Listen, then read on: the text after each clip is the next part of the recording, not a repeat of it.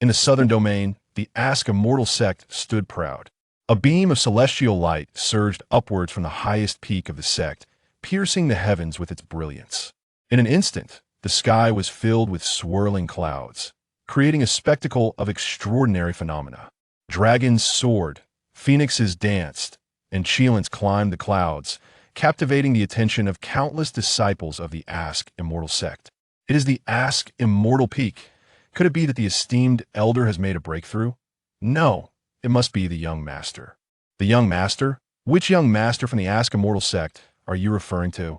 Have you forgotten? Just yesterday, our sect's gates were wide open, and a young lad's test of his spiritual roots summoned celestial phenomena and golden lotuses from the earth, prompting the esteemed elder to personally take him as a disciple.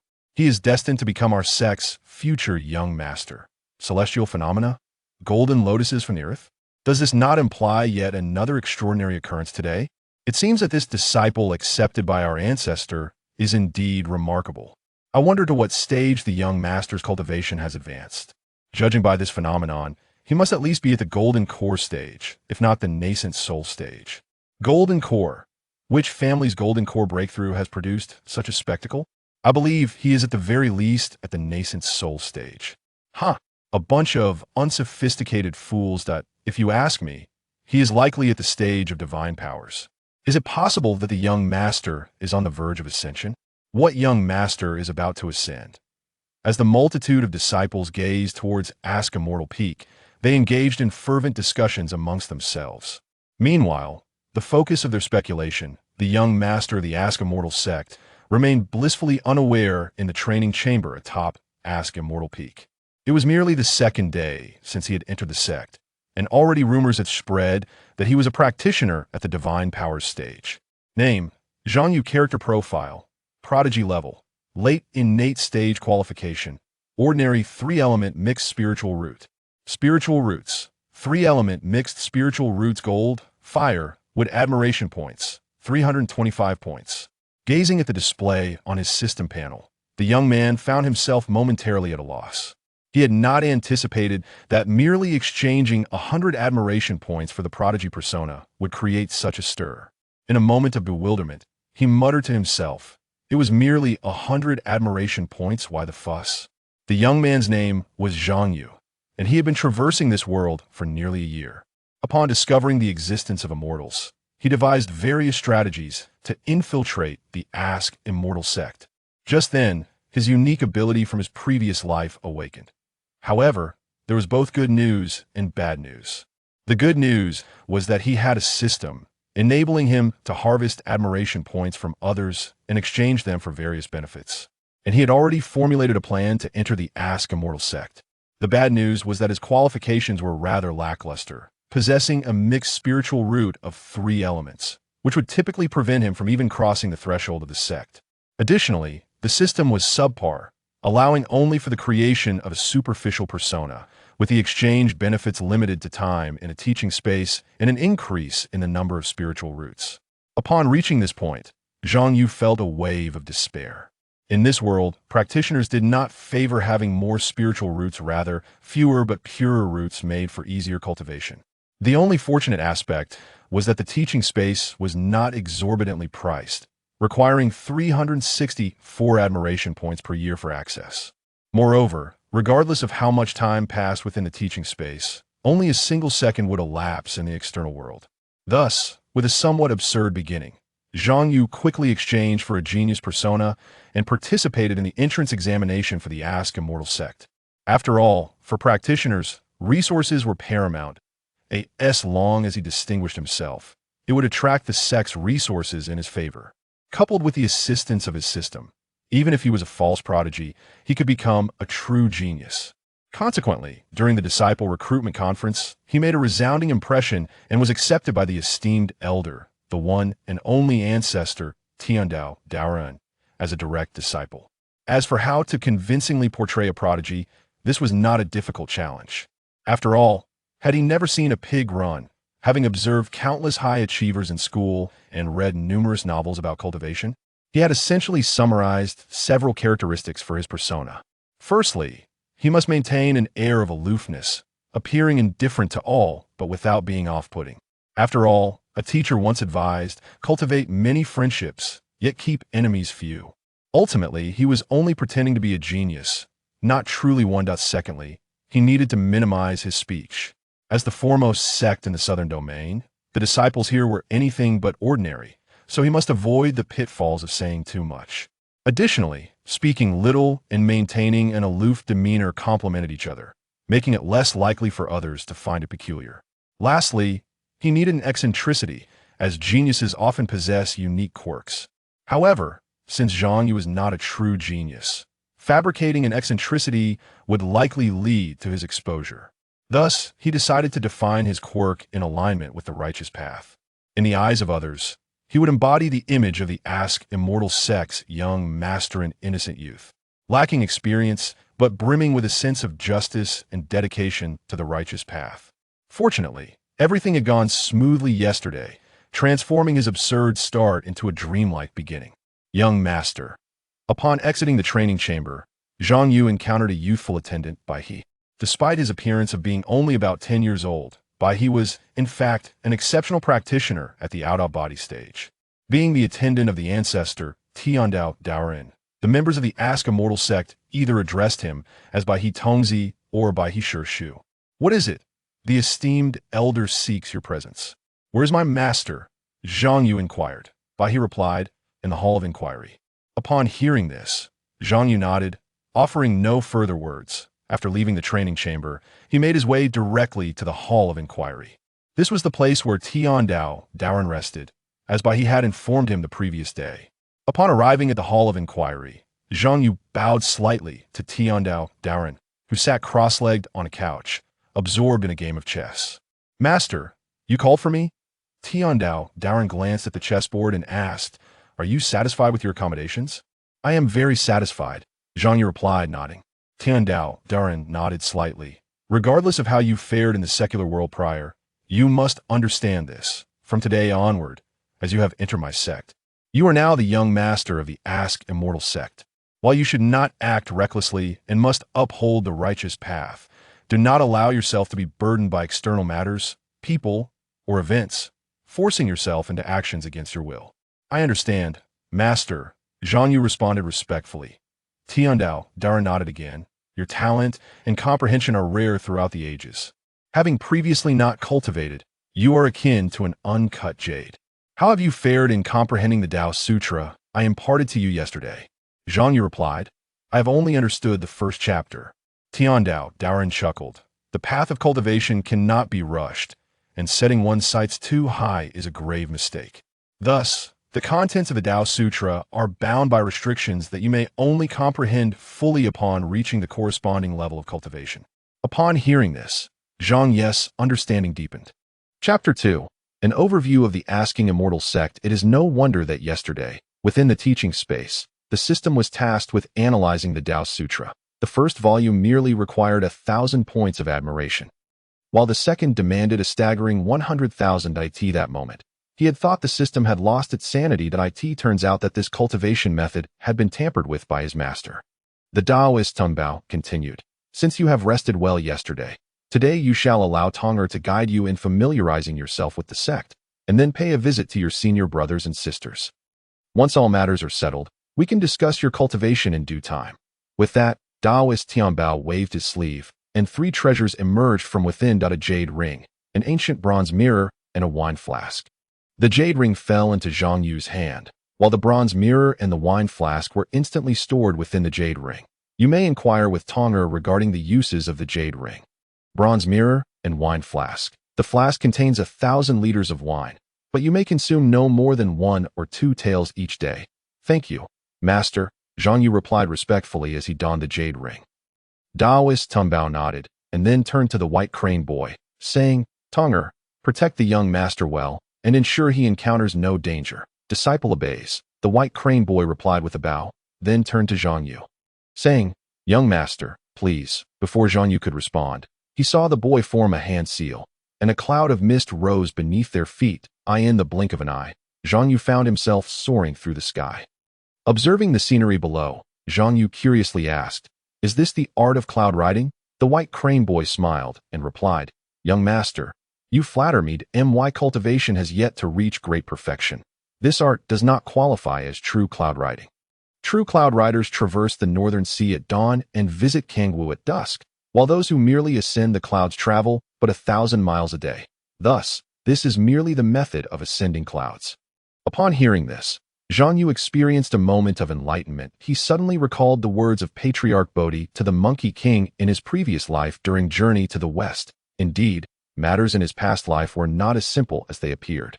At that moment, Zhang Yu remembered the bronze mirror, wine flask, and jade ring his master had bestowed upon him. He immediately raised his hand and inquired, "By the way, what are the names of these items, and what are their uses?" The white crane boy, with envy in his eyes, replied, "Young master possesses excellent affinities. This jade ring is called the Qinkuan ring, crafted by the great master 3,000 years ago. The great master once mentioned that the Qinkuan ring contains its own heavens and earth, capable of holding the 4 seas and gathering all things. This mirror is named the Xianhuang mirror, obtained by the great master 5,000 years ago during a visit to a cave of an ancient immortal. Its quality surpasses that of ordinary immortal artifacts. Thus with this mirror, even an immortal descending to the mortal realm would find it difficult to harm the young master." Hearing this, Zhang Yu's heart trembled. If even immortals could not harm him, his master seemed to possess remarkable power. "And what about the wine flask?" Zhang Yu asked again. The white crane boy explained, "This flask is called the Qianri flask, forged from the jade marrow of the illusory sea by the great master. While it pales in comparison to the first 2 treasures, it is still a rare gem, capable of holding both people and objects. With but a thought, even a great cultivator at the integration stage can transform into a barrel of wine in merely 1,000 days. As for the wine within, it is known as Chimu wine. Chimu refers to the dragon's horn. Legend has it that 8,000 years ago, when the great master faced tribulation, a demonic dragon sought to harm him.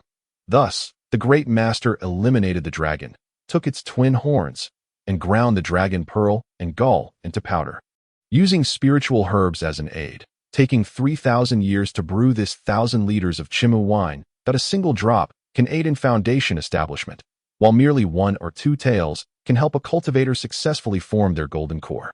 And the young master has 1,000 liters at his disposal. At this point, the white crane boy whispered, "Young master, you may be unaware, but after the great master brewed this Chimu wine, both the heads of the various sects and the esteemed patriarch came seeking it. Yet the great master granted not a single drop. Thus, it can be said that the young master possesses exceptional affinities." Upon hearing this, Zhang Yu took a moment to collect his thoughts. Incredible, my master is indeed impressive. To have such precious treasures bestowed upon me is more astounding than any external aid. However, the young master should use this wine primarily to nourish his meridians and spiritual roots, for the great master once advised that in cultivation, one must not be overly ambitious or hastily promote growth. Relying on external objects only brings momentary pleasure but sows the seeds of future troubles. Just as Zhang Yu reveled in his excitement, the white crane boy suddenly spoke. Upon hearing this, Zhang Yu maintained a calm exterior, nodding slightly without uttering another word, fully embodying a demeanor of aloofness. The white crane boy couldn't help but nod in secret, acknowledging that the young master, chosen by the great master, surpassed nearly all his peers in temperament. After all, were it anyone else, they would likely be unable to resist the allure of the Chimu wine and would probably inquire how to mitigate the drawbacks of using it to enhance their cultivation. "Young master, ahead lies the outer gate of our sect," the white crane boy indicated, pointing ahead. The outer gate is relatively simple in structure. Disciples are divided into 2 categories: miscellaneous disciples and outer disciples. Miscellaneous disciples are not considered formal disciples of our sect, yet they are fortunate individuals with a connection to the immortals. Thus, those who can successfully establish their foundation and enter the innate realm within 10 years can be promoted to outer disciples. Outer disciples, on the other hand, are regarded as formal disciples of our sect, but possess inferior spiritual roots. Therefore, if they can reach the hidden origin realm within 10 years, they can be promoted to the inner gate to become a named disciple of a lineage master. Compared to the outer gate, the inner gate is far more complex. Our sect's inner gate primarily consists of 7 lineages: the lineage of the sect master, the Tianxian lineage, the Qiyue lineage, the Yuanxiang lineage, the Danxiao lineage, the Wenjian lineage, and the Xiaozhu lineage. Apart from the esteemed patriarch, the remaining 6 lineage masters each possess their own immortal mountains and temples, with their disciples categorized into 3 types.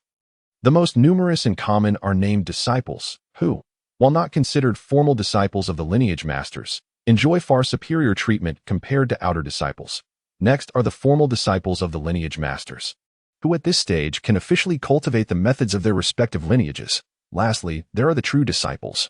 Our sect places great emphasis on inheritance, and true disciples from any lineage do not exceed 10 in number, with the foremost among them being the chief disciples of each lineage, who are essentially the designated successors of the respective lineage masters. At this point, the white crane boy added, "Of course, young master, you do not belong to any of these 5 categories. The great master is the ancestor of our sect, and you, as the great master's sole disciple, naturally hold a high status. The lineage masters, including the esteemed patriarch, are all of your generation, and the numerous disciples of the sect are all your juniors." Upon hearing this, Zhang Yu nodded slightly.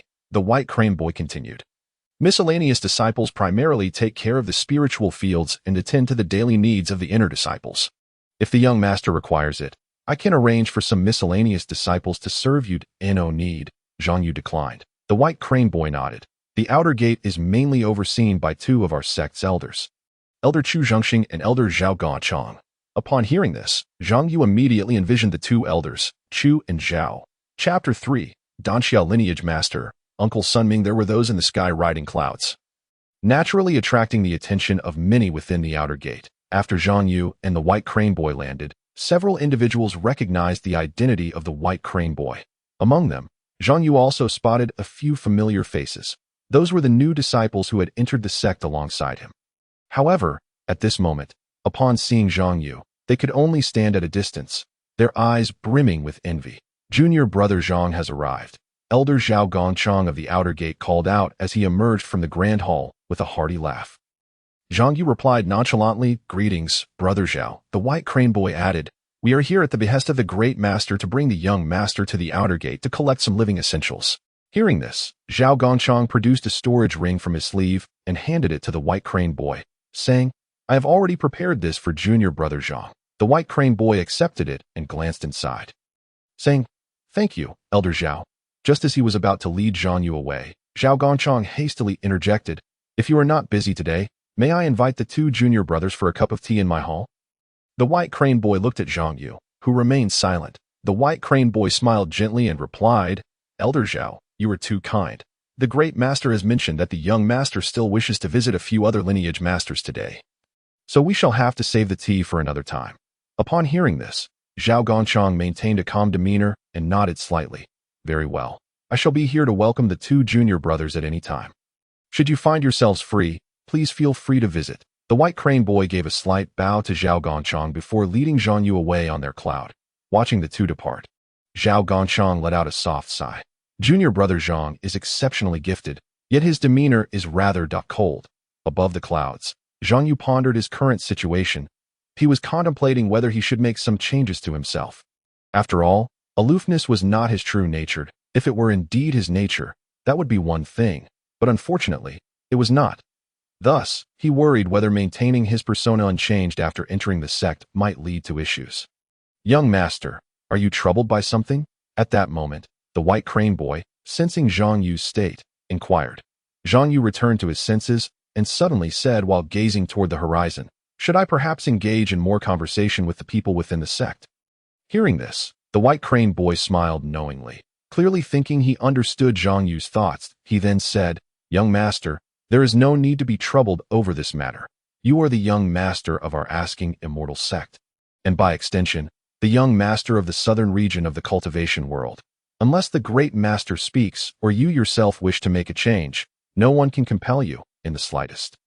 You need not overly concern yourself with the opinions of others." Upon hearing this, Zhang Yu nodded thoughtfully. He then continued to maintain his aloof persona. Above the clouds, both a person and a crane remained silently still until they arrived at Danxia Peak. White Crane Master Uncle called out Bai Tongzi as he and Zhang Yu descended from the clouds. Immediately, a disciple from the Danxia lineage came forward to greet them.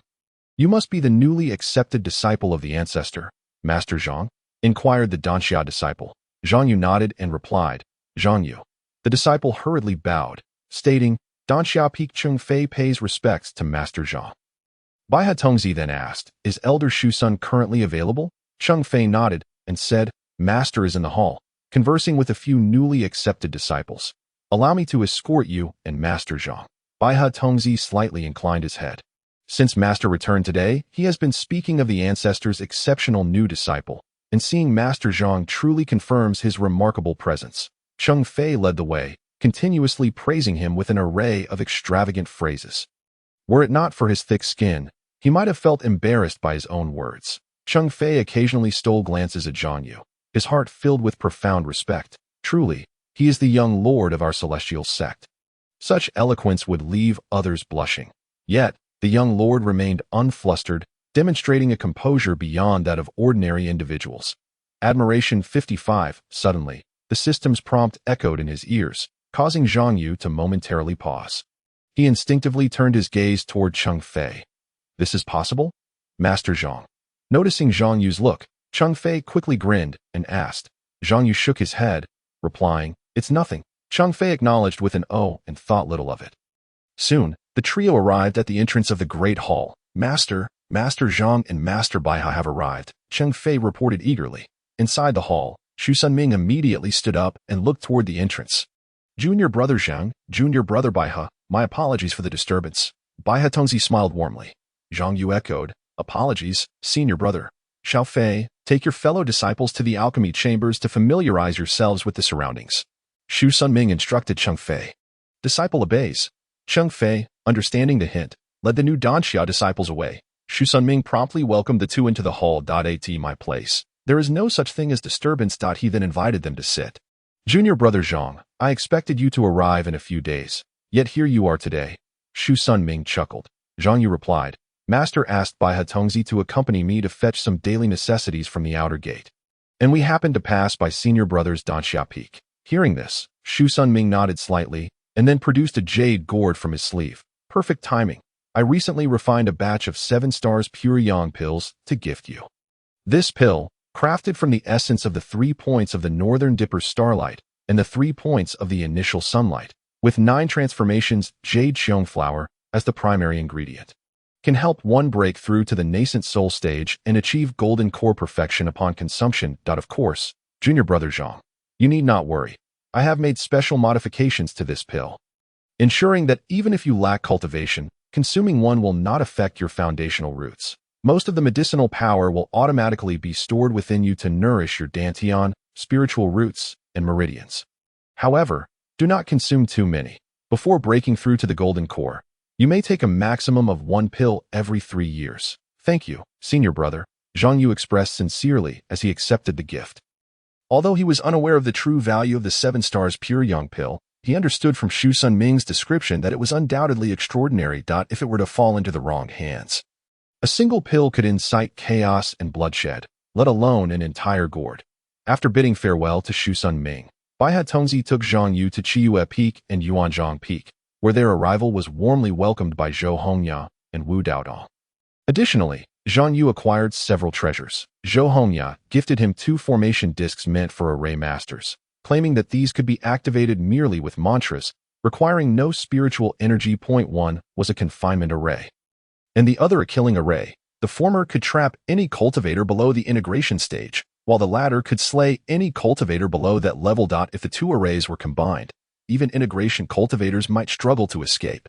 This demonstrated the terrifying power of these 2 formation discs. Wu Daotong, on the other hand, presented a suit of soft armor named Flying Dragon Armor. This armor was extremely close to being a celestial-grade defensive treasure, obtained by Wu Daotong in an ancient celestial's cave, nearly costing him his life. According to him, unless one was a great ascension cultivator or a peak integration swordsman, no one could breach the armor's defenses. Chapter 4. The Master Sister of Tianxian Lineage. On Tianxian Peak, within the main hall, Shenjing stood before more than a dozen newly accepted disciples. Holding it, he gazed at the crowd and spoke calmly. Our Tianxian Peak is a lineage passed down from the 7th generation patriarch of the Xian sect, Tianxian Jinren.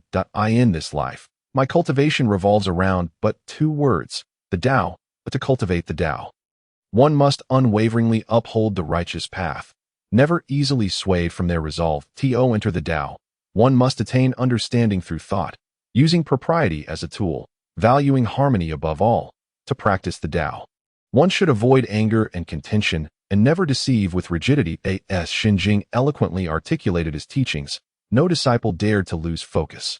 Ultimately, when Xinjing inquired, "Do you understand?" the crowd responded in unison. "Disciples understand." Xinjing nodded slightly and then addressed the chief disciple in the hall and ran, "Take your junior brothers and sisters to familiarize themselves with the surroundings. Cultivation will commence tomorrow." "All right," Shun Anren replied playfully with a smile. She then turned to her fellow disciples and said, "Follow me." "Yes, Master Sister," they responded in chorus. To be honest, many of the new disciples were surprised to discover that the chief disciple of Tianxin Peak was a woman. Although the female disciples were somewhat taken aback, the male disciples were utterly astonished. After all, during the previous recruitment conference, the leader of Shaozhu Peak, Su Xiuyu, had claimed that their techniques were best suited for female cultivators. Hence, they had unconsciously assumed that the chief disciple of Tianxin Peak would be male, only to find that it was a woman. Consequently, thoughts among the disciples varied widely. Some felt indifferent, others thought it was wonderful to have a master sister, while some believed having a master brother would be preferable. Ultimately, each person's opinion diverged, yet no one foolishly dared to speak out, as that would merely invite trouble. Someone is arriving from the sky." At that moment, someone uttered such words, causing everyone's gaze to turn skyward, particularly when Zhao Yunjia spotted a familiar face amidst the clouds. He was momentarily taken aback. "Little White Crane?" Shun Anren also recognized the arrival. "Little White Crane, why are you here?" As soon as Baihe Tongzi landed, Shun Anren rushed over eagerly. In an instant, Baihe Tongzi instinctively took a half-step back. Zhang Yu observed Baihe Tongzi's expression with astonishment, for it was the first time he had seen such a look on the young crane since their encounter earlier that day. Helplessness, anxiety, and sorrow. This fleeting change was enough to serve as a textbook example in his past life. Thus, he felt a twinge of curiosity about what Baihe Tongzi had endured at the hands of this girl. "Little White Crane, I've missed you so much. You never came to find me. You have no idea how much I longed for you." Shun Anren exclaimed, pulling Baihe Tongzi into an embrace and vigorously rubbing his delicate little face with her hands. Watching the playful exchange between the two, Zhang Yu felt a wave of exasperation. To avoid the awkwardness, he shifted his gaze. Zhao Yin at that moment, he caught sight of Zhao Yunjia among the crowd. Zhao Yunjia, originally the third prince of the Daxia dynasty, had met Zhang Yu when he, along with the talented girl Kong Qingwei from the Kong family and a black-clad youth named Chu Fan, came to the Xian sect to seek Tao. Zhang Yu had chosen to befriend them for two main reasons. Firstly, to test the effects of the celestial prodigy persona granted by the system, and secondly, to cast a wide net for potential cultivation, hoping that all three would join the Xian sect, thus solidifying his persona. As it turned out, his luck seemed favorable. All three had successfully enrolled in the Xian sect, and both Zhao Yunjia and Kong Qingwei were rare, genius-level cultivators with singular pure spirit roots. Chu Fan, on the other hand, was a once-in-a-century swordsmanship prodigy, born to wield a sword. Upon hearing this, everyone turned their attention toward Zhao Yunjia, their eyes filled with envy. After all, following the recruitment conference, they had all learned of Zhang Yu's identity as the sole direct disciple of the Xian sect's ancestor, the young lord of the Celestial Gate. Associating with such a figure undoubtedly promised a future of ease and success. "And Master Zhang, how did you end up here?" Zhao Yunjia stammered, his heart racing. The young lord of the Celestial Gate. He had never even dared to dream of such a connection. "Did you just come from Senior Brother Shin?" Zhang Yu inquired. Zhao Yunjia quickly replied, "Please, Master Zhang, do not refer to me in such a manner. Previously, it was my oversight. If Master were to learn of this, I would surely lose sleep over it." "Zhao, what do you mean by that?" Zhang Yu feigned displeasure, raising an eyebrow. Zhao Yunjia hurriedly explained, "Master Zhang, But before he could finish, Zhang Yu interrupted, "We are who we are. They are who they are. Our friendship need not be constrained by such labels." Hearing this, Zhao Yunjia was taken aback, yet he found himself unable to respond. Observing his hesitation, Zhang Yu continued, "In our friendship, we need not heed the opinions of others." Upon hearing this, Zhao Yunjia understood that since Zhang Yu had spoken so, refusing would only imply a lack of gratitude. However, taking into account the issue of seniority, and considering that he had only just entered the sect, he ultimately approached Zhang Yu with a measured demeanor. "Naturally, I regard Master Zhang as a friend, yet he remains my elder. Therefore, should Master Zhang consider me a friend, he must refrain from calling me Zhao Xiong. Simply addressing me as Yunze will suffice." Upon hearing this, Zhang Yu furrowed his brow for a moment before finally relaxing. "Very well." After saying this, he retrieved a jade gourd from his Qinkuan ring, the one he had received from Sun Ming atop Danxia Peak. He poured out a 7-star pure yang pill and handed it to Zhao Yunze. "Take this. It will be beneficial for you." Zhao Yunze gazed at the pill presented by Zhang Yu, which emitted a fragrance that was truly intoxicating. His expression froze momentarily, although he and Zhang Yu had both recently joined the Wenchuan sect. He was, after all, the third prince of Dian. From a young age, he had been exposed to matters and individuals concerning cultivation. Thus, even though he did not know the exact value of this pill, upon noticing the layers of medicinal essence and the captivating aroma, he immediately discerned that this was no ordinary item. If it were to be put out in the world, it would likely incite a bloodbath. Instinctively, Zhao Yunze wished to decline. However, Zhang Yu did not grant him the opportunity to refuse and directly pressed it into his hands, simultaneously stating, "If you truly regard me as a friend, then accept it." Upon hearing this, Zhao Yunze nodded, feeling deeply moved within. What a wonderful person Master Zhang is, so pure and untainted by the world. No, I must protect such a master. I shall not allow him to suffer any loss in this regard. Should anyone harbor ill intentions towards him, I would risk my life to thwart their designs. From this day forth, I vow to safeguard the best of Master Zhang. Meanwhile, those around them looked on with envy, jealousy, and resentment, nearly turning into lemons, wishing they could take his place. They all regretted why they hadn't discovered and befriended the young master first. If it had been them, that pill would now belong to them. On another note, the white crane boy struggled for a moment, his face flushed, before finally breaking free. "Do not be too unruly. Today, I am accompanying the young master here. If we dawdle and the elder reprimands us, Elder Shin will not bear the consequences." Upon hearing this, Shen Anren smiled with satisfaction. Yet, before she could speak, a waft of pill fragrance caught her attention. She immediately turned to see Zhao Yunze, holding a pale blue pill. Shen Anren exclaimed in surprise, "Is that the 7-star pure yang pill from Uncle Sun?" Chapter 5. Such extraordinary means. So, you are the newly accepted young master of the ancestor? Shen Anren looked at Zhang Yu in astonishment. "Young master? What sort of title is that?" Zhang Yu appeared speechless.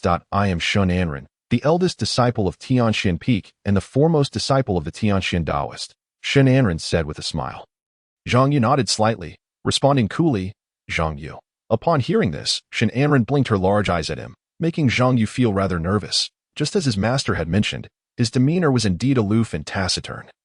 He never expected to encounter someone like him in the secular world. Shen Anren teased with a playful smile, "How audacious! This is my young master. How dare you speak of him like that?" The white crane boy, blushing, interjected. Hearing this, Shen Anren playfully pinched the white crane boy's cheeks and said with a grin, "Do not be angry. I merely speak the truth." The white crane boy huffed and chose to ignore her.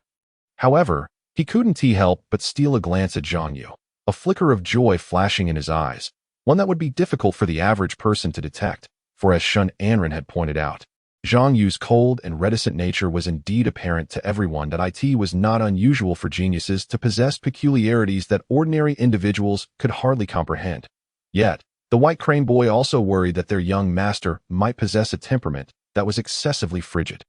The existence of such a person within the Wenchuan sect might not be a bad thing, but he understood that it would not bode well for the elder. After all, the elder had never taken on a disciple before. And now that he finally had one, if it were someone like this, while the elder might not voice his disappointment, he would likely feel it inwardly.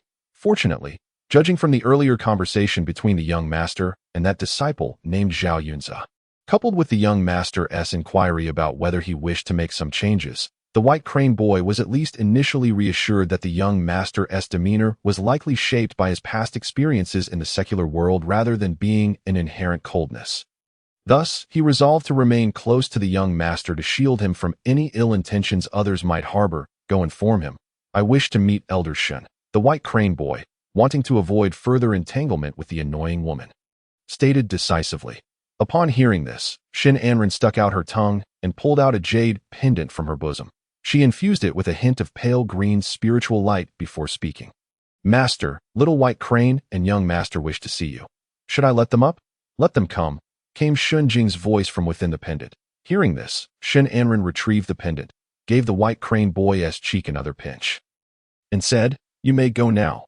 I shall take my leave. Without giving the white crane boy a chance to respond, Shen Anren soared into the air, taking Zhao Yunze and all the newly initiated disciples of Tianshan Peak with her.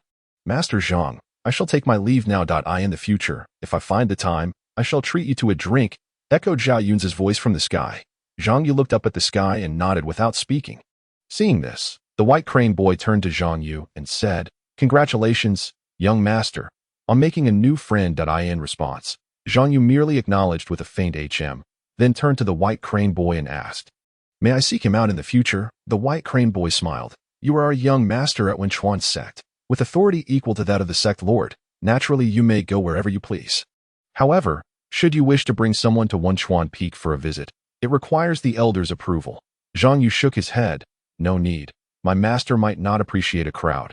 Upon hearing this, the white crane boy simply smiled faintly, saying nothing further. Please follow me, young master. At this, Zhang Yu followed the white crane boy into the grand hall. The dialogue with Zhao Yunze and all his prior actions had been a small scheme or, rather, a part of his plan, for while he was up in the clouds, he had contemplated how he might initiate a change if he continued to uphold his current persona. A character who is proud, even reclusive, aloof, and sparing with words, does not engage in conversation. While seemingly normal, such a personality harbors significant flaws. To alter such a disposition, he knew it could not be through self-initiative or a major event. The cost would be too great, and he was uncertain about how to define such a major event. Furthermore, if change were possible through self-initiative, he would likely have already done so at his young age. Thus, he could only rely on external influences to effect change. The most straightforward and direct means to influence someone like himself would be friendship. This would serve a dual purpose, after all, that he could not truly remain on Wenchuan Peak for continuous seclusion. Otherwise, how would he garner admiration? Hence, Zhao Yunze, Kong Qingwei, and even that boy in black, Chu Fan, were all excellent choices. As before, upon arriving at the main hall of Tianshan Peak, Zhang Yu followed the white crane boy to meet the Tianshan Taoist. Shen Jing gave Zhang Yu a peculiar impression, especially in conversation that felt like a gentle spring breeze, blending the care of an elder with the ease of a peer. Upon parting, Shen Jing gifted Zhang Yu a jade pendant known as the Panlong Treasure Pendant. Zhang Yu could not discern its material, yet holding it in his hand brought a unique warmth, particularly from the dragon pattern, which felt almost alive in the skies above. The white crane boy led Zhang Yu back on a cloud. Young master, we should return to the mountain now, the white crane boy suddenly remarked. Zhang Yu glanced at the sky and noticed it was nearing dusk. He nodded. Let us go. Before long, the two arrived atop Wenchuan Peak. What is this? Zhang Yu looked at the azure sky with curiosity. It had been evening outside just moments ago. How is it that Wenchuan Peak appeared as if it were midday? The white crane boy explained. The sky of Wenchuan Peak shifts with the elder's thoughts. Generally, when the elder plays chess, the sky above Wenchuan Peak does not darken. However, young master need not worry, for within the treasure hall, with you present, the elder will not alter the sky's changes there. Upon hearing this, Zhang Yu maintained a calm exterior, yet internally, he was astounded. It seemed that the novels of his past life could only serve as entertainment. His master clearly transcended anything he had understood regarding cultivators, the ability to manipulate the sky at will. Such a power could only belong to a true immortal. Welcome back. Upon seeing Zhang Yu and the white crane boy descend, the Tianbao Taoist, holding a chess piece, remarked lightly, Elder, Master. Both the white crane boy and Zhang Yu greeted in unison. The Tianbao Taoist acknowledged with a sound, then said, Child, you may go in first. I have some words to share with Dao Yu. Upon hearing this, the white crane boy complied and left the area. The Tianbao Taoist gestured to the opposite side of the chessboard, saying, Sit down. Let us converse. Upon this, Zhang Yu replied, Understood, and took a seat on the cushion opposite the Tianbao Taoist. Holding the chess piece, the Tianbao Taoist smiled gently and inquired, Do you know why I chose to take you as my disciple? Chapter 6. The fifth. The true D. Oh, you know why I chose to take you as my disciple. Upon facing this inquiry, Zhang Yu was momentarily taken aback. Why? Was it not due to the exceptional talent embodied in the persona of the heavenly prodigy he had crafted? Indeed, it was because of your innate gifts. Before Zhang Yu could respond, the Taoist Tianbao continued. Hundreds of thousands of years ago, the founding patriarch descended from the celestial realm to establish the Wuxian sect. The celestial realm, at that moment. Zhang Yu felt as though he was about to confront aspects of this world that ordinary mortals could scarcely comprehend.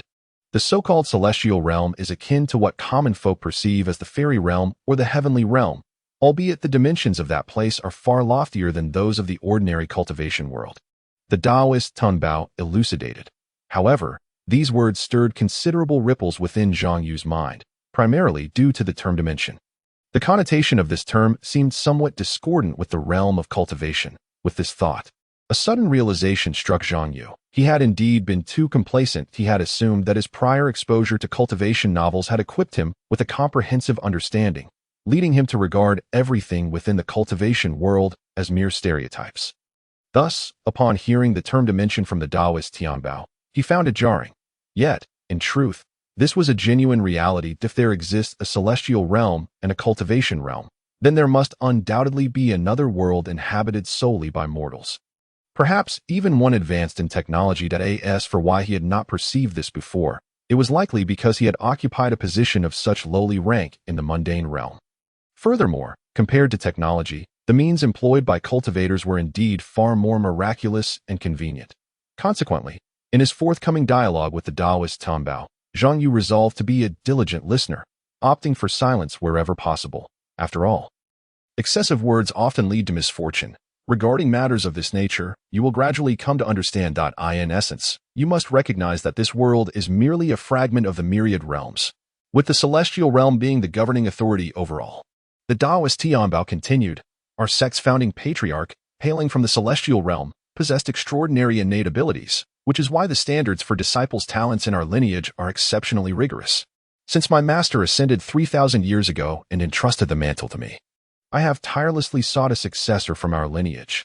Were it not for your unexpected arrival, I would have long since given up. Fortunately, the heavens have not forsaken our line. The conclusion of his words.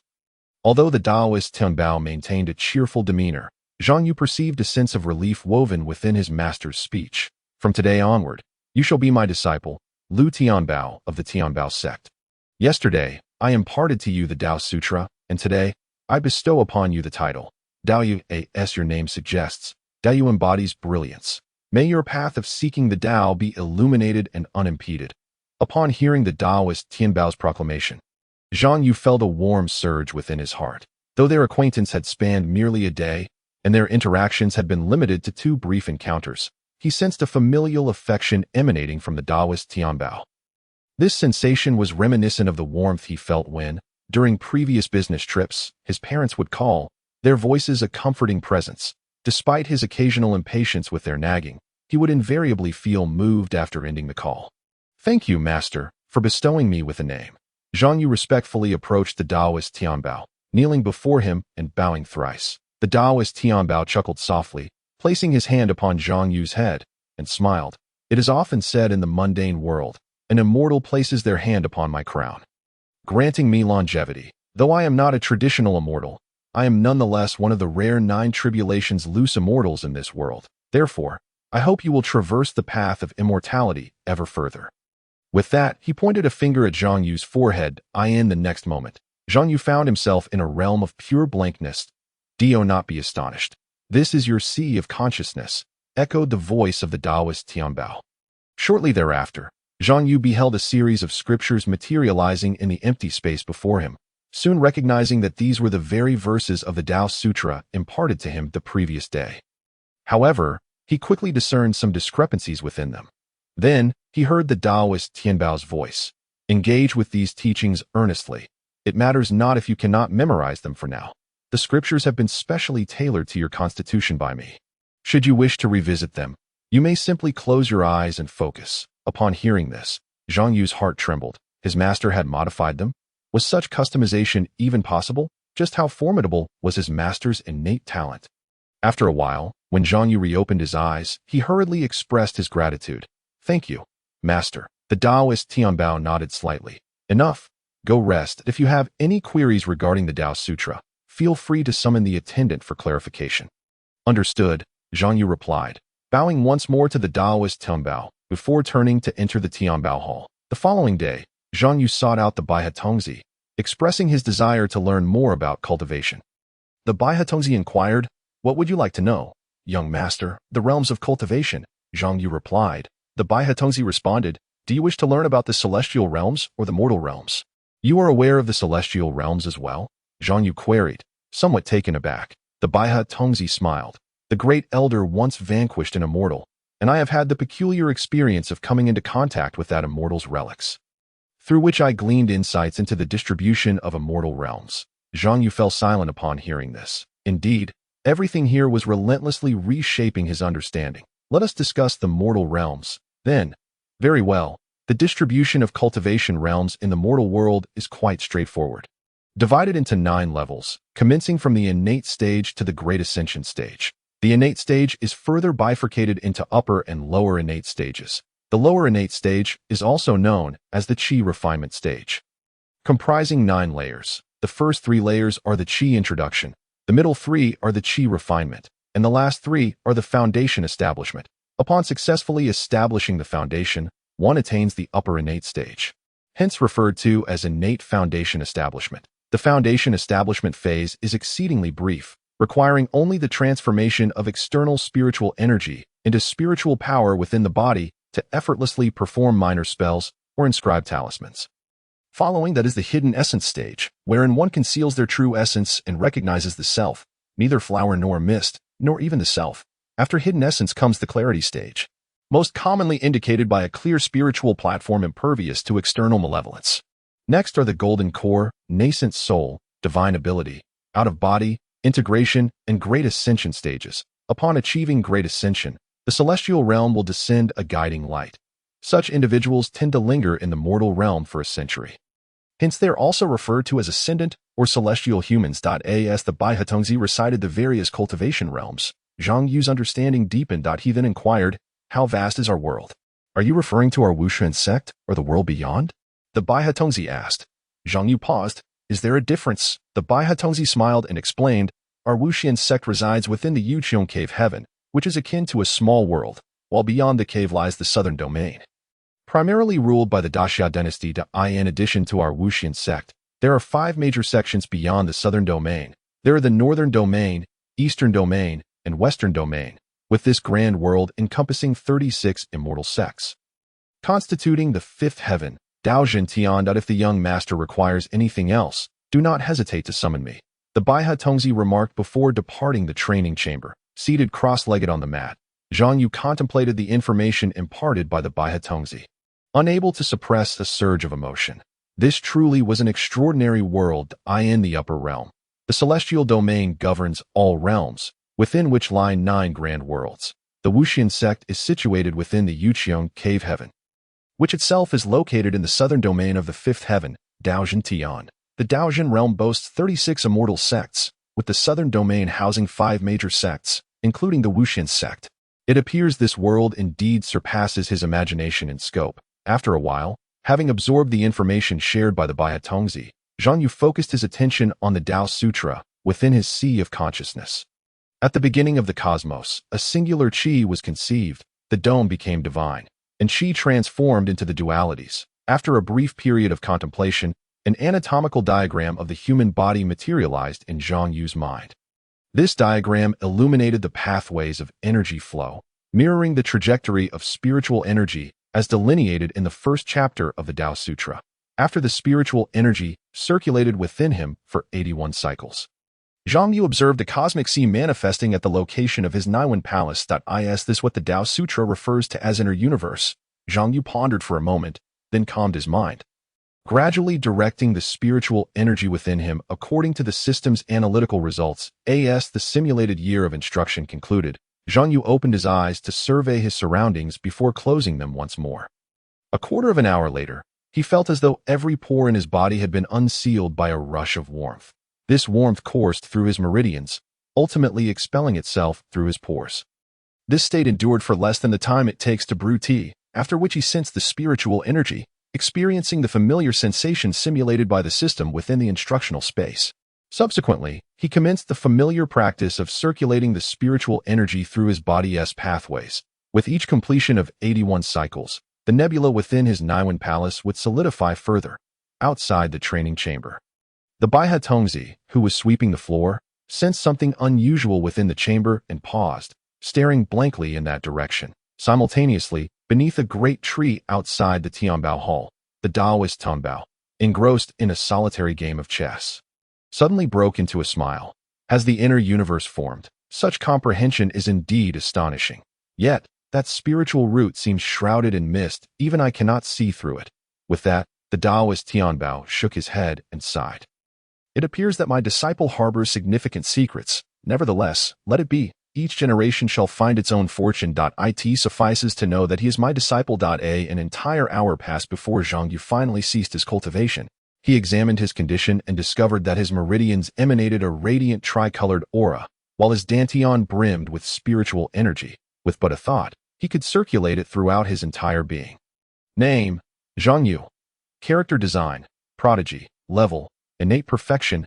Aptitude: ordinary, merely an average cultivator. Spiritual root: tri-elemental pure spiritual root, metal, fire, wood.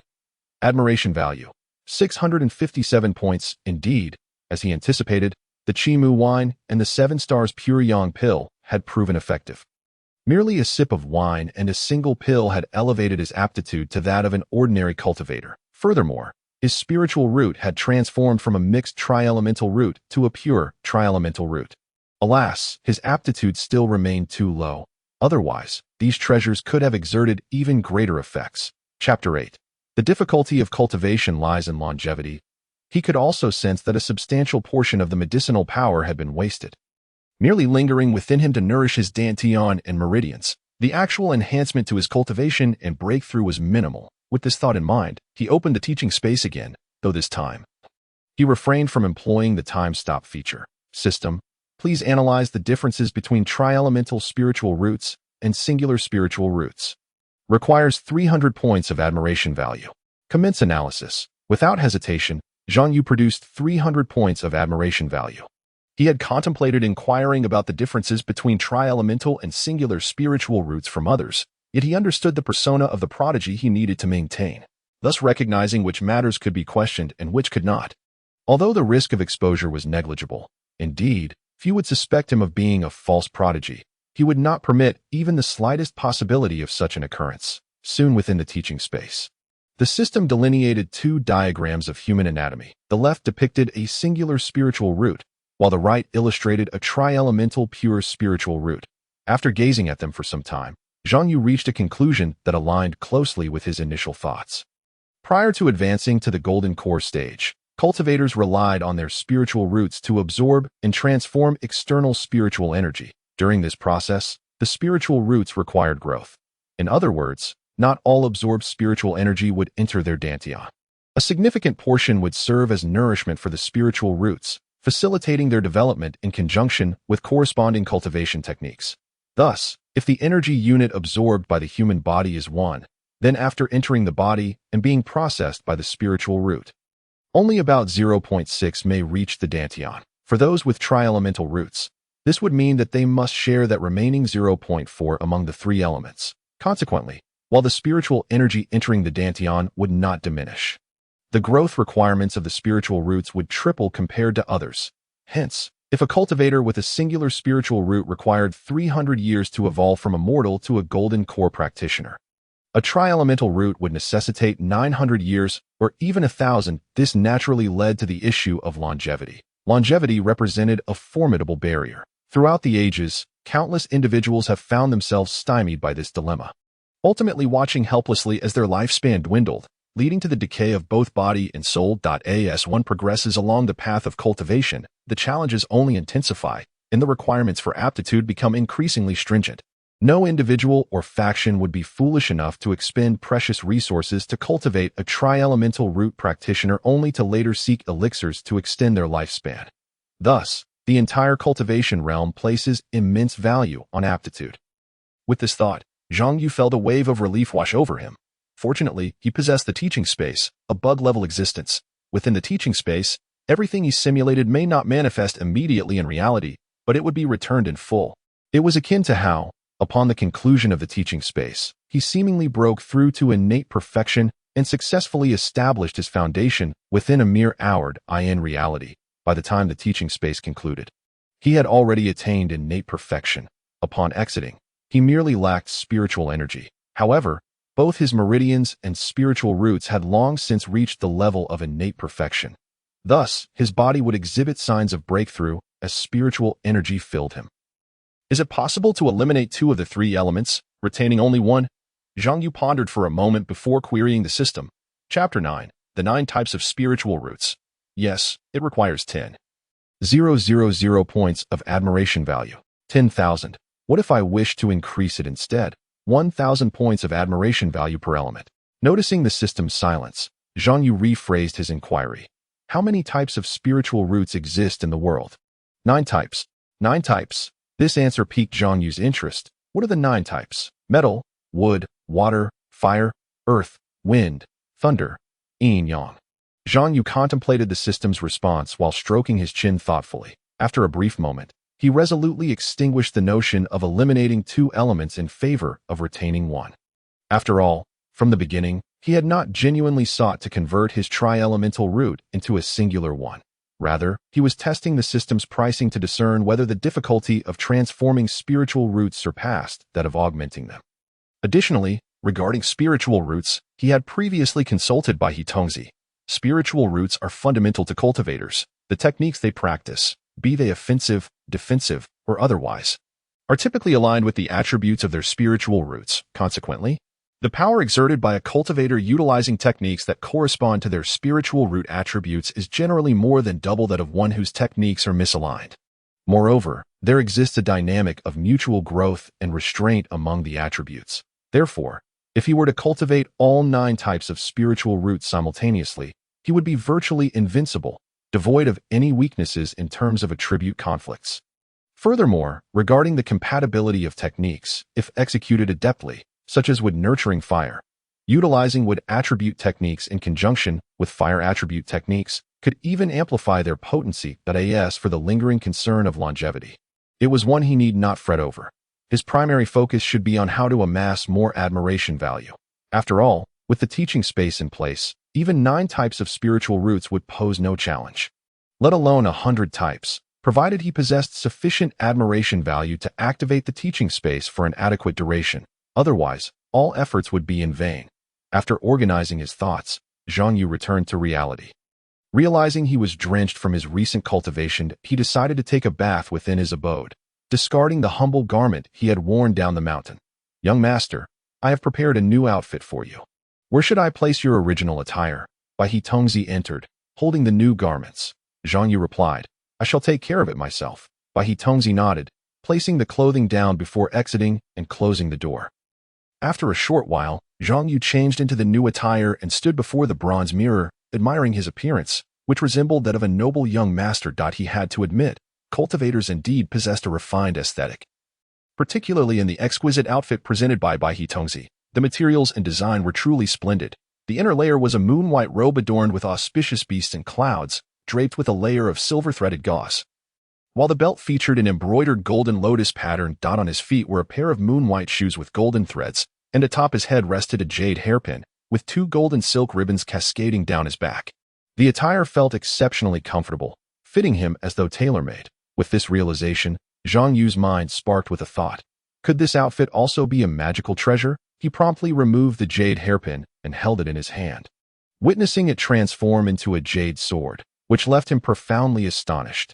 Truly, the splendor of the celestial gates is unparalleled. Although he could not estimate the monetary value of the outfit, he comprehended that, given its nature as a magical treasure, it would undoubtedly command a significant price in the outside world. However, it was only natural. After all, he was the young master of the Winston sect. Chapter 10. First respect the garment, then respect the person. The Winston sect, being so grand and prosperous, ensured that his attire and provisions were certainly not of inferior quality. With a thought, the jade sword reverted to a jade hairpin, which he replaced atop his head. Zhang Yu then solemnly placed the humble garment he had worn from the mountain into the wardrobe before stepping out of his room. Young master, upon exiting, Zhang Yu noticed Bai Tongzi waiting patiently. Might I inquire if you are satisfied with your new attire? Zhang Yu nodded before inquiring with a neutral expression. Is this outfit also a magical treasure? Bai Tongzi responded. This outfit was specially sent by the sect master and several esteemed elders. The auspicious beast robe was a gift from the sect master. The golden threaded gauze was sent by Elder Li of the Inquiry Sword Peak. The golden lotus embroidered belt was from Elder Su of the Bamboo Peak. The jade hairpin was a gift from Elder Zhou of the Seven Stars Peak. The cloud-piercing shoes from Elder Wu of the Yuanxiang Peak. And the white dragon swimming belt from Elder Shusun of the Danxia Peak. Each of these magical treasures possesses protective and enhancement properties. The golden threaded gauze can withstand a full force strike from a core formation practitioner. The auspicious beast robe is impervious to water and fire, capable of blocking all spells and spiritual consciousness attacks, while the golden lotus belt and the white dragon swimming belt function similarly. Able to bind any practitioner below the core formation stage at will. Upon hearing Bai Tongzi's description, Zhang Yu's heart trembled. Truly, as he had surmised, these were remarkable treasures. How should I utilize them? They respond to your thoughts, requiring no expenditure of your own spiritual power. Furthermore, regarding recognition of the owner, the moment you don them, these magical treasures acknowledge you as their master. Upon hearing this, Zhang Yu nodded slightly and then asked, Is there a scripture repository within the sect? Bai Tongzi nodded. Are you, young master, intending to visit the scripture pavilion? Zhang Yu did not conceal his desire to swiftly comprehend the fundamental knowledge of the cultivation realm and shared his thoughts. Bai Tongzi suggested that he first explore the scripture room of Tianba Hall. Upon hearing this, Zhang Yu did not hesitate. Consequently, for the next few days, he immersed himself in the scripture room of Tianba Hall. Unfortunately, the available books on the knowledge of the cultivation realm were exceedingly scarce, predominantly consisting of sutras and jade slips that appeared extraordinary merely by their titles. Thus, Zhang Yu ultimately resolved to inquire at the Xianzong Scripture Pavilion. You need not accompany me. I shall go alone, Zhang Yu stated to Bai Tongzi as he prepared to leave. Bai Tongzi did not object, but instead said, Then please ensure to keep the jade token safe. Should you require assistance, you may summon me at any time. Additionally, there is this to as he spoke. Bai Tongzi produced a white feather from his sleeve. Zhang Yu took it, holding it in his hand with a sense of novelty. Is this a crane feather? The sect is vast. You may use it for travel. Simply utter my name, Bai, to summon me. Zhang Yu nodded slightly and stored the crane feather away, just as he was about to depart. He seemed to recall something and asked Bai Tongzi, Where is the master? Bai Tongzi replied, The elder master is resting indoors. Zhang Yu nodded and approached the door of Tianbao Daoist chamber. As you wish. There is no need to consult your master about every matter, came the voice of Tianbao Daoist from within.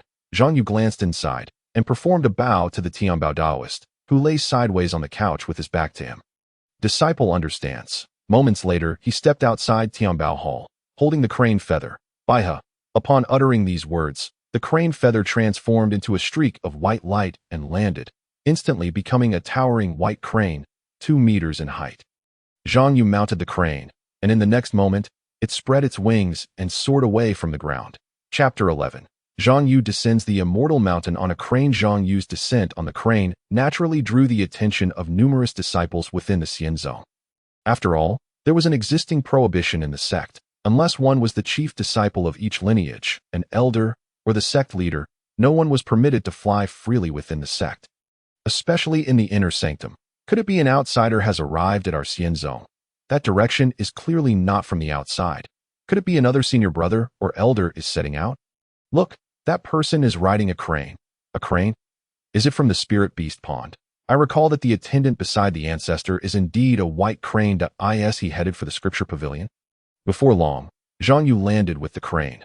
The instant he dismounted, the crane transformed back into a streak of white light and returned to his hand as the crane feather, sensing the curious gazes around him. Zhang Yu chose to ignore them and walked towards the scripture pavilion nearby. This junior disciple requests you to present your identity jade token. Upon entering the first floor, he heard a disciple of the sect at the counter say. In response, Zhang Yu approached, removed the jade token inscribed with the characters Dao Yu from his waist, and handed it over. The disciple took it and placed it on the counter's ledger, only to be taken aback. He discovered that the ledger did not display any information regarding Zhang Yu. Just as he was about to inquire, a figure emerged from within the scripture pavilion. Dao Yu, junior disciple, you have arrived. Why did you not notify us in advance? The disciples at the counter and within the scripture pavilion all bowed in respect. I have seen Elder Yu Fedong, the elder of the scripture pavilion, a transcending stage cultivator. Zhang Yu had specifically gathered information about him before coming. I have seen senior brother Yu. Zhang Yu replied with a slight bow.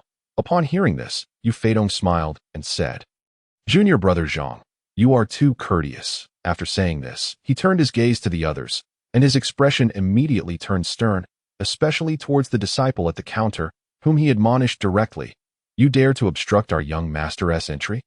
Are you dissatisfied with the spiritual stones distributed this month? Disciple acknowledges the mistake. The disciple at the counter trembled and hurriedly expressed his apologies. Yu Fedong coldly snorted, Hurry and return the young master's identity jade token.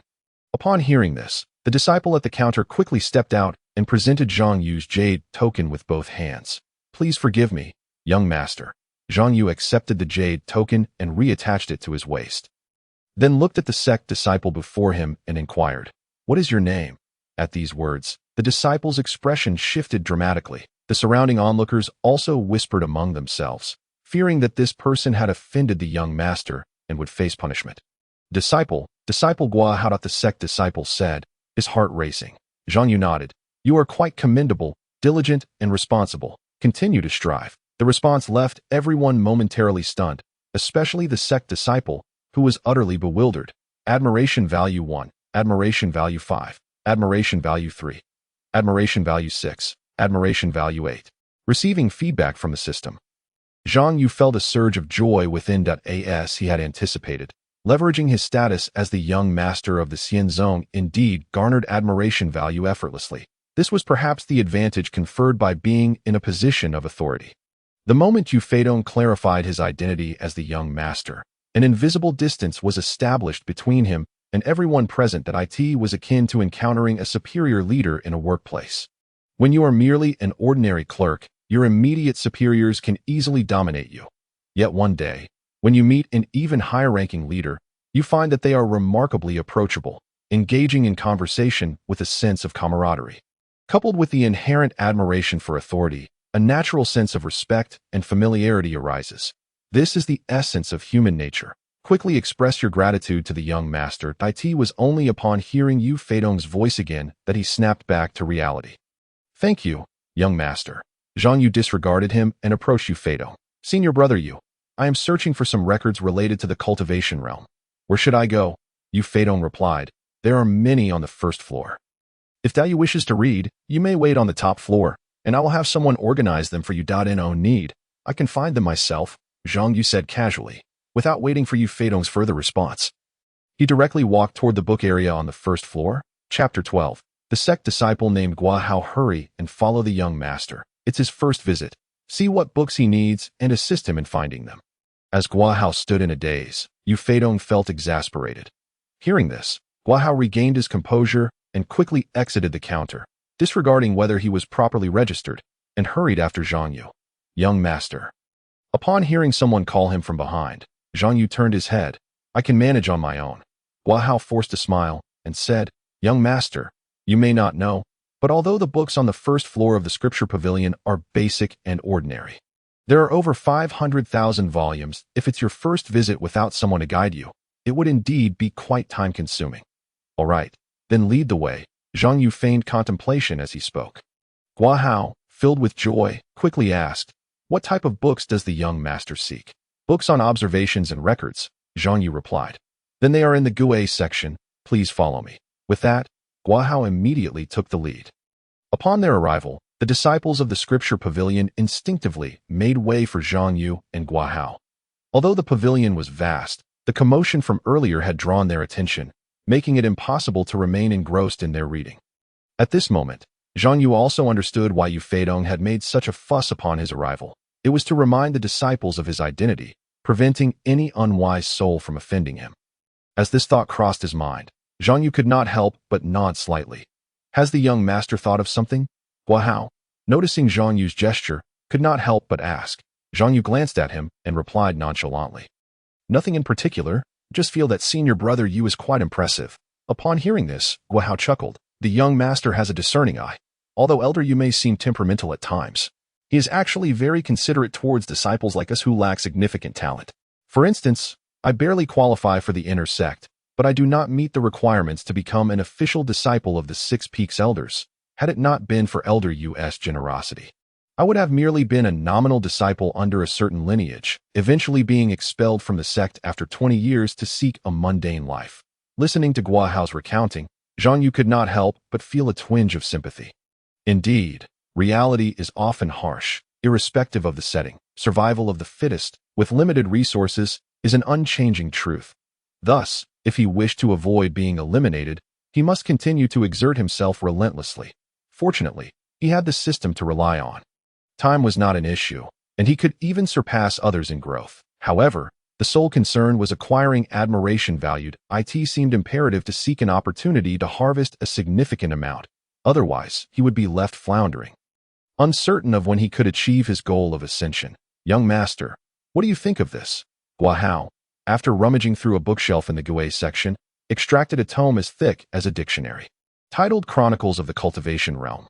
Zhang Yu took it, opened it, and began to flip through the pages. Meanwhile, he activated the teaching space that he inquired, how can I rapidly and effectively harvest admiration value?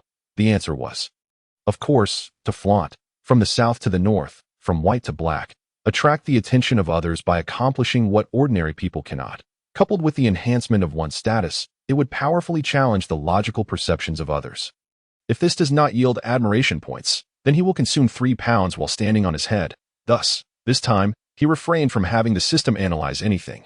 Merely activating the time-stopping function. One cannot bear to part with the wolf yet cannot ensnare it.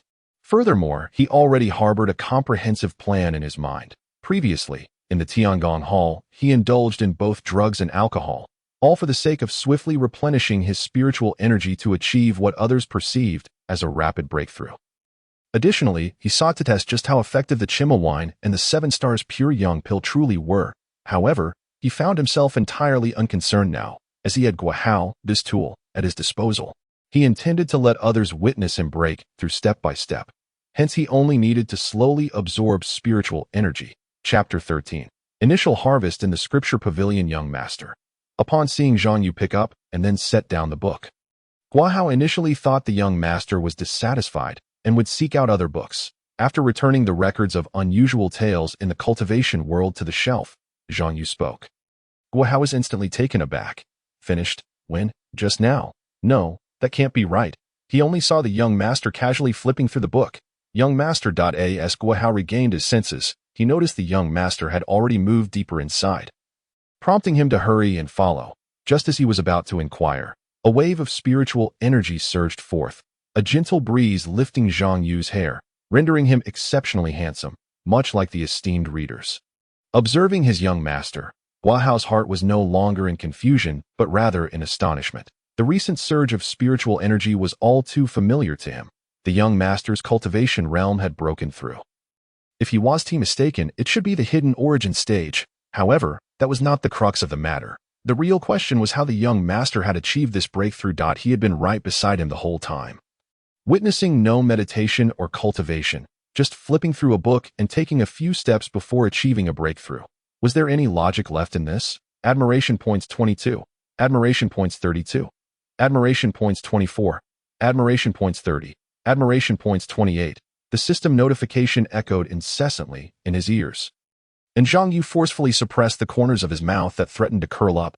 Undoubtedly, from the moment he stepped into the scripture pavilion, his identity revealed by Yu Feidong. The attention of nearly everyone on the first floor was fixated on him. After all, who would not be curious about the young master of the cultivation sect?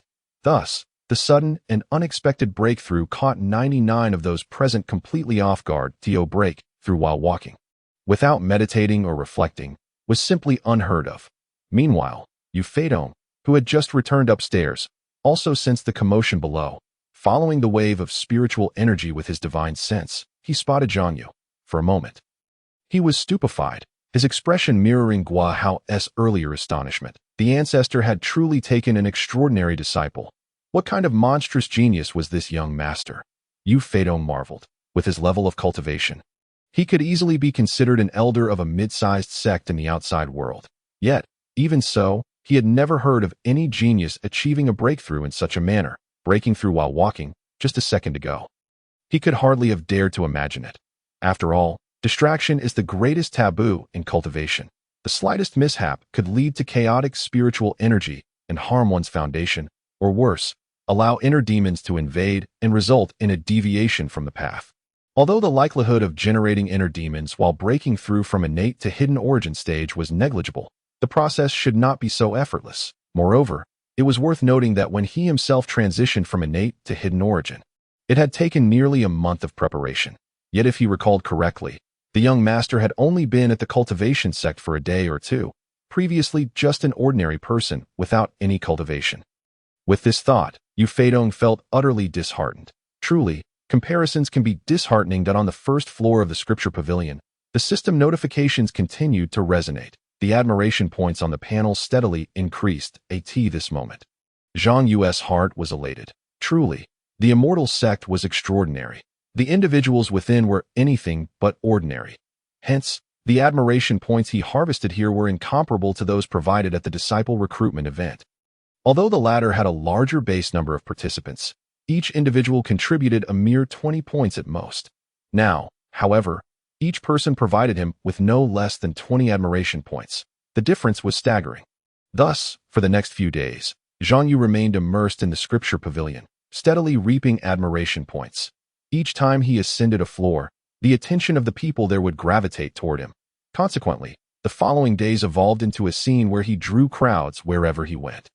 This was favorable. The more people present, the more admiration points he could gather. Regrettably, the disciples who frequented the scripture pavilion were not particularly advanced in their cultivation, mostly hovering around the core formation and hidden origin stages.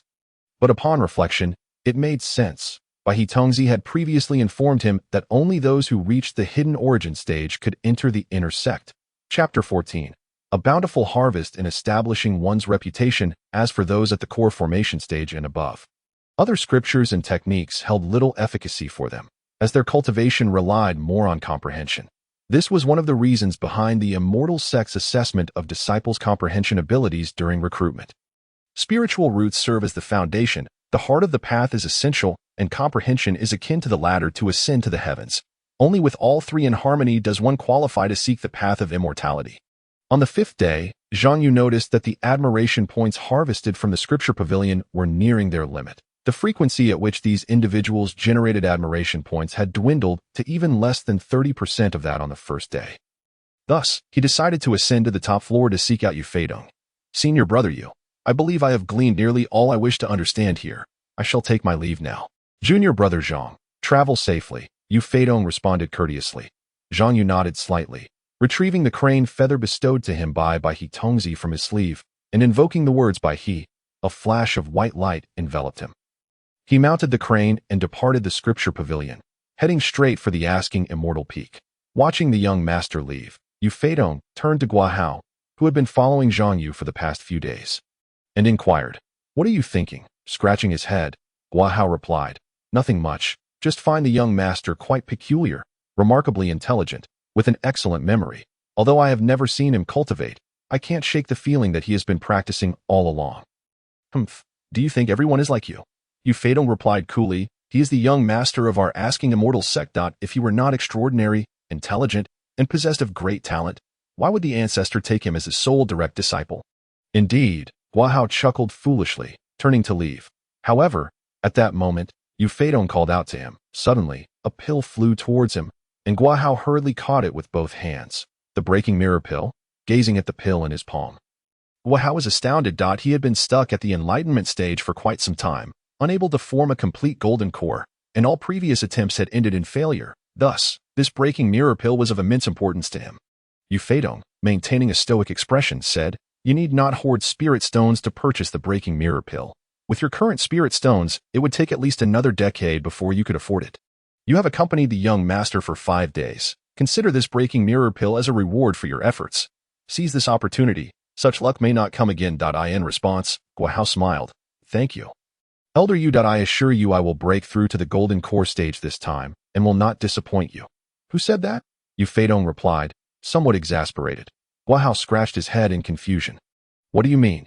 Yu Feidong, struggling to contain his frustration, stated, "I meant the opportunity you have to interact with the young master. With his talent, he is destined to soar through the 9 heavens. A true dragon among men, an immortal lounging on the clouds. If you can seize this chance and maintain the young master's favorable impression of you, even the slightest gesture or casual remark from him in the future could present you with a tremendous opportunity. Upon hearing this, Gua Hao finally understood. Thank you for your guidance, Elder Yu. I am immensely grateful. Now go, and do not linger here to annoy me. Yu Feidong huffed, waving his sleeve as Gua Hao vanished from the doorway.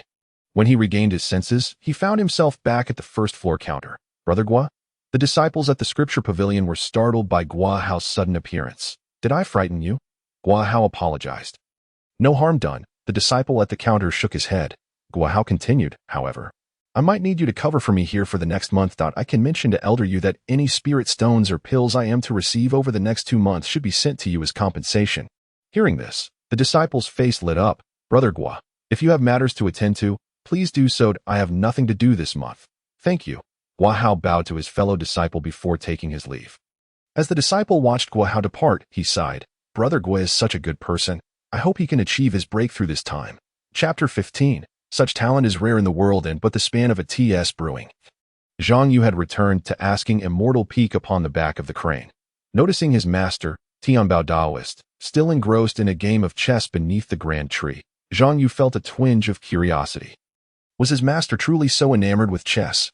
Welcome back. Tianbao Daoist greeted Zhang Yu. Zhang Yu nodded slightly. Tianbao Daoist inquired, what did you gain from this excursion? Zhang Yu replied, I learned a great deal. I have never encountered such knowledge before. Nodding, Tianbao Daoist said, as long as you have gained something, that is sufficient. One must not be impatient in cultivation. Although your talent is remarkable, one must also progress step by step. Upon hearing this, Zhang Yu immediately understood that his master felt his pace of cultivation was somewhat rapid. However, in reality, his speed was not fast at all. In fact, compared to an ordinary cultivator with a single spiritual root, it could be said to be considerably slower. After all, if other ordinary disciples with a single spiritual root had access to the Chimu wine and the 7 stars pure yang pill, they could likely ascend from ordinary individuals to hidden origin stage cultivators within half a year. But what about him? Previously, within the confines of the Tianbao Hall, he indulged in both alcohol and drugs, spending an entire year within the teaching space to successfully establish his foundation and attain the realm of innate perfection. Following that were the 5 days spent in the scripture pavilion. While it may have appeared as though he was merely idling away the time, in reality, on the first day, he initiated a year-long time freeze in the teaching space to harvest admiration points, which ultimately allowed him to break through to the hidden origin stage. He then expended over 300 admiration points to maintain the stability of his cultivation for another year. All things considered, he had invested a total of 3 years in this endeavor. This clearly illustrates the extent of his mediocre talent for cultivation. I shall return to my quarters, Zhang Yu remarked. Tianbao Daoist nodded slightly. Once Zhang Yu had departed, he summoned the White Crane Boy. What has Dao Yu been up to in the scripture pavilion recently? Upon hearing this, the White Crane Boy immediately understood the concerns of his master. Thus, he replied truthfully, the young master has been engrossed in reading. It was evident that the crane feather given to Zhang Yu was not merely a means of transportation, but akin to an extension of himself. As long as Zhang Yu kept that feather close, the White Crane Boy could perceive everything Zhang Yu experienced. Of course, this arrangement had been sanctioned by Tianbao Daoist. The purpose was not to surveil. After all, the White Crane Boy was well aware of the young master's esteemed position in the eyes of the elder master and the significance he held for the Inquiry Immortal sect. Thus, the primary function of the crane feather was protection. Should Zhang Yu find himself in peril, even if the elder master did not intervene, the White Crane Boy would be able to rush to the scene without delay. After the White Crane Boy recounted Zhang Yu's experiences over the past 5 days in the scripture pavilion, Tianbao Daoist could not help but be taken aback. To break through without deliberate cultivation, such talent. At this thought, Tianbao Daoist couldn't suppress a wry smile. Earlier, while conversing with Zhang Yu, he had discreetly assessed Zhang Yu's condition. Apart from being unable to comprehend his spiritual root, he noticed that Zhang Yu's hidden origin stage was remarkably stable. It felt as if Zhang Yu had deliberately spent a year solidifying his cultivation after the breakthrough. Hence, he feared that Zhang Yu's body might have encountered issues, leading him to misjudge the situation. However, as it stands, it seems there is no possibility of misjudgment, for he simply cannot fathom this disciple of his. His constitution is inscrutable, his cultivation speed unfathomable, and even the means by which he achieved his breakthrough eludes understanding. After all, he had never encountered such a scenario before. Well, the fortunes of children and grandchildren lie with them. Ultimately, he must rely on himself. He mused quietly. With a slight sigh, Tianbao Daoist turned his gaze to the white crane boy. Keep a watchful eye on Dao Yu. Ensure that he does not encounter any setbacks in his cultivation.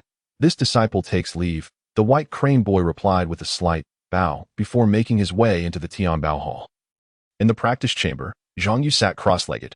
Name, Zhang Yu. Character setting, prodigy, level, early hidden origin, quality, ordinary, merely an average cultivator, spiritual root, triad pure spiritual root, gold, fire, wood.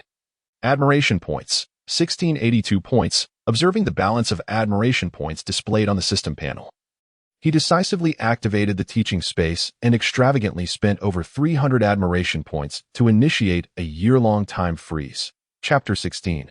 Exchange spiritual roots for enhanced quality, as the white crane boy had indicated. What is hidden origin?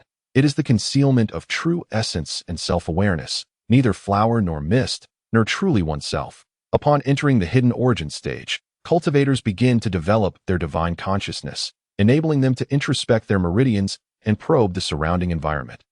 Currently, Zhang Yu is in the early hidden origin stage, with a probing range of merely 1 kilometer. However, this is sufficient for combat, as cultivators below the golden core stage have yet to reach the point of soaring through the skies.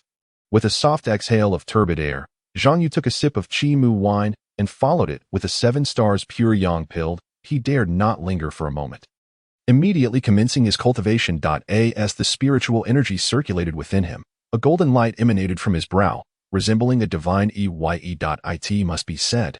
The Taoist scriptures imparted to him by Tianbao Daoist are indeed profound and difficult to comprehend. Were it not for the teaching space, he would likely struggle to understand even the first section for the entirety of his life. The descriptions of the meridian trajectories and the formation of star clouds within the Niwen Palace in the Taoist scriptures cannot simply be grasped through straightforward text.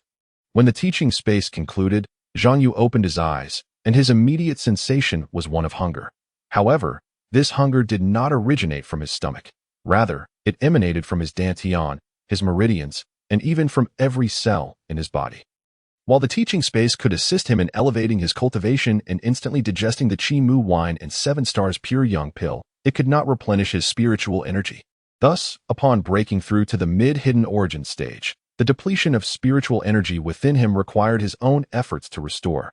Meanwhile, outside Tianbao Hall, the Tianbao Daoist, lost in thought while engaged in a game of chess, sensed fluctuations of spiritual energy within the residence. He could not help but feel astonished. Has he broken through again? This child's constitution is indeed peculiar. 4 hours later, as dusk descended outside, Zhang Yu, seated on the mat, opened his eyes. A fleeting glimmer passed through his gaze, and he could not suppress a slight smile. He felt an unprecedented sense of well-being. His physical form felt light, brimming with vitality, as though he were infused with strength. After acclimating to this state, he summoned the system to exchange for a spiritual root. Cost, 1,000 admiration points. Exchange. Zhang Yu resolutely opted for the exchange. Moments later, he felt a rolling sensation within his dantian, as if something were taking root and sprouting. When he regained his bearings to inspect his dantian, he discovered that it now radiated 4 hues: gold, blue, green, and red. Subsequently, he summoned the system panel. Name, Zhang Yu. Character setting, prodigy. Level, mid-hidden origin. Quality, ordinary, a rare existence with 4 pure spiritual roots. Spiritual root. Quadruple pure spiritual root, gold. Fire, wood, water. Admiration points, 317 points. Gazing at the display on the system panel, Zhang Yu did not exhibit much surprise, as if he had anticipated this outcome, particularly in the quality section. After all, the system evaluates quality based on the norms of this world. Thus, his spiritual roots, which are more complex than those of the average person, naturally do not warrant a high assessment. However, the label of rare piqued his interest. Could it be that there exist others in the cultivation world with 4 or even 5 spiritual roots? With this thought, Zhang Yu shook his head, choosing not to dwell on such matters, as they were beyond his current concern. He then inquired of the system, "Is there a way to elevate my quality to that of the world's finest?" 100 million admiration points. Upon seeing this figure, Zhang Yu promptly decided to sleep. What a joke! 100 million. He had toiled for 5 days in the scripture pavilion and earned scarcely 4,000 admiration points. This system was clearly intent on demanding his life. Chapter 17. Acquiring skills alongside cultivation. Zhang Yu's speed of breakthrough appeared uncharacteristically rapid to others, including Tianbao Daoist. Even with the aid of Qi Mu wine and the 7 stars pure yang pill, it would typically take a prodigy 1 or 2 months to break through. Not to mention, Zhang Yu's stability at the hidden origin stage was far from that of a recent breakthrough. The following day, after rising, Zhang Yu visited the scripture room of Tianbao Hall, seeking out several tomes on techniques. With his current cultivation at the hidden origin stage, he was now capable of learning minor spells and both offensive and defensive techniques. The scriptures within the scripture room were primarily the collection of Tianbao Daoist, and in terms of quality, they were undoubtedly among the finest in the world. Therefore, Zhang Yu had no need to waste time and effort searching for and discerning them. In the courtyard, Zhang Yu laid out the selected scriptures and techniques upon a stone table, then activated the teaching space to analyze them one by one. Indestructible golden body. Zhang Yu first picked up a tome and inquired of the system. How many admiration points are required to analyze this indestructible golden body? Indestructible golden body, true immortal level technique, comprising 9 layers, with a total consumption of 110,000 admiration points. 110,000. Zhang Yu's mouth twitched at this figure. The system truly held him in high regard. How much for the first layer? 1,000 admiration points. Upon receiving the system's response, Zhang Yu decisively abandoned the idea that he then picked up another tome and asked, "What about this one?" Tiangang 5 Thunder Spell, true immortal level technique, comprising 5 layers, with a total consumption of 90,000 admiration points. And this one, Star Shifting and Dipper Changing, true immortal level technique, comprising 7 layers, with a total consumption of 80,000 admiration points. This one, Burial of a Mortal's Finger, true immortal level technique, comprising 9 layers, with a total consumption of 150,000 admiration points. The tomes on the stone table were exchanged one after another, and he ultimately came to the realization that he could not afford any of these techniques, each requiring exorbitant admiration points, often in the tens of thousands. Finally, his gaze fell upon the last book. 10,000 Dao True Words, true immortal level technique, comprising 9 layers, with a total consumption of 381 million admiration points. 381 million. Zhang Yu's mouth twitched once more. How much for the first layer? 300 admiration points. Upon hearing the system's response, Zhang Yu instantly perked up. 300 points. True immortal level technique.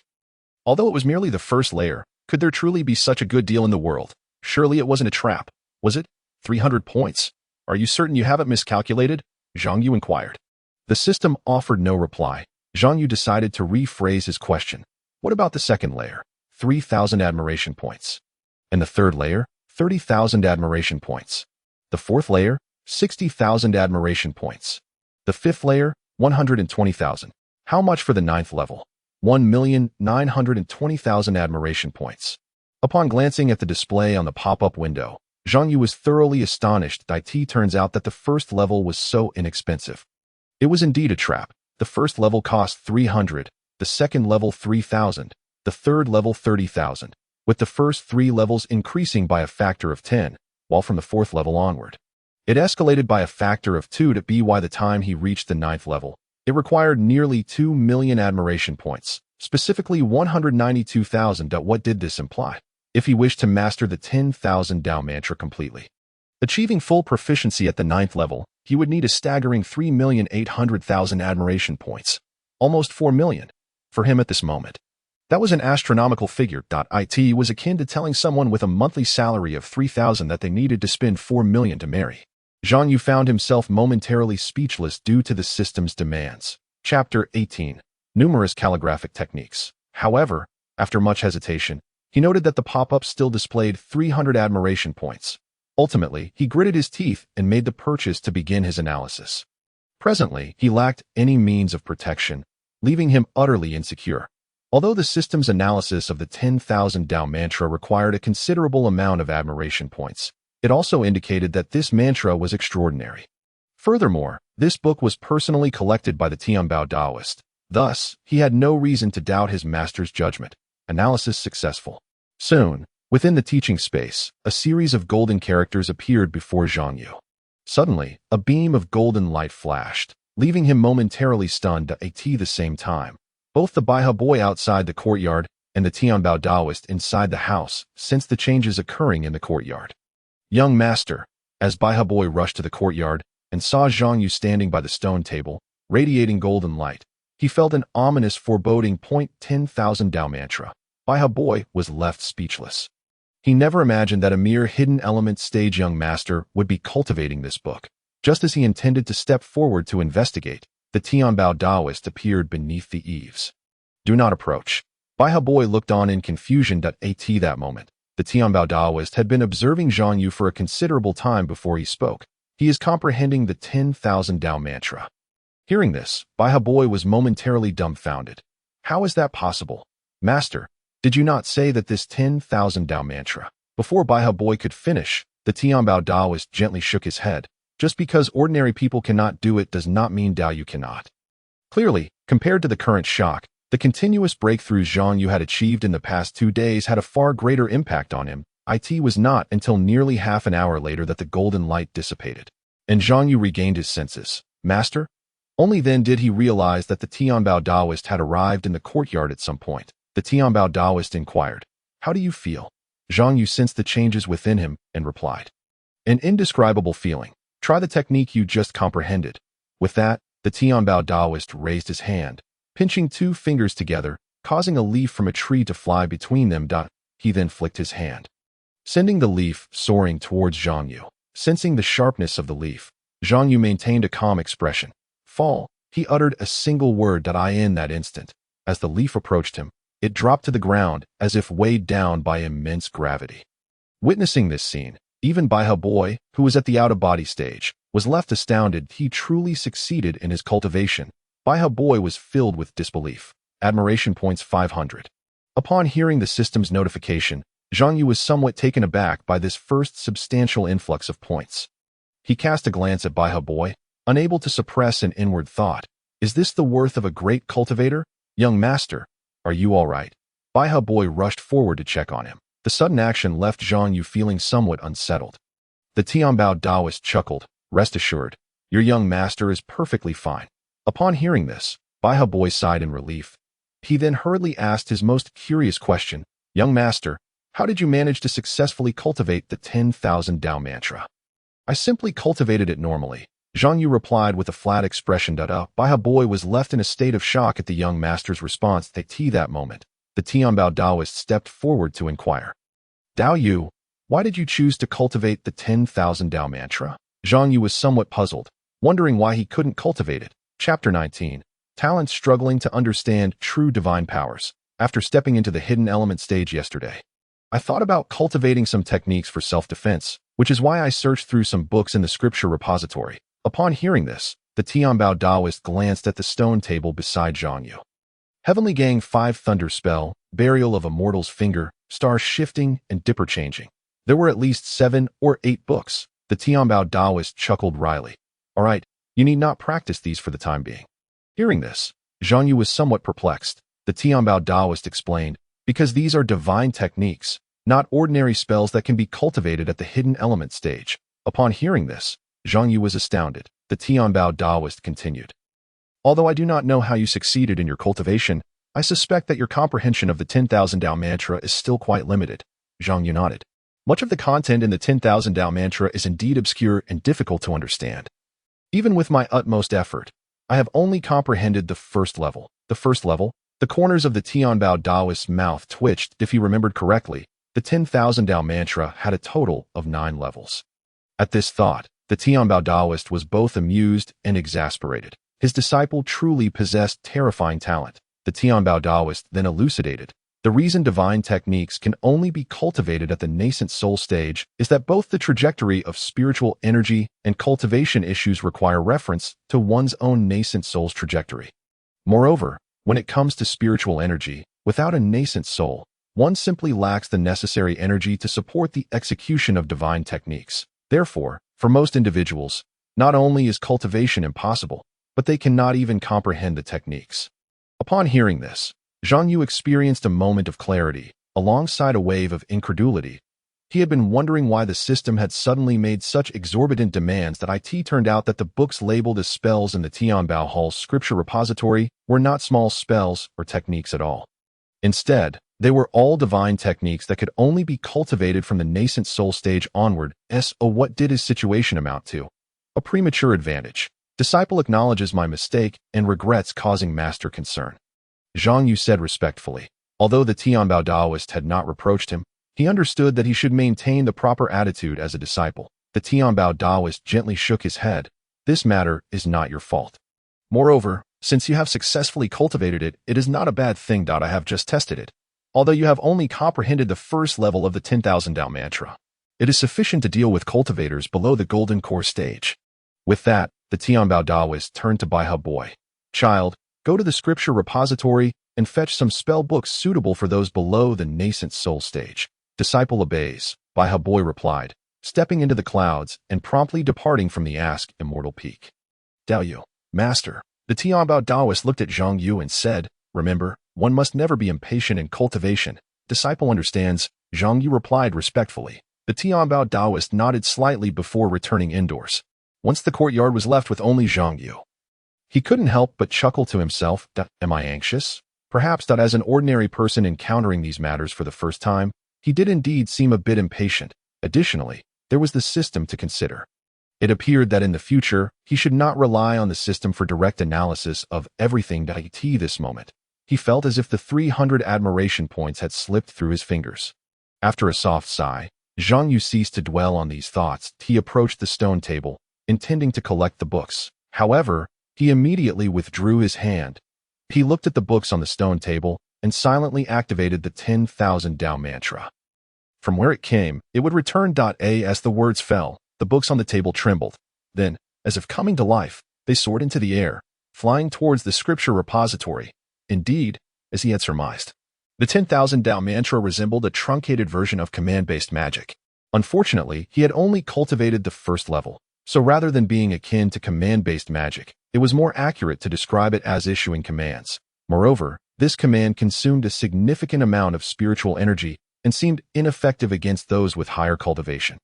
After organizing his thoughts, Zhang Yu resolved not to dwell on these matters. He retrieved the crane feather from his waist, intending to gather admiration points as part of his daily routine. Tianxian Peak, Danxia Peak, Yuanxiang Peak, Qiao Peak. Only Shaozhu Peak and Wenjian Peak remained unexplored. The crane feather transformed into a white crane, and Zhang Yu immediately decided to visit Wenjian Peak first. The reason was simple. He had a fondness for swords. Although they were indeed difficult to cultivate, being stylish was a lifelong affair. Chapter 20. Winter Thunder Sword within the Deep Sword Lake. At Wenjian Peak, Chu Fan had been at the Deep Sword Lake for 3 days. For these 3 days, he had sat beside the lake, hoping to sense a sword that would satisfy him. As the sword instruments within the Deep Sword Lake began to tremble, the water started to roar. Soon, countless sword cries resonated. A flying sword emerged from the water. Chu Fan opened his eyes and gazed at the flying sword. Not you. As soon as he spoke, the flying sword sank back into the depths of the water. Meanwhile, on the cliff beside the Deep Sword Lake, 2 disciples of Wenjian Peak were standing there. Brother Sun, how many swords has it been now? Luo Xn asked. Sun Lei looked at Chu Fan by the Deep Sword Lake and replied, This is the 7th sword. The 7th sword? Luo Xian was somewhat astonished. It seems that Master has truly taken in a prodigy this time. 7 swords awakened in 2 days, yet all were rejected. What sort of sword does he want? Sun Lei shook his head, remaining silent. For some reason, he felt a vague sense of foreboding in his heart. Half an hour later, with a sudden eruption, the surface of the lake shattered. Simultaneously, the sky was enveloped in dense clouds. Sun Lei and Luo Xian exchanged astonished glances, their eyes drawn to the heavens. In the next moment, a thunderous clap resounded, and a bolt of lightning descended from the cloud-laden sky into the lake. Immediately following, the sound of a sword's resonance pierced the air. This is bad. Sun Lei's expression shifted dramatically. Beside him, Luo Xian could not help but widen his eyes in disbelief. Winter Thunder, that is Senior Brother Wu's Winter Thunder Sword. A shadow of the sword, intertwined with lightning, soared from the depths of the lake. Chu Fan leaped into action, dashing toward the sword's shadow. This is it. He reached out, yearning to grasp the ethereal blade. Yet, the surrounding lightning was too fierce, preventing him from approaching even a fraction. In an instant, Chu Fan plunged into the lake. How could a mere novice, having barely entered the sect for less than half a month, dare to covet Senior Brother Wu's Winter Thunder Sword? It is nothing but a delusion. Luo Xian scoffed from the cliffside. However, Sun Lei's countenance remained grave, his silence betraying his focus as he fixated on Chu Fan in the lake. Just as Chu Fan submerged, he sprang upward once more, inching closer to the sword's shadow, crying out in agony as the lightning enveloped him. Despite his skin tearing and the excruciating pain, he displayed no inclination to surrender. Finally, moments later, the two on the cliff discerned that something was amiss. Luo Xian turned to Sun Lei. Senior Brother Sunday. Sun Lei's expression darkened as he summoned his sword, soaring toward the submerged lake. Chu Junior Brother. Just as Sun Lei intended to speak, Chu Fan, driven by desperation, managed to grasp the sword's shadow, enduring the onslaught of lightning. With a splash, he fell back into the depths of the lake. Unlike before, however, he emerged once more, this time wielding a sword. The blade was as delicate as a cicada's wing, adorned with intricate lightning patterns, resembling a failed forging. Chu Fan returned to the shore, where he was greeted by the presence of two individuals, Sun Lei and Luo Xian, whom he recognized as the ones who had guided him to the lake to summon a sword on his first day. What brings you here, Senior Brothers? Chu Fan inquired.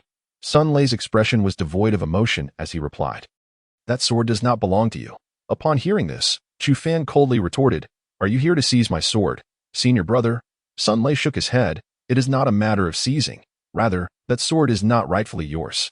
Exchange it for another. Chu Fan remained unperturbed by this suggestion. Sensing the tension, Luo Xian quickly interjected. Junior Brother, you misunderstand. That sword indeed should not be in your possession. You cannot wield it. How about this? You trade it for another sword. And as your senior, I can offer you a pot of nourishing essence pills and 10 sword condensation pills. I apologize, but this sword has caught my eye, Chu Fan declared, disregarding the two as he prepared to leave with the Winter Thunder Sword in hand. However, in the next moment, Sun Lei positioned himself in front of him, an exquisite spiritual weapon for the Winter Thunder Sword, that I will not exchange it. Luo Xian added, in addition to your exchange, I shall offer 3 Breaking Realm pills and 5 high-quality vermilion fruits. Sun Lei continued. Upon hearing this, even Luo Xian, who was known for his wealth, could not suppress his astonishment. The true value lay not in those 3 Breaking Realm pills, but in the 5 high-quality vermilion fruits. Such treasures, when presented to the outside world, would incite fierce competition even among nascent soul practitioners. Yet now, Sun Lei was willing to part with 5 of them. Chapter 21. A word is a prohibition like divine power. To trade 5 vermilion fruits, 3 Breaking Realm pills, an exquisite spiritual weapon, a pot of nourishing essence pills, and 10 sword condensation pills for a single high-grade spiritual sword was undeniably a losing bargain. Yet, Sun Lei appeared willing to pay any price. Exuding an air of urgency that raised suspicions, step aside. Chu Fan's gaze remained as icy as ever, gripping the Winter Thunder Sword. Sun Lei, undeterred, pressed a hand firmly on Chu Fan's shoulder. Chu Fan trembled, feeling an immense pressure bearing down upon him. His body quaked, yet he resolutely stood his ground, refusing to utter a word despite his legs nearly buckling beneath him. Sun Lei regarded him with unexpected intrigue. To withstand the peak pressure of my enlightenment stage with a mere mortal body is indeed impressive. Given time, perhaps you may prove worthy of the Winter Thunder Sword, but not now. Junior Brother Chu. You have only just entered the sect and possess no cultivation. Trading the Winter Thunder Sword for the conditions set by Senior Brother Sun is not to your advantage, Luo Xian chimed in. Upon hearing this, Chu Fan ignored him, his eyes locked on Sun Lei. Sun Lei's brow furrowed as he prepared to force Chu Fan to kneel. However, at that moment, a voice echoed in his ear. Disperse. Instantly, a surge of elemental power separated the two. Who? Sun Lei exclaimed, startled, scanning his surroundings. The mere utterance of a single word had nullified his pressure. The newcomer was at least of golden core cultivation. A formal disciple of the various branches of the Inquiry Sword sect, even a true disciple wields such power against an ordinary person with no cultivation. This is the Inquiry Sword Peak. As the words fell, all three turned their attention skyward. A figure descended slowly from the heavens. Flight through the air. A nascent soul practitioner. Luo Xin was taken aback by the identity of the newcomer. Yet Sun Lei interjected, "No, he does not fly. He is not a nascent soul practitioner. There is a feather beneath his feet." Upon saying this, he instinctively glanced at Chu Fan, for he was surprised to see Chu Fan also noticing the feather beneath the figure's feet. Such observational prowess is truly remarkable. Upon hearing this, Luo Xin finally noticed the pristine white crane feather beneath the stranger. "Who are you?" he inquired. "Since you are not a nascent soul practitioner, then matters can be resolved easily." However, to their astonishment, the newcomer paid no heed to Luo Xin and instead landed beside Chu Fan. "Zhang Yu." Chu Fan was momentarily taken aback. Zhang Yu stepped forward and asked, "How is your injury?" "It's nothing," Chu Fan replied, shaking his head. Zhang Yu nodded slightly before addressing Sun Lei and Luo Xin. "Are you aware of the consequences should the law enforcement hall learn of your infighting within the sect?"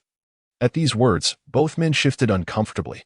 Yet Sun Lei responded, "We are at Inquiry Sword Peak. The matter between me and junior brother Chu is our branch's internal affair, even if the law enforcement hall intervenes. We have justifiable reasons, so there is no need for you to concern yourself." Hearing this, Zhang Yu let out a cold snort. Silence. As his words fell, Sun Lei and Luo Xin immediately fell silent. As if their mouths had been sealed by an unseen force, alarmed, they attempted to react, only to find themselves frozen in place. Zhang Yu exhaled a breath of frustration. He had not anticipated that utilizing the 10,000 Daosh true words technique against two enlightenment stage practitioners would deplete his spiritual energy so quickly. Having used it only 3 times, he found himself nearly drained, and a wonder this technique could only be comprehended by those at the nascent soul stage. My qualifications are not for you to determine. Zhang Yu addressed the crane feather in his hand. "Go find someone at Inquiry Sword Peak who can speak on this matter." The feather transformed into a beam of white light, vanishing before the 3. Upon witnessing this, Sun Lei and Luo Xion's hearts sank, for they realized they had genuinely encountered someone formidable. Meanwhile, Chu Fan stood in stunned silence. If memory served him correctly, Zhang Yu had entered the Inquiry Sword sect alongside him during the disciple recruitment event. At that time, they were both mere mortals without cultivation. Yet, in just a few days, less than half a month, Zhang Yu had already acquired the means to suppress an enlightenment stage senior brother. Is this the chasm between genius and the ordinary? Admiration value 102. A sudden system notification filled Zhang Yu with joy. He had anticipated that Chu Fan, this young man, was not a wasted friendship. He had certainly come to the right place at Inquiry Sword Peak. After all, this admiration value was equivalent to 1/5 of that of the White Crane Boy, a being of significant prowess in the out-of-body stage. Chu Fan was merely an ordinary person without any cultivation. If given time for growth, perhaps one day Chu Fan could rival 10 White Crane Boys. Meanwhile, at a certain true disciple's courtyard on Inquiry Sword Peak, and Xiaobai was meditating, a sword hovering above him, radiating brilliance. Suddenly, a beam of white light approached. Then Xiaobai opened his eyes, and upon recognizing the visitor, he quickly bowed. "White Crane Master Uncle." The newcomer was none other than the crane feather that belonged to the White Crane Boy's avatar. "Hurry to the Lake of Sinking Swords. Our disciples at Inquiry Sword Peak are in conflict with my young master. Should anything happen, I fear the elder will not be pleased." The voice of the White Crane Boy resonated within the white light. With that, the light swiftly departed. En Xiaobai stood in stunned silence. "Young master. Disciples of Inquiry Sword Peak," he muttered, and suddenly, his expression shifted dramatically. He took to the skies, vanishing from his courtyard. "This is a catastrophe.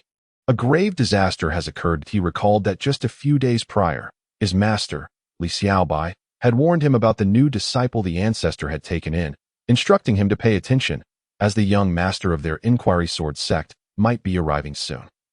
He had been cautioned that none among the Inquiry Sword Peak disciples should offend the young master for no reason. Now, it was too late for warnings or precautions, as they had already crossed paths and clashed. With this thought, and Xiaobai clenched his fists, eager to discover who had the audacity to act so recklessly. If his master learned of this, would it not place him in an unjust position? Wouldn't he be implicitly admitting to his master that he had neglected to inform the disciples of Inquiry Sword about this matter? Before long, and Xiaobai arrived near the Lake of Sinking Swords. From a distance, he spotted 4 figures by the shore: Sun Lei, Luo Xin, and the recently accepted junior disciple, Chu Fan, alongside the young master of their Inquiry Sword sect, Dao Yu. Disciple Chanfeng Dao title. Pays respects to Master Uncle Dao Yu. And Xiaobai announced upon landing, quickly bowing. He then surveyed the surroundings, letting out a sigh of relief. except for Chu Fan, who bore some injuries. All others present, including the young master, were unscathed. You are the chief disciple of the Wenjian Peak. Zhang Yu inquired. An Xiaobai was momentarily taken aback.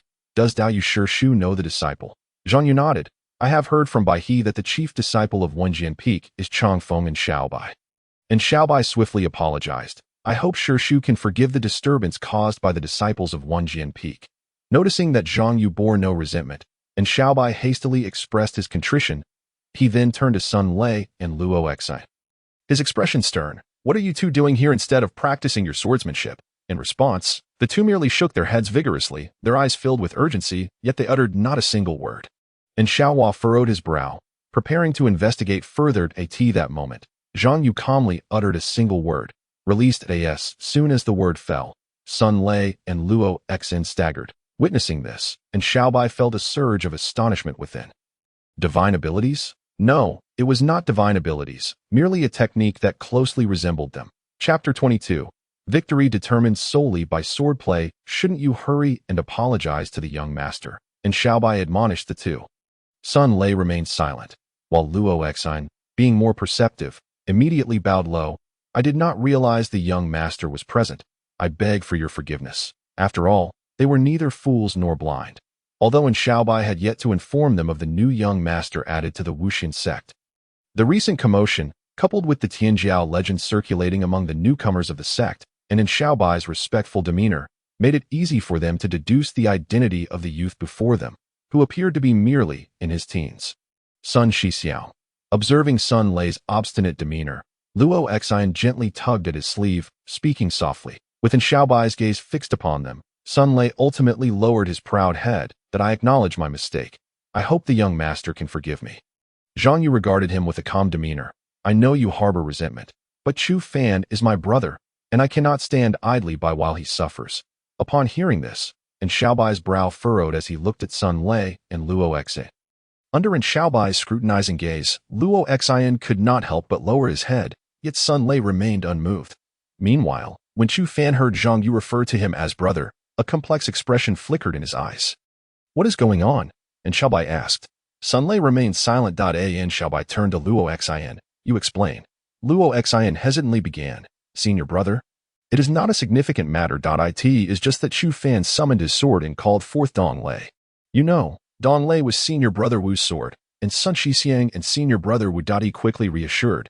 But rest assured, Sun Shixiang does not intend to seize Dong Lei. He merely wishes to exchange it.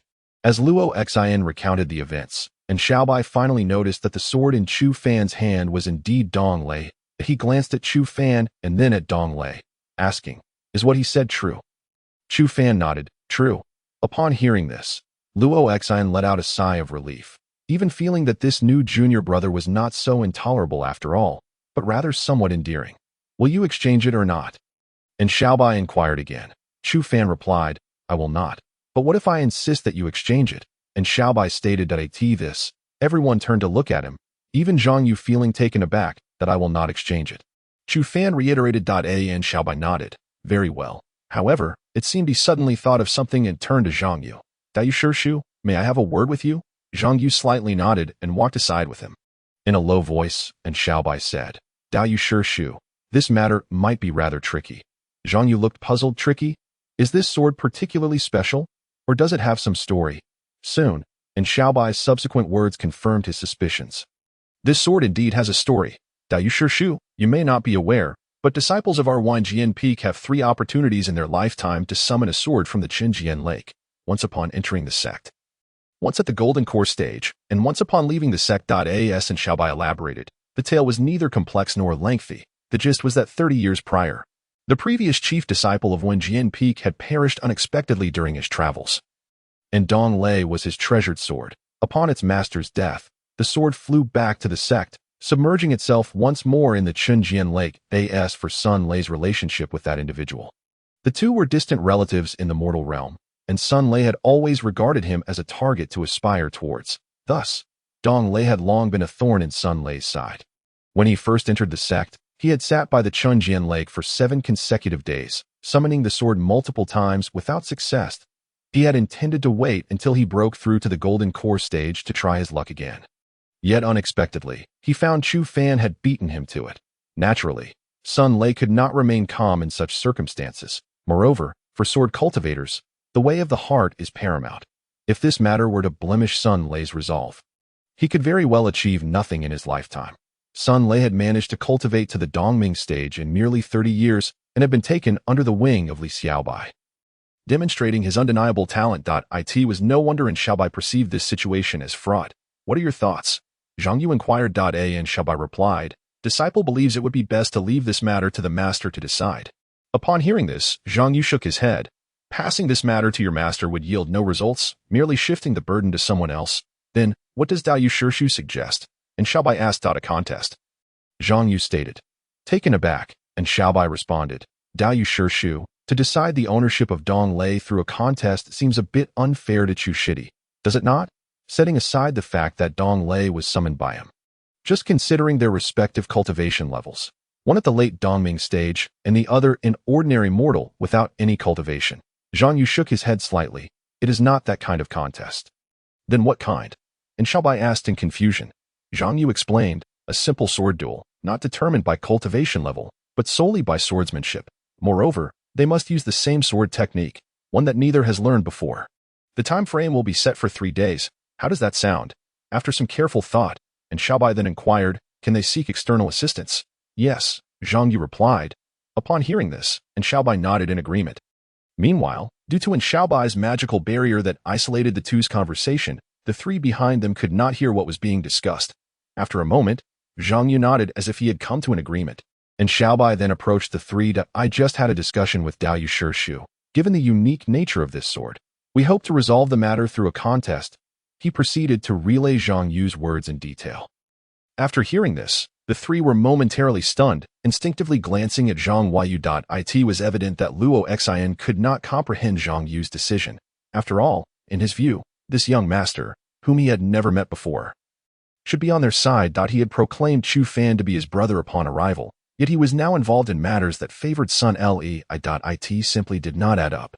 On the other hand, both Sun Lei and Chu Fan felt gratitude, albeit for different reasons. Sun Lei's gratitude was born of ignorance regarding the reasons behind Zhang Yu's intervention, while Chu Fan recognized Zhang Yu's formidable comprehension.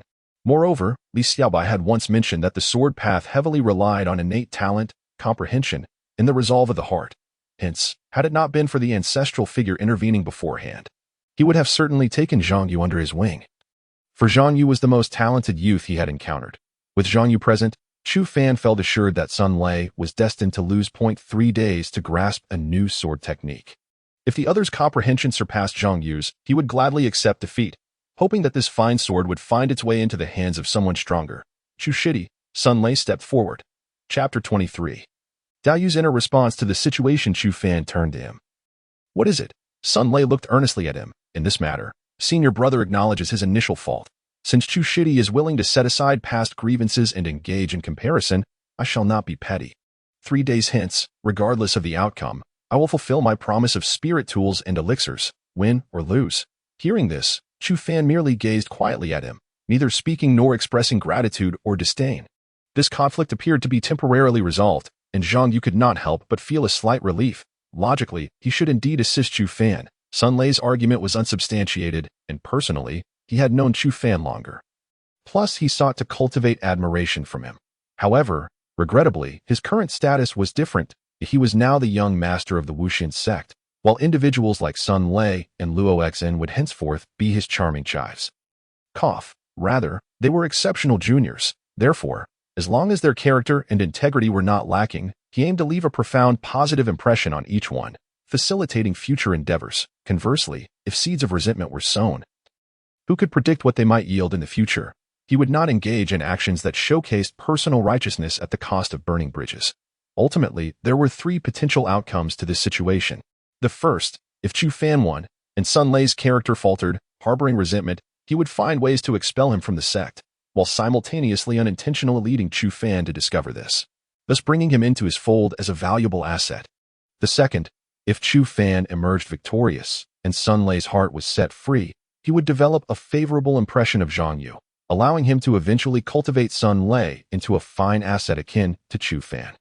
In a third scenario, Chu Fan faced defeat.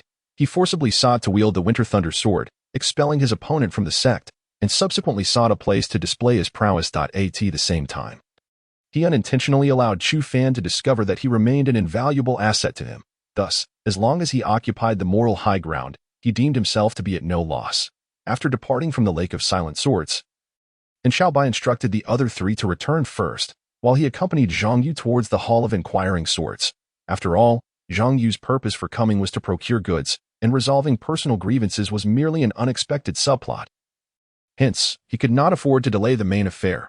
Along the way, and Xiaobai continuously introduced everything about Inquiring Sword Peak to Zhang Yu, who proved to be a competent listener. Little did he know that while conversing with him, these youngsters were also preoccupied with the events by the Lake of Silent Swords, especially when Zhang Yu's display of words manifesting as spells unfolded before his eyes. He found himself questioning reality, as he recalled that the young master and Chu Fan entered the immortal sect in the same batch. And how long had it been? Less than half a month, perhaps. Achieving the hidden origin stage, employing techniques akin to divine abilities, Xiaobai admitted he had encountered many geniuses, including himself, an unequivocal prodigy among countless others. Yet, he had never before witnessed such a monstrously gifted talent, nor had he ever heard of anything like it. No, even those boasting outside would scarcely dare to exaggerate to such an extent. The reality was astonishingly surreal. At the entrance of the hall, upon receiving word from Xiaobai, Li Xiaobai awaited their arrival. Before long, two figures gradually approached. Li Xiaobai smiled. Junior brother Dao Yu. Zhang Yu clasped his hands in greeting. Senior brotherly. Inside the hall, Li Xiaobai directed and Xiaobai, prepare a pot of spirit tea. Disciple obeys, and Xiaobai replied respectfully before hastily retreating. Yet, before he could distance himself, he heard Li Xiaobai's voice that I have heard about your conflict with one of my disciples at the Lake of Silent Swords. And Xiaobai involuntarily trembled and quickened his pace to leave. Zhang Yu nodded, saying it was not a conflict. It was merely a disagreement between a disciple named Sun Lei and Chu Fan, which I happened to witness. Upon hearing this, Li Xiaobai nodded. The younger generation's lack of decorum must have embarrassed junior brother Dao Yu. They had established a wager. Zhang Yu was well aware of Li Xiaobai's concerns but chose not to clarify. Instead, he shifted the topic to the upcoming duel in 3 days. The two entered the hall, where Li Xiaobai listened attentively as Zhang Yu recounted the entire incident. He couldn't help but nod. That is acceptable. Sun Lei possesses decent aptitude, but unfortunately, he has been burdened by his unresolved feelings toward the Winter Thunder Sword since the incident involving Wu Junstian. If he can overcome this mental block, his path ahead may not be so arduous. Was Wu Junstian your previous top disciple, senior brotherly? Zhang Yu inquired. Li Xiaobai slightly nodded. He was Sun Lei's cousin, and also the obsession that weighed on Sun Lei's heart. 50 years ago, when I first encountered that child in the mundane world, regarding Wu Junstian's past, Li Xiaobai did not conceal much, sharing it as a story for Zhang Yu to hear. Zhang Yu became once again a willing listener. The tale was brief and straightforward. Wu Junstian was a raw gem discovered over 50 years ago by Li Xiaobai during his travels in the mortal realm. This child exhibited extraordinary talent in swordsmanship and cultivation aptitude. He entered the sect at 15, reached the hidden origin stage within 3 years, attained the insight stage by 30, and spent another decade honing his sword heart. By 60, he reached the nascent soul stage. From the moment Li Xiaobai first laid eyes on Wu Junstian, he felt a desire to take him as a disciple. Concurrently, Zhang Yu could discern from Li Xiaobai's words the fondness he held for this disciple. However, fate played a cruel hand. Just a few years after Wu Junstian left the sect to wander, this prodigious nascent soul genius unexpectedly perished outside. Zhang Yu could almost visualize the anguish Li Xiaobai felt when the Winter Thunder Sword returned that day. Have the culprits been found? Zhang Yu asked. Li Xiaobai's expression darkened as he shook his head. Not yet. Hearing this, Zhang Yu could only sigh internally and offer his condolences. Simultaneously, he felt curious about who would dare to harm such a gifted disciple within the South Domain. Given the status of the inquiring immortal sect, junior brother Dao Yu, since you have come all this way, let us not dwell on this matter. Li Xiaobai smiled, swiftly changing the topic. How have you been adjusting to life within the sect? Junior brother, Zhang Yu nodded. It's been all right. Li Xiaobai affirmed. In cultivation, one must not be hasty. That you possess exceptional talent, it is vital to progress steadily. Zhang Yu was taken aback. It was evident that Li Xiaobai, like his master, had misunderstood him, believing he was advancing too rapidly in his training. Yet, Zhang Yu found it challenging to clarify, as he could not openly reveal that he had a golden finger. Thus, he could only nod, feigning a receptive demeanor. Junior brother understands. Thank you for your concern, senior brotherly. Chapter 24. The Gap Between Geniuses. The journey to Inquiring Sword Peak yielded abundant rewards for Zhang Yu. He acquired a pseudo-immortal greatsword, a swordsmanship treatise penned by Li Xiaobai himself, and over 100 sword condensation pills. Thank you, senior brother, Zhang Yu expressed as he accepted these items, since I have no use for them. It is better to pass them on to you, allowing them to shine anew rather than gathering dust with me. Li Xiaobai's admiration was evident in his tone, and Zhang Yu was well aware of his sentiments. However, it was unfortunate. He had already found the path ahead quite arduous, uncertain how long he could maintain this prodigious persona, let alone pursuing swordsmanship further. An hour later, Zhang Yu left the hall, bidding farewell to Li Xiaobai, who watched him depart with a sense of regret. In less than half a month, he had transformed from a mere mortal into someone at the hidden origin stage. Such talent was exceedingly rare in the world. On the other side, Zhang Yu arrived at the disciples' quarters of the Inquiring Sword lineage. Meanwhile, upon returning, Chu Fan had been sitting cross-legged in his courtyard, with the Winter Thunder sword he acquired from the Lake of Silent Swords before him. At that moment, the sword radiated a shimmering lightning glow, pulsating like a heartbeat, appearing quite extraordinary. As Zhang Yu pushed the door open, Chu Fan opened his eyes, noticing Zhang Yu rising to greet him. Zhang Yu spoke. You are injured. There is no need for such formalities. Yet, Chu Fan seemed to have not heard him at all, rising on his own accord and bowing respectfully. Young master, Zhang Yu replied, you need not address me as young master. We are friends. Before Zhang Yu could finish, Chu Fan interjected. Hearing this, Zhang Yu felt somewhat helpless. He had not expected this seemingly aloof and stubborn individual to possess a hint of stiffness. You may call me Dao Shu. Just as in Xiaobai does, Dao Shu. Chu Fan did not oppose Zhang Yu's words. Zhang Yu inquired, do you have confidence in mastering a new sword technique within 3 days to defeat Sunlei? Yes, Chu Fan replied. Zhang Yu was taken aback. No, this is not how it should go. Shouldn't he be hesitant or lack confidence, perhaps searching for words? This would allow me to better play the supportive role. Assuring him that everything would be fine with my presence. But now. Where does this confidence come from? Zhang Yu questioned. Chu Fan looked at Zhang Yu, articulating each word. Because Dao Shu is here. Zhang Yu. You rascal, please do not say that. Your words are only making me feel anxious and pressured. Internally, Zhang Yu found himself in a frenzy of complaints, but upon perceiving the unwavering confidence in Chu Fan's gaze, he could not help but feel resigned. Fine then, let me see the swordsmanship technique Xiaobai provided for you, and I'll see if I can assist you in any way. Without hesitation, Chu Fan retrieved the sword technique that Xiaobai had given him. Zhang Yu took it and examined it. The 13 Swords of Autumn Wind. He flipped through the pages, nodding in acknowledgement. He could not comprehend it. It was entirely beyond his grasp. As expected, he lacked any talent for swordsmanship. It seemed he would need to return and have the system analyze the swordsmanship treatise from Li Xiaobai. Perhaps there was a chance for him to become a master of the sword one day. Have you studied this sword technique?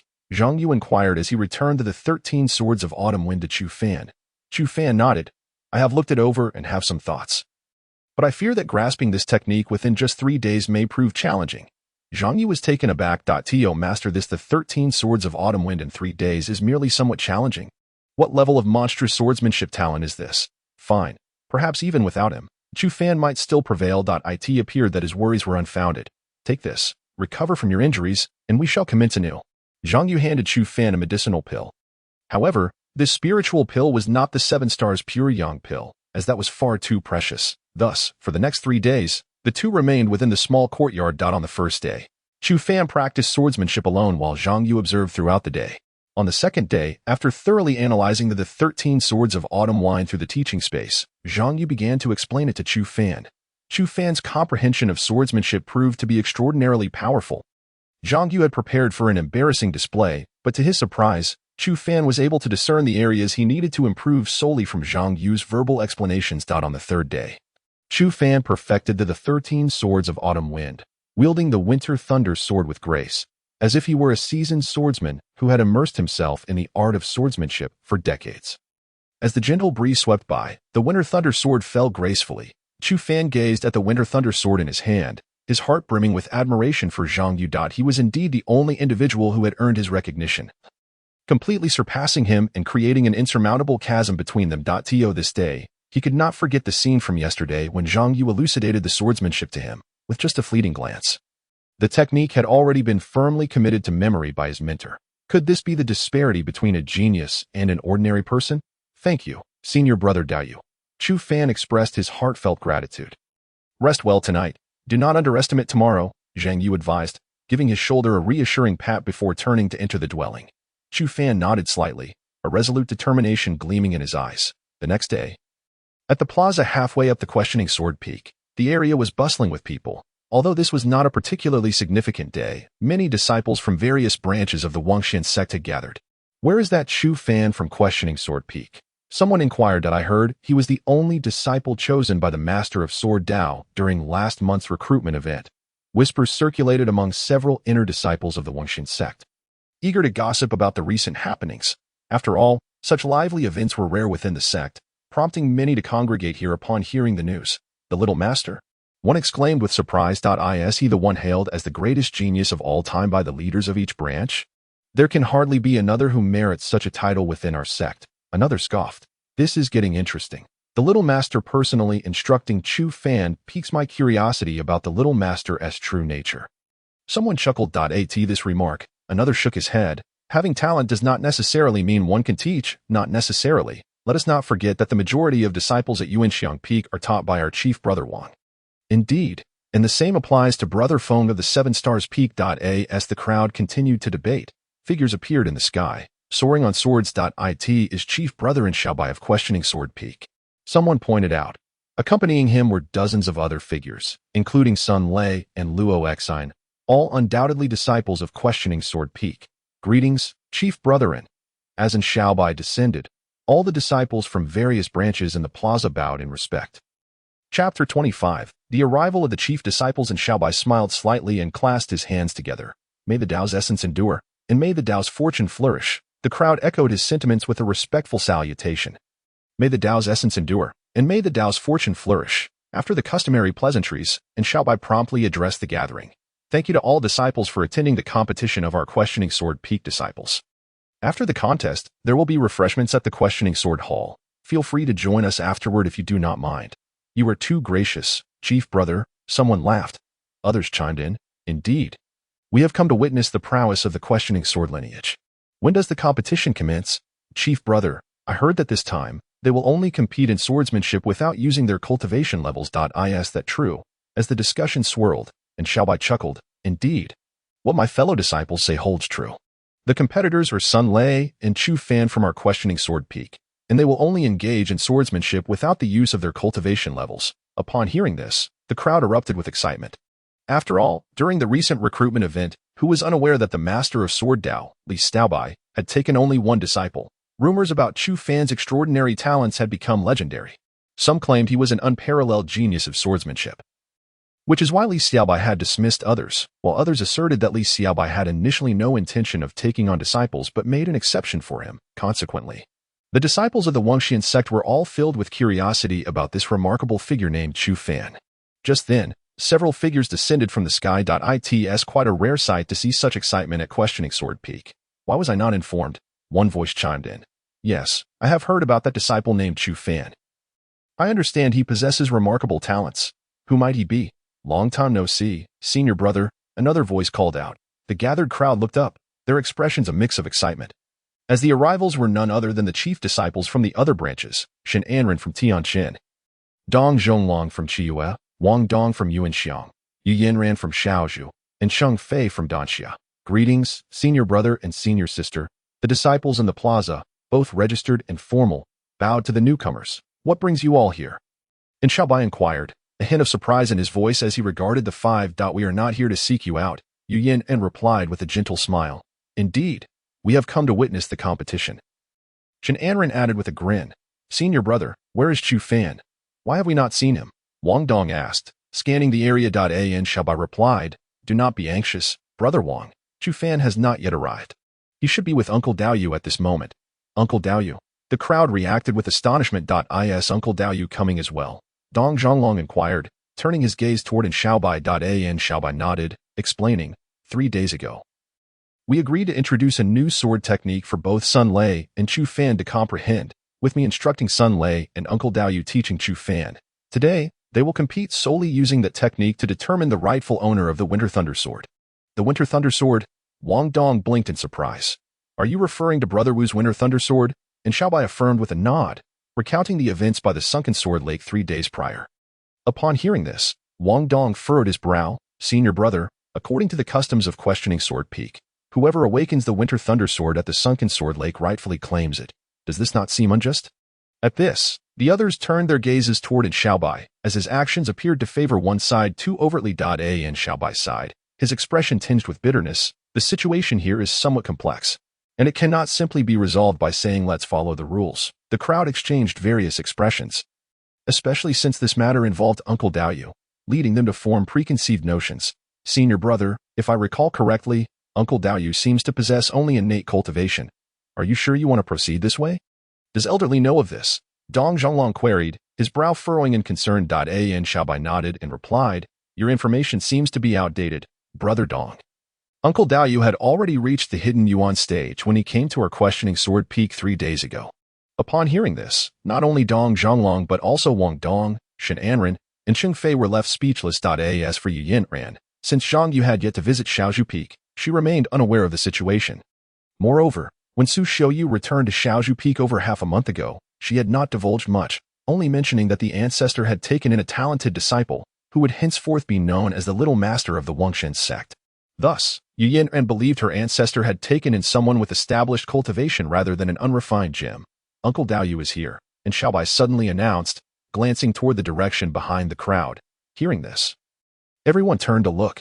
They noticed a path parting through the crowd as Zhang Yu and Chu Fan approached. Greetings, Uncle Daoyu. The chief disciples of the 6 peaks of the Wangshen sect all bowed in respect, including Yu Yinran from Xiaozhu Peak. Although she had never met Uncle Daoyu in person, she had seen his portrait and recognized him instantly, especially with the golden lotus embroidered cloud belt from Xiaozhu Peak that Zhang Yu wore prominently around his waist. As the throng of disciples regained their composure, they hurriedly bowed. We greet the Little Master. Zhang Yu surveyed the crowd, momentarily feeling a sense of elation. His heart swelling with satisfaction. He reminded himself to restrain his emotions and maintain his composure. May the Tao's essence endure. During this time, Zhang Yu had learned a thing or two about the etiquette of the immortal cultivation world. After all, as the Little Master of the Wangshen sect, it would be embarrassing not to grasp such basics. The gathered disciples responded in kind. May the Tao's fortune flourish. Approaching the group, Zhang Yu cast a glance at Wang Dong and the others, surprised to see such a turnout. He had expected only a few dozen disciples from questioning Sword Peak to witness the competition, not realizing that the chief disciples from other branches had also come. Uncle Daoyu, where is the little white crane? Why did he not accompany you? Shen Anren asked, maintaining her usual mischievous demeanor as she approached Zhang Yu. Zhang Yu replied with a neutral expression, he is at the Tiandao Hall and did not come. Upon hearing this, Shen Anren's expression dimmed slightly. After scanning the crowd, Zhang Yu turned to Xiaobai. I have brought the contestants. Shall we begin? In response, Xiaobai performed a respectful gesture to Zhang Yu before addressing Chu Fan and Sun Lei. I shall not elaborate on the rules. The competition will solely focus on swordsmanship, and strike should be controlled. Once a victor is determined, regardless of any lingering grievances between you. If I discover that you have resorted to violence against each other in secret, the sect's regulations will be enforced. Punishments may range from confinement at the thought-reflecting cliff to the severe measure of stripping one of their cultivation and erasing their memories before expelling them from the sect. Do you understand? Chu Fan understands. Sun Lei understands. The two bowed respectfully to Xiaobai. He nodded slightly, then pointed forward with his right hand in a sword gesture. Begin. A gentle breeze swept across the square, causing several disciples to retreat a few paces. Soon after, a high platform rose in the center of the square, covering an area of approximately 400 to 500 square units. Then, one could see Xiaobai slightly bowing towards the platform, declaring, summon the sword of law.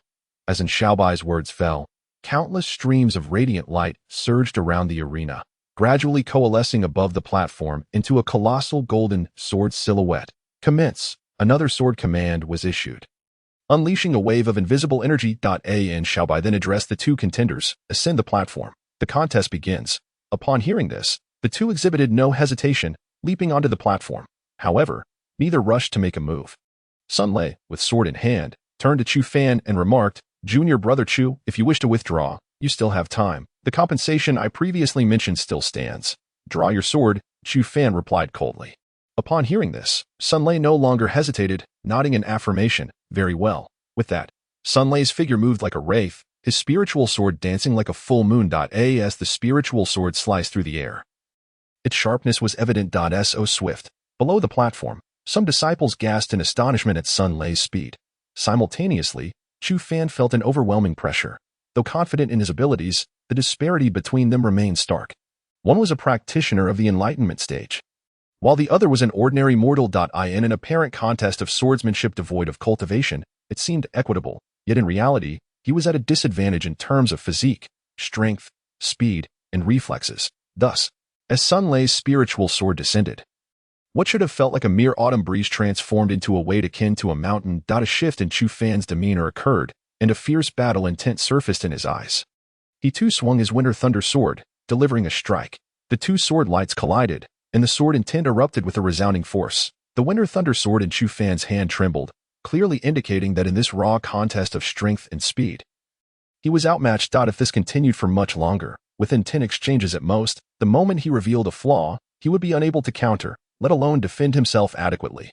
Thus, Chu Fan swiftly distanced himself from Sun Lei, declaring, "Autumn leaves and frost." This time, it was Chu Fan who initiated the attack, unleashing a sword intent as frigid as frost. Sun Lei remained composed, responding with a strike of his own as Chu Fan's attack approached. Embodying both offense and defense, Sun Lei's strikes were rapid, yet Chu Fan's speed eclipsed his own. However, when it came to defense, Sun Lei stood firm as a mountain, capable of absorbing even the most incisive of Chu Fan's assaults while occasionally mounting counterattacks. At this rate, it appeared that Chu Fan was destined to lose. Though Dong Zhonglong was not well versed in swordplay, as a nascent soul cultivator, he could discern the situation unfolding on the platform. Not necessarily, and Xiaobai interjected suddenly. Hearing this, Dong Zhonglong turned to him, noticing Zhang Yu beside him exuding an air of calm. Upon glancing back at the platform, Dong Zhonglong observed that within a mere few breaths, the dynamics of attack and defense had shifted. Previously, it had been Chu Fan on the offensive and Sun Lei on the defensive. Now, astonishingly, it was Sun Lei pressing the attack while Chu Fan was forced to defend. Most importantly, compared to Chu Fan's earlier offensives, Sun Lei's current onslaught was evidently more ferocious and incisive, while Chu Fan, in contrast to the earlier Sun Lei, seemed somewhat overwhelmed. "Junior sister Yu, it appears the outcome is nearing," Wang Dong remarked to Yu Yin beside him. "Not necessarily," Yu Yin replied with a smile, echoing in Xiaobai's earlier sentiment. Wang Dong was taken aback. "Do you truly believe Chu Fan can win?" "I do not believe he will win. But I am confident that Dao Yu Shirshu will not be defeated, and thus, neither will Chu Fan fall easily," Yu Yin stated. Wang Dong remained perplexed, for he perceived the gap between the two on the platform as insurmountable. An ordinary mortal devoid of any cultivation versus a practitioner of the enlightenment stage. Sun Lei dominated in every aspect, and although Chu Fan had initially appeared vigorous, once the roles of attack and defense flipped, he seemed devoid of any chance of victory. Thus, Wang Dong struggled to comprehend how Sun Lei could lose or what grounds there were for Chu Fan to prevail. "You may block one strike, but how will you withstand 3 or 4? Sun Lei's strikes accelerated to the point of resembling afterimages. Yet, astonishingly, Chu Fan managed to counter each one. While each strike appeared perilously close to overwhelming him, he somehow managed to parry them all. At last, and Xiaobai began to perceive the underlying strategy. Shortly thereafter, a transformation occurred on the platform. "Long night overhead," Sun Lei called out, as his spiritual sword thrust forth. In that instant, his figure split into 3, and the shadow of his sword multiplied into 9. "Now, let us see how you defend against this," Sun Lei thought to himself with a concealed smirk. The onlookers believed the outcome was about to be revealed. Chu Fan was on the verge of defeat. However, as Sun Lei thrust forth his sword, Chu Fan correspondingly adapted. This time, he chose not to defend, but to engage Sun Lei directly in a test of swords, mimicking the very technique of Sun Lei. Long night overhead. The only distinction was that Chu Fan's rendition of the technique seemed to possess a swiftness and force that surpassed Sun Lei's.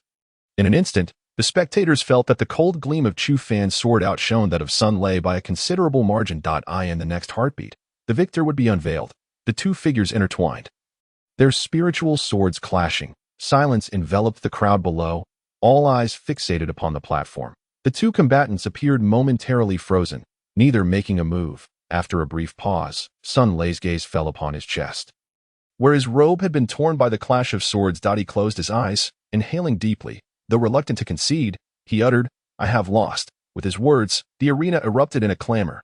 Meanwhile, the leaders of various factions wore expressions of shock, including in Xiaobai, who momentarily struggled to grasp the unfolding reality. Yet, he quickly regained composure. "Dao Yu Shirshu," and Xiaobai addressed Zhang Yu beside him, while others also turned their gazes toward him. What is it? Zhang Yu inquired. And Xiaobai let out a wry smile. I am in awe of the disciple. Zhang Yu nodded slightly, acknowledging the sentiment. He understood the implications of Xiaobai's words. In truth, 3 days prior, Zhang Yu had recognized the greatest flaw in the sword contest between Chu Fan and Sun Lei. Sun Lei's overwhelming superiority in strength, reflexes, and speed in every regard rendered Chu Fan's chances of victory nearly non-existent. Furthermore, while Autumn Wind 13 Swords was indeed a commendable technique among mortals, among cultivators, it was rather ordinary. Zhang Yu knew that under normal circumstances, Chu Fan had no hope of winning. Therefore, for Chu Fan to prevail, he would need to employ an unconventional strategy. During the past 3 days, through his interactions with Chu Fan, Zhang Yu had discerned that Chu Fan possessed an innate aptitude for adaptability and sensitivity in combat. Thus, he devised a corresponding battle plan. Autumn Wind 13 Swords, aptly named, comprised 4 forms and 13 strikes. The initial 3 forms contained 12 strikes, while the final form, Long Moon Overhead, consisted of but a single strike. However, this Long Night Overhead differed significantly from the previous 3 forms. The first 3 emphasized both defense and offense, whereas the 4th prioritized adaptability. Hence, Zhang Yu simplified this 4th form, stripping it of superfluous afterimages and seemingly inscrutable techniques, yet enhancing its speed and sharpness beyond the previous 3 forms. This, however, posed a risk. If executed improperly, it could expose a vulnerability to the opponent. Thus, employing this simplified 4th form required a high degree of adaptability and combat skill from the user. This was precisely why Chu Fan transitioned from defense to offense. He needed to seize upon any flaw exhibited by Sun Lei, no matter how minute or seemingly insignificant, to turn the tide of battle. On the platform, as Sun Lei uttered the words "I have lost," it marked the definitive conclusion of the contest. Thank you for your kindness. Chu Fan turned to him and said. Sun Lei chuckled self-deprecatingly. I admit I underestimated you before. However, I do not regret it. With that, Sun Lei tossed a prepared storage ring to Chu Fan, who accepted it without hesitation. From now on, the Winter Thunder Sword is yours. And our grievances end here. As Sun Lei prepared to leave the platform, Chu Fan called out, Wait. Sun Lei turned to face him. What is it? I wish to know who murdered Brother Wu, Chu Fan inquired. Sun Lei furrowed his brow, remaining silent. Chu Fan continued, This question is on behalf of him. Upon hearing this, Sun Lei's gaze shifted to the Winter Thunder Sword in Chu Fan's hand, and he suddenly laughed. The Divine Sword possesses spirit, it truly does. However, I do not know the identity of Brother Wu's murderer. If I did, I would inform you at the first opportunity. Very well, Chu Fan nodded in acknowledgement. Upon descending from the platform, Sun Lei approached Xiaobai, filled with remorse. Senior brother, I have disappointed you. Xiaobai shook his head. You performed admirably and did not let me down. It is merely unfortunate luck. Upon hearing this, Sun Lei assumed that Xiaobai referred to Chu Fan as the opponent, so he conceded. Indeed, it is unfortunate luck. Junior brother Chu is a genuine talent. I was not referring to him. Xiaobai reiterated, shaking his head once more.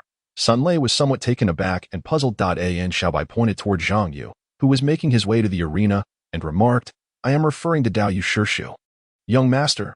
Sun Lei was momentarily stunned. Xiaobai patted his shoulder and said, It's fine, as long as you can untangle the knot in your heart. Before long, you should be able to form your Dan. Once you achieve that and step into the Golden Dan stage, you can visit Qinjian Lake to summon a sword, and it may well be a weapon that rivals, or even surpasses. Dong Lei. Upon hearing this, Sun Lei nodded in acknowledgement. I appreciate your kind words, master brother. Dao Yu Shishu. As Chu Fan descended from the arena, he noticed Zhang Yu approaching him. Zhang Yu looked at him with a sense of satisfaction and said, Well done. Chu Fan respectfully replied, I owe this to Dao Yu Shirshu. Although Zhang Yu's praise was simple, consisting of just 2 words, well done, it nonetheless filled Chu Fan's heart with joy. Moreover, he was acutely aware that without Zhang Yu's guidance over the past 3 days, he would likely have been defeated in this match. After all, he understood his own situation better than anyone else. As he had previously mentioned, mastering the 13 swords of Autumn Wind in just 3 days was a formidable challenge, let alone defeating Sun Lei, who had the upper hand in every aspect. Therefore, had it not been for Zhang Yu's teachings, especially the 4th move that simplified complexities, it was doubtful he could have even lasted until the end, let alone triumph over Sun Lei. This clearly illustrated the terrifying nature of the young master's talent. Admiration value 158. The system's notification suddenly chimed. Zhang Yu's gaze towards Chu Fan nearly transformed. This valuable gem had not been cultivated in vain. Rewards had come swiftly. Dao Yu Shirshu, at that moment, and Xiaobai, accompanied by disciples from the Asking Sword Peak and various chief disciples, approached. Zhang Yu turned to look, and Xiaobai said, "If Dao Yu Shirshu is not busy, please accompany us to the Asking Sword Hall, where the disciples have already prepared tea." "Very well." Zhang Yu maintained his usual aloof demeanor, merely nodding slightly. Soon, everyone arrived at the Asking Sword Hall. As expected, they surrounded Zhang Yu and engaged in a round of exchanges. After about an hour, the atmosphere was lively, and Zhang Yu was then invited by Yu Yin and to guest at Xiaozu Peak. Farewell, Dao Yu Shishu. And Xiaobai and the other chiefs, along with the disciples of the Asking Sword lineage, bid Zhang Yu farewell. As evening approached, the others at the Asking Sword Hall gradually departed. Only then did Xiaobai make his way to the main hall of the Asking Sword Peak.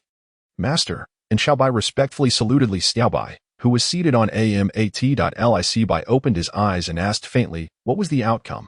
And Xiaobai replied with a bitter smile, "As you predicted, Chu Fan indeed emerged victorious.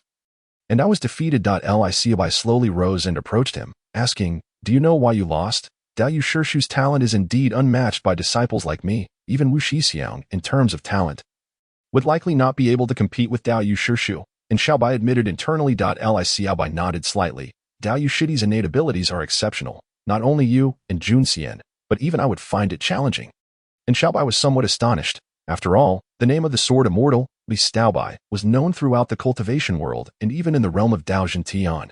Yet now, his master seemed to claim that in terms of talent, he fell short of the young master, which was quite unexpected for an Xiaobai. "Oh, you know, when I created the 13 swords of autumn wind?" Li Xiaobai inquired. And Xiaobai shook his head. Undoubtedly, he had initially chosen the 13 swords of autumn wind based on Li Xiaobai's subtle guidance. Although he did not understand the reasoning behind it, he obediently complied. Li Xiaobai looked at him and said, "During the Golden Dance stage." And Xiaobai's heart was filled with astonishment upon hearing this.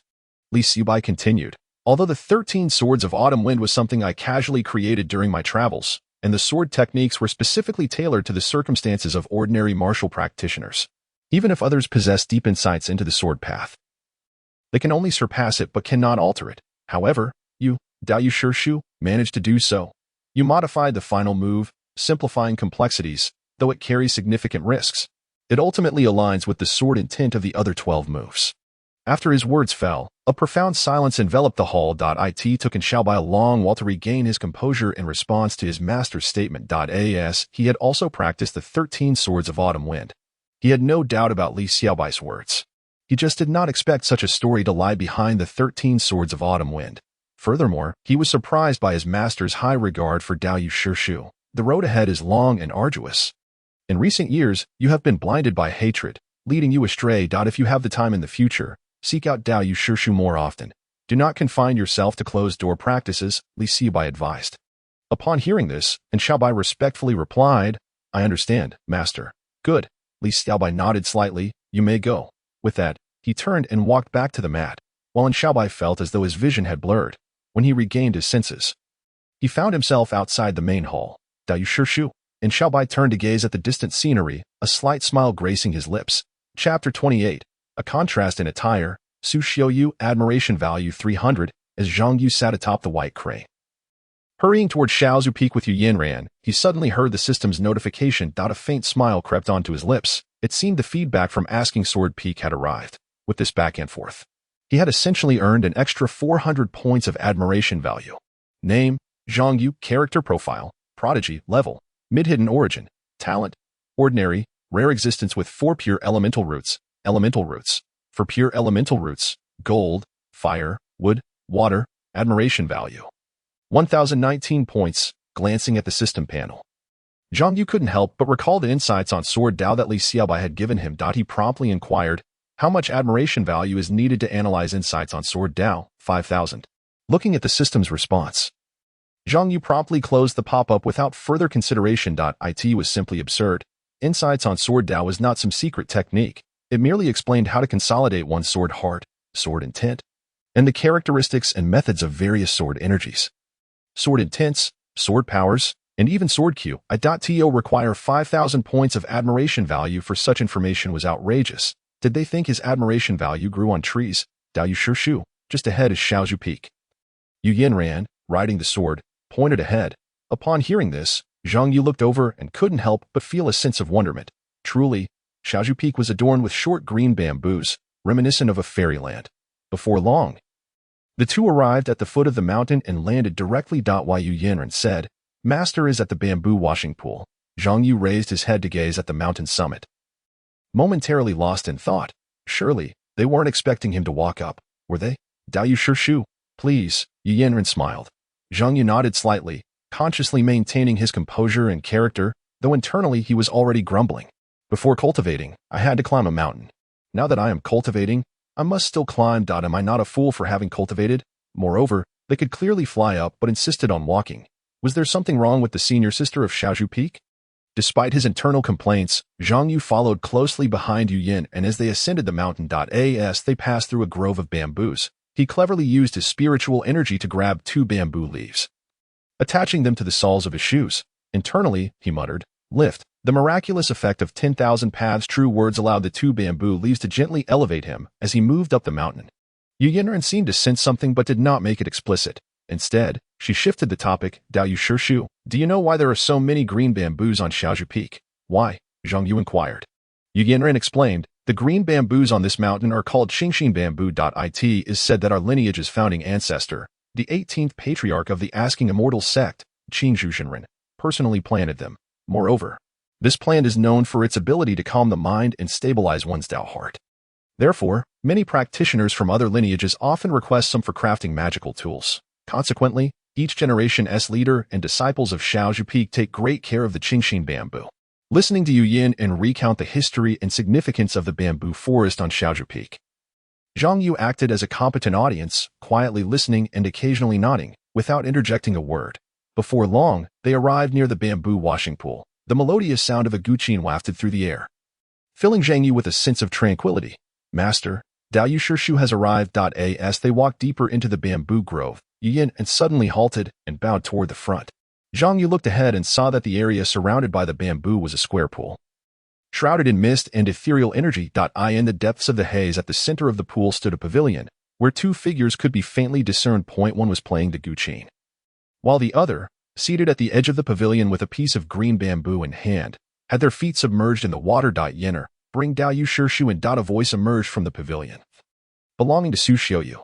Upon hearing this, Yu Yin and looked at Zhang Yu, saying, "Dao Yu Shu, please." Zhang Yu nodded slightly and followed Yu Yanran. As they walked across the water, they soon arrived near the pavilion. However, when Zhang Yu laid his eyes on the 2 figures within the pavilion, he was taken aback.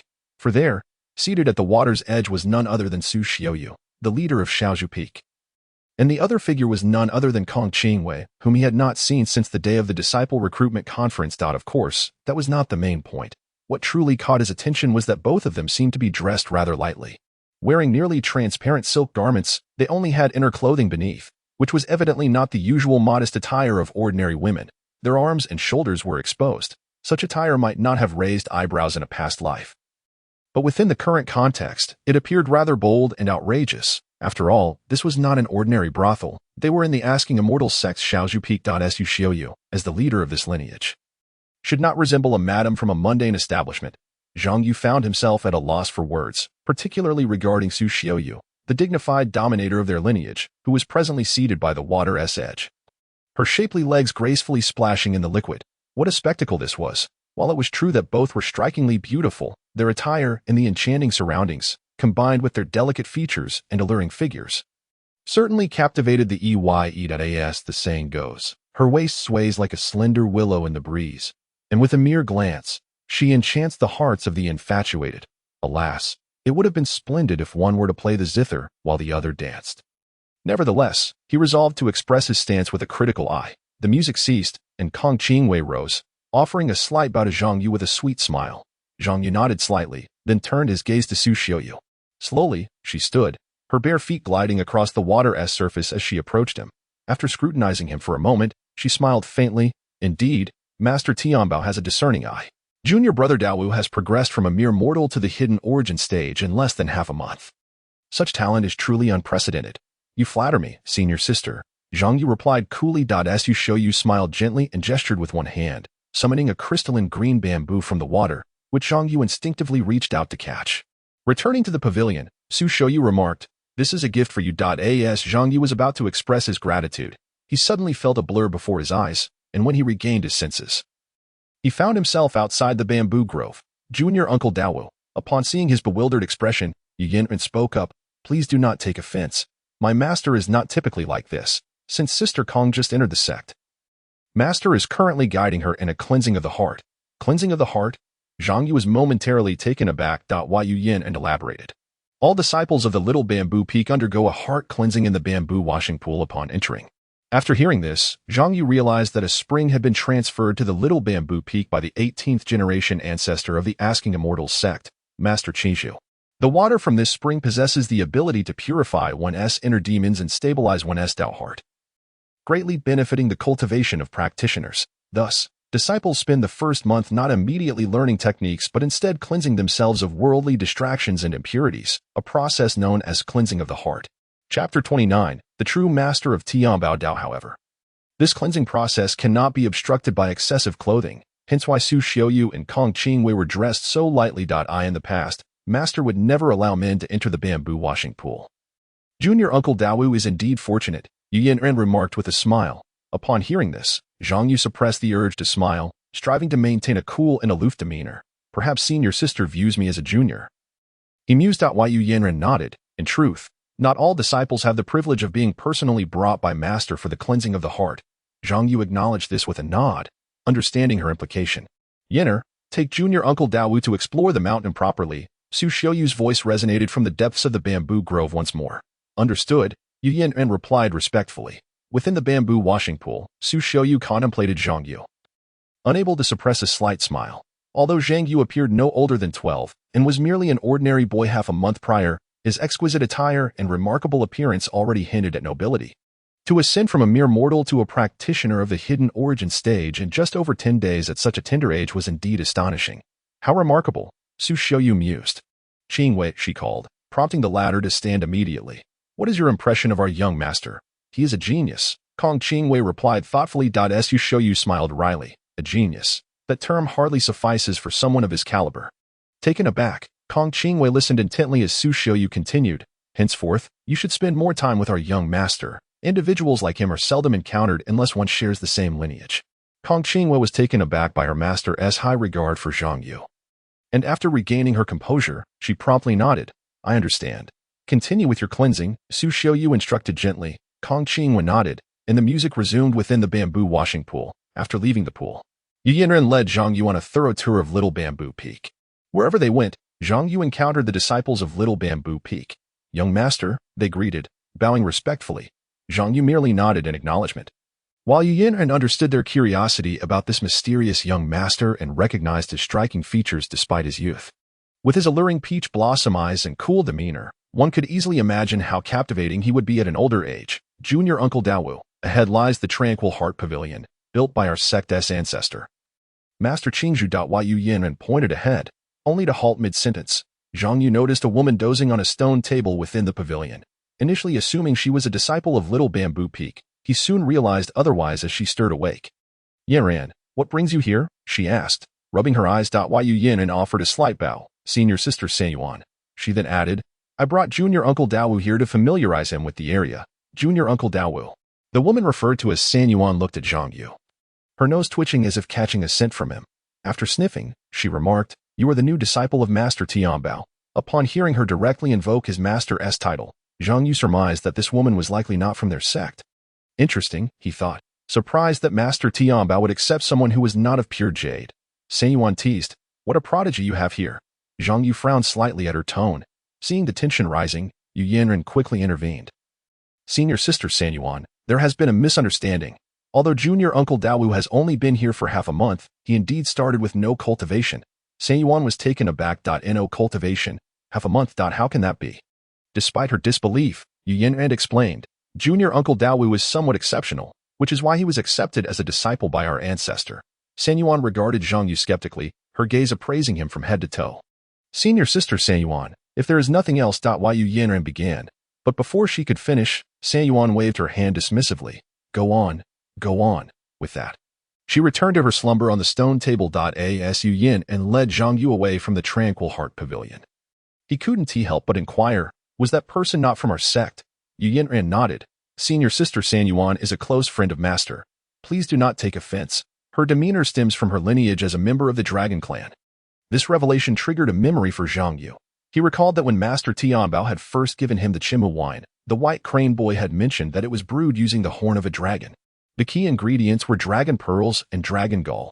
Was it possible that this San Yuan was related to the dragon slain by his master? How is San Yuan connected to the dragon that fell to my master? He asked. The dragon? Yu Yanren appeared astonished. Are you referring to the true dragon ancestor from the Western Illusion Sea? The true dragon ancestor? Zhang Yu was taken aback, but nodded. While Yu Yanren sighed. Senior sister San Yuan is a descendant of that true dragon ancestor. At this revelation, Zhang Yu felt that the matter was far more complex than the White Crane Boy had led him to believe. He urged Yu Yin and to share everything she knew. Actually, my knowledge on this matter is quite limited. It has been over 8,000 years since that incident, and I was not yet born. Everything I know is merely hearsay, Yu Yanren explained. Then please share what you've heard. Zhang Yu urged. With a resigned sigh, Yu Yanren began to recount all that she knew. By the time she finished, Zhang Yu was left in a state of shock. It turned out that the situation was indeed far more intricate than what he had been told. Over 10,000 years ago, the true dragon ancestor had formed a grudge with his master. The dragon, unable to best his master, sought revenge during the ninefold immortal tribulation. However, the tribulation was far too formidable for the dragon to withstand, leading to its descent into madness. When his master later confronted the dragon, it had already plunged too deeply into madness, wreaking havoc across several nations in the eastern domain. Consequently, his master had no choice but to pursue and ultimately slay the true dragon ancestor before the eyes of the entire dragon clan. After leaving Zhang Yu found himself preoccupied with thoughts about his master's slaying of the true dragon ancestor. It was evident that no matter how highly he regarded his master, he would ultimately realize that he had underestimated him. Being capable of vanquishing an immortal and slaying a true dragon ancestor before the eyes of all the dragon clans, wasn't that a quintessential protagonist of a thrilling novel? Upon returning to Wenchuan Peak, Zhang Yu encountered the White Crane Boy. You have something weighing on your mind, young master? He inquired, noticing Zhang Yu's troubled expression. Zhang Yu shook his head, replying, No. It's just that I was somewhat taken aback by what a disciple from Zhang said regarding my master's slaying of the true dragon ancestor 8,000 years ago. He then recounted the entire story as relayed by Yu Yanren. After hearing this, the White Crane Boy chuckled. That little girl indeed knows quite a bit, but she did make one mistake. Intrigued, Zhang Yu asked for clarification. The White Crane Boy explained, at that time, the Great Master did not chase the true dragon ancestor from the eastern domain to the western illusory sea's dragon nest. Rather, he pursued him to the western domain and then to the underworld of the netherworld, capturing him before bringing him back to the dragon nest, where he slew the true dragon ancestor before all the dragon clans. Zhang Yu. Is this still human language? Chapter 30. The immortal hidden within the chessboard. Upon returning to his chamber, Zhang Yu discovered the various spell manuals that the White Crane Boy had gathered from the sect scripture repository, suitable for cultivators below the golden core and nascent soul stages. He skimmed through them and selected several spells. Round Mirror Technique, Sword Control Technique, Minor Cloud and Rain Technique, Two Instruments True Fire, and Shadow Following Technique. The Round Mirror Technique was a method for surveillance and communication, functioning somewhat like a video call while allowing the user to eavesdrop on others without their knowledge within the range of their spiritual consciousness.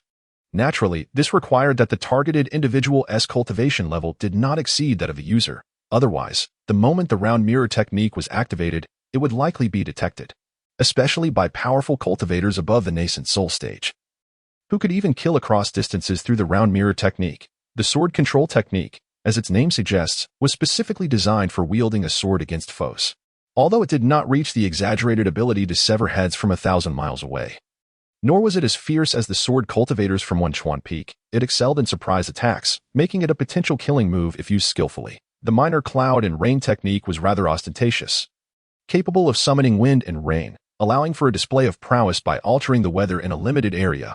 Its only drawback was its significant energy consumption. However, for Zhang Yu, this was inconsequential, as he possessed 4 types of spiritual roots, enabling him to convert spiritual energy at 3 times the speed of ordinary cultivators. Therefore, he faced no issues with energy depletion when using the Minor Cloud and Rain Technique. As for the Two Instruments True Fire, while the name suggested a connection to the legendary Samadhi True Fire, it was, in fact, unrelated. The Two Instruments True Fire utilized Yin-Yang spiritual roots to absorb external spiritual energy, resulting in a flame much stronger than ordinary fire, Yet it was challenging to control due to the rarity of individuals possessing yin-yang spiritual roots. This, however, posed no problem for Zhang Yu, as he was about to enhance his spiritual roots, which included the yin-yang type among the 9. Lastly, the shadow-following technique was quite remarkable, with a description akin to walking on the shadows of gold and treading the sun and moon without leaving a trace. It was evident that this spell was extraordinary.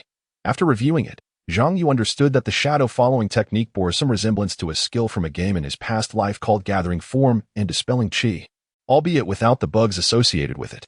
There was neither invisibility nor any buffs granted after becoming invisible.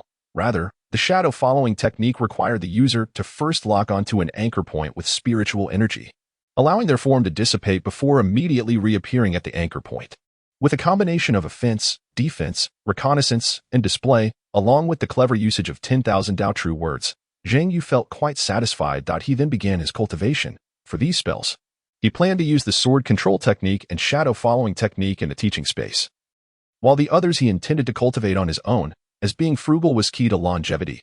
Analyzing the admiration points required for sword control technique and shadow-following technique. Sword control technique 200. Shadow-following technique 100. Receiving this feedback from the system, Zhang Yu nodded in approval. This was more like it. Everything was just beginning.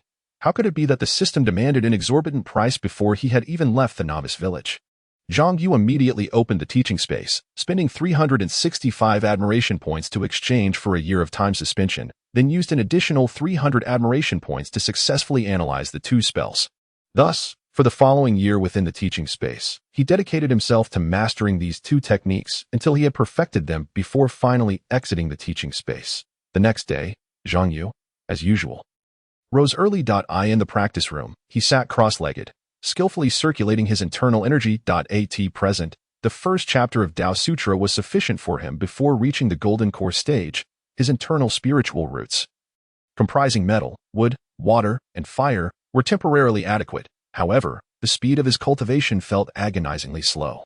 Even though the spiritual energy in Tianbao Pavilion was over 100 times denser than that in the outside world, he still felt as if his progress was akin to that of a tortoise. If this continued, it seemed unlikely that he would break through to the golden core stage without consuming the In-7 Stars Pure Yang pill.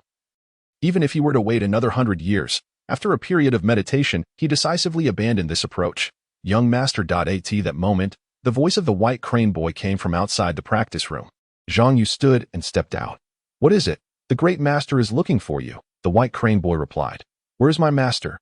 Zhang Yu inquired. The White Crane Boy answered, the Great Master is resting. Nodding slightly, Zhang Yu bid farewell to the White Crane Boy and headed straight for the room of Tianbao Daoist. Master? Upon entering, Zhang Yu found the room empty. Curiosity piqued, he glanced around, and just as he was about to leave, a voice suddenly rang out beside him. Young friend. Startled, Zhang Yu instinctively turned to look. There, upon the bed, sat a chessboard emanating a gentle glow. He approached, intrigued, thinking this must be his master's chessboard. Yet, the voice he had just heard was clearly not that of his master. Young friend. As Zhang Yu pondered this mystery, the voice from the chessboard called out again, leaving him certain of its origin. You. Zhang Yu was about to inquire further when, in the blink of an eye, he found himself transported to a vast white space. Observing his surroundings, he felt an inexplicable sense of awe. With each step he took, ripples resembling those on a lake's surface spread out beneath his feet. Young friend, I am over here. The voice beckoned again from ahead, guiding Zhang Yu forward. Before long, he spotted a towering tree ahead, its branches and leaves shimmering with a luminous green light.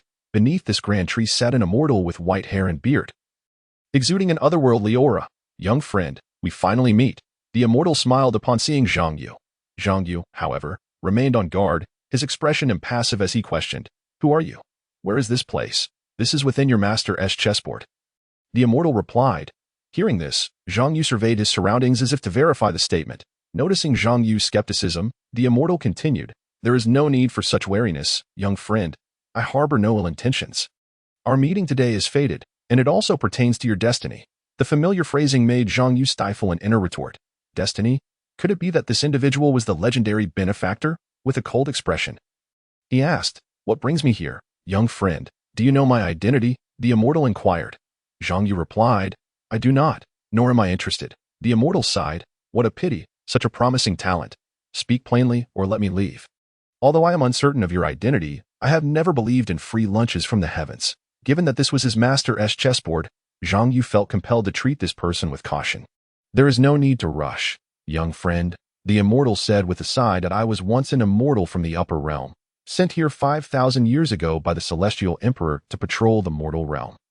However, I fell victim to Lu Tianbao's scheme and perished here, my primordial spirit imprisoned by him. Chapter 31. 3 years of exhausting growth. Listening to the immortal's words, Zhang Yu let out a cold laugh. Are you suggesting that my master is a sinister fiend, and that if I find a way to rescue you, you will bestow upon me unparalleled immortal techniques to safeguard me, even correcting the chaos of the 9 heavens and saving the mortal realm? Upon hearing this, the immortal's expression stiffened, but he quickly regained his composure and replied with a smile, young friend, you are indeed astute. May I ask if you possess any treasures? Without waiting for the immortal to finish, Zhang Yu directly interjected. The immortal was momentarily taken aback, awkwardly replying, my physical form has been destroyed, leaving only my primordial spirit. So you have nothing, Zhang Yu concluded. Do not worry. Once I return to the upper realm, I shall repay you. In response to the elder's words, Zhang Yu offered a cold smile, brimming with sarcasm. The immortal's expression shifted. Zhang Yu declared, if there is nothing else, I shall take my leave. You cannot leave here without my permission. After being teased by Zhang Yu multiple times, the elder seemed to abandon pretense. Just then, a voice resonated from above, who says that, before Zhang Yu could react, he felt a flash before his eyes. And upon regaining his senses, he found himself standing outside the chessboard. Looking at the chessboard on the bed, it was as if everything that had just transpired had been a mere illusion. Dao Yu, he heard his master call from behind. Zhang Yu promptly turned around. Master. The Taoist Tianbao took a seat on the couch and gestured for him to sit as well. Zhang Yu nodded and positioned himself opposite the Taoist Tianbao. Do you have many questions you wish to ask your master? Inquired the Taoist Tianbao. Zhang Yu respectfully replied, the disciple has none. The Taoist Tianbao responded, you may have. A slight twitch occurred at the corner of his mouth. Zhang Yu straightened and said, then please speak, master. The Taoist Tianbao continued, it seems that having such an astute disciple is not necessarily a good thing. It diminishes my sense of accomplishment as a teacher. He has never inquired about the Tao Sutra or sought the counsel of the White Crane Boy. When it comes to practicing spells, he keeps to himself and learns everything in solitude. This makes my role as a master seem somewhat redundant. The Taoist Tianbao sighed inwardly, realizing, you guessed correctly, the person on the chessboard is indeed an immortal. The disciple is aware, Zhang Yu replied calmly. The Taoist Tianbao continued, 5,000 years ago, he descended from the upper realm to survey the 9 heavens. He attempted to attack me but was ultimately vanquished and imprisoned here, his primordial spirit confined. Do you know why? Zhang Yu pondered for a moment before asking. Presumably, the immortal had ulterior motives that conflicted with those of the master. Perhaps it was to recruit, or for some specific item, or due to a certain matter. At these words, the Taoist Tianbao was momentarily taken aback, then chuckled softly, saying, you are quite perceptive, my child. You are indeed close. He came for a specific matter, but simultaneously aimed to recruit. When I refused, he resorted to aggression against me. With a chuckle, the Taoist Tianbao added, of course, my intention in sharing this with you is merely to make you aware that not all immortals from the upper realm are benevolent.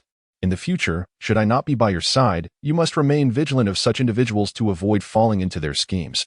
Upon hearing this, Zhang Yu's eyes gleamed with understanding. In an instant, he grasped the crux of his master's words. Not being by my side, could it be that his master, as time was approaching an end, or perhaps he was on the verge of ascension? The latter seemed more plausible, given what the White Crane Boy had once said. Among the scattered immortals, there are none in the mortal realm. According to his master's cultivation level, he should have ascended long ago.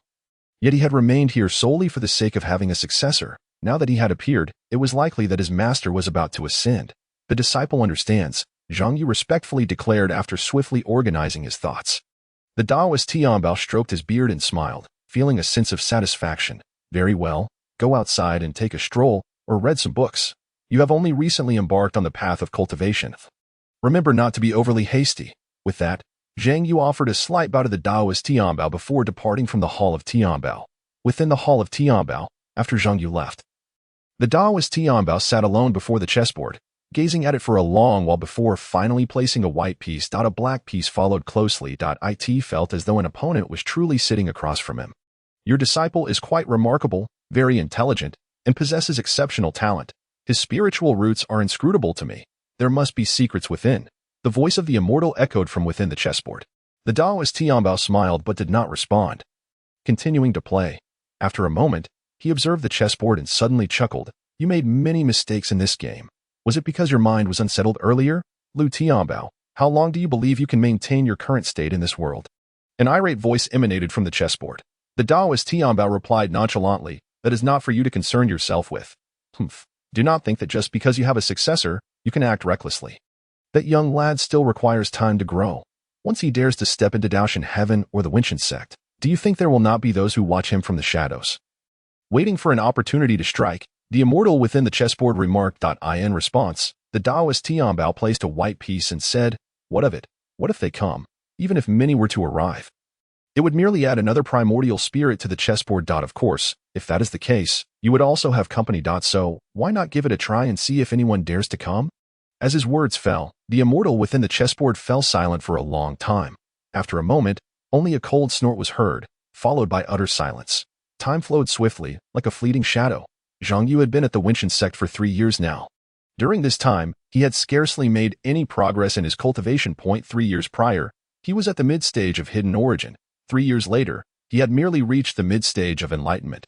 This was not to say he lacked the desire to improve. Rather, the path to advancement had proven exceedingly challenging, especially at the enlightenment stage. The difference compared to the previous 2 realms was akin to heaven and earth, in the innate stage, with the aid of Qi Mu wine and the 7-star pure yang pill. He could break through in just a year or 2 within the teaching space. Upon reaching the hidden origin stage, even with these treasures, it took him 2 to 3 years, or sometimes even 4. To advance a small realm, even his transition from the late hidden origin stage to the enlightenment stage had taken him 5 years. Yet at the enlightenment stage, the meridians felt entirely different, akin to trading a bird gun for a cannon. Adding to this, he had completed the 9 types of spiritual roots over the past 3 years. Consequently, if one were to compare his spiritual roots before reaching the enlightenment stage to a small stream, which could flow steadily, now they resembled the seemingly bottomless Yangtze and Yellow rivers. No matter how hard he toiled, his internal spiritual roots remained unmoved, showing no signs of maturation, let alone the formation of a golden core.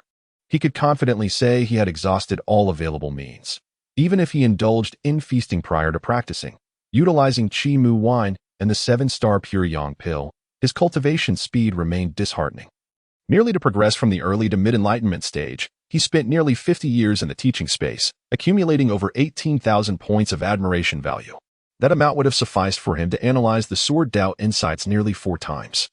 This illustrates just how absurd his cultivation speed was. Of course, this speed was not without merit. At the very least, his master was quite satisfied with his progress. Moreover, he had matured significantly. After all, his master was unaware of the existence of the teaching space. Thus, compared to his initial speed of advancing from an ordinary mortal to the mid-stage of hidden origin in less than half a month, his current pace of breaking through a major realm every 3 years was considerably steadier. Therefore, in the past year or 2, the Taoist Tianbao seldom advised Zhang Yu to cultivate patiently or to not rush. Additionally, over these 3 years, in order to supplement his 9 types of spiritual roots and the admiration value needed for cultivation, he had to frequently visit various sects within the Winshan sect, mingling among them and showcasing his prowess. As a result, during these 3 years, his reputation within the Winshan sect soared. Tales of his exploits circulated widely, and he gained a cadre of admirers. Chapter 32. Yu descends the mountain for experience. Have you heard? Recently, Senior Brother Qi from the Tianxian lineage single-handedly battled over 30 experts of the same level in Nanlin Prefecture without losing ground.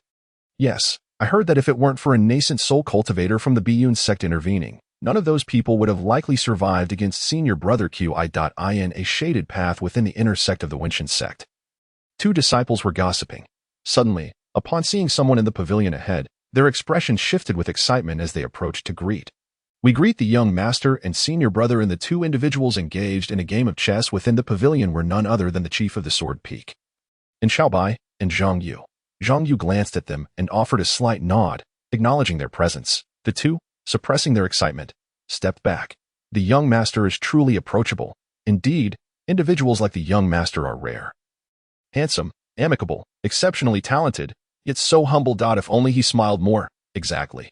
When I first met the young master, I thought he might be difficult to approach, but over time, I realized he is not as he appears to be. Sigh, how can we mere mortals compare to someone like the young master? Such a prodigy is beyond our imagination. Absolutely. Moreover, when compared to other talented individuals within the sect, no matter how extraordinary they may be. They pale in comparison to the young master. Within less than half a month of entering the sect, while ordinary people struggled to settle down, the young master advanced from a common mortal to the mid-stage of hidden origin. Now, 3 years later, I can only wonder how terrifying his current level is. Hey, I actually know a bit about that point. 3 months ago, there was a severe conflict in the outer sect.At that time. The young master happened to be a guest at Elder Zhao's residence, and I heard it was the young master who intervened to stop the incident. He made a decisive statement that resolved everything. I've heard that this move of his seems to be some kind of divine ability. Divine ability? Does that mean the young master is a great cultivator at the nascent soul stage? Perhaps even more than that. The two whispered, and their exaggerated remarks naturally did not escape the ears of Zhang Yu and Ding Xiaobai within the pavilion. Admiration value 56, admiration value 88. As for the flattery from the two, had it been Zhang Yu 3 years ago, he might have felt a tinge of embarrassment or even blush. However, after 3 years of tempering, he had long forgotten the meaning of blushing. With an expression as calm as ever, he placed a black piece on the board. That I heard that Xu Fan has recently broken through to the hidden origin stage, and Xiaobai nodded and replied, according to our master, he must comprehend the sword intent before reaching the hidden origin stage. So he has not focused on improving his cultivation. However, in the future, his progress should accelerate somewhat, as his talent is not lacking. Jealousy. When Zhang Yu felt a slight pang of envy. How he longed for the cultivation speed of a single spiritual root. I've heard that they will soon embark on a journey. According to the rules of the Wenshan sect, all disciples must venture out for an experience trip after 3 years of joining the sect. The so-called journey, in simpler terms, refers to the tasks assigned to disciples by the sect, urging the disciples of the celestial sect to fulfill them. This practice offers 2 advantages. Firstly, it allows the disciples to traverse the mortal realm, thereby promoting the sect and enhancing its renown. Secondly, it serves to cultivate the disciples' character, as the path of cultivation is not merely about seclusion and introspection. And Xiaobai nodded slightly. Xu Fan is likely to embark on this journey next month. As for the others, their timeline should be similar. And Xiaobai was well aware of whom Zhang Yu referred to as they, namely Kong Qingwei from Xiaozhu Peak and Zhao Yunzi from Tianshan Peak, both of whom entered the sect alongside Xu Fan and Zhang Yu. Given their shared experiences over the past 3 years, the bond among the four had naturally deepened. Have the candidates for the protector been decided? Zhang Yu inquired. And Xiaobai shook his head gently. This matter has yet to be communicated by our master, but I believe that for Xu Fan, it is highly likely to be junior brother Zhu. Zhu Qingbi? Zhang Yu asked. And Xiaobai nodded in affirmation. Zhang Yu seemed to recall Zhu Qingbi, noting that his temperament was somewhat akin to Xu Fan's, both being reticent individuals. Should they descend the mountain together for this experience? The two would indeed be well-matched companions. Why the sudden inquiry about this, Uncle Daoyu? And Xiaobai inquired with curiosity. Zhang Yu replied nonchalantly, because I too shall descend the mountain. You are going down the mountain as well? For training. And Xiaobai's expression was one of astonishment. Is that not permissible? Zhang Yu questioned. And Xiaobai quickly denied. That is not what I meant. After 3 years of interaction, I have grown accustomed to addressing you as Uncle Daoyu. And thus I never considered the possibility of you undertaking this journey as well. The unexpected nature of this revelation left him momentarily at a loss. Uncle Daoyu, are you perhaps planning to accompany junior brother Chu? And Xiaobai suddenly discerned Zhang Yu's intent. Zhang Yu nodded slightly, acknowledging the implication. In response, and Xiaobai did not oppose. But does the ancestor know of this matter? Zhang Yu stated, of course, master is aware. Hearing this, and Xiaobai nodded. Then I shall leave junior brother Chu in your capable hands. Zhang Yu smiled but remained silent. At Tianshan Peak.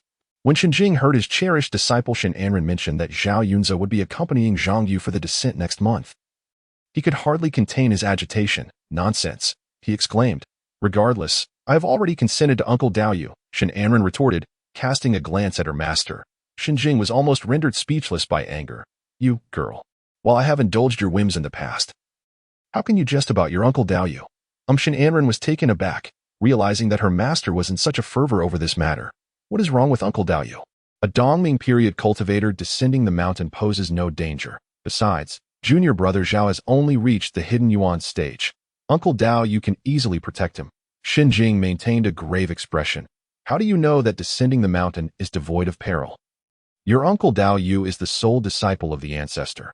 If he were to encounter any misfortune at this point, Shenjing's voice trailed off, leaving the implication unspoken. But the master has also approved of this matter. Shen Anren seemed to sense her flawed reasoning and fell silent. Upon hearing this, Shinjing became even more restless. The master has agreed as well? Shin Anran nodded earnestly. This left Shinjing feeling utterly helpless. This matter must not be mentioned to anyone.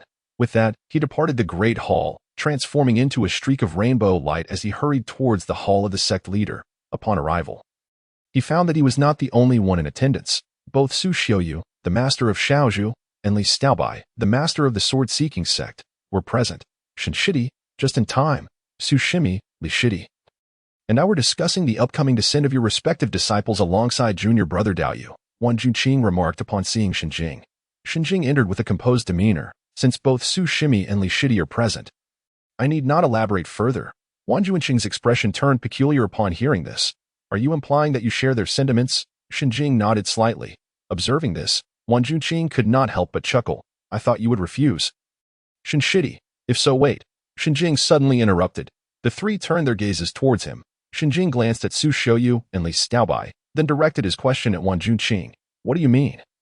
Master, are Su Shimi and Li Shidi in agreement? Upon hearing this, both Su Xiaoyu and Li Xiaobai exchanged bewildered looks, then nodded in unison. This caused Shinjing to lose his composure. Nonsense. They are merely children who do not understand. Do you not also lack discernment? Faced with Shinjing's sudden outburst, Su Xiaoyu and Li Xiaobai were momentarily taken aback, while Wan Junqing appeared to have anticipated this reaction, adopting an expression of this is how it should be. Shin Shidi Wan Junqing was about to speak, but before he could finish, Shinjing interjected. Do not speak, master. Wan Junqing fell silent. Shinjing turned to Li Xiaobai and Su Xiaoyu. I truly do not comprehend how you both think. One is perpetually engrossed in sword practice, while the other spends time frolicking with disciples. I cannot dictate how you arrange your own disciples, but junior brother Daoyu is our sect's little lord. How can he be subjected to such risks? After enduring Shinjing's reprimand, the two remained silent. Even though Li Xiaobai was typically proud and Su Xiaoyu often disregarded rules, they were compelled to lower their heads at this moment. Ahem. Wan Junqing, as the sect leader, could no longer restrain himself. He cleared his throat and said, Shin Shidi, in truth, Su Shimi and Li Shidi mean well. After all, as cultivators, one must learn to confront the outside world master. Wan Junqing was cut off mid-sentence as Shinjing suddenly fixed his gaze upon him. They are elders of our sect and leaders of their respective paths. It is not uncommon for them to be perplexed by certain matters. However, you are our sect's leader, the renowned Qing Shanjinren of Daojin Tian. How can you also be so muddled regarding this issue? Disciples are indeed required to traverse the mundane world for training after 3 years of joining the sect. Yet it is essential for each individual to be accompanied by at least one Golden Dan cultivator as a protector. Yet, of the 4 in this group, 3 are without protectors. What if something were to happen? While junior brother Daoyu is undoubtedly gifted, having progressed from an ordinary mortal to the Dongming period in just 3 years, this does not mean he is invincible in strength, even if he could escape from a Golden Dan cultivator. What would happen if he were to encounter a Yuan-ing cultivator? Shin Shidi, you have misunderstood. They are not without protectors. Faced with Shinjing's obstinacy, Wan Junqing felt a sense of helplessness. As their manner of interaction had persisted for millennia and was not easily altered. He then proceeded to outline the specific arrangements. Upon hearing this, Shinjing's demeanor did indeed stabilize somewhat. Yet he still maintained a serious expression. I disagree. Even if junior brother Daoyu is accompanied by them, and with Bai Shidi also in tow, what if they were to encounter a combined force of demonic or malevolent cultivators intent on harming Daoyu? Just how many could Bai Shidi save in such a scenario? The 3 exchanged peculiar glances, as Shinjing's reasoning appeared somewhat unreasonable. Enough of this argument. Just as the 4 were about to counter, the voice of the Tianbao Taoist resonated in their ears. Uncle Shirshu, all of you come to Tianbao Hall. Understood, master. The 4 responded promptly. Soon, first streaks of rainbow light descended upon the Tianbao Hall outside Wuxian Peak. For Shixiang, Bai Tongzi greeted them with a slight bow. The 4 returned the gesture, and Bai Tongzi continued, The great lord is inside.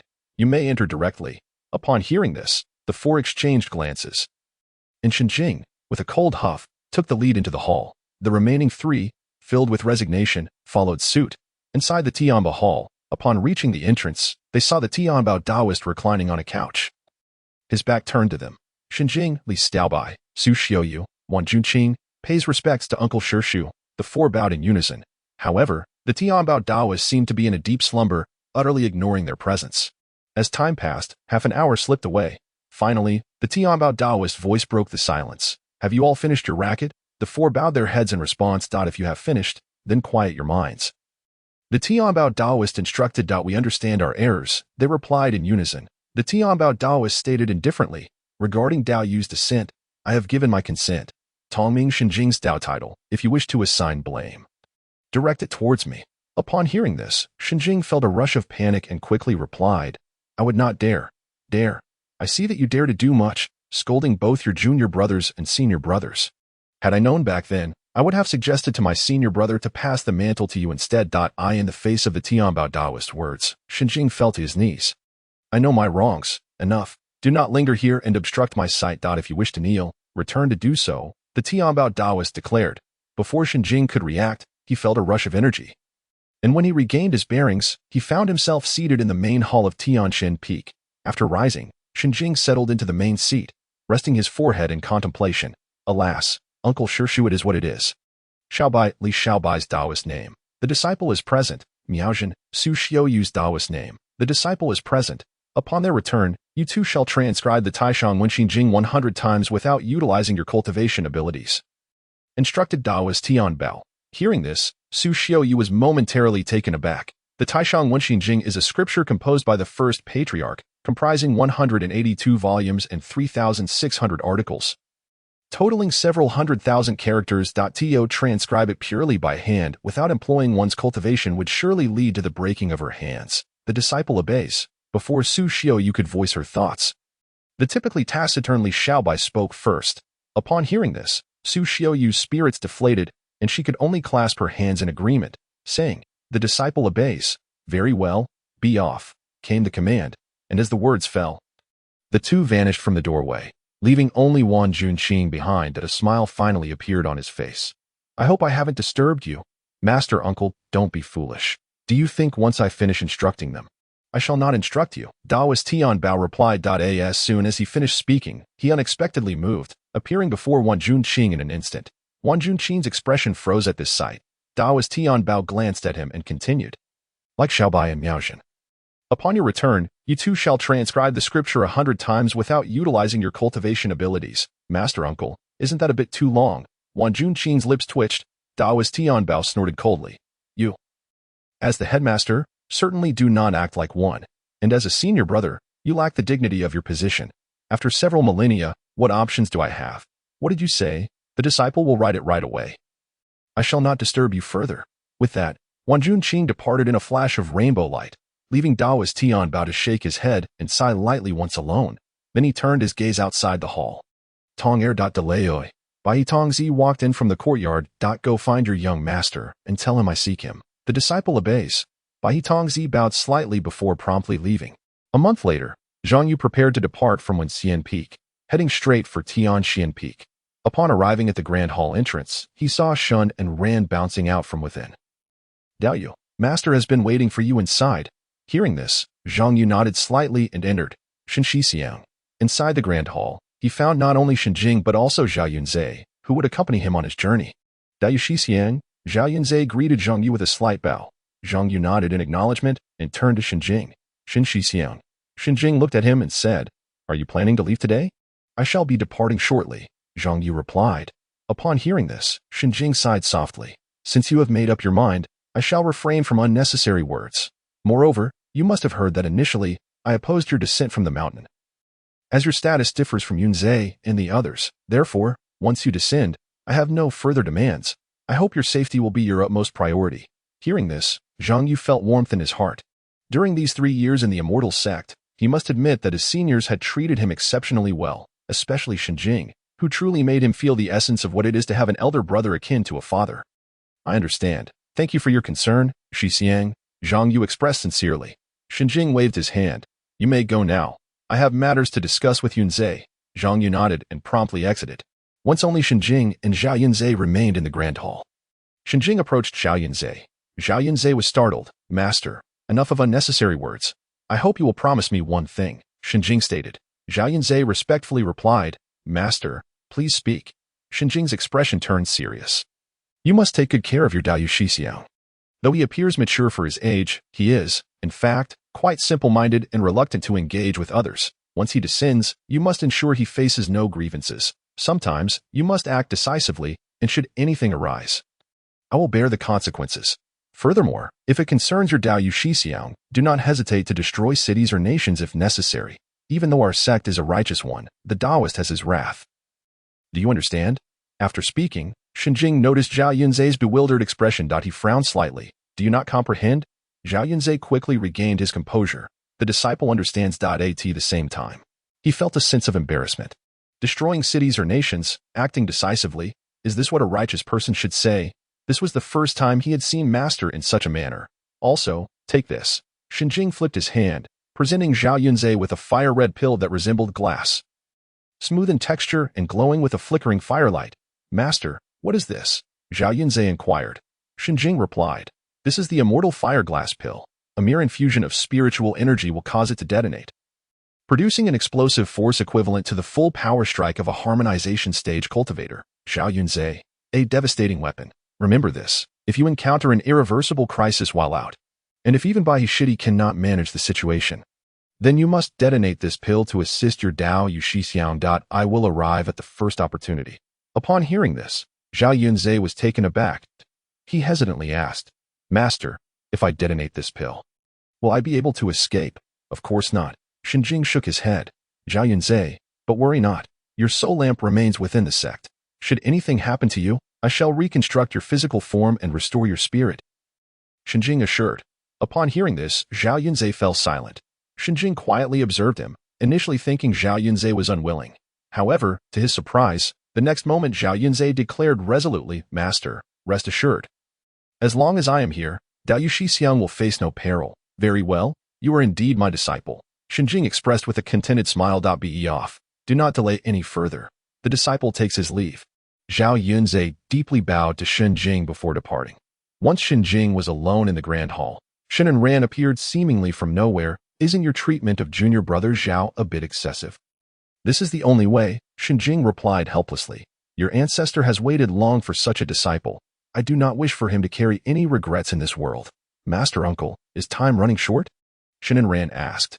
Shenjing did not hide it and nodded slightly. If all goes well, by the time he ascends, Dao Yu Shidi should also possess the means for self-preservation. Hearing this, Shen and Ran sighed. But I believe your worries are entirely unnecessary. What do you mean? Shenjing queried, puzzled. Shen and Ran, with a playful smile, replied, I believe that given Dao Yu Shixiang's talent, he may ascend even before the ancestor. Upon hearing this, Shenjing was taken aback. Then chuckled softly. What do you know? Do you truly think ascension is so simple? Shen and Ran did not counter, but merely said, Humph. If you don't believe it, so be it. My premonitions have never been wrong. Let us hope so. Shenjing laughed again. After leaving Tianxian Peak, Zhang Yu took Zhao Yunzai to Shaozhu Peak and Wenjian Peak. Once the four were gathered, they directly headed to the Outer Sect's Affairs Hall. Although the Affairs Hall was located in the Outer Sect, it served as the task distribution center for the entire Immortal Sect, thus frequently welcoming disciples from both the inner and outer sections. As soon as Zhang Yu appeared, he instantly became the center of attention. It's the young master. The young master has arrived. It's Dao Yu, the young master. The young master is truly handsome. I wonder if the young master has a Dao partner? What brings the young master to the Affairs Hall? I heard the young master just joined the sect 3 years ago. It seems the time has come for him to descend the mountain and explore. Does the young master also need to explore? The disciples of the outer sect were all thrilled to see their sect's young master, and Zhang Yu felt a surge of joy within. Admiration points 11. Admiration points 23. Admiration points 18. The system's notification sound echoed in his ears, although the number of disciples in the outer sect could not compare to those in the inner sect. They were numerous and concentrated. Unlike the inner sect, where countless caves on various mountains made it difficult to gather unless a significant matter arose, he had received little reward from his usual method of casual harvesting. Especially as time went on, it became increasingly tiresome. In no time, Zhang Yu had accumulated nearly 2,000 admiration points from this wave alone. However, it was regrettable that for him to progress and unlock the teaching space would take at least a decade, making these admiration points somewhat insufficient for his current needs. Nonetheless, it was better than nothing. Dao Yu Shidi, Zhao Gongchang arrived at the Affairs Hall entrance upon receiving Zhang Yu's message. Zhao Shixiao, Zhao Zhonglao, Zheng Yu, and the other three offered a slight bow to Zhao Gongchang. Zhao Gongchang glanced at the other three, then smiled broadly. I had a premonition that Dao Yu's junior brother would bring those three along when descending the mountain this time. After speaking, he turned to the trio and cautioned, upon descending, Heed your Uncle Dao Yu's words and do not defy him. The disciples replied in unison, "We understand." Zhao Gongchang nodded slightly and then invited the four of them into the outer affairs hall. Once they were all seated, he waved his hand, causing four wooden plaques to materialize on the table, labeled A, B, C, and D.I. In our sect's outer affairs hall, tasks are fundamentally categorized into four levels: A, B, C, and D. The difficulty descends from A to D, with A being the most challenging and D the simplest. Correspondingly, the rewards also vary, with A offering the most generous compensation and D the least. Each tier of tasks has its cultivation requirements. A-level tasks require at least the nascent soul or even the out-of-body stage to undertake. B-level tasks can be accepted by those at the golden core and insight stage. C-level tasks are exclusive to those in the hidden origin stage, and D-level tasks have no cultivation prerequisites. Zhao Gongchang elucidated to the four, "How do we accept tasks?" Zhang Yu inquired. Zhao Gongchang responded, "Junior brother Dao, you can pick up a wooden plaque and infuse it with a trace of his spiritual consciousness to view the task details. As for disciples below the hidden origin stage, they cannot cultivate spiritual consciousness, so the corresponding D-level tasks will be posted on the outer affairs hall's wall." While speaking, Zhao Gongchang pointed toward the entrance of the hall. Upon looking, the group noticed that the wall was indeed adorned with numerous wooden boards inscribed with tasks. Chapter 35. The Four's mission in different directions. Lancian Town is situated in the southern region of the Daxiao Empire, near the southern Mo Prefecture. After exiting the Yuqiong Cave, Zhang Yu, Chu Fan, Zhao Yunze, and Kong Qingwei were directly transported to the vicinity of Lancian Town. "Uncle Dao Yu, we have reached the mortal realm," Zhao Yunze remarked, gesturing toward the distant town. Zhang Yu nodded slightly. Kong Qingwei then asked, "Uncle Dao Yu, in which direction shall we head first?" During this descent for training, the four of them had accepted two tasks, one B-level and one C-level. Since Chu Fan, Zhao Yunze, and Kong Qingwei were all at the hidden origin stage and were traveling together, they could collaboratively complete one task, whereas Zhang Yu, being at the insight stage, could only undertake a B-level task on his own. "What is your task?" Zhang Yu inquired. Chu Fan replied, "To investigate the incidents of demonic creatures harming people in Huangshan Village." "Where is Huangshan Village?" Zhang Yu asked again. Although he had traversed this world for several years, he had spent the majority of that time within the confines of the Winston sect and was thus unfamiliar with the geographical locations of the various prefectures in Daxia. "It is located 50 li east of Qingyuan County in Anping Prefecture," Chu Fan explained, to which Kong Qingwei added, "Anping Prefecture is in the northern part of Daxia, near the Luoshui River." Zhang Yu nodded in understanding. Although he was still unaware of the exact location of Huangshan Village, he feigned comprehension. "Uncle Dao Yu, which direction is your task taking you?" Zhao Yunze asked. Zhang Yu replied, "I am to go to Yunshan County to investigate the cause of the previous county magistrate's death." "The county magistrate of Yushan County has died." Zhao Yunze's expression changed slightly. Though he had essentially bid farewell to his past the moment he entered the immortal sect, he was still the third prince of Daxia. Thus, upon hearing that an official from his own domain had died and that the investigation had been entrusted to the sect, it was inevitable that he would feel a bit unsettled. Zhang Yu nodded. According to the task description, the previous county magistrate seems to have fallen victim to an evil cultivator, yet the official seal remains intact, prompting the Daxia court to request our sect's examination. After saying this, he noticed that both Kong Qingwei and Zhao Yunze wore peculiar expressions. "What is it?" Zhang Yu asked. Kong Qingwei and Zhao Yunze exchanged glances and shook their heads slightly. "It's nothing."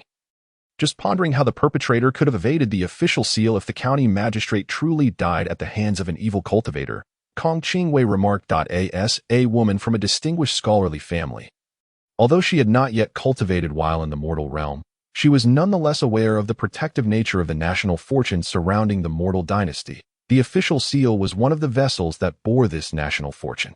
Thus, as long as there was an official seal in place, no evil spirits or nefarious entities could approach. Hearing this, Zhang Yu replied nonchalantly, "That is precisely why we need to investigate if this matter is indeed the work of an evil cultivator.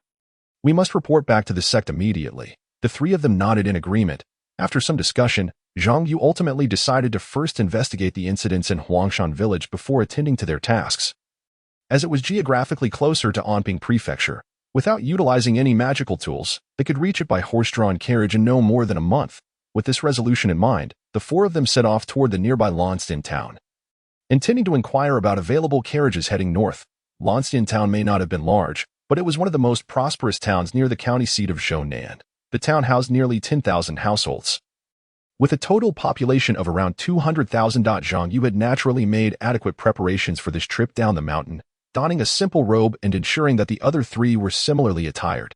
After all, the attire of sect disciples would draw unnecessary attention in the mortal realm, especially Zhang Yu's ensemble of magical tools, which was conspicuously eye-catching, though their strength rendered them unafraid of the mortals. Even if the opponent were the greatest martial artist, caution was still necessary to avoid attracting the attention of any evil cultivators. The four seemingly ordinary robes were, in fact, enchanted garments that concealed their identities in the aura of their cultivation. As long as they did not encounter cultivators above the out-of-body stage, their identities would remain concealed. Sweet dumplings, candied hawthorn on a stick. The vendors called out, freshly baked cakes, juicy, sweet pears for sale, at this time. Just before dusk, the town was bustling with activity. Clad in their new attire, the four blended seamlessly into the crowd, their curiosity evident as they gazed around, akin to children visiting a market for the first time. Zhang Yu couldn't help but feel somewhat exasperated at their demeanor. Yet, upon reflection, it was understandable. After all, they were not only disciples of the immortal sect but, in the past, a lady from a prominent scholarly family and a prince of the empire had never encountered such lively scenes. The only solace Zhang Yu found was in Chu Fan, who, having come from a humble background like him, was not as sheltered as Zhao Yunze and Kong Qingwei. Uncle Dao Yu is quite considerate. Zhao Yunze chuckled. Initially, he had envisioned going directly to the county seat, revealing his identity as a prince, and having the county magistrate arrange a carriage to take them north. However, he soon realized that such an action would contradict the purpose of their descent. After all, completing the tasks was secondary. The primary goal was to broaden their experiences and temper their character. Kong Qingwei nodded in agreement, while Chu Fan remained silent, maintaining his aloof demeanor. Zhang Yu thought to himself that Chu Fan needed further refinement in this regard. Observing how naturally aloof he appeared, Uncle Dao Yu, just as Zhang Yu was lost in self-reflection, Kong Qingwei's voice suddenly broke through his thoughts. He turned to see the trio had unknowingly stopped in front of a small stall. Upon inspection, Zhang Yu discovered that the stall was selling various trinkets, such as hairpins and mirrors. Uncle Dao Yu, do you have any money on you? Kong Qingwei asked, holding a wooden hairpin. Zhang Yu was somewhat curious. None of you brought any money? Zhao Yunze replied. I brought some, but I can't seem to find it. Hearing this, Zhang Yu glanced at the large silver ingot in Zhao Yunze's hand and felt a wave of speechlessness. He had completely forgotten to remind them to carry some small change. Kong Qingwei and Zhao Yunze were clearly individuals who had little concept of money. They understood that silver was currency, but had no awareness of the appropriate amount to carry in the mortal realm or the local prices. How much is it? Zhang Yu asked the stall owner. The owner, squinting his triangular eyes with a fawning smile, replied, a mere 21. Zhang Yu pretended to rummage through his robes for money, but instead took out 21 from his Qiankuan ring and handed it over. After completing the transaction, Zhang Yu led the trio away without any intention of lingering at tea that moment. Chu Fan suddenly remarked, Uncle Dao Yu, that man seemed to harbor ill intentions toward you. At this statement. Zhao Yunze and Kong Qingwei furrowed their brows and turned to look back. Zhang Yu shook his head. He's just an ordinary person. As long as he doesn't harbor any nefarious thoughts, let's not concern ourselves with him for now. Upon hearing this, Chu Fan nodded, and Zhao Yunze and Kong Qingwei also withdrew their gazes. Chapter 36. Not everything in the world is beautiful. The town, though small, was well equipped with everything that as they strolled through the bustling streets. Zhang Yu quickly located an inn. Unfortunately, it was not named Lion but rather Landing Inn. Are you gentlemen here for a meal or for lodging? The attendant welcomed them at the entrance. Zhang Yu surveyed the area and said, for lodging. Excellent. Allow me to show you to the upstairs, the attendant replied, leading the four upstairs. Dear guests, we offer both elegant rooms and common rooms. The elegant rooms are more comfortable, priced at 1 silver coin per day, while the common rooms are more modest, at 50 per day, the attendant explained as they ascended. Soon, they arrived on the upper floor, and the attendant opened the door to a common room, revealing a faint musty odor that greeted them. The group glanced at the simple bedding and yellowed sheets, raising their eyebrows in discontent. Given such conditions, even Zhang Yu and Chu Fan, who had experienced hardship, felt a twinge of dissatisfaction, let alone Kong Qingwei and Zhao Yunze. Let's check out the elegant rooms, Zhang Yu suggested. Certainly, please follow me. The attendant closed the door to the common room and guided them to a few adjacent elegant rooms. As the door creaked open, A sense of normalcy enveloped the room, a stark contrast to the previous experience. Although a faint musty odor lingered in the air, it was mercifully subtle, and the bed appeared reasonably clean at first glance, not provoking any immediate revulsion. Ultimately, Zhang Yu secured 4 elegant rooms for their party, with each member enjoying their own private space. He then instructed the attendant to prepare a selection of meals. Despite having reached a level of cultivation where sustenance from the mortal realm was largely unnecessary, Zhao Yunze, Chu Fan, and Kong Qingwei remained in the hidden origin stage, making basic nourishment essential after their meal. Zhang Yu inquired with the attendant about the availability of northbound carriages. The attendant replied, "Dear guest, you may inquire at the Wantong Escort Agency at the west end of the town. It is the only escort agency in the Zhonan region. They dispatch caravans northward every month, and if fortune smiles upon you, you might just catch one. Thank you." Zhang Yu nodded appreciatively. The attendant smiled in response. And soon after, Zhang Yu and his companions departed the inn, heading westward as directed.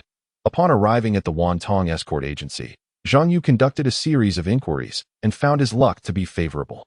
The head escort informed him that they were set to depart the following day. If you wish to hire an escort, it will cost 50 taels of silver per escort. Should you choose to travel alongside the caravan, it will be 5 taels per person, totaling 20 taels for the 4 of you. You may come by tomorrow at the hour of the snake. At this juncture, the head escort added, however, this journey will take us to the Salt Mountain area, which is somewhat distant from your intended destination of Anping Prefecture. Upon hearing this, Zhang Yu promptly paid a deposit of 25 taels and instructed the head escort to have the escort driver come to the landing inn for him the next day. Very well, safe travels to you all, the head escort beamed, pocketing the silver. Once Zhang Yu and his companions exited, the head escort called out to the outside, "Liuzi, where are you? You rascal. I've got a fine job for you tomorrow." As they left the escort agency, dusk had descended. Taking in the picturesque scenery of the town bathed in the setting sun, a sense of ease washed over Zhang Yu's face.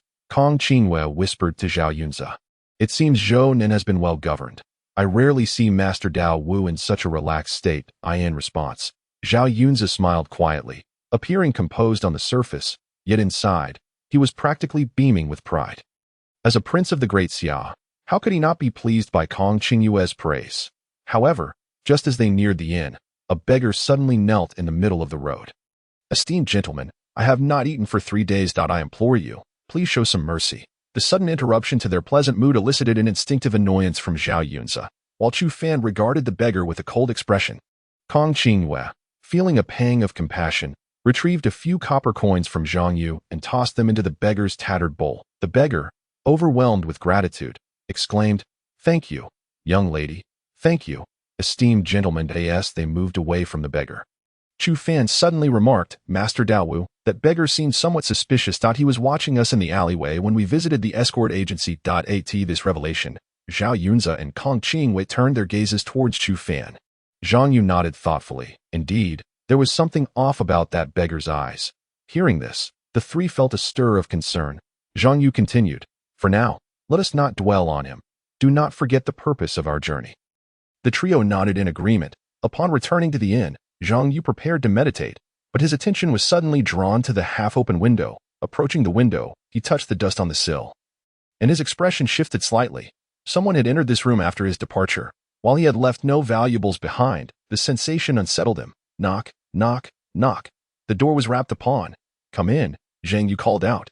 The door swung open to reveal Chu Fan, Zhao Yunze, and Kong Qingwei. "Master Daowu, what is the matter?" Zhang Yu inquired, glancing at them. Chu Fan replied, "Someone has entered our room. Did anything go missing?" When Zhang Yu posed the question, Chu Fan and Zhao Yunze shook their heads slightly. "I lost a wooden hairpin and a jade pendant I bought at the market this afternoon," Kong Qingwei said, her expression tinged with anger. At this, Zhang Yu furrowed his brow. "Someone has indeed been here. But nothing was taken from my room." The faces of the 3 shifted, particularly Zhao Yunze, whose expression darkened considerably. After all, just a short while ago, Kong Qingwei had praised the governance of the town, and he had felt a sense of pride. Who would have thought they would return to such a troubling situation? Most importantly, that even Master Dao Wu's room had been violated. Was this not a slap in the face? Zhang Yu then summoned the attendant. Upon hearing the account, the attendant expressed his indignation, vowing to report the incident to the authorities. However, Zhang Yu suddenly interrupted him. "Is there a beggar in town?" around 14 or 15 years of age. There is, and not just one, the attendant replied, fuming. It must be these wretched souls who have invaded your rooms. Where can they be found? Zhang Yu asked. The attendant grimaced. You may not be aware, but these beggars are not from our town. They arrived about 6 months ago, wandering aimlessly and begging to survive. If you insist on finding them, you might try your luck at the dilapidated temple about 2 li to the east of the town. However, I do not recommend it, as there are many of them, and you could easily come to harm.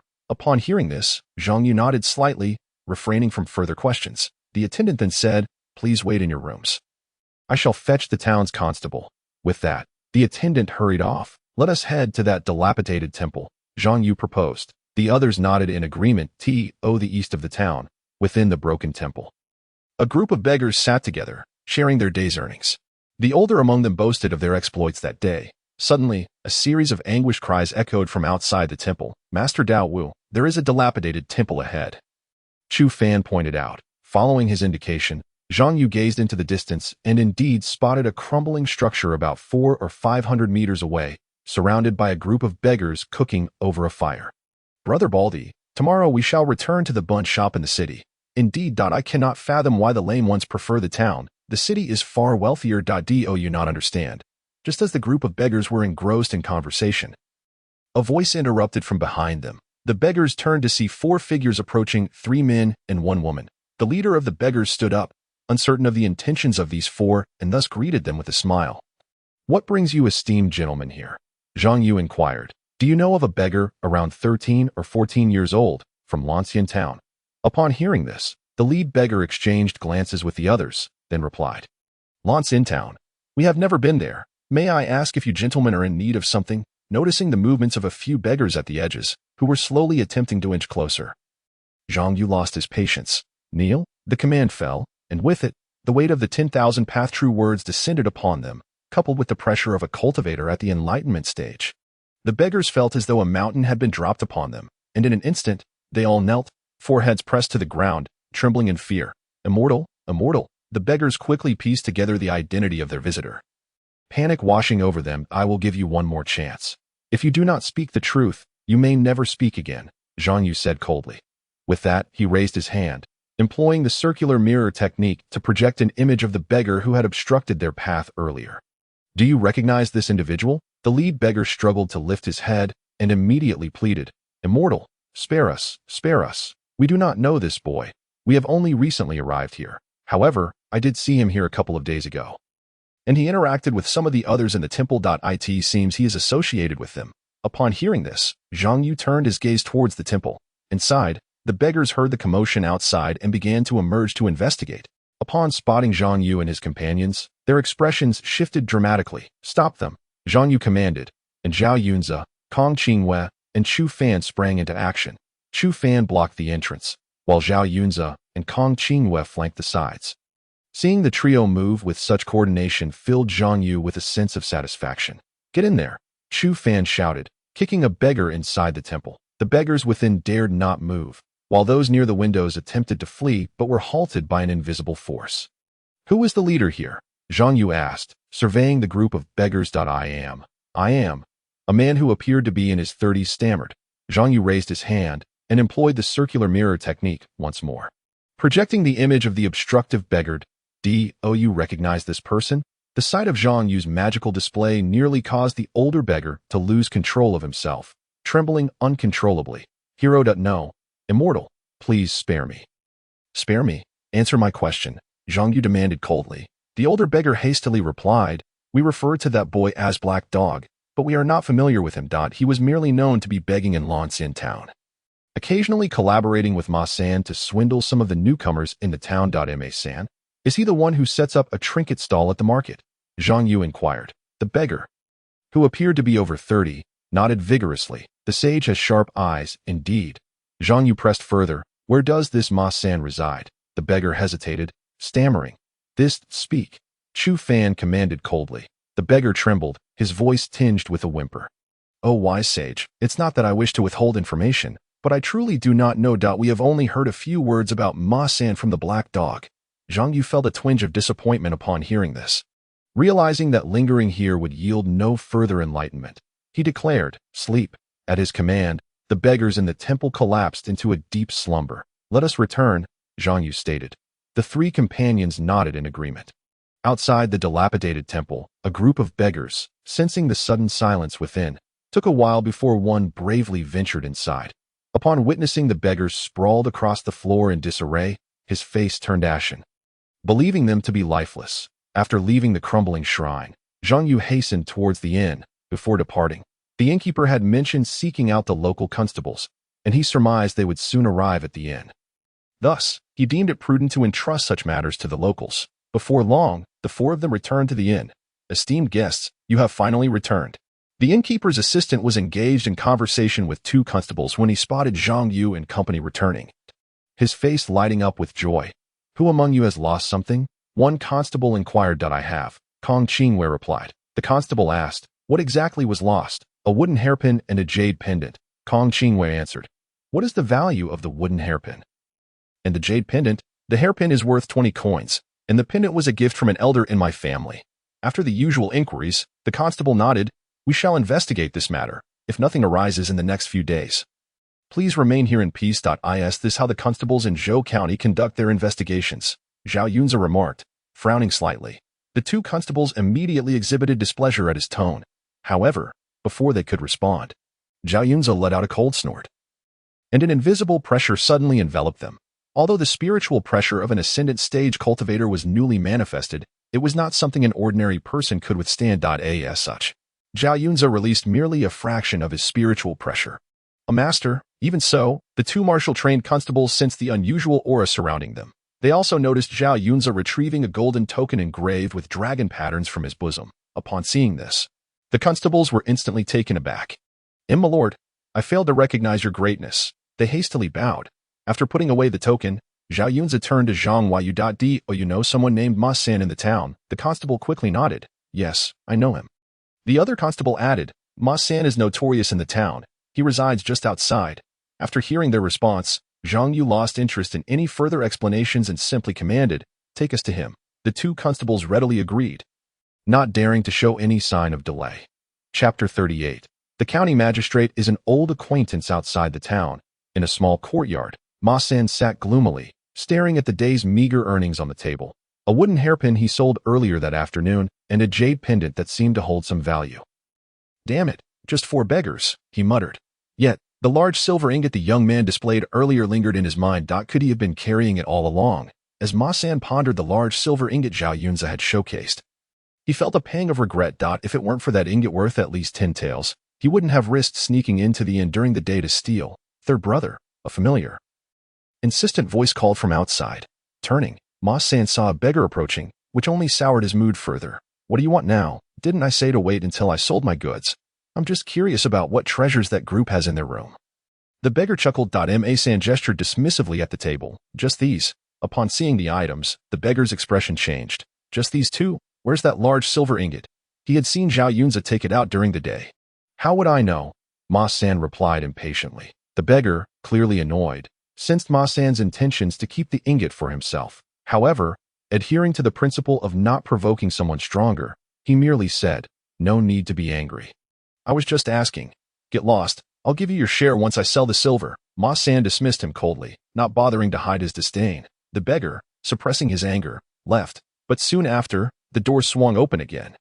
Fuming, Ma San shouted, "I'm not." But before he could finish, he saw not only the beggar but also 2 constables at the door. His heart sank, realizing the gravity of the situation. Following closely behind the constables were 4 individuals: Kong Qingwei, Zhang Yu, Chu Fan, and Zhao Yunzi, the very same who had purchased items from him earlier. "You truly stole these," Kong Qingwei exclaimed upon spotting the hairpin and pendant, her anger palpable. She conjured a piece of green bamboo and lunged at Ma San. Startled by the sudden turn of events, Ma San felt a wave of dread wash over him.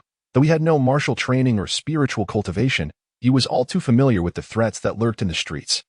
Yet, just as Kong Qingyue's bamboo was about to pierce him, Zhang Yu interjected, "No killing."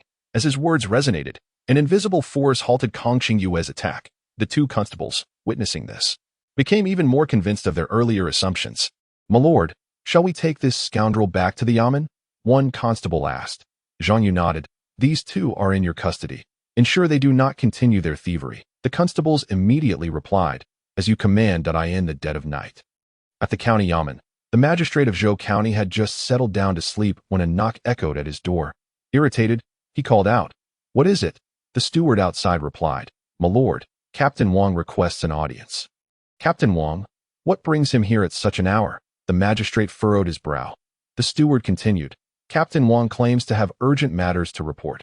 "Urgent matters?" The magistrate contemplated for a moment before deciding to rise and head to the door.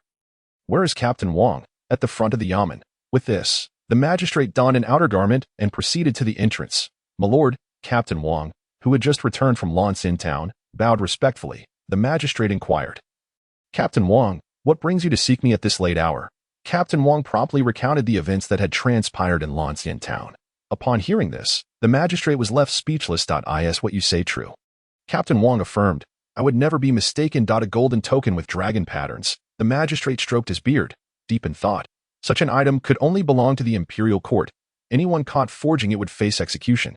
Thus, ordinary people would not dare impersonate such authority. Yet, he reflected, he had never heard of such a young envoy before. In that case, detain those two imprisoned as for the 4 youths. I shall pay them a visit tomorrow morning. Captain Wang bowed, "As you command." The following morning, Zhang Yu and his companions descended to the inn's first floor, requesting the assistant to bring them some meals, intending to depart in a carriage after breakfast.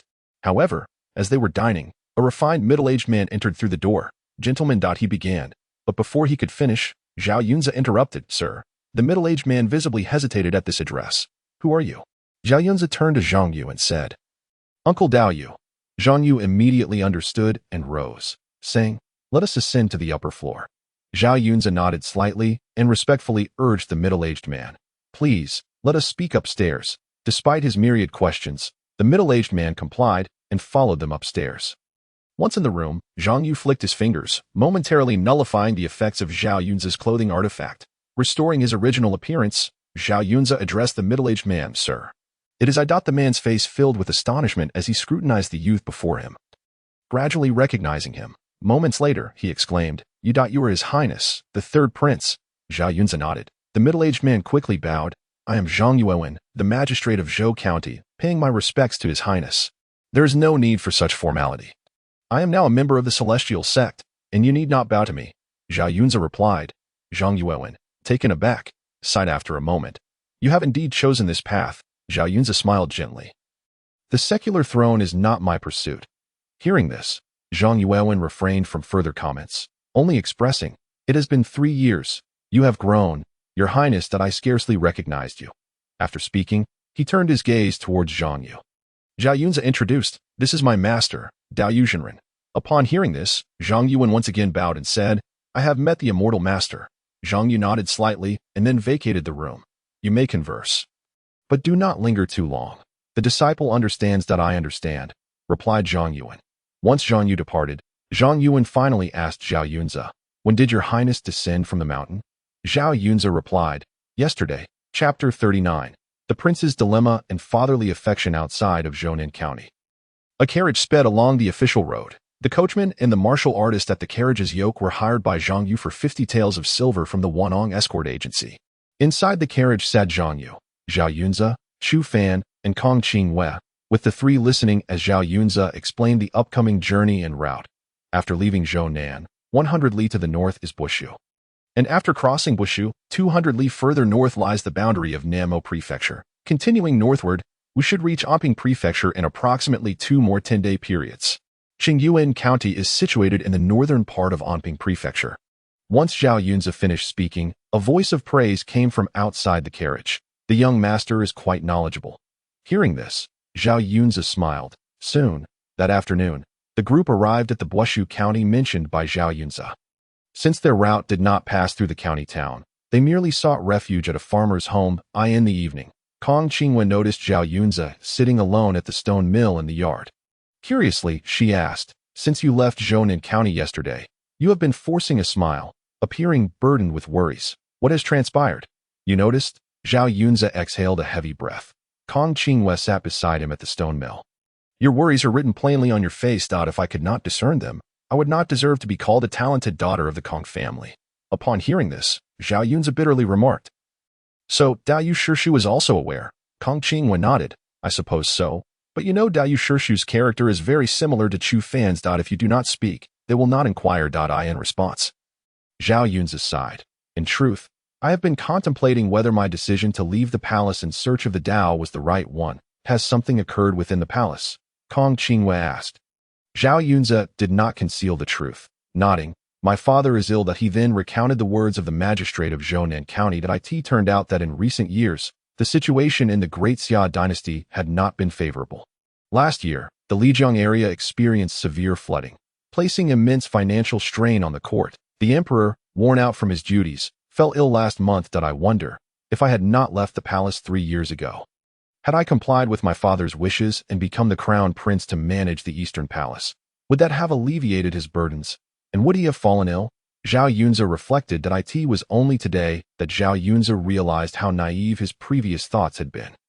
Since childhood, he had revered immortals. Upon learning from the national teacher of the existence of true immortals and celestial sects in this world, he had resolutely ventured to the Winshan sect at the age of 12 to participate in the entrance examination. He recalled that when he left, his father had smiled at him. Yet, it was only now that he understood that his father's smile had not solely been one of joy, more so, it had been a forced smile.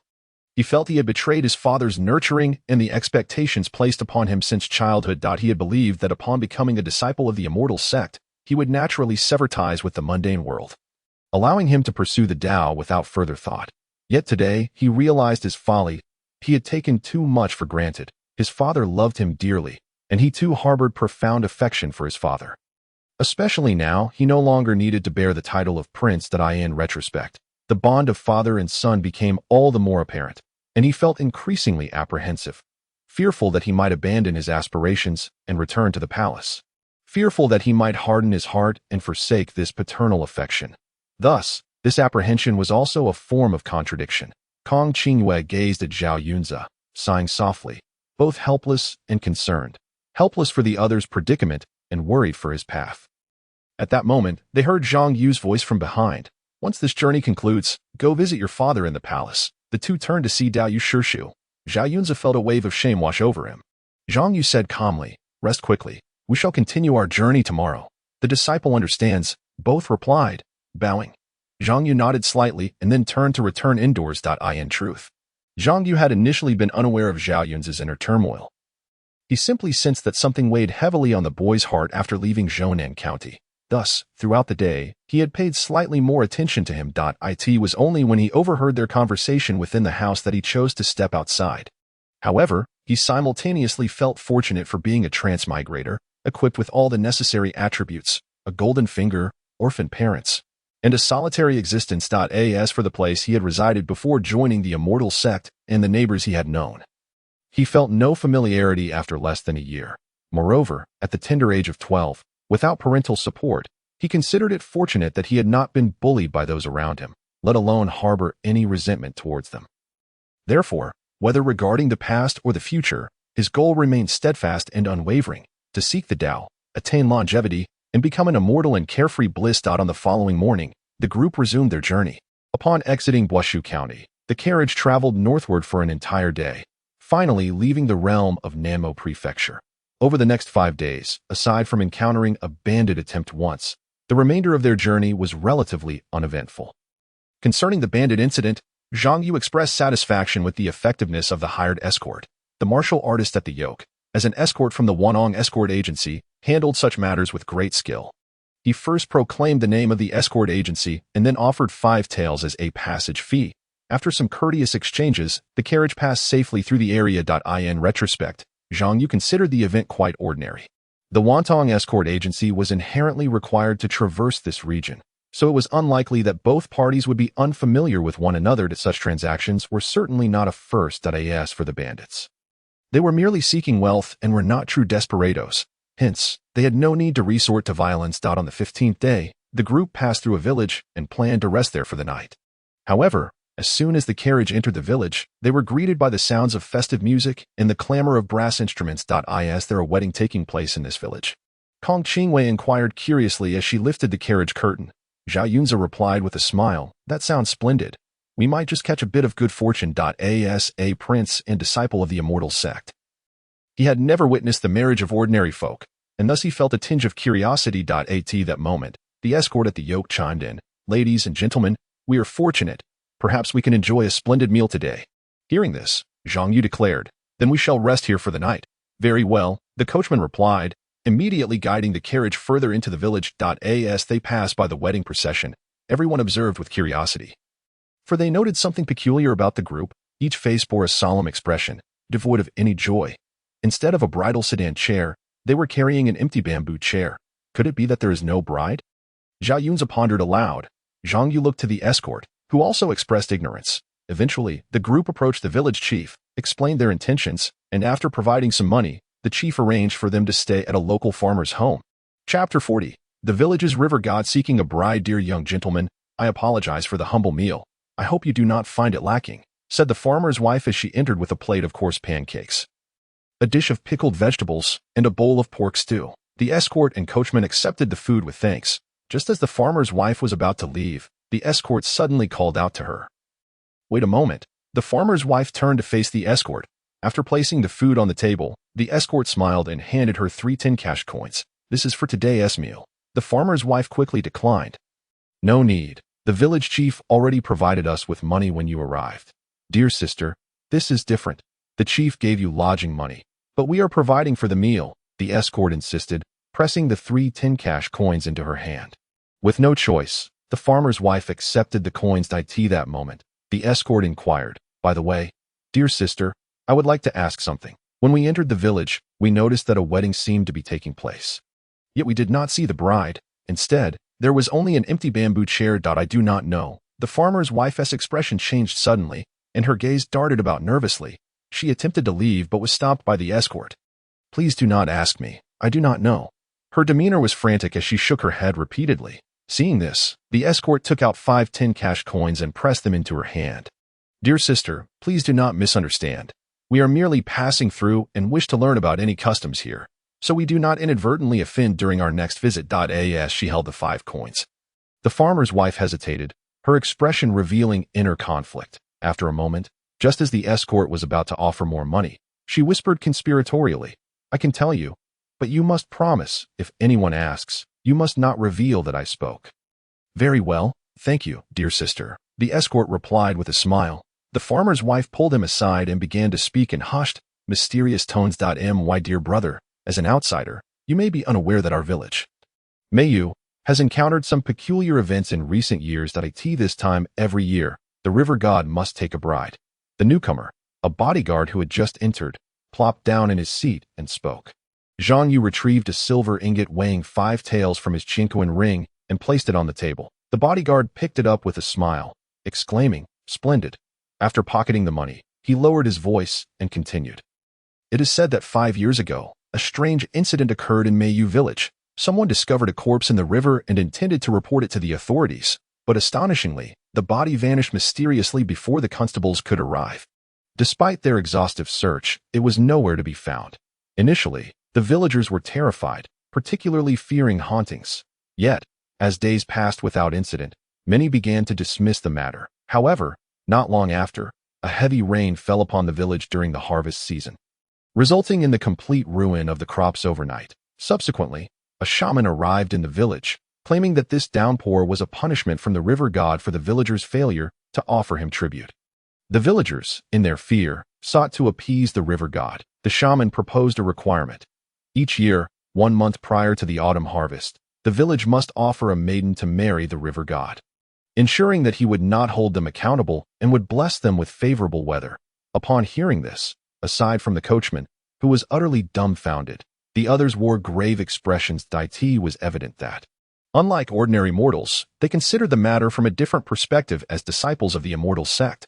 While such events might seem unbelievable to common folk, Zhang Yu and his companions suspected the possibility of malevolent forces at play. Did the villagers not question the shaman's words? Inquired Kong Qingyue, her eyebrows furrowing. The bodyguard sighed slightly. Of course, the villagers harbored doubts. The year before last, they had no intention of offering a maiden, but tragically, someone died in their home the very next day. The shaman also appeared, claiming the river god was enraged and warned that if they persisted in their defiance, more villagers would perish. Then why did they not report it to the authorities? Zhao Yunzi asked. The bodyguard chuckled. You see, this place is remote. Unless one is a bodyguard like me or travels frequently between the north and south, very few venture here. So, unless the local magistrate is truly an upright man, he would likely turn a blind eye to such matters. The four fell silent. Well then, let us eat, the bodyguard suggested with a smile, though I am unaware of your identities. I can discern that you are no ordinary people through our interactions over the past few days. However, I advise you to tread carefully when dealing with such matters. The night passed without incident. The following morning, as Zhang Yu sat cross-legged in bed, he was awakened by the commotion outside that moment. Chu Fan, Zhao Yunzi, and Kong Qingwei entered the room. Are you ready to depart? Zhang Yu inquired. The three remained silent for a moment until Zhao Yunzi finally spoke. Master Zhang, the shaman has arrived. Kong Qingwei added. They are here to fetch the bride. Hearing this, Zhang Yu turned to Chu Fan, who remained silent. He then shifted his gaze back to the other two. Do you intend to intervene in this matter? Before they could respond, Chu Fan declared, if we encounter malevolent forces, we must cut them down with our swords. Zhang Yu felt slightly exasperated by such naivete. He replied coolly, have you considered the consequences? If we are unable to contend with this so-called river god, what then? Will we inadvertently bring harm to the villagers? The three fell into another silence. Observing their expressions, Zhang Yu let out a deliberate sigh. To cultivate the path, one must steadfastly adhere to righteousness, lest one waver too easily. Let us treat this as an opportunity to broaden our horizons. Upon hearing this, the three rejoiced. We understand, Master. Adoration points 222. Adoration points 305. Adoration points 282, as the system's notification chimed in his ears. Zhang Yu couldn't help but let out a quiet sigh. Over 900 adoration points, perhaps it was indeed the river god who was in peril. Chapter 41. The enigmatic beings by the banks of the Mei River. What was Zhang Yu's purpose in descending the mountain for this trial? To rid the world of evil and uphold justice. That would be partially correct. To skillfully display his prowess and expand his reputation. Not entirely accurate either. After all, the realms of mortals and the world of cultivation are two distinct concepts. No matter how much admiration he receives from mortals, it ultimately pales in comparison to the quality found in the realm of cultivation. Thus, his true aim was to refine his skills in self-aggrandizement while simultaneously honing the abilities of Zhao Yunzi, Chu Fan, and Kong Qingwei. Given the vastness of the southern domain, coupled with the existence of 5 major sects within the cultivation world and 3 major dynasties within the mortal realm, he realized that relying solely on himself to reap adoration points would prove challenging. Of course, while honing his skills, he must not recklessly expend his efforts without restraint. Therefore, Zhang Yu needed to establish a grand image in their minds while also fostering a sense of gratitude, even a feeling of indebtedness towards him. This was why he required the three to voice their intentions first. As for whether he could defeat this so-called river god, that consideration was far from his mind. After all, he was no ordinary disciple of an immortal sect. A disciple of the leading figure in the southern domain, and indeed across the entire Daojin Tian, a small lord of the Winston sect. He possessed formidable treasures like the Xian Huang mirror, the flying dragon armor, the Yin Yang array, and the Panlong treasure pendant, among others. Not to mention, his knack for rallying support was unparalleled. Unless his opponent were a celestial being descended to the mortal realm, he had no fear of misfortune befalling him. Furthermore, even if his opponent were indeed a celestial being, he must not forget that his master had once slain a true immortal. The essence of that immortal was still imprisoned within the chessboard of Tian Baotang. At the eastern edge of Meiyu village, the bridal procession set forth in grand fashion. The sounds of suona and gongs echoed incessantly. To an unknowing observer, one might think that a wedding was taking place in this remote village today. Amidst the procession, an old woman, her face lined with wrinkles and pockmarked, bent over with age and leaning on a willow cane, blended into the crowd. Soon, the procession halted before a household. Outside the courtyard stood the village chief alongside a man with a vacant expression, without a doubt. The father of the bride destined for the river god. Old Ma, you have arrived. The village chief greeted the shaman with a forced smile. The shaman snorted disdainfully, casting a glance at the bride's father before turning to inquire. Is everything ready? The village chief replied. All is prepared. Then let the bride emerge, the shaman commanded. Upon hearing this, the village chief looked to the bride's father, who nodded numbly and entered the house. Moments later, a girl dressed in plain clothes and veiled with a red canopy, supported by her tear-streaked mother and her expressionless father, stepped out. As the girl approached, those in the bridal procession could faintly hear her sobs. Countless hearts ached in sympathy, yet they felt powerless to intervene. The shaman, leaning on her willow cane, stepped forward and coldly remarked, "To marry the river god is a blessing you have earned over 3 lifetimes. If you continue to weep, you may provoke the river god's wrath, and who knows if this village will see further deaths." At her words, the bride trembled, silenced by fear. The shaman shifted her gaze back to the village chief and the bride's parents, instructing, "Let the bride enter the sedan chair." As the words fell, the bamboo sedan chair carried by 4 individuals gently descended. "Go forth," the village chief said to the bride's parents. The parents nodded, helping their daughter toward the procession.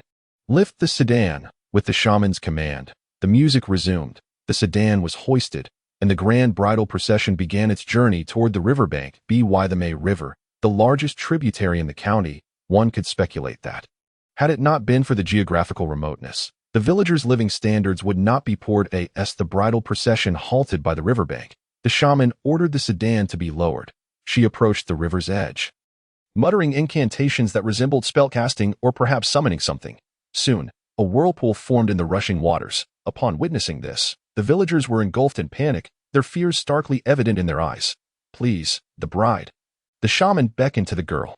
The bride, trembling, instinctively stepped back. "No, I refuse. I do not wish to marry the river god, and I do not want to die." Overwhelmed by terror, she attempted to flee. Yet, at that moment, the shaman let out a cold huff, striking her staff against the ground. Instantly, the bride stumbled and fell.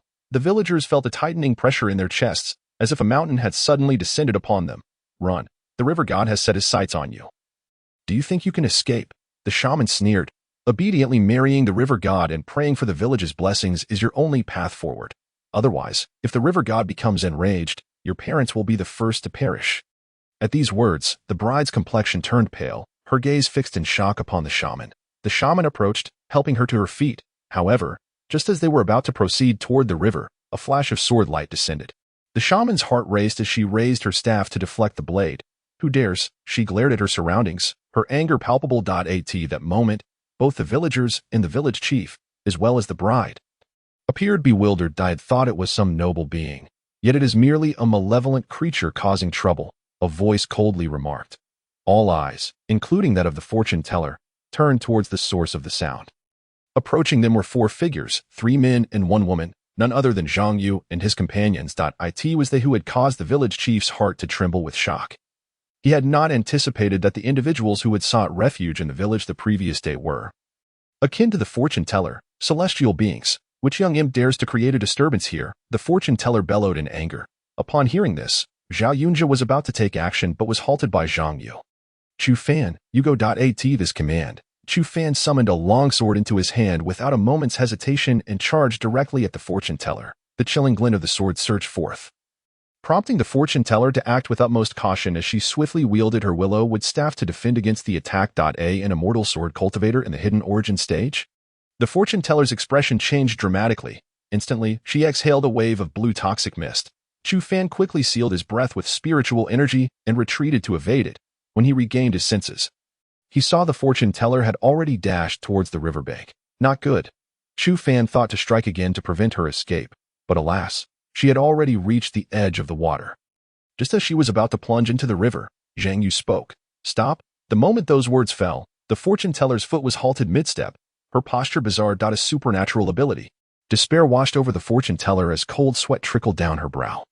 Zhang Yu subtly activated his shadow-following technique, instantly appearing 10 paces in front of her. "I see you are not an ordinary demon, knowing about sword cultivators and supernatural powers." Under the cover of his consciousness, he could distinctly sense the waves of demonic energy emanating from the fortune teller. Initially, he had assumed she was merely an evil cultivator proficient in demonic arts, but it appeared to be far more complex. "I offer you a chance. Summon the demon behind you, or this so-called river god," Zhang Yu declared. Chapter 42. The sword strikes the river god. "River god, save me." The fortune teller could no longer maintain her composure. Casting a desperate glance at the whirlpool in the river, her words echoed. The whirlpool suddenly became tumultuous. The water vortex surged forth, directly targeting Zhang Yu, Master Dao Wu, Zhao Yunjia, and Kong Qingwei. Witnessing this from a distance, were instantly alarmed. Chu Fan decisively swung his sword towards the water vortex. The winter thunder sword, crackling with lightning, flashed with deadly intent. However, Chu Fan's cultivation level was insufficient, and the flickering sword shadow passed through the water vortex without impeding it in the slightest. In an instant, the water vortex engulfed both the fortune teller and Zhang Yu. Anger flashed across the faces of the three as they prepared to strike again, but suddenly, Zhang Yu's voice rang in their ears. "Sword, come!" Before Chu Fan could react, the Winter Thunder Sword flew from his hand. Turning to see, they beheld Zhang Yu, clad in simple garments, standing not far from the riverbank with the sword in hand. Admiration value 308. Admiration value 288. Admiration value 290. Admiration value 10. Admiration value 8. Admiration value 1. Admiration value 5. Admiration value 3. Admiration value 10. The system's notifications chimed. And beneath Zhang Yu's calm exterior, his heart swelled with joy.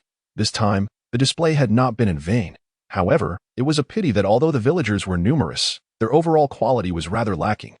The combined admiration value contributed by Chu Fan, Zhao Yunjia, and Kong Qingwei simply could not be compared to that of these villagers. Regaining his focus, Zhang Yu redirected his gaze to the swirling waters.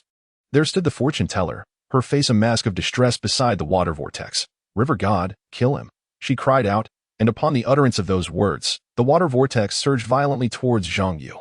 Yet, instead of evading, Zhang Yu merely scoffed, noisy. With that, he hurled the Winter Thunder Sword directly at the fortune teller, as the water vortex descended to engulf his figure. Slash! A chilling voice echoed in the air, sending the fortune teller into a flurry of panic. She attempted to raise her willow staff in defense, but Zhang Yu's voice resounded once more, and he reappeared near the riverbank. Freeze.at that command. The hand of the fortune teller, which had yet to lift her staff, was arrested in midair. Then a brilliant sword light pierced through her chest. Although Zhang Yu was not a swordsman, he had practiced sword control techniques. Consequently, even a typical hidden origin cultivator, regardless of their physical conditioning, would find it impossible to withstand Zhang Yu's strike without some secret method to bolster their defenses. What kind of magic is this? The fortune teller's body fell lifelessly into the river. The water vortex erupted in fury, spewing forth countless clumps of mud infused with demonic energy. At this moment, Zhang Yu turned to the three behind him. "Protect the villagers here." Upon hearing this, the trio acted without hesitation, rushing to shield the villagers. "Rise," Zhao Yunjia commanded, and a precious mirror flew from his sleeve. The mirror radiated a brilliant light, forming a faint golden spiritual barrier that enveloped the crowd. Simultaneously, Kong Qingwei conjured a jade bamboo, its emerald light absorbing the mud arrows that rained down upon them. Chu Fan, being a swordsman, had no other treasures since his Winter Thunder Sword was still in Zhang Yu's possession. He could only raise his sword, channeling his sword intent to deflect the incoming mud arrows. "I once thought this river god was some fearsome beast, but it turns out to be merely a mud eel of the enlightened phase." Zhang Yu observed the nearly 10-meter-long yellow eel within the vortex and snorted disdainfully. Forming hand seals, he unleashed a fire dragon from his mouth, the flames of the two instruments' true fire blazing forth. The fire dragon surged toward the water vortex, searing the river's surface, accompanied by a piercing screech from within. "Imprison, seal the spirit." Zhang Yu wielded the 10,000 path true words, casting 2 binding spells in succession. The yellow eel thrashed wildly within the vortex. Slash! With that, Zhang Yu leapt into the air, the fierce sword light descending upon the water vortex. Another shriek resounded, and the next moment, the vortex collapsed, splitting the yellow eel in two, its crimson blood staining the ground. The onlookers gazed in stunned silence at the enormous eel before them, particularly the villagers of Meiyu, who felt as if they were in a dream. Master Daowu. Seeing Zhang Yu unharmed, Zhao Yunjia quickly retracted the precious mirror, dispelling the golden barrier, while Kong Qingwei also stowed her jade bamboo. Subsequently, Zhang Yu tossed the Winter Thunder Sword to Chu Fan, who received it and wiped the gleaming blade with his sleeve. A hint of sorrow in his expression. "Master Daowu, is that demon dead?" Zhao Yunjia inquired, glancing at the corpse of the yellow eel. Zhang Yu nodded. "It should be dead." At the same time, he privately mused. "Even if it isn't, it matters not. Someone will surely take care of the loose ends." An immortal. Upon seeing Zhang Yu, the villagers of Meiyu finally regained their senses. The village chief, overwhelmed with emotion, was the first to kneel. "Thank you, immortal, for saving our Meiyu village." "Thank you, immortal, for saving our Meiyu village," echoed the villagers, all kneeling in reverence. Admiration value 12, admiration value 3, admiration value 6, admiration value 4. The system notifications rang in Zhang Yu's ears. Feeling the villagers' genuine admiration, he couldn't help but sigh inwardly, hoping that the so-called river god would never return to this place again. Meanwhile, downstream from Meiyu village, at a certain water pool, the yellow eel that Zhang Yu had slain had not perished completely. Realizing it could not contend with Zhang Yu, it had resorted to a secret method at the last moment to allow its soul to escape. However, just as it believed itself safe, a tender little hand emerged from the pool, retrieving the yellow eel's soul. This was none other than the white crane boy, who had been secretly following Zhang Yu. The white crane boy scrutinized the yellow eel's soul, remarking, "No wonder it could escape from the young master with merely enlightened phase cultivation. It possesses a trace of dragon blood." Feeling the immense pressure emanating from the white crane boy, the yellow eel's soul trembled uncontrollably, just as it prepared to offer its secret method in surrender. The white crane boy clenched his palm, instantly shattering the yellow eel's soul, resulting in its annihilation. Nearly 5 centuries of cultivation reduced to nothing. Too bad you are not a true dragon or possess genuine dragon blood. Otherwise, perhaps you might have been spared. After eliminating the threat, the white crane boy transformed into a beam of light and departed. Meiyu village, having been saved by Zhang Yu from the river god, initially aimed to express its gratitude to him and his companions, as per the village chief's wishes. However, Zhang Yu declined, observing that the place was indeed impoverished, and he had no interest in the meager offerings they could provide. Thus, once the guards and coachmen were prepared, the group boarded the carriage and set off once more. Yet, on their subsequent journey, the gazes and attitudes of the guards and coachmen towards Zhang Yu and his companions had notably shifted. From a mere encounter to one of reverent awe, even tinged with curiosity and a hint of admiration. It was understandable, as mortals, unless under special circumstances, they would likely never have the opportunity to interact with those who practiced cultivation, let alone witness the grandeur of a so-called immortal. Chapter 43, The Intrigues of the Court and the Difficulty of Officialdom. Anping Prefecture, Qingyuan County. After more than 20 days of travel, they finally reached their destination. Little immortals, should you wish to use the carriage again in the future, feel free to come to the escort bureau to find me. By the way, my name is Shi Pingchuan. The escort, Shi Pingchuan, smiled as he received the remaining 25 taels of silver. With a wave of his hand, the carriage turned around. Sure, master, were those truly disciples of immortals? The coachman could no longer contain his curiosity once they had traveled a distance beyond Qingyuan County. Shi Pingchuan smiled broadly and said, "Weren't you also in Meiyu village at that time? Why ask me?" Hearing this, the coachman softly cleared his throat and then, with a face full of regret, replied, "Had I known, I would have begged those few little immortal masters to take me in. Alas, what a pity. Well, it's not too late for you to return and seek them out now, perhaps, in consideration of your diligent efforts in driving the carriage. Those little immortal masters might just impart some skills to you," Shi Pingchuan teased. Unable to suppress a smirk at the coachman's forlorn expression, the coachman chuckled sheepishly, scratching his head. "What kind of person do you think I am?" "Sure, master, don't others know, but you don't. I'm just boasting that I tee this." Shi Pingchuan merely smiled and refrained from furthering the conversation, though the envy in his eyes was unmistakable. As the discussion reached this point, the coachman, curious, inquired, "Sure, master, with so many opportunities along our journey, why didn't you ask the little immortal masters to teach you a thing or two, if you were to master some immortal techniques? The price for escorting goods would surely soar." Shi Pingchuan shook his head in self-deprecation, chuckling. "It's not that simple that we mortals, even in martial arts, must endure the sweltering heat of summer and the biting cold of winter to temper our bodies. Not to mention learning from those little immortal masters, the demands would likely be even more arduous. Thus, for mortals like us, it's best to avoid daydreaming. If there were truly a chance to learn immortal techniques, we would need to ask. The immortals would naturally impart their wisdom. If we lack such fortune, we should cherish the opportunity to interact with those little immortal masters and leave a good impression. Who knows, it might even save our lives in the future." The coachman nodded, seemingly understanding, as they entered Qingyuan County. Zhang Yu, Chu Fan, and the other two did not conceal their identities as before. They donned the attire of disciples from the immortal sect and proceeded directly to the county office. Due to the protection of the immortal sect, the presence of cultivators within the imperial court had never been a secret. The county magistrate, He Jing, in his 40s, was noticeably healthier than his peers. Having benefited from the national fortune bestowed by his long tenure in office, "Sir, the immortal masters from the immortal sect have arrived," the secretary announced as he entered the study. Upon hearing this, He Jing hastily set down his book and went out to receive them. In the grand hall of the county office, upon seeing Zhang Yu and the others, He Jing was momentarily taken aback, exclaiming, "Your Highness the Third Prince, Miss Qingwei." Upon entering the hall, He Jing recognized two familiar faces among the group, leaving him momentarily speechless. Meanwhile, Kong Qingwei and Zhao Yunze were equally astonished to see him. Mr. He, Zhang Yu, and Chu Fan were also bewildered, as they had not anticipated that the county magistrate of Qingyuan would be an acquaintance of Kong Qingwei and Zhao Yunze. Eventually, through introductions, Zhang Yu learned that Yi Jing was a disciple of Kong Qingyue's grandfather. 3 years prior, while serving in the capital, Yi Jing had briefly acted as a tutor for the royal family in the palace's main hall, where he was responsible for educating royal and noble offspring. Consequently, he had a lasting impression of the exceptionally intelligent Prince Zhao Yunze, which explained why he recognized them despite the long absence. Subsequently, Yi Jing welcomed them to the back office for respite. Observing the third prince and the renowned female scholar from the Kong family before him, Yi Jing couldn't help but feel a surge of emotion. I had thought that both your highness and Miss Qingwei were still in the capital, only to discover you have joined the immortal sect. In response, the two exchanged a faint smile, offering no further explanation. Mr. He, how is it that you have become the magistrate of Qingyuan County? I recall you were still at the Hanlin Academy 3 years ago.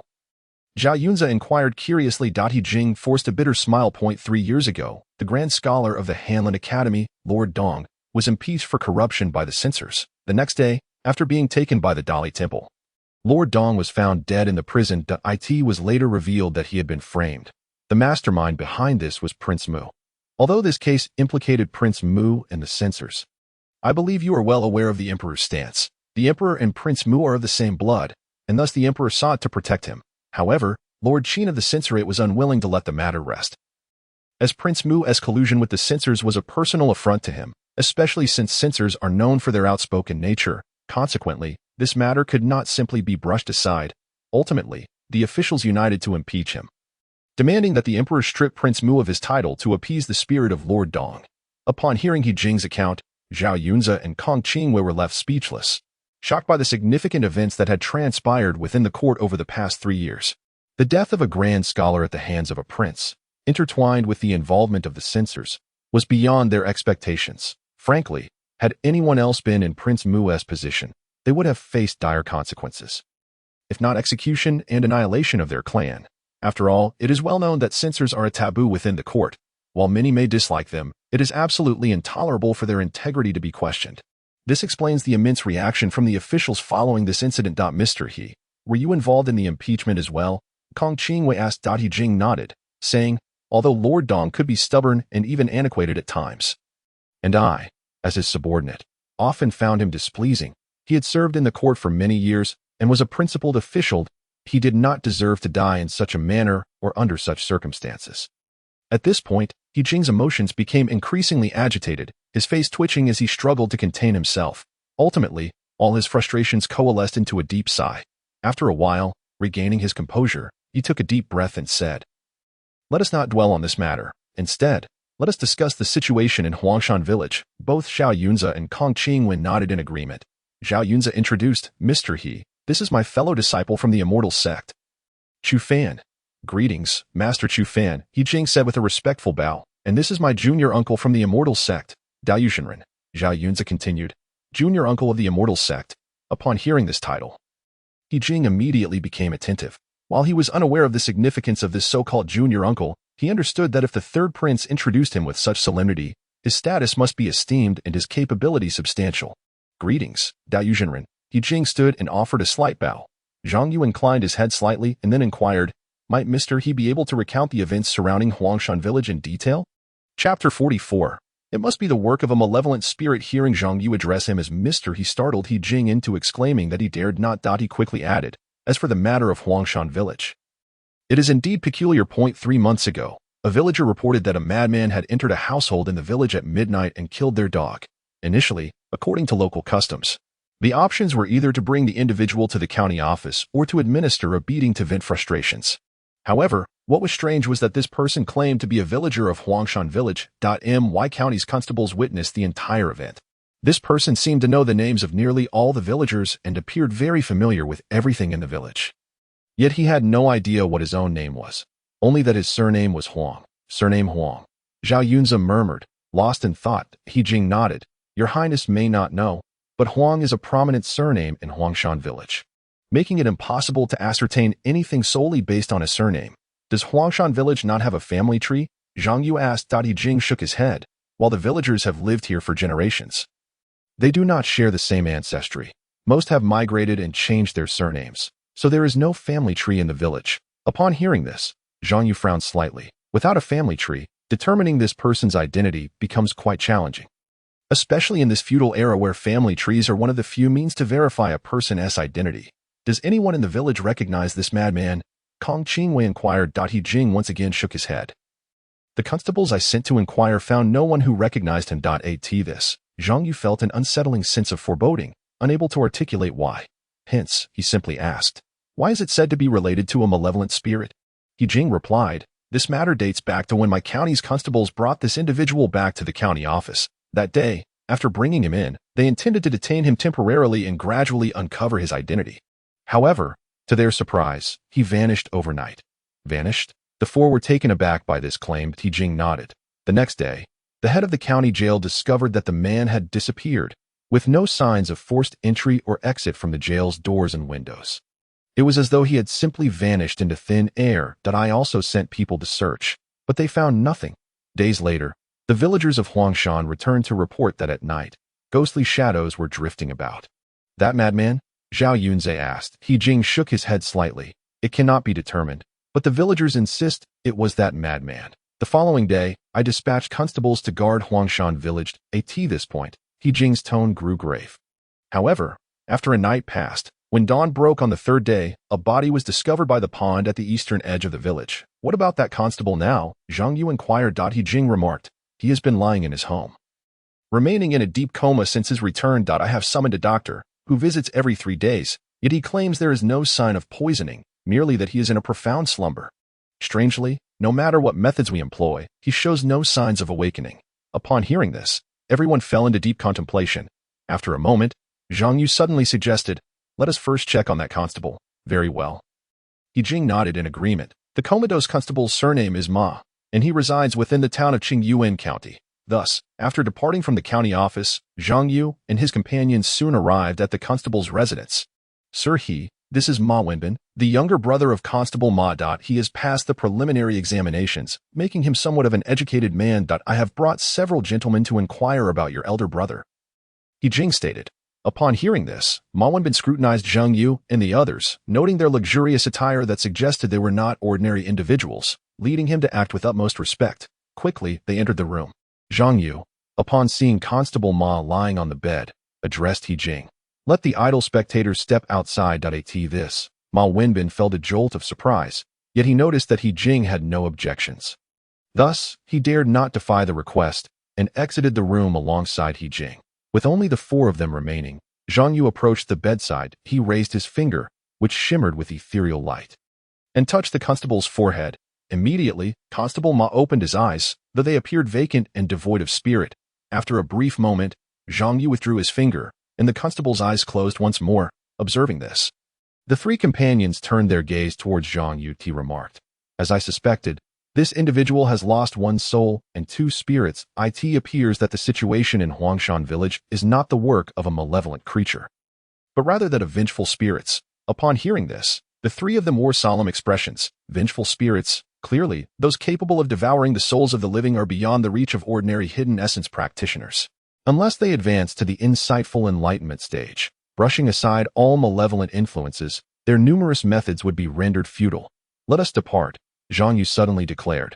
Upon hearing this, Chu Fan seemed to grasp Zhang Yu's intent and silently followed behind. However, Zhao Yunze and Kong Qingwei appeared somewhat puzzled.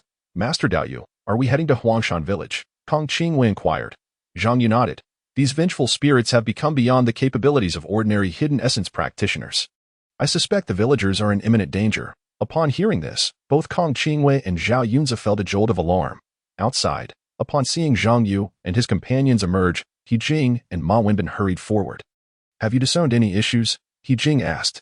Zhang Yu responded, "We must make our way to Huangshan village." "Very well, I shall gather the county guards, and we shall go together," He Jing asserted. "No need."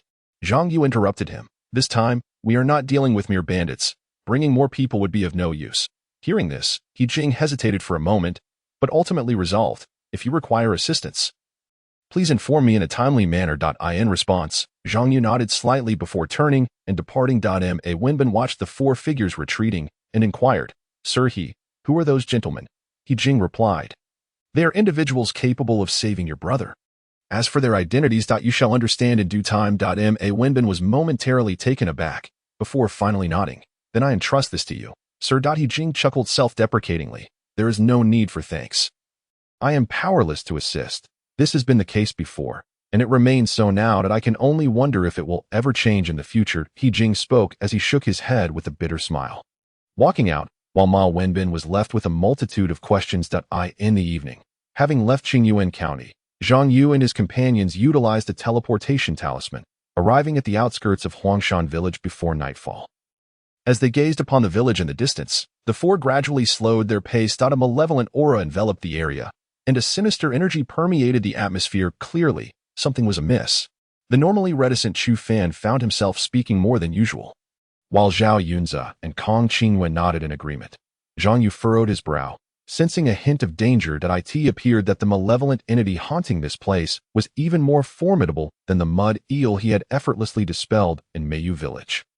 Let us venture inside, Zhang Yu declared. As he spoke, he stepped forward, heading straight for Huangshan village, with Chu Fan, Zhao Yunze, and Kong Qingwei closely following behind him. Chapter 45. The yin-yang array disc subdues the evil spirit. Huangshan village was not particularly large. Despite its name suggesting an association with mountains, it was not built upon any hills. Upon entering the village, Zhang Yu and his companions observed that it bore a striking resemblance to other ordinary villages. A wide dirt road divided the village into eastern and western halves. Fields lined either side of the road, and they encountered several villagers tending to their crops along the way. However, the most peculiar aspect was the unsettling silence that enveloped the village. There was an eerie stillness, devoid of the usual chatter among villagers or the laughter of children playing. Furthermore, they noticed the expressions of the villagers were heavy and wooden, exuding an air of fatigue. As if they had not rested well the previous night, Master Daoyu, Chu Fan approached Zhang Yu and whispered, having evidently sensed an underlying anomaly. These people carry a deathly aura, he stated.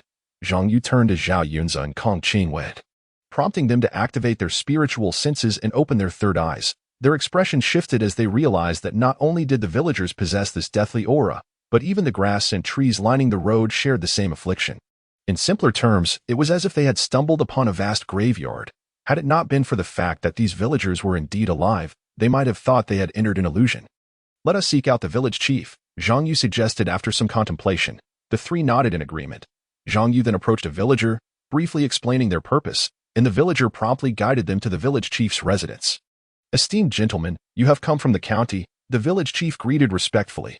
Respect is due to the attire before the person. This principle holds true in any realm, especially upon witnessing the faint yet indescribable radiance emanating from your garments. The village chief dared not show any sign of negligence. We are here regarding the matter of Huangshan village, Zhao Yunze clarified. Upon hearing this, the village chief eagerly invited them inside to discuss. But Zhang Yu declined. There is no need to enter. If it is convenient, please take us to the spot where you discovered that madman. Nodding, the village chief replied, It is by the water ditch to the north of the village. Please follow me. With that, the village chief led Zhang Yu and his companions toward the home of a villager in the northern part of the village. Upon arriving, the village chief pointed to the yard and said, It is here. Is there no one home? Zhao Yunze inquired, glancing at the half-open gate. There should be. Please wait a moment, the village chief replied. With that, he lifted the gate and stepped inside. Meanwhile, Zhao Yunze, Kong Qingwei, and Chu Fan noticed Zhang Yu's unusual demeanor. Zhao Yunze approached and asked, Master Daoyu. Zhang Yu ignored him, silently performing a spell, his fingertip igniting with a flickering flame. The firelight flickered over the water ditch, and a plume of black smoke, accompanied by the acrid scent of charred flesh, wafted towards them. The three exchanged surprised glances as they followed the water ditch upstream. After a moment, the village chief emerged from the house. Esteemed gentlemen, where have you gone? He had intended to inform Zhang Yu and the others that the homeowner had fallen ill and that it was best not to enter the house. However, upon stepping outside, he found that the four men had vanished without a trace, leaving him momentarily bewildered. Meanwhile, Zhang Yu and his companions followed the water ditch upstream until they reached the edge of a lake. Gazing at the greenish surface of the water, their expressions turned grave, for they could distinctly sense that something lurked beneath the surface. The concentration of deathly, sinister, and malevolent energies, along with the palpable resentment, was nearly visible to the naked eye, indicating the terrifying nature of whatever resided within. Step back, Zhang Yu suddenly shouted. Before the three could react, Ripples began to form on the lake's surface, and a massive wave surged upward, crashing toward them. Their expression shifted dramatically, and they quickly summoned their respective defenses. Chu Fan drew his Winter Thunder sword, unleashing a beam of sword light that cleaved through the water's assault. Kong Qingwei wielded her jade bamboo, enveloping them in a protective green glow. Zhao Yunze brandished his precious mirror, reciting an incantation, causing two golden dragon silhouettes to soar into the sky, spiraling above the lake. Zhang Yu stood at the center, extending his spiritual senses and opening his third eye to gaze at the heart of the lake. Upon inspection, his countenance changed dramatically, for he found no ghostly figures or other apparitions in the center of the lake. Instead, it was a mass of black shadows. The shadow appeared as a confluence of malevolent energies, concealed beneath the water. Despite being less than 100 meters away, it remained elusive and difficult to discern. What on earth is this? Zhang Yu felt a sense of foreboding. Regardless, since he lacked the confidence to confront it alone, he resolved to reveal a powerful treasure to the entity. With determination, he turned to the three companions and instructed, "Protect me." "We will obey your command," they replied in unison. Without hesitation, Zhang Yu retrieved the yin-yang array disc from his Qianquan ring.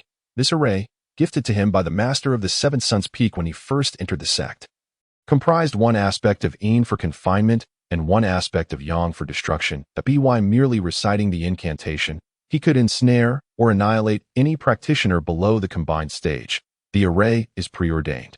"Heed my command."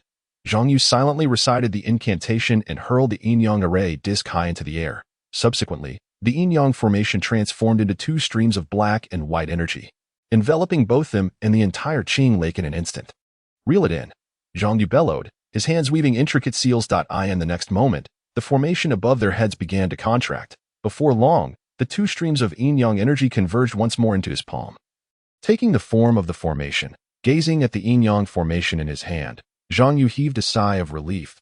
He was not one to relish danger, so upon initially assessing that the shadow lurking in the lake was formidable enough to warrant the strength of a golden core cultivator for subjugation, he had unhesitatingly opted to suppress it with the formation. While others might deem such caution excessive, it was, at the very least, devoid of peril. "Daiyu Shu, what manner of entity resides in that lake?" Zhao Yunze inquired with curiosity. The other two also turned their attention to the yin-yang formation in Zhang Yu's grasp. Zhang Yu slightly shook his head. "I am unsure, but I suspect it poses a considerable challenge. Thus I intend to conduct a thorough investigation once we return to the sect, after ensuring the specter in the lake was dealt with and that no further dangers lurked in the vicinity." The four promptly commenced their exploration of the lake bed and its surroundings. The constable of Qingyuan County had succumbed to a faint due to the loss of a soul and two spirits, and it was highly likely that these lost essences were nearby. As for why neither Zhang Yu nor the other three suspected that the entities in the lake had devoured them, the reason was simple. The specter was evidently no ordinary being. If it truly required the consumption of common souls for survival or cultivation, why would it not simply devour everything in its path? Could it be that it was merely finicky? Chapter 46. A reunion in Yunshan County and Qingyuan County, at Constable Ma's residence. "Little brother, sir." After lying unconscious for several days, Constable Ma gradually awoke. Upon seeing the room filled with people, he was left bewildered. At that moment, Jing stepped forward with a smile. "You haven't fully recovered yet. There's no need to rise." At these words, Constable Ma nodded, but then suddenly changed expression. "Right, sir. What about Huangshan Village?" "The matter concerning Huangshan Village has been resolved." Before Ma could finish, Jing interjected. This only deepened Constable Ma's confusion. However, Jing merely smiled without elaborating and instructed Ma Wenbin, Constable Ma's younger brother, "Take good care of your elder brother. I must excuse myself for now. Farewell, sir." Ma Wenbin nodded in response. Once Jing departed, Constable Ma turned to his brother and asked, "Little brother, what exactly happened to me?" Ma Wenbin stepped closer and sighed. "Elder brother, you have been in a deep slumber for days. Were it not for the timely rescue of those benefactors, I fear your fate would have been dire." He then recounted the recent events to Constable Ma, who stood there, stunned after hearing the account. "Outside Qingyuan County, Your Highness, esteemed immortals, I sincerely thank you for your assistance." Jing expressed his heartfelt gratitude. Zhang Yu and Chu Fan nodded in silence. Kong Qingwei smiled gently. "It was merely our duty. There is no need for such formalities." Upon hearing this, Jing shook his head with a smile. As if recalling something, he turned to Zhao Yunze and inquired, "Does your highness have plans to return to the capital after this venture into the mortal realm?" Upon hearing this, Zhao Yunze understood the implications immediately and replied, I believe I will return soon to pay a visit to my father. You are aware of this, Your Highness? He Jing asked. Zhao Yunzhi nodded. He Jing then said, that is well. May I inquire where Your Highness intends to go next?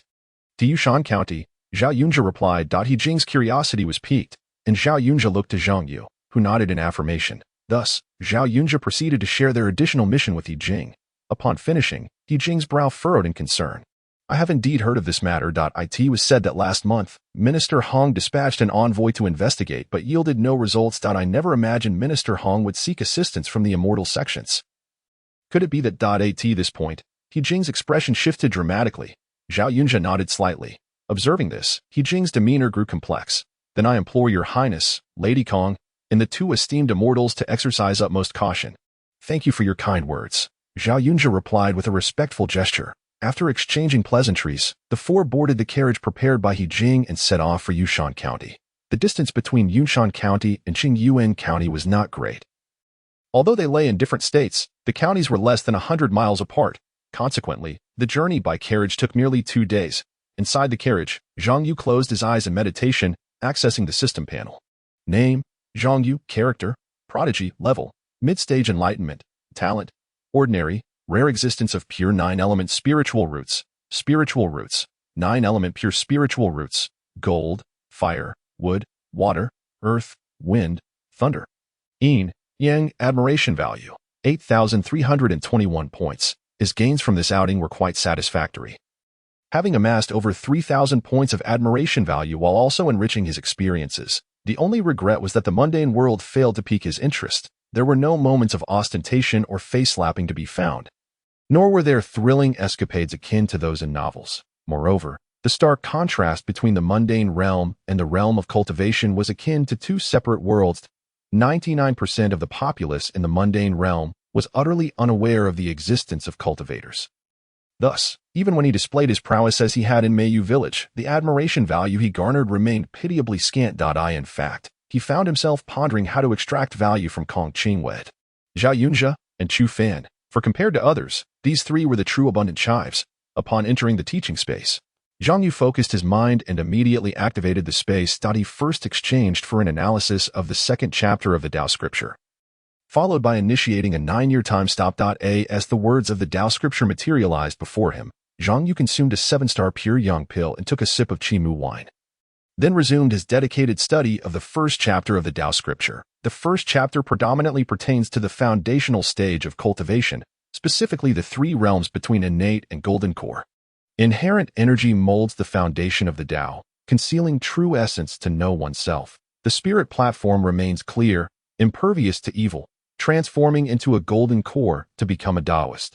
These 4 lines encompass the essence of the first chapter of the Tao scripture. After condensing the golden core, subsequent cultivation advancement requires the second chapter of the Tao scripture. The reason for Zhang Yu's eagerness to exchange for the second chapter was straightforward. He harbored genuine doubts about his own comprehension and aptitude. This situation mirrored that of a student previewing new material before a lesson, driven both by the desire for familiarity and a touch of blind confidence, unwilling to face a harsh reality without first preparing himself. Before long, 9 years had passed. During the time stop, Zhang Yu exited the teaching space, while only a second had elapsed in the outside world. As a torrent of spiritual energy surged into him. The 3 individuals in the carriage gazed at Zhang Yu in astonishment. Dao Yu Shu, have you achieved another breakthrough? Zhao Yunzhi asked. Speechless, Zhang Yu maintained a calm expression, a moment of realization. The 3 were left in contemplative silence. Particularly affected was Chu Fan, as they struggled to comprehend the disparity that existed between individuals, especially when it was manifestly present among them. This reality was somewhat disheartening to their optimistic spirits. Admiration value 278. Admiration value 304. Admiration value 268. Simultaneously, Zhang Yu received feedback from the system, nearly unable to suppress the slight upward curve of his lips. The sensation of harvesting well, it was quite gratifying. Had he known, he would have remained within the confines of the Wenshan sect, nurturing his own disciples instead of toiling in the mundane world. This was far more comfortable than the arduous pretense of grandeur in the mortal realm. The next day, at noon, the carriage soon arrived in Yushan County. The newly appointed magistrate of Yushan County, upon learning that individuals from the immortal sect had arrived, hastened to the county office to offer his welcome. Magistrate Wang has met with the esteemed immortals. His Highness the Third Prince. Magistrate Wang's expression turned one of surprise as he regarded Zhao Yunjia. Zhao Yunjia, in turn, was equally perplexed. Why is there yet another acquaintance here? Magistrate Wang, what brings you to this place? Taking up the position of Magistrate of Yushan County. Zhao Yunjia questioned, a look of confusion crossing his face. 3 years prior, Wang was merely a subordinate in the Ministry of Revenue, holding a 6th-grade official position. Although Yushan County was a prosperous county, the magistrate's rank was slightly elevated, still remaining at the 6th grade. At a glance, it seemed as though they differed by only 1 rank. But in reality, the former was a court official, while the latter was a local official, entirely disparate in status. Thus, Zhao Yunjia found himself at a loss for understanding the situation. Had the winds of change blown such that it was no longer fashionable to serve in the capital? Your Highness, you were unaware. Wang forced a wry smile. Once again, the familiar sentiment washed over him, along with the familiar phrasing and opening. Zhao Yunjia, feeling a surge of frustration, interjected. Do not tell me you were also involved in the impeachment of Uncle Mu Wang? Wang, momentarily taken aback, stammered, Your Highness, you already know. But wait, weren't you initiated into the immortal sect 3 years ago? Could it be that the sect no longer wanted you and cast you out? As they awaited the day when taboo would be broken and heads would roll. He feigned surprise, howling a couple of cries while watching his son drape a white cloth over the lifeless figure. The bond between them would remain thus for the rest of their lives. Silence. Upon noticing Kong Qingyue's stifled laughter beside him, Zhao Yun's face flushed crimson as he abruptly interjected. Wang Xing appeared somewhat at a loss. Resisting the urge to strike, Zhao Yun stated, I am here on the orders of the sect to accompany Master Dao Yu down the mountain to investigate the affairs of Yunshan County. Not to be expelled. Upon hearing this, Wang Xing was taken aback and quickly slapped his forehead, offering an apology. Your Highness, forgive me. My concern has led to my confusion. I completely forgot that this matter pertains to Hong Xiangqiu seeking entry into the immortal sect. Zhao Yunzi replied, I am truly astonished. It seems Wang Zeng was the one who informed me about Hong Xiangqiu's admission to the immortal sect. How on earth did he manage to pass the 2nd-level examination back then? Could it be through deceit? Let us discuss the case. At this moment, Zhao Yunzi was disinclined to engage in further trivialities with Wang Zeng. Wang Zeng, retracting his head, could only say, the situation is as follows. The previous county magistrate of Yushan, named Tai Jun, was a successful candidate in the 23rd year of the Holy Dynasty, hailing from Dengzhou. 3 months ago, he was discovered dead without cause in the document room of the rear office. After examination by the coroner, it was attributed to sudden cardiac arrest.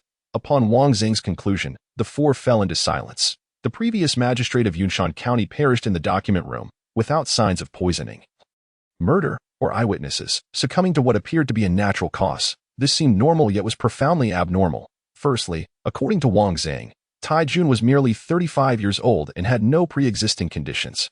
Moreover, with the protection of official seals, his health should have been superior to that of an average individual. Typically, sudden cardiac arrest results from exhaustion, commonly referred to as sudden death. Yet, Wang Zeng claimed that all of Tai Jun's activities and routines had been normal prior to his death. In fact, he had gone to bed early the night before. Thus, such a cause of death was indeed suspicious. Have all those who bore animosity towards Tai Jun been investigated? Zhao Yunzi inquired. Wang Zeng nodded. Most have been looked into, and some are even currently detained in the prison, yet none have yielded any results. Then why is there such firm conviction that he met his demise at the hands of a malevolent practitioner? Zhang Yu asked. Wang Zeng sighed. This was something Tai Jun mentioned himself. He mentioned it himself. The 4 were taken aback. Wang Zeng elaborated. Before his demise, Tai Jun had been attacked by a malevolent practitioner. But fortunately, he had a habit of keeping the official seal close at hand. Therefore, that time, the assailant was thwarted and even injured by the seal. However, upon returning to the magistracy, he immediately penned a will and entrusted it to his wife. It was only after his death that his wife handed that will to me. With that, Wang Zeng retrieved the will from his bosom. Zhang Yu glanced over it briefly before passing it to Zhao Yunzi. Upon reading it, Zhao Yunzi's face flushed with anger. According to the will's account, Tai Jun had dismantled a human trafficking organization within the county the previous year, although the mastermind behind that organization was a somewhat skilled martial artist. He had a brother who seemingly apprenticed under a formidable figure. So, you were still unable to ascertain whether Tai Jun perished at the hands of a malevolent practitioner? Zhang Yu queried. Why now?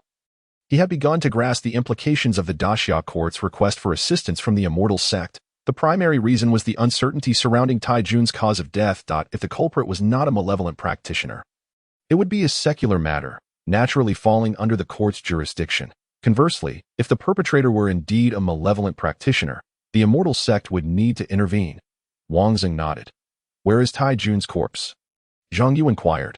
Wang Xing responded, in the ice chamber of the rear office. Since his death, I have instructed my men to seal him in an ice coffin. Upon hearing this, Zhang Yu stood. Let us first inspect the body. Without hesitation, Wang Xing replied, Master Dao Yu, please follow me. The group then accompanied Wang Xing to the ice chamber of the rear office. When Zhang Yu beheld the so-called ice chamber, he was taken aback, as he had initially assumed it to be a cellar. After all, without the support of magical arts, ice could only be harvested during the depths of winter. Due to temperature constraints, ice is typically difficult to preserve in ordinary weather conditions. Thus, ice chambers are usually constructed underground for efficient storage. However, to his surprise, the county's ice chamber was merely a single-story building above ground. Most importantly, as he approached the chamber, he sensed the presence of a formation. Is there an array here? Zhang Yu asked. Wang Xing was momentarily stunned, instinctively glancing at Zhao Yunze. Zhao Yunze, equally bewildered, replied, Master Dao Yu, you were unaware? Unaware of what? The Grand Master of Daxia is one of our sect's members. Zhang Yu. He looked at Zhao Yunze, puzzled. Is it not said that practitioners cannot interfere in worldly affairs? As the saying goes, cultivating the Tao is to cultivate the heart. The mortal realm easily taints the Tao heart. Once the heart is polluted, the consequences can range from a decline in cultivation to the emergence of sinister thoughts, leading one down the demonic path. This is why practitioners of demonic arts, despite being universally condemned, cannot be eradicated. Furthermore, novice practitioners, due to their fragile Tao hearts, are prone to causing disturbances in the mundane world. Therefore, all major sects have long mandated that practitioners are generally prohibited from mingling with worldly affairs. Unless for the purpose of experience, practitioners are seldom permitted to enter the mortal realm. If they do, they are also discouraged from revealing their divine status among mortals. This is primarily to prevent practitioners from disrupting the order of the mundane world and to protect these seedlings, ensuring they do not grow awry before they have had a chance to flourish. Zhao Yunze explained. Generally, such restrictions are indeed in place, but the court is under the protection of the immortal sect. And the imperial palace possesses a national defense array, necessitating that the immortal sect dispatch individuals for long-term maintenance. The reason I became aware of the immortal sect's existence was due to the Grand Master. Upon hearing this, Zhang Yu suddenly understood. Upon entering the ice chamber, he surveyed his surroundings and discovered that the array was quite simple, merely a standard cold ice formation for entry and exit, lacking any lethality and only capable of regulating temperature fluctuations. In the center of the chamber lay a massive ice coffin. As they approached, they found a man lying within, his complexion pale, devoid of blood, and without breath, as if he had just met his end. This is Tai Jun, Wang Xing announced as he approached the ice coffin. The four exchanged glances, and after a thorough examination, they confirmed that Tai Jun's condition aligned with Wang Xing's account. He had not died by suicide or poison, nor was there any sign of foul play. His body bore no marks of injury, indeed resembling someone who had succumbed to sudden cardiac arrest. Qingwei, Zhang Yu turned to Kong Qingwei. Upon hearing this, Kong Qingwei nodded, immediately grasping Zhang Yu's intent. The three stepped back a pace. Although Wang Xing did not fully comprehend, he also quickly retreated a step. Then, Kong Qingwei withdrew her jade bamboo flute, and a melodious tune resonated through the air. In the next moment, Tai Jun's corpse within the ice coffin suddenly sat upright. Witnessing this scene, Wang Xing was utterly astonished. Your Highness, you belong to a prestigious sect? You have emerged. At that moment, Zhao Yunze suddenly whispered. Wang Xing swiftly turned his head, his expression transforming to one of sheer disbelief, for the deceased Tai Jun was now expelling no. Rather, a black, fleshy worm was writhing from his mouth. This grotesque creature, with its sinister visage, emitted piercing shrieks from its mandibles. Zhang Yu's expression turned cold as he swiftly unleashed a surge of spiritual energy to encapsulate the worm. Observing this, Kong Qingwei retracted her bamboo flute, and the others turned their attention towards the spectacle. Is this a goo worm? Zhao Yunze exclaimed in astonishment. After 3 years of joining the immortal sect, their understanding had vastly expanded. Zhang Yu nodded. This is a type of blackstone goo worm. Typically, goo masters use it to drive away ailments and accumulate merit. However, should a goo master stray from the righteous path, this blackstone goo worm becomes exceedingly malevolent, lurking within the host's body, feeding off their vitality to grow stronger and then returning the energy to the goo master. If it burrows into the body of a practitioner, it is often difficult to detect. Fortunately, this goo worm is not fully matured. and it seems only capable of preying on ordinary individuals. It likely poses little threat to practitioners below the awareness stage. Zhang Yu's statements drew from the tome chronicles of the immortal realm, a book they had all read, thus they understood his implication. Master Dao Yu, how did this goo worm enter Tai Jun's body? Wang Xing inquired. Zhang Yu shook his head slightly. It is all too simple for a goo master to harm ordinary individuals. They have no means of detection. Upon hearing this, Wang Xing nodded, quickly realizing that further inquiries were of little significance. He then asked, how may I assist you now? Zhang Yu contemplated the black stone worm in his hand before responding. Remain on standby. Remain on standby. Wang Xing was momentarily taken aback. Zhang Yu affirmed, though this goo worm is of low rank, it is rather precious to an average goo master. The fact that it was deployed against Tai Jun and now falls into our hands indicates two possibilities. Either the perpetrator did not manage to reclaim it, and since the black stone worm cannot survive without the goo master's nurturing for more than 3 months after the host's death, or they never intended to retrieve it at all. If it is the former, given that Tai Jun has been deceased for nearly 2 months, we merely need to wait patiently for the rabbit to come into our grasp. If it is the latter, then the individual in question is certainly formidable, at least at the golden core stage or higher, which means that even if they were to appear, we would lack the means to confront them. Upon hearing this, Wang Xing's expression shifted to one of understanding, soon followed by a grave demeanor. Clearly, he was particularly concerned about the second possibility Zhang Yu had presented. At this moment, Zhao Yunjia spoke. Do not worry. If the contents of Tai Jun's will are indeed true, it indicates that the prowess of the mastermind behind this is not that formidable. Moreover, even if the adversary truly proves to be beyond our capabilities, it is of little consequence. With Dao Yu, our esteemed master, present, all will be well. Zhang Yu replied. Is this young man perhaps a tad too overconfident? He then turned his gaze towards Kong Qingyue and Chu Fan, only to discover that neither of them bore any trace of concern. He felt a moment of bewilderment, pondering if he had perhaps exaggerated his usual persona, leading them to overlook his true cultivation level.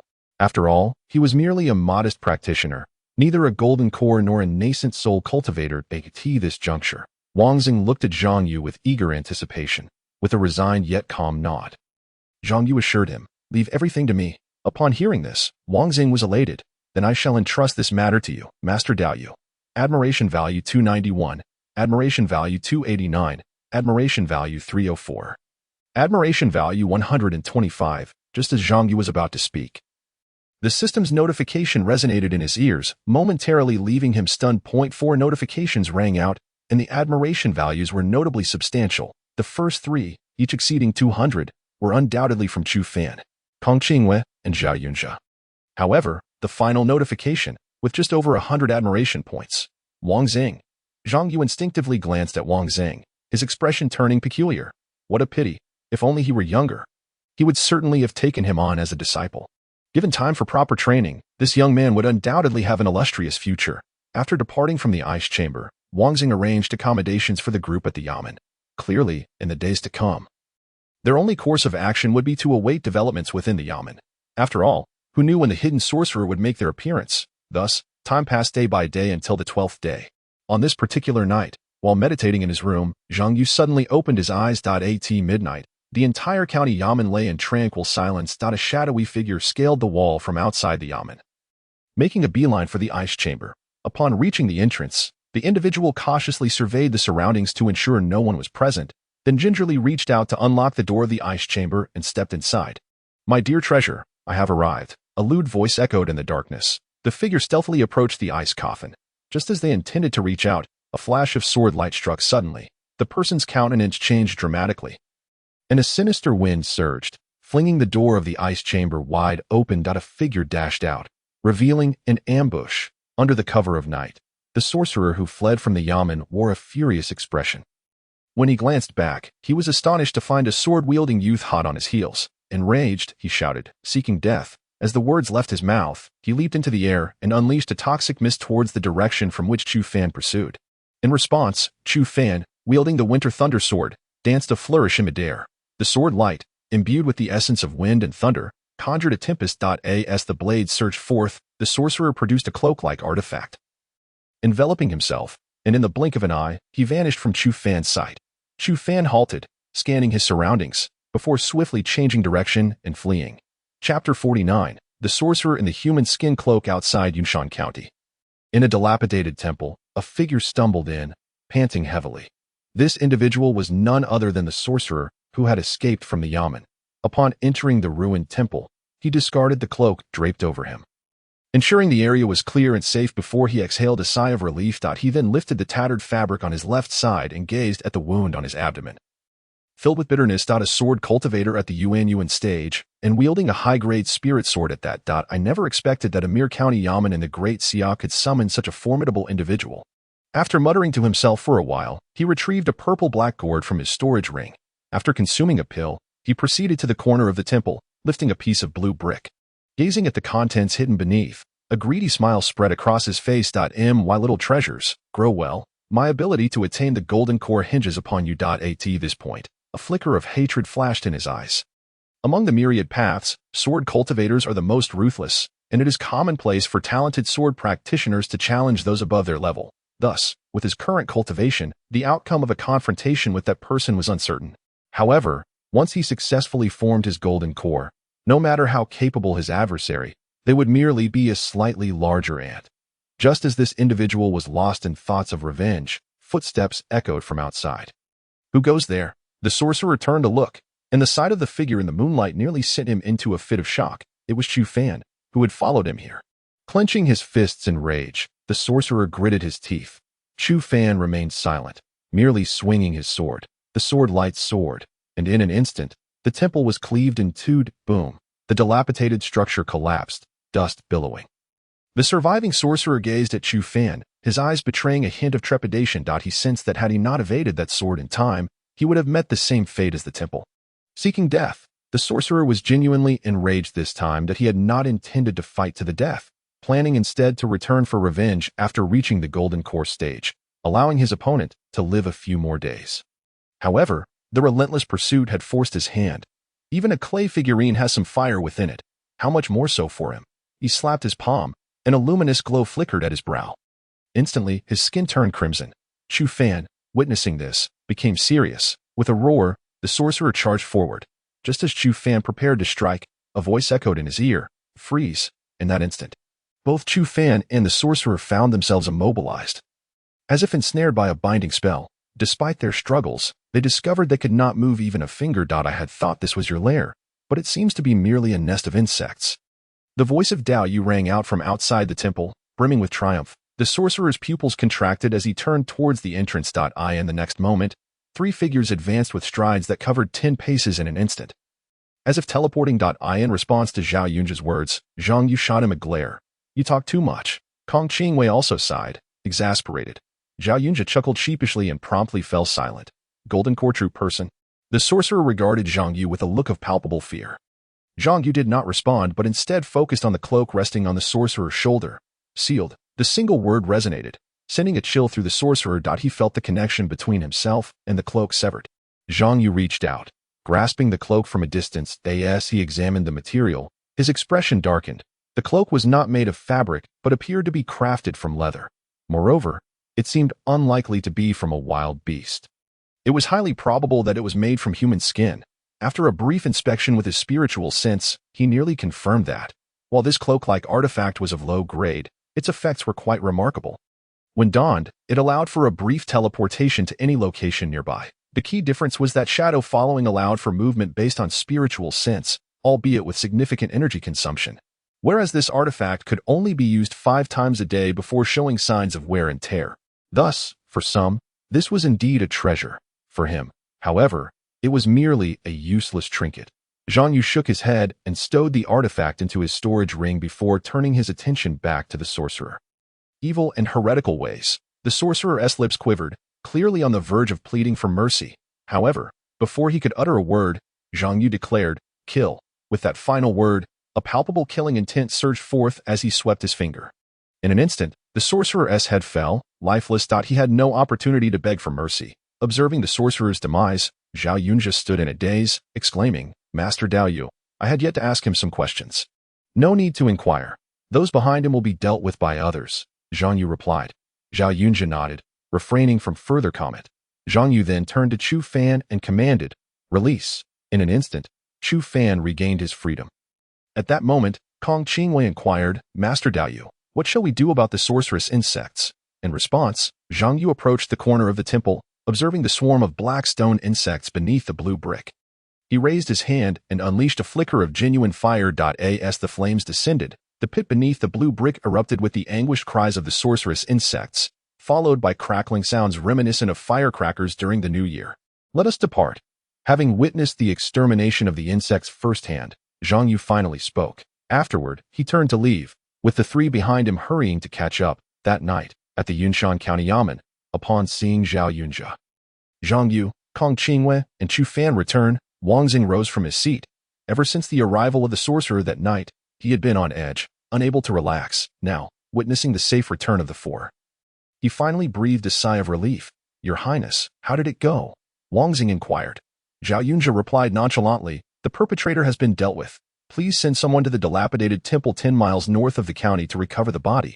At this, Wang Xing nodded with joy. Thank you, Master Daoyu, and thank you, Master Chu, and Lady Kong. That he hurriedly expressed his gratitude to the other three. Zhang Yu merely nodded, stating, as this matter has concluded, I shall take my leave to rest. Of course, Master Daoyu. Please, Wang Xing responded with great courtesy. After Zhang Yu turned to exit the hall, Zhao Yunjia hastily followed him from behind. Master Daoyu. Zhang Yu halted and turned to face him. Zhao Yunjia asked, Master Daoyu, should we pursue any further investigations regarding the individuals behind the sorcerer? Zhang Yu remarked, the individual behind that Gu Master is not someone we can contend with. Upon hearing this, Zhao Yunjia was taken aback. What should we do then? Zhang Yu naturally understood Zhao Yunjia's concerns. The Gu Master was a practitioner of the enlightenment stage, and it was evident that he had turned to the demonic path. He had been wreaking havoc in Yunshan County for quite some time, without anyone intervening. Moreover, the presence of that human skin cloak indicated that the person backing him was likely not of good character either. Therefore, if the death of the Gu Master were to come to the attention of that individual behind him, it was highly probable that retaliation would ensue, while their departure to return to the sect might pose no issue. The situation in Yunshan County was far more precarious. Fear not. I have assured you that matters of cleanup will be handled by others, Zhang Yu concluded, retrieving a crane feather from his Qiankuan ring. Upon seeing the feather, Zhao Yunjia was momentarily stunned, for he recognized it as belonging to the White Crane boy. White Crane, Zhang Yu called softly to the feather. Shortly thereafter, a figure descended from the sky. The White Crane Master. Upon seeing the White Crane boy, Zhao Yunjia hurriedly bowed in respect. The White Crane boy nodded slightly, and then turned to Zhang Yu, addressing him as young master. Zhang Yu handed the human skin cloak to him, saying, Is it possible to find its owner? It should be feasible, the White Crane boy responded, accepting the cloak. Zhang Yu added, If it was an evil cultivator who killed him. Upon hearing this, the White Crane boy, who had been secretly protecting Zhang Yu, understood the implication. He nodded in agreement. Very well. Chapter 50. Setting sail to the capital in the Great Chu, at the residence of a certain regional governor. As the sound of wind instruments filled the air, a throng of young ladies began to dance. The governor, seated at the head of the table, wore a lecherous smile, frequently glancing at the man in black seated to his left. Once the dance concluded, the governor raised his cup, declaring, Today, we owe our gratitude to the immortal master.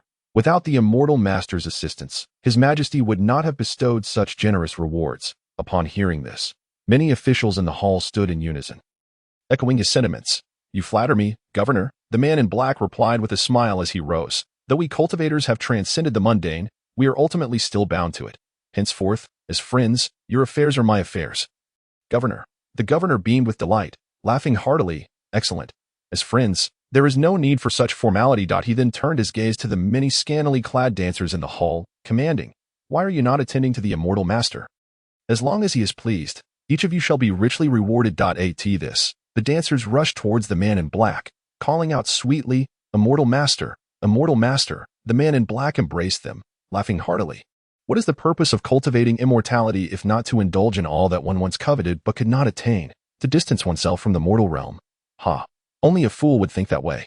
Drink, the man in black exclaimed, raising his cup with a boisterous laugh. As his words echoed, everyone in the hall, including the governor, drained their cups, filling the room with mirth and revelry.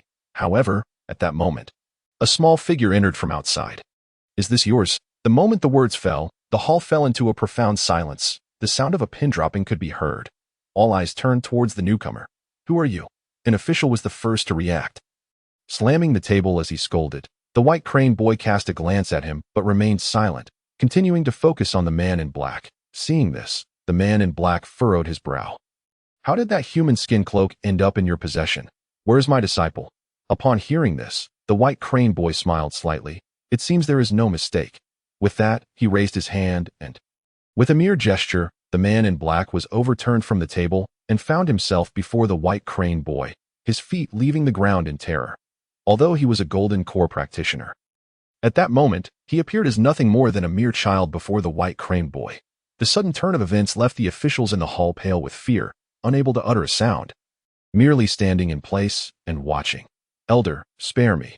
The man in black struggled in midair, attempting to plead for mercy, but before he could finish his sentence, the White Crane boy's fingers curled slightly in an instant.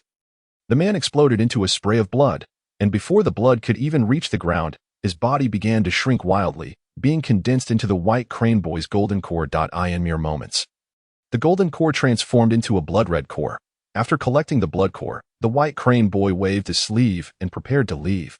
Yet, as if recalling something, he turned to the official who had scolded him earlier. Bang! The moment his gaze landed, the man's head exploded like a watermelon. Blood splattered everywhere, particularly on the woman closest to him, leaving her face smeared with blood. Just as the White Crane boy transformed into a streak of light and vanished, a piercing scream from a woman echoed through the hall of the Gove. Thus, he believed that the three individuals before him had indeed provoked the displeasure of Master Daoyu. Meanwhile, Kong Qingyue and Chu Fan, standing nearby, had already sentenced the three ruffians to death in their minds. The beaten ruffian looked at Zhao Yunze and the others with a face full of disbelief. "You dare to strike me?" he shouted. "Summon the others, and have them finish him off." With a command from the youthful troublemaker, his entourage of thuggish servants glared menacingly. However, before they could act, a sharp sound of a sword echoed through the air. The ruffians fell one by one, their tendons severed in an instant, writhing on the ground in agony. The commotion at the entrance of the Cum Phoenix Tower naturally attracted the attention of many onlookers. When the surrounding citizens saw that the ones suffering were three notorious scoundrels of the capital, they all expressed surprise, and some even cast sympathetic glances at Zhao Yunze and his companions. Who dares to cause trouble at the Cum Phoenix Tower? At that moment, a voice emerged from within. The three ruffians, who had already turned pale with fear, looked upon the newcomer as though he were a savior. "Manager Ma, you arrived just in time. These rascals wish to kill me. Have them dealt with," one of the ruffians snarled, pointing viciously at Zhao Yunze and the others. Upon hearing this, Manager Ma stepped out and scrutinized the four individuals with a steady gaze. "Who are you?" he inquired. At this moment, he remained composed, for he was not as oblivious as the three ruffians. Setting aside the question of whether he could intervene, the attire of the four clearly indicated that they were not mere commoners. To avoid attracting trouble, he intended to probe further while buying time. After all, such a ruckus could not go unnoticed by the patrols in the capital. "Where is Yuan Gui?" Zhao Yunze, noticing that the newcomer was a stranger and did not recognize him, furrowed his brow slightly. Manager Ma was taken aback. The manner in which Zhao Yunze had casually mentioned the name of the tower's manager confirmed his suspicions. These individuals were indeed of significant status. "You are acquainted with our manager." Manager Ma feigned calmness. Zhao Yunze retrieved a dragon-patterned jade pendant from his waist and tossed it to him. "Tell Yuan Gui to meet me in the third-floor listening rain pavilion." Manager Ma instinctively caught the pendant, and upon examining it, his expression turned to one of shock. A dragon pattern of royal lineage. Without waiting for Manager Ma to process his thoughts, Zhao Yunze adopted a gentle expression and smiled. "Master Daoyu, please." Zhang Yu nodded slightly and entered. Meanwhile, he felt a twinge of regret within. Indeed, hesitation would lead to defeat. Next time, he must act without delay in such situations and not give others the chance. Regardless of how one might boast, as long as they could maintain the faade, it would suffice. Noticing the entrance of the group, Manager Ma instinctively stepped aside. The three ruffians at the door still wished to boast. But before they could speak, Chu Fan cast a cold glance at them. In an instant, the three ruffians fell silent, none daring to utter another word. In the back courtyard of the tavern, Manager Yuan Gui was leisurely enjoying tea with a friend when Manager Ma rushed in, looking flustered. Noticing this, Yuan Gui furrowed his brow slightly. "What is it?" Manager Ma remained silent, glancing at Yuan Gui's companion. Seeing this, the friend attempted to rise and leave, but Yuan Gui stopped him. "Speak your mind. There are no outsiders here." Hearing this, Manager Ma approached, cradling the jade pendant. A group of youths just arrived at the tavern. Once Manager Ma finished speaking, Yuan Gui took the pendant and examined it. Particularly, when he saw the characters Yunza, he nearly fell to his knees in shock. "Where are they?" he asked, gripping the table for support. "I in the third-floor listening rain pavilion." Upon hearing this, Yuan Gui steadied himself and turned to his friend, saying, "I apologize. I must take my leave." The friend nodded slightly, indicating there was no issue, but he was simultaneously curious about the identity of the visitors who could render Yuan Gui so flustered. Yuan Gui led Manager Ma out of the room. Just as he was about to ascend to the third floor, he seemed to recall something and suddenly turned to Manager Ma. "Hurry to the Duke's residence and inform them that the third prince has returned to the capital." The third prince? Upon hearing this, Manager Ma was momentarily stunned. "Hurry," Yuan Gui urged. Manager Ma nodded vigorously. On the third floor of the tavern, Yuan Gui arrived at the entrance of the listening rain pavilion, pausing to adjust his attire before taking a deep breath and pushing the door open. When he saw two familiar faces inside, he momentarily lost his composure. Yet, he quickly regained his wits, bowing respectfully. "I am Yuan Gui, at your service, third prince, and Lady Kong." Zhao Yunzi smiled at Yuan Gui, saying, "It has been 3 years. I thought you might not recognize me." Upon hearing this, Yuan Gui was so startled that he fell to the ground, pleading, "Your Highness, it is a misunderstanding. Ever since you left the capital 3 years ago, I have awaited your return day and night. Today, I finally see you. How could I ever forget you? Enough, no need to cry." "Get up," Zhao Yunzi replied. Hearing this, Yuan Gui felt as if he had received a pardon and trembled as he stood up. He quickly cast a glance at Zhang Yu and Chu Fan, who were present alongside Zhao Yunzi and Kong Qingwei. A myriad of thoughts raced through his mind. Could it be that the third prince has indeed succeeded in becoming a disciple of the immortal sect? Are these two his fellow disciples? Quickly bring out your finest wine. Master Dao Yu has graced us with his presence in the mortal realm. Should you serve him well, I will reward you handsomely. Just as Yuan Gui was deep in thought, Zhao Yunzi spoke up. Hearing this, Yuan Gui immediately turned his gaze to Zhang Yu, for among those present, including Zhao Yunzi, it was evident that they regarded him as the leader. "I shall do so at once." After leaving the listening rain pavilion, Yuan Gui was filled with excitement. An immortal. This person must be the legendary immortal. The thought of having an immortal visit his tavern made Yuan Gui ecstatic. Once this news spread, the business at the Phoenix Tower would undoubtedly flourish beyond measure. Meanwhile, within the palace, the national master, sitting cross-legged on a mat, suddenly felt a sense of foreboding. A cultivator has arrived in the capital? Let me see who it is. As he focused his thoughts, the moment the national master beheld Zhang Yu's face, he was struck dumb. Chapter 52. The arrival of the honorary prince and the national master. On the third floor of the tavern, as exquisite dishes were presented one by one, Zhang Yu's eyes brightened. These are honey-filled buns, white crab soup, silver fish with green bamboo shoots, and lion's mane jade sprouts. Zhao Yunzi introduced the dishes to Zhang Yu and Chu Fan, detailing everything from the ingredients to the preparation methods. Although Zhang Yu, having lived 2 lives, believed he had heard of many culinary delights, he couldn't help but silently critique. Indeed, the royal family knows how to indulge. Esteemed cultivators, this wine is called 9 Springs, crafted from hundreds of rare fruits, herbs, and honey. Each year, in March, we begin brewing with fresh ingredients, allowing it to age for 9 months before purification, repeating this cycle for 9 years to create a single spring batch. Yuan Gui, holding the wine jar, chuckled as he shared the origins of his treasured wine, carefully serving it, especially proud as he spoke of the brewing process of 9 Springs. Though it may not compare to the divine nectar you are accustomed to, it is still quite rare in the Great Xia. Zhang Yu nodded slightly and took a sip. The flavors lingered on his palate. It was not a strong liquor but was even more intoxicating.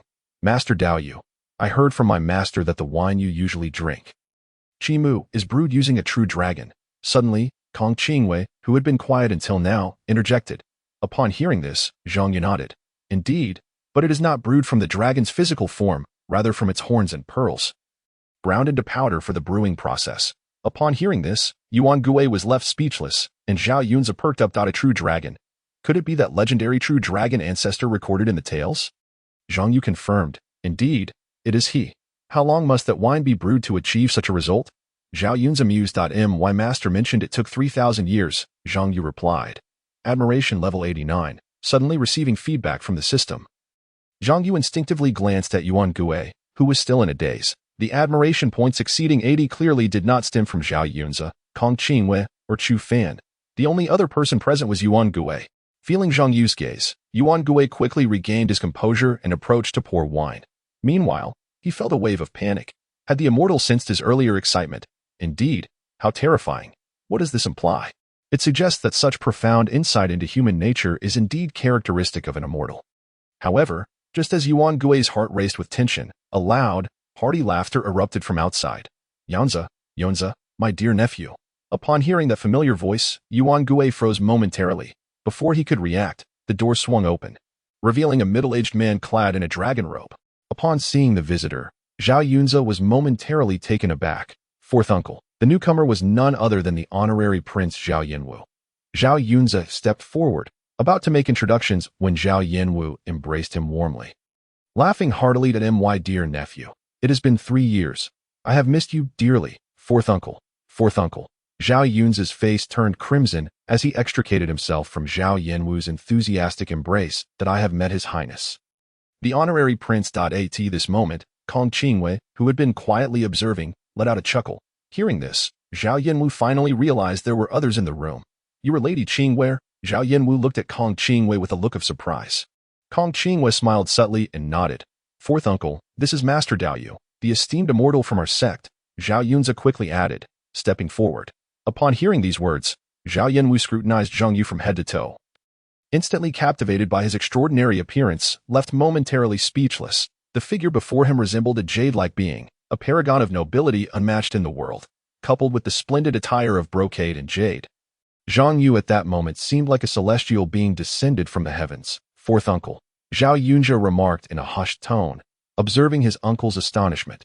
Zhao Yanwu, regaining his composure, quickly bowed and said, I am Zhao Yanwu, the Prince of Daxia, and I have the honor of meeting the young master of the Xian sect, although he was unsure of the young master's standing within the Sten sect. The fact that his nephew had gone to such lengths to caution him suggested that this young master was indeed remarkable. Moreover, given that the Xian sect provided protection to Daxia, it was only fitting for him, as the prince, to extend his courtesy. You are too kind, Prince, Zhang Yu replied with a slight bow. This is Chu Fan, a disciple of the Xian sect, and also my closest friend, Zhao Yunja introduced. In the presence of Zhao Yanwu, Chu Fan, not particularly eloquent, simply nodded to indicate his goodwill. Such behavior would typically be deemed quite rude from another, and Zhao Yanwu might have resorted to violence. Yet, in this instance, he merely smiled. Master Chu, I appreciate your support for Yunja over these past 3 years, Zhao Yanwu remarked. Chu Fan replied, expressionless, we are brothers. Upon hearing this, Zhao Yanwu was momentarily taken aback, but quickly felt a surge of joy for having such a good brother for his nephew. Just as Zhao Yanwu was about to speak further, another figure entered the room. Dao Yu Shu. The group turned to see an elder, clad in a Taoist robe, appearing to be in his 40s or 50s. The national master, Zhao Yunja, Kong Qingwei, and Zhao Yanwu were all astonished. The former was surprised that the national master had come, while the latter was simply taken aback by the national master's address for Zhang Yu. Dao Yu Shu. The national master refers to him as Shu. Indeed, this young master possesses an extraordinary status within the Xian sect. Zhang Yu and Chu Fan were caught off guard by the unexpected address. Zhang Yu looked to Zhao Yunja and Kong Qingwei, who seemed puzzled, as if asking, Did you not inform Dao Yu Shu? Zhao Yunja felt a bit embarrassed, having forgotten to mention the national master's identity. Previously, he had only told Zhang Yu that the national master was also affiliated with the Xian sect, neglecting to specify his exact identity. Dao Yu Shu, I am Xuanfa, and my master is the esteemed Qingshan Junren. The head of our Xian sect, the national master hurriedly explained, sensing the awkwardness. After your entry into the sect, my master had made a portrait of you for disciples to recognize, hence I know you. Upon hearing this, Zhang Yu understood. The disciple of the headmaster? But wait a moment. To be accepted as a disciple by the headmaster, one must possess exceptional talent. Why then does he appear as an elder? Was it due to a delay in achieving the golden core stage, thereby fixing his appearance at this age? Or perhaps he preferred to present himself as an elder? Dao Yu Shu, when did you arrive? Why did you not inform me so I could welcome you properly? The national master Xuanfa inquired warmly. Zhang Yu responded, I just arrived. I came to Daxia's capital to accompany Zhao Yunja on a family visit.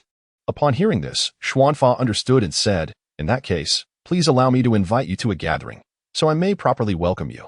Chapter 53. Rare Spiritual Roots in the World in the Imperial Palace. Within the Funing Hall, the residence of the Emperor of Xia, Zhao Yanwen, suddenly coughed violently while reviewing memorials. The chief eunuch rushed to drape a blanket over him. "Your Majesty, perhaps you should rest for a while and attend to the remaining matters later." Zhao Yanwen waved his hand dismissively. "No need.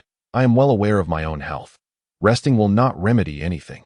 Hearing this, the chief eunuch remained silent. Just then, an excited young eunuch dashed in from outside. "Your Majesty, Your Majesty." Zhao Yanwen frowned slightly, while the chief eunuch rebuked, "Calm yourself. What is the matter?" The young eunuch immediately knelt, repeatedly bowing his head in apology. "I am to blame. I am to blame. What has happened?" Zhao Yanwen interrupted, inquiring. The young eunuch replied excitedly, "The third prince has returned." "What?" Upon receiving this news, Zhao Yanwen immediately stood, descending from the golden steps to approach the young eunuch. "Clarify, who has returned?" "The third prince," the young eunuch said. Upon hearing this, Zhao Yanwen's eyes welled with tears. He was about to rush out but paused to ask, "Where is the third prince now? Is he accompanied by anyone?" "In the Tongming Hall. The prince has entered the palace alongside the national master, two of his peers, and Prince Yu," the young eunuch explained. Zhao Yanwen was somewhat taken aback. "The national master, my fourth brother, and his two peers?" After contemplating for a moment, Zhao Yanwen ultimately decided, "Let us proceed to the Tongming Hall." "No, Daban, you need only accompany me. There is no need for excessive commotion. As you command." Upon entering the palace, Kong Qingwei did not accompany Zhang Yu and the others. After all, having returned home after 3 years, her first priority was to visit her family, the Kong family, in the capital, in the Tongming Hall. "The announcement of His Majesty has arrived," echoed shortly thereafter. Zhao Yunjia and Prince Yu Zhao Yanwu stood and turned to face the entrance. "Father, brother, your son," Zhao Yanwen, upon seeing Zhao Yunjia, could not help but let his voice quiver slightly. Zhao Yunjia quickly stepped forward. "Father." Zhao Yanwen affectionately ruffled his son's hair, saying, "Good, you have grown taller and matured." When the servants returned to report that he had passed the Xian Gate test, the emperor had worried about his son adjusting to that life. Now, it seemed these 3 years had treated him well in the Xian sect. "Your son has been unfilial, causing you worry," Zhao Yunjia expressed with guilt. To be honest, 3 years ago, when he left to participate in the Xian Gate test, his father had borne significant pressure. Since his birth, many had considered him the heir apparent, and his departure had dashed the hopes of all those who regarded him as such. It was a wonder that the court had remained peaceful. Ultimately, father and son conversed extensively, accompanied by Prince Yu Zhao Yanwu. "Father, how has my elder brother fared these years?" Zhao Yunjia inquired. Zhao Yanwen snorted in disdain. "Do not mention your elder brother. He is rather dim-witted and fails to learn anything well. Recently, there was a minor issue in the Ministry of Revenue, and I have instructed him to reflect on his actions in the East Palace." Zhao Yunjia nodded in acknowledgement, choosing not to elaborate further. Sensing the atmosphere was amiss, Zhao Yanwu promptly shifted the topic. "Brother, Yunjia has been thriving within the Xian sect. Do you know with whom he traveled this time? There are no parents who do not care for their children. This applies even to the Emperor of Daxia." Curious, Zhao Yanwen asked, "Who the young master of the Xian sect, who is also the national master and Yunjia's Shu?" Zhao Yanwu replied. Zhao Yanwen was taken aback. Although he had limited exposure to the world of cultivation, as the Emperor of Daxia, he understood enough about the Xian sect's standing in the southern region, as well as the national master's position within it. The national master was a direct disciple of the headmaster of the Xian sect, and anyone referred to as Shu by the national master must be of elder status within the sect.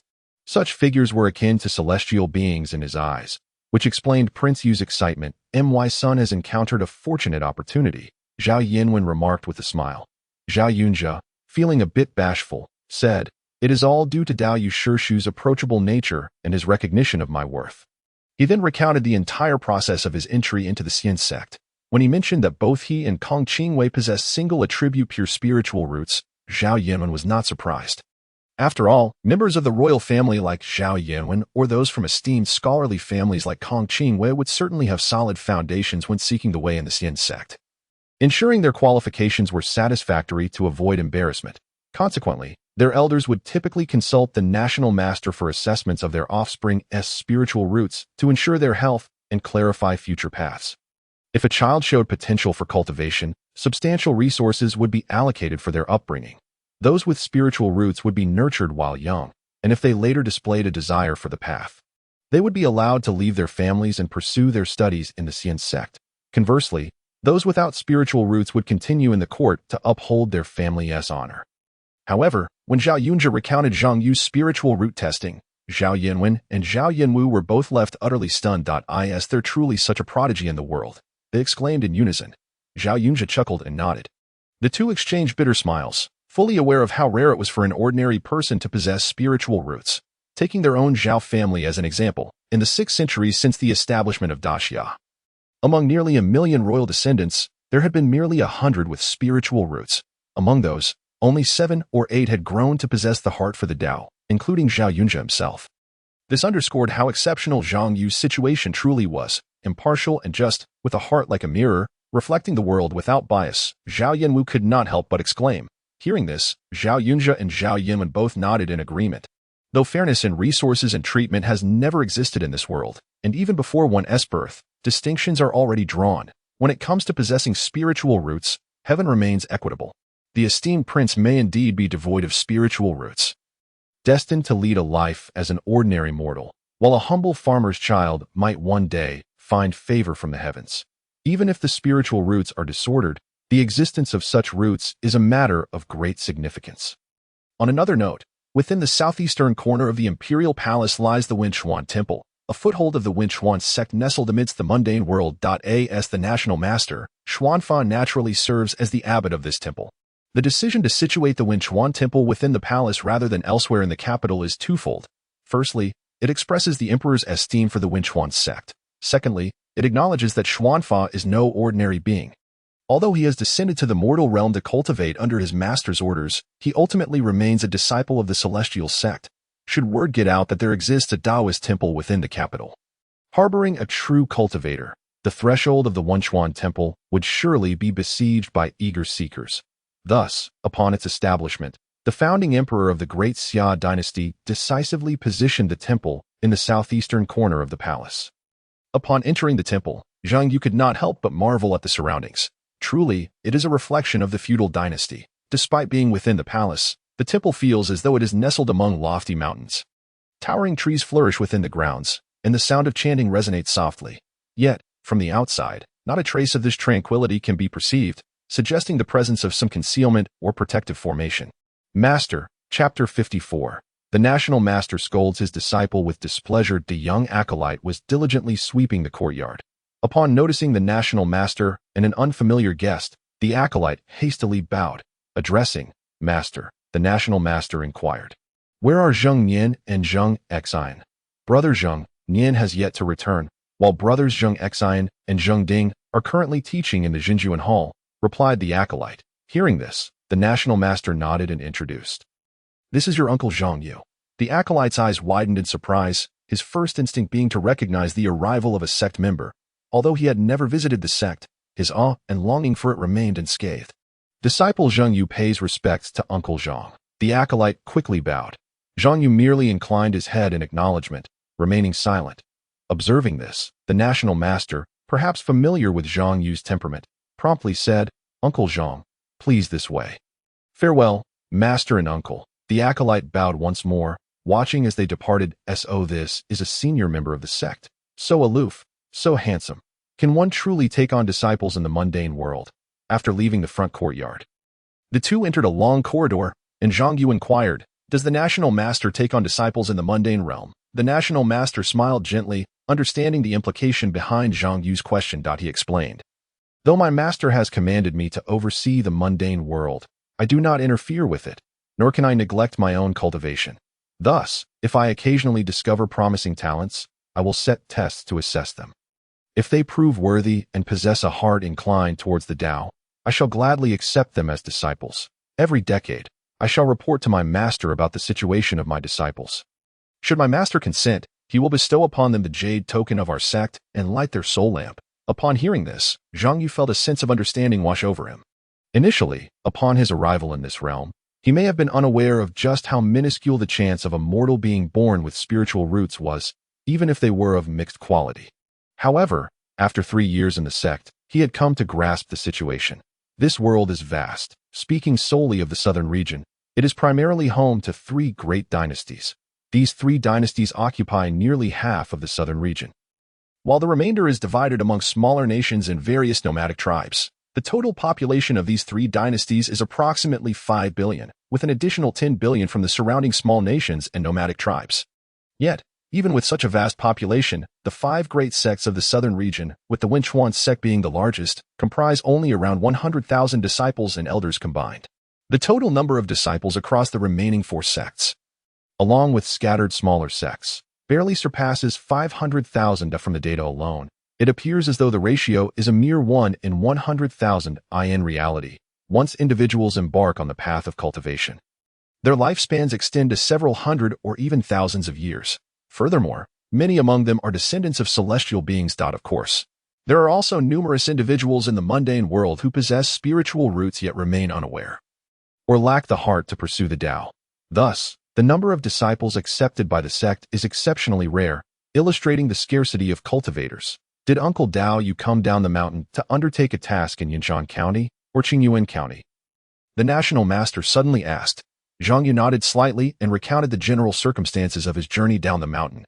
Initially, the national master wore a smile, but upon hearing about the events in Yushan County, his expression shifted dramatically. Zhang Yu looked at him in confusion, only to see the national master pause, bowing slightly with an apologetic demeanor. Regarding Yushan County, it was my oversight that placed Uncle Dao Yu in danger. Taken aback, Zhang Yu listened as the national master explained. Although my disciples typically cultivate by my side in the temple, when extraordinary events, such as those in Yushan County, arise, I send them out to investigate and resolve the situation. Realization dawned upon Zhang Yu that the tasks from the External Affairs Hall were deliberately arranged by you. Not entirely. The national master shook his head. The tasks within the Great Xia are primarily arranged by disciples, whereas those outside of it are overseen by others. Zhang Yu nodded in understanding. You need not apologize. Your arrangements were not at fault. That specter was likely at the golden core level, which falls within the scope of the disciples' training. May I trouble Uncle Dao Yu to show the disciples that specter? The national master inquired. Without hesitation, Zhang Yu retrieved the yin-yang array plate from his Qiankuan ring, the heavenly grade array plate of Uncle Zhou. Initially, the national master had only heard that Zhang Yu had used the yin-yang array plate to capture the specter, without giving it much thought. After all, the art of formations encompasses a myriad of yin-yang arrays, and it was unclear what level Zhang Yu's array plate belonged to.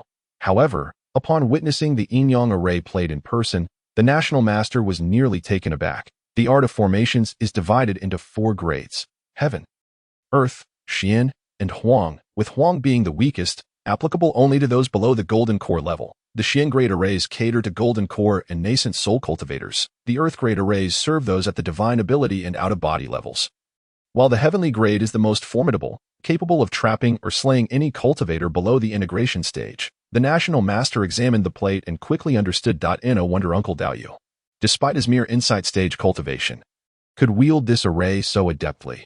It contained not only 3 heavenly grade spirit gathering arrays to replenish spiritual energy, but was also embedded with spiritual stones. Thus, even those who had merely established their foundation could utilize the yin-yang array plate. Open. The national master chanted the incantation and pointed his finger, causing a corner of the yin-yang array plate to activate. In an instant, the skies transformed dramatically. Just moments ago, the weather was clear, yet now dark clouds gathered and fierce winds arose. In the next moment, countless tendrils of black energy erupted forth like hair, leaving Zhang Yu utterly stunned. Brother, is this really necessary? Could you at least give me a heads up before you act? This is all too sudden.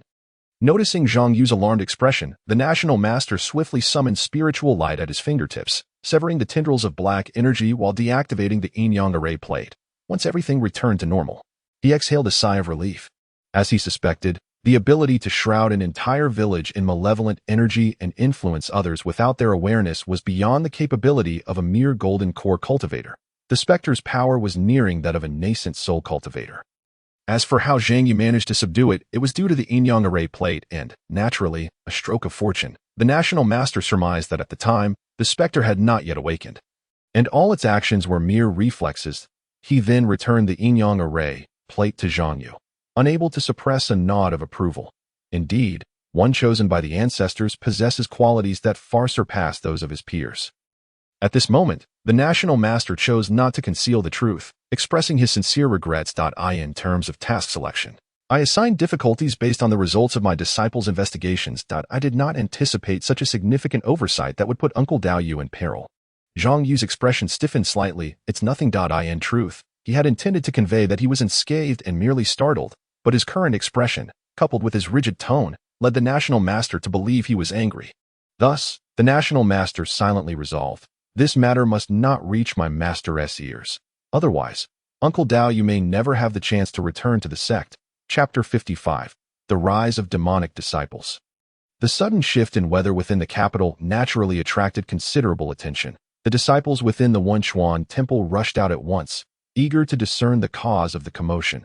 However, upon seeing the national master, they all breathed a collective sigh of relief. "Master, Master," the disciples greeted in unison, some casting curious glances at Zhang Yu, wondering who this young man was to accompany their master. "Zhang Xian, Zheng Ding," the national master called out to his disciples. Disciples present, 2 of the disciples responded. The national master continued, "Why are you not rushing forward to pay your respects to your great uncle?" Upon hearing this, the 2 disciples were momentarily taken aback, followed by a jolt of realization.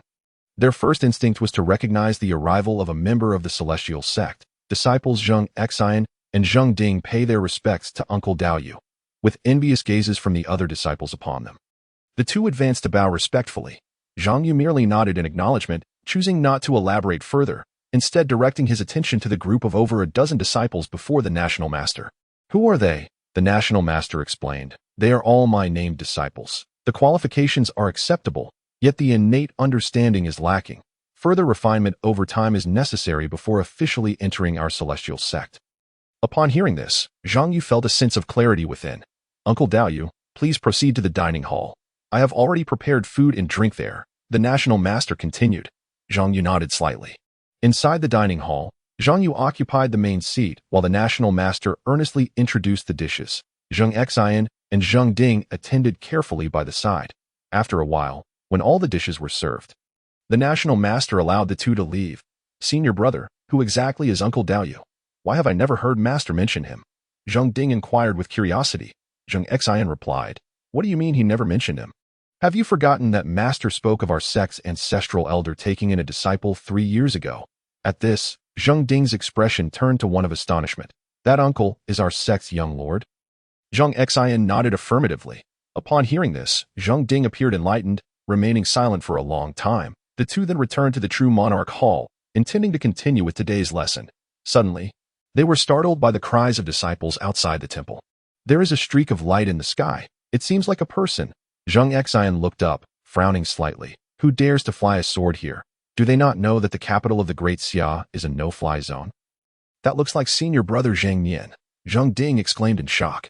Shortly after, the figure descended, crashing onto the stone path in front of the True Monarch Hall and creating a large crater. Zhang Xian and Zheng Ding hurried forward to investigate, discovering that the one who had landed was indeed their senior brother Zheng Nian, now weak and bloodied. "Senior brother?" Seeing Zheng Nian struggling to open his eyes, Zhang Xian rushed to him. Zheng Nian, in a feeble voice, urged, "Quickly, report to master. Disciples of the Taishan sect are colluding with demonic cultivators, attempting to refine pills using the common folk of Jiazhou." Zheng Qing, junior brother." Before he could finish, Zheng Nian had already fainted. Seeing this, Zheng Xian felt a surge of urgency. Senior brother," he called out twice, but Zheng Nian remained unresponsive, causing Zheng Xian's expression to darken. "Zheng Ding, you take care of senior brother. I will report this to master." Hearing this, Zheng Ding nodded solemnly. In the dining hall, the national master was conversing with Zhang Yu when Zheng Xian arrived. Flustered, "What is the matter? Why the urgency?" The national master noticed something was amiss and asked. Zheng Xian recounted the events. "Senior brother Zheng Nian has returned." Upon hearing this, the usually calm national master felt a surge of anger. Disciples of the Taishan sect colluding with demonic cultivators to harm the people of a province. Zheng Nian is gravely injured, and Zheng Qing is likely in their hands. How audacious! It has been many years since anyone dared to provoke our Wenxian sect. "Uncle Dao Yu, I must excuse myself," the national master said, suppressing his anger as he addressed Zhang Yu. But Zhang Yu stopped him, asking, "What do you plan to do if the Taishan sect is indeed involved? They are one of the 5 great sects of the southern region, just like our Wenxian sect. Naturally, I will demand an explanation from them," the national master replied. Zhang Yu shook his head slightly. He could already guess the national master's intentions. Although the Taishan sect was not as powerful as the Wenxian sect, they were still one of the 5 great sects in the southern region. Even if someone from their sect was found colluding with demonic cultivators to harm ordinary people and disciples of Wenxian's sect, they would not admit to it publicly unless caught red-handed. Thus, if the National Master pursued the matter, there were essentially two possible outcomes. The first was that he would confront them, and they would deny any wrongdoing while secretly promising some form of compensations. Hoping to appease the situation, the second possibility was that the National Master would seek assistance from the sect, allowing the headmaster to intervene, which might force them to admit guilt and provide greater compensation.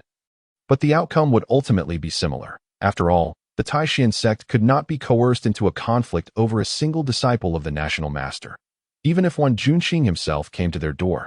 As long as the Taishan sect maintained a low profile, the matter would likely end without resolution. Ordinarily, Zhang Yu should not involve himself in this, as the National Master was their superior.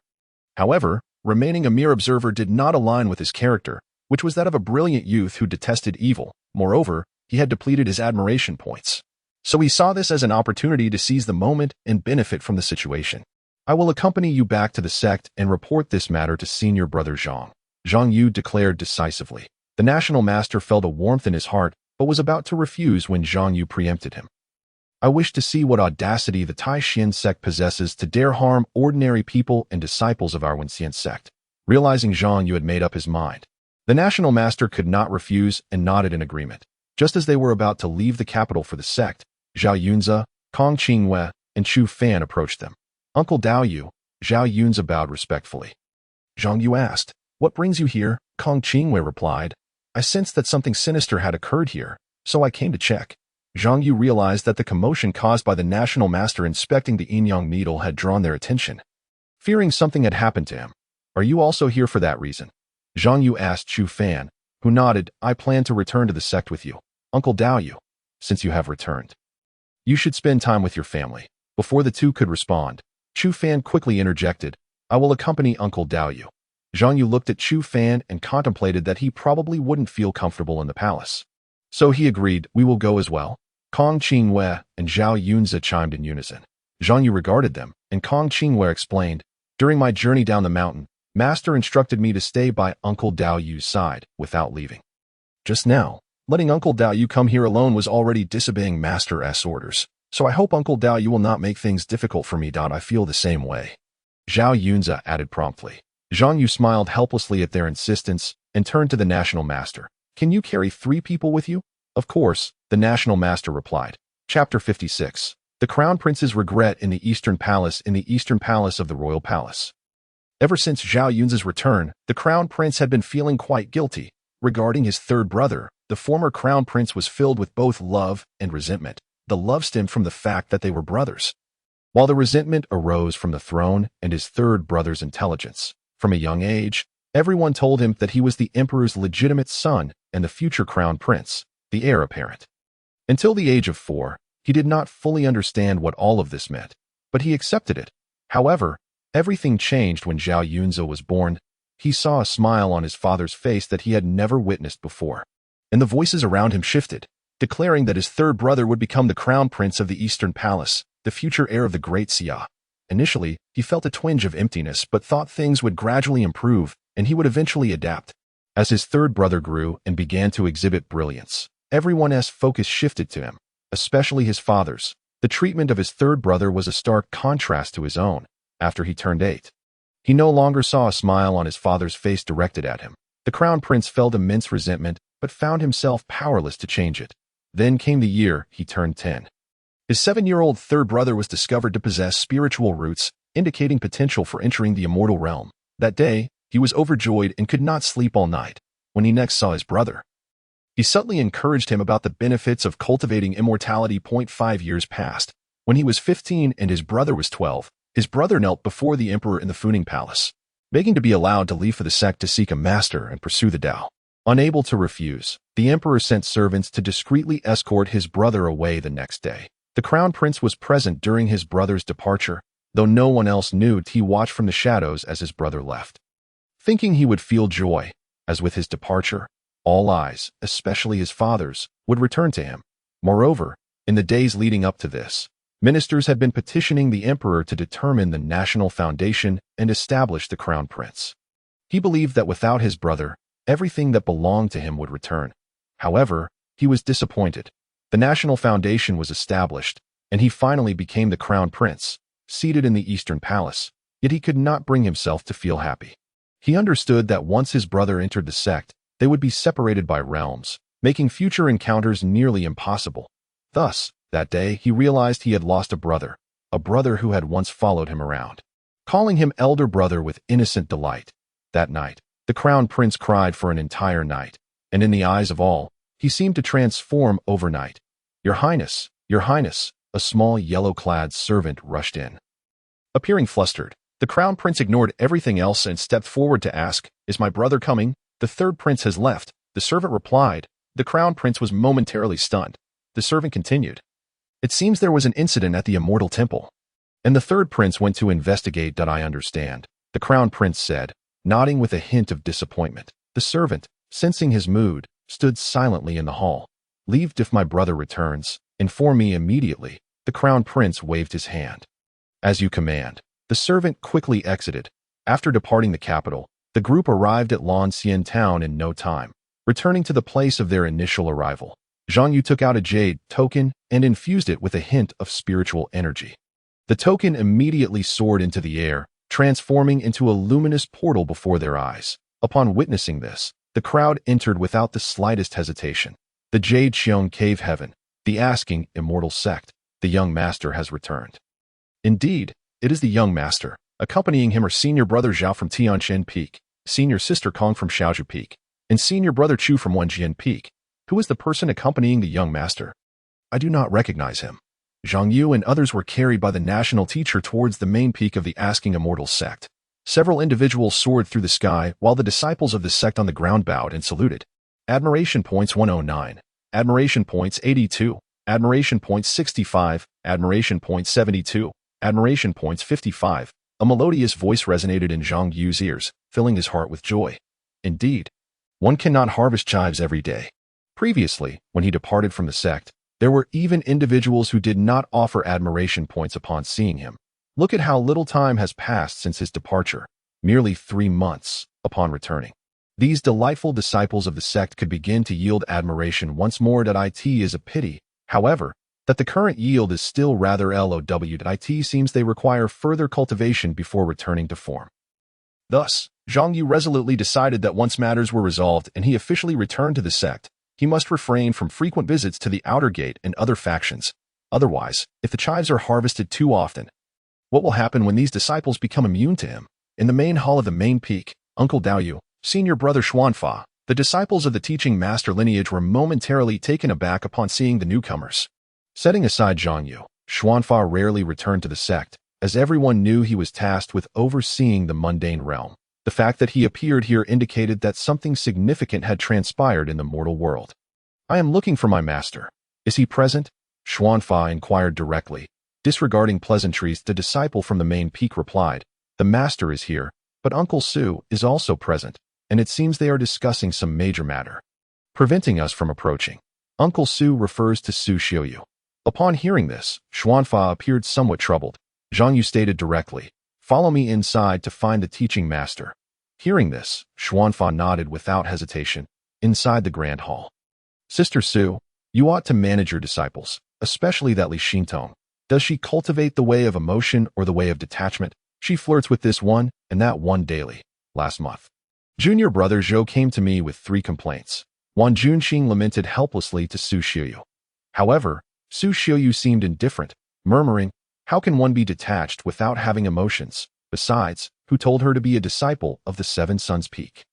Flirting with her disciples is a blessing for her." Bang! Wan Junxing, unable to endure any longer, slammed his palm on the table, exclaiming in anger, "What detachment and what emotions? I see it as sheer promiscuity. And what of the disciples of the Seven Suns Peak? What is their role? If not for them, how could there be so many convenient formations within the sect? And your chief disciple from Shaozhou Peak, Yu Yanran, spends her days toying with her trivial pursuits. If she cannot manage her younger sisters, then perhaps we should replace her. No." Upon hearing the teaching master mention her beloved chief disciple, Su Xiuyu could no longer contain herself. "I am the lord of Shaozhou Peak. I decide who the chief disciple is. Moreover, My disciples act solely for their own paths. Are you suggesting that for the sake of so-called sect order, you would sever my disciples' paths to enlightenment? You, Wan Junqing, exasperated, ultimately had no choice but to unleash his final trump card. He took a deep breath and slumped down in the seat of the teaching master. Very well, if that is the case, I shall no longer serve as the teaching master. I will hand over the position to junior brother Shen. After all, he seems to be idling away at Tianxian Peak. Upon hearing this, Su Shouyu immediately erupted. No, this matter is absolutely unacceptable. Dao Wu, why have you returned? Wan Junqing suddenly stood up, puzzled. Upon witnessing this, Su Shouyu coldly smiled, not turning back. Teaching master, your scheme is too transparent. Do not think you can distract me with the excuse of Dao Wu's return. But before she could finish her sentence, a light cough interrupted her, freezing her expression. Ahem. Dao Wu pays respects to Sister Su and Master, and greets Uncle Su. Chapter 57. The Teaching Master's Anger and Demand for an Explanation. Dao Wu, you have returned. Su Shouyu noticed that beside Zhang Yu were 4 others, particularly her disciple Kong Qingwei. And her lips twitched in irritation, her toes nearly digging into the ground. At this moment, Kong Qingwei also felt awkward, wishing she had never entered. Xuanfa, what brings you here? Upon seeing Xuanfa, Wan Junqing furrowed his brow. He understood his disciple well. Usually, he would only send spiritual talismans for communication. It was impossible for him to return without a significant matter or summons. Master, disciples of the Taishian sect have colluded with demonic cultivators, attempting to harm the common people of the Great Xia. One of my disciples has been injured, and another has gone missing. The national teacher recounted the events of the day. After Wan Junqing listened, his frown deepened. Disciples of the Taishian sect, demonic cultivators, blood sacrifices of the populace. One of my disciples is severely injured, and another is suspected to have been captured. Each of these matters clearly challenges my authority as the teaching master of the righteous sect. Is there solid evidence? Wan Junqing inquired. The national teacher respectfully replied. The righteous mind is currently in the asking immortal temple in the capital of Great Xia. You may conduct a soul search at any time. Upon hearing this, both Su Shouyu and Wan Junqing's expressions shifted slightly, as they understood that for Xuanfa to make such a statement, the matter was likely true. With this thought, Wan Junqing was about to speak when Su Shouyu suddenly interjected. Junior brother, you all wait here. With that, he vanished from the grand hall. The others exchanged glances in confusion. At this moment, Zhang Yu transmitted a message to Su Shouyu. Sister Su, how would the teaching master handle such matters under ordinary circumstances? After pondering briefly, Su Shouyu responded. Given that the other party is from the Taishian sect, one of the 5 great sects of the southern region, if we consider Wan brother's usual temperament, he would most likely visit their sect to demand an explanation and seek the return of the people. Upon hearing this, Zhang Yu nodded slightly, as it aligned with his own thoughts. Although he felt a tinge of disappointment at the inability to put on a grand display, he could still capitalize on the opportunity to reap some benefits within the sect upon accompanying Wan Junqing. Moments later, Wan Junqing returned. He looked at Su Shouyu and said, Sister Su, you shall accompany Xuanfa and me in this matter. Upon hearing this, Su Shouyu nodded. Brother Wan. At this moment, Zhang Yu suddenly spoke up. I wish to go as well. Upon hearing this, Wan Junqing nodded. Very well. Zhang Yu was momentarily taken aback, as he had expected Wan Junqing to refuse him. To his surprise, the latter agreed without a moment's hesitation. Before Zhang Yu could react, Wan Junqing waved his sleeve, and before he knew it, they were already soaring through the skies. The 5 great sects of the southern region each possess their own cave heavens. The Asking Immortal sect resides in the Jade Qiong Cave Heaven, while the Taishian sect is in the Taishian Cave Heaven, located in Qiaozhou, Chu Country. 4 streaks of light approached, signifying the arrival of Wan Junqing. Zhang Yu and others. Is this the location of the Taishian Cave Heaven? Zhang Yu pondered silently. Just as he was contemplating how Wan Junqing would access the Taishian Cave Heaven, he saw Wan Junqing raise his hand and point to the clouds. In an instant, the sky darkened and turbulent winds arose, splitting the clouds above to reveal a gaping chasm that seemed to devour everything nearby like a bottomless abyss. Let us go. Wan Junqing led Zhang Yu and the others into the rift, transformed into beams of light. Who dares to intrude upon the Taishian immortal sect? As they entered, a voice boomed. Both Zhang Yu and Xuanfa's expressions changed, feeling a disconcerting tremor in their souls. At that moment, Wan Junqing extended his hand and grasped the air, causing a figure to materialize before them. Tabuan sect master. The individual, upon seeing Wan Junqing, was instantly filled with trepidation, despite being a cultivator. Cold sweat beaded on his forehead, informed Zhong Yan to personally escort the people out. The Taishan sect member appeared bewildered, and Wan Junqing offered no further explanation, flicking his hand dismissively and causing the individual to vanish from sight. Zhang Yu, feeling uneasy, transmitted a message to Su Xiuyu. Sister Su, does the Taishan sect know what is happening with Wan Brothers' approach? Su Xiuyu smiled slightly, responding, do not worry, Daowu. Once one reaches the level of the teaching master, unless a celestial being descends or someone of the caliber of Uncle Tianbao intervenes personally, there is nothing that can escape their perception. Zhang Yu nodded in understanding. I in the Taishan Grand Hall. Unfilial son, will you not speak the truth? The teaching master Zhong Yan wielded a golden wooden rod, striking the young man before him repeatedly. In a short time, the young man's back was left bloodied and bruised. Logically, as the son of the teaching upon witnessing her son in such a wretched state, the esteemed matriarch could not bear it any longer and retrieved a spiritual pill from her storage ring to feed him. Madam, Zhong Yan lamented with deep sorrow, indulging a child is akin to murdering him. Are you aware of the deeds he has committed during this outing? The matriarch shot an angry glance at her husband.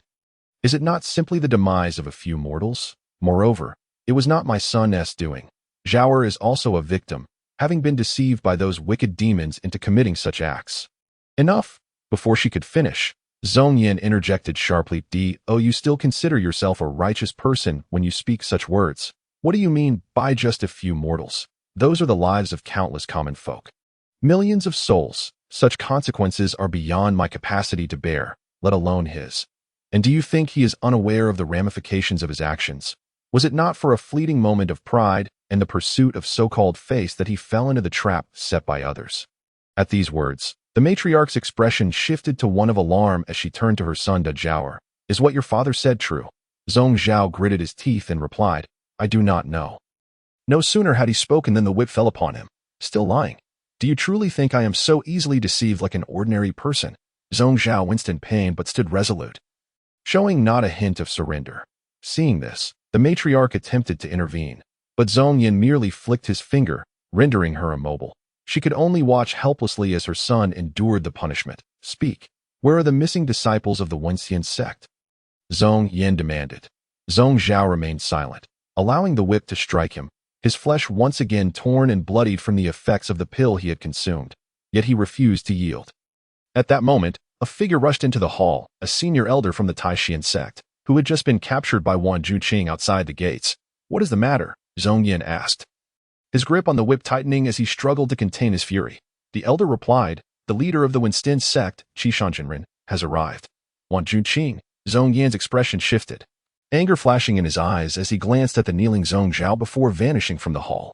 Once Zhong Zhao departed, the spell binding the matriarch was instantly released. It was only then that she could speak. Zhao, tell me the truth. Is it as your father says? Were you truly deceived by those wicked demons? Mother, Zhong Zhao looked at her, hesitating to respond. Seeing her tear-filled eyes, the matriarch said, my foolish son. Chapter 58. Holding the ancestor to command the leader outside the Taishan sect, Wan Junqing and Zhang Yu waited for a moment. Suddenly, a streak of rainbow light shot forth from within the Taishan sect. Qishan Daoist, I trust you have been well. The newcomer was none other than Zhong Yan, the leader of the Taishan sect. Wan Junqing's expression was impassive. I am curious. What face do you have to call me a fellow Daoist, coming here alone? Zhong Yan feigned ignorance. What do you mean? Qingshan Daoist. Zhong Yan, do you truly intend to deny your actions and protect that person? As he spoke, Wan Junqing's tone grew colder. Hearing this, Zhong Yan laughed heartily. Qingshan Daoist, your words are quite eloquent. You trespass upon my sect without cause and now spout a torrent of absurdities. You truly believe that the Wenxian sect is stronger than the Taishan sect, allowing you to bully us at will. Zhong Yan, it seems you have no intention of transcending your tribulation and ascending. In an instant, Wan Junqing, who had been polite just a moment before, struck. He pointed a finger upwards, and a colossal golden finger descended from the heavens, aimed straight at Zhong Yan. Zhong Yan snorted coldly and raised his hand, revealing a Dao seal that shimmered with golden light, within which a giant bird's phantom screeched. Its appearance resembled both a divine phoenix and a golden rock, The moment the golden finger's shadow met the divine bird's shadow, the entire Taishan cave trembled, dark clouds gathering and thunder rumbling ominously. Zhong Yin, you brazenly protect your errant disciple, committing acts contrary to righteousness and the Tao. When the day comes for your tribulation, divine retribution shall surely follow. It is not too late to surrender this person now. I could offer assistance during your tribulation in the future. Otherwise, should you remain obstinate, even if you survive today, you will surely face the demons of your own heart in your tribulation and perish. With a wave of his hand, countless bolts of golden lightning rained down from the sky, resembling a multitude of arrows aimed at Zhong Yan. In response, Zhong Yin merely smiled coldly. I appreciate the goodwill of Qingshan Taoist, but you need not concern yourself with my future tribulation. Rather, you should ponder whether you can protect those behind you if you insist on battling me here. Zhong Yin raised his hand and unleashed a stream of spiritual light, which cleaved through the myriad golden lightning arrows and surged towards Wan Junqing. In turn, Wan Junqing reversed the flow of yin and yang with a flick of his finger, shattering the spiritual light. A terrifying shockwave erupted, sending ripples through the clouds, which cleared instantly, revealing a pristine sky. However, a fissure appeared before him, a dark void exuding a dreadful pull that threatened to engulf those nearby. Senior brother, be cautious. Dao Yu is still here, Su Xiaoyu warned, her brows knitted as she smoothed over the fissure with a wave of her hand. Su sister, you must protect Dao Yu. After issuing her command, Wan Junqing turned to Zhong Yan. It appears that a confrontation between us is inevitable today. Upon hearing this, Su Xiaoyu nodded slightly and promptly took Zhang Yu and Xin Fa to retreat from the scene. Zhang Yu felt a wave of helplessness wash over him, realizing he had underestimated the situation. Before their arrival, Su Xiaoyu had mentioned that given Wan Junqing's temperament, he was likely here to demand an explanation and possibly take someone away. He had naively assumed Wan Junqing would only engage in verbal negotiations, believing the Wenxian sect to be composed of gentlemen who preferred words over violence. Yet, to his surprise, they had resorted to fighting at the slightest disagreement. This behavior contradicted his traditional view of the elder generation being increasingly cunning and calculating. With such a volatile temperament, how had they survived to this day? Was it truly a matter of survival of the fittest? The most primal and brutal means of existence, the Taishan sect colluded with wicked demons to harm the common folk of an entire region, resulting in injury and disappearance among my disciples. If you do not provide me with an explanation today, do not blame me for disregarding the bonds of righteousness and destroying your Taishan sect. Wan Junqing towered over them, radiating celestial light. Exuding an oppressive aura, Zhong Yan's countenance grew grave, clearly fearing that Wan Junqing was prepared to act decisively. After all, this was the territory of the Taishan sect. Even if he and Wan Junqing were equally matched in their contest of spells, what would become of the sect? Would they truly abandon it? If they unleashed their full power, the majestic celestial mountain would surely crumble to ruins in an instant. Qingshan disciple, could you grant this old man a moment of dignity in this matter? Just then, a voice resonated from within the Taishan sect. Wan Junqing's celestial light began to retract, as if suppressed by an unseen force. He turned to face the interior of the Taishan sect with a solemn expression. The voice belonged to Yuan Jun Daoist, an ancient ancestor of the Taishan sect. Are you also choosing to protect that individual who colluded with the wicked demons? Qingshan disciple, do not jest. Yuan Jun, the circumstances here are unclear. Should it truly be the fault of my Taishan sect, I promise to provide you with an explanation. How does that sound? The voice of Yuan Jun Daoist echoed. Hearing this, Wan Junqing's brow furrowed slightly. Clearly, he viewed the response as nonsensical. It was unnecessary to mention that even if Yuan Jun were not an eighth tribulation scattered immortal, he could still deduce the truth of the matter. Otherwise, he would not have come to demand accountability from the Taishan sect with such certainty. Yuan Jun, you old fool, you seem to be regressing with age, just as Wan Junqing was about to refuse. A voice suddenly resonated from the heavens. The crowd was taken aback, for this was no ordinary place. It was the Taishan cave, the heart of the Taishan sect. The fact that Tianbao Daoist could perceive events occurring here from thousands of miles away within the Yuqiong cave was astonishing. Zhang Yu looked up at the sky, unable to suppress a wave of admiration for his master. It seemed he had vastly underestimated his master's capabilities. Lu Tianbao, you old lecher, why are you peeking into my Taishan cave while neglecting your game in the Yuqiong cave? Yuan Jun Daoist's tone carried a hint of displeasure. Then they heard Tianbao Daoist chuckling. Whose fault is it that your door was left ajar? Was it not you who barged in uninvited? Stop being so rude. Do you really think I intend to share jokes with you? Stay out of the affairs of the younger generation. As Tian Bao Daoist's words concluded, Yuan Jun Daoist's voice abruptly vanished from the scene. Then, they heard Tian Bao Daoist say, "Continue with your business. I have dragged that old fellow, Dong Yuan Jun, over to play chess." As these words fell, the hall fell into a profound silence. Zhong Yin felt as though the sky had collapsed. He could only laugh bitterly. Typically, it was the younger generation that was threatened to coerce the elders. Who had ever seen the elders being used as leverage against the younger generation? It was truly unreasonable. With this thought, Zhong Yin took a deep breath and turned to Wang Junqing. "That I accept this matter. However, I must clarify one point. The one at fault is my son. He is rather obstinate. And despite my inquiries, he has revealed nothing. Therefore, I kindly ask Jingshan Daoist for 1 hour. If I still cannot ascertain the truth by then, you may take my son at your discretion." Upon hearing this, Wang Junqing nodded. Agreed. Chapter 59. An explanation is necessary in the Hall of Supreme Purity. A resounding slap echoed.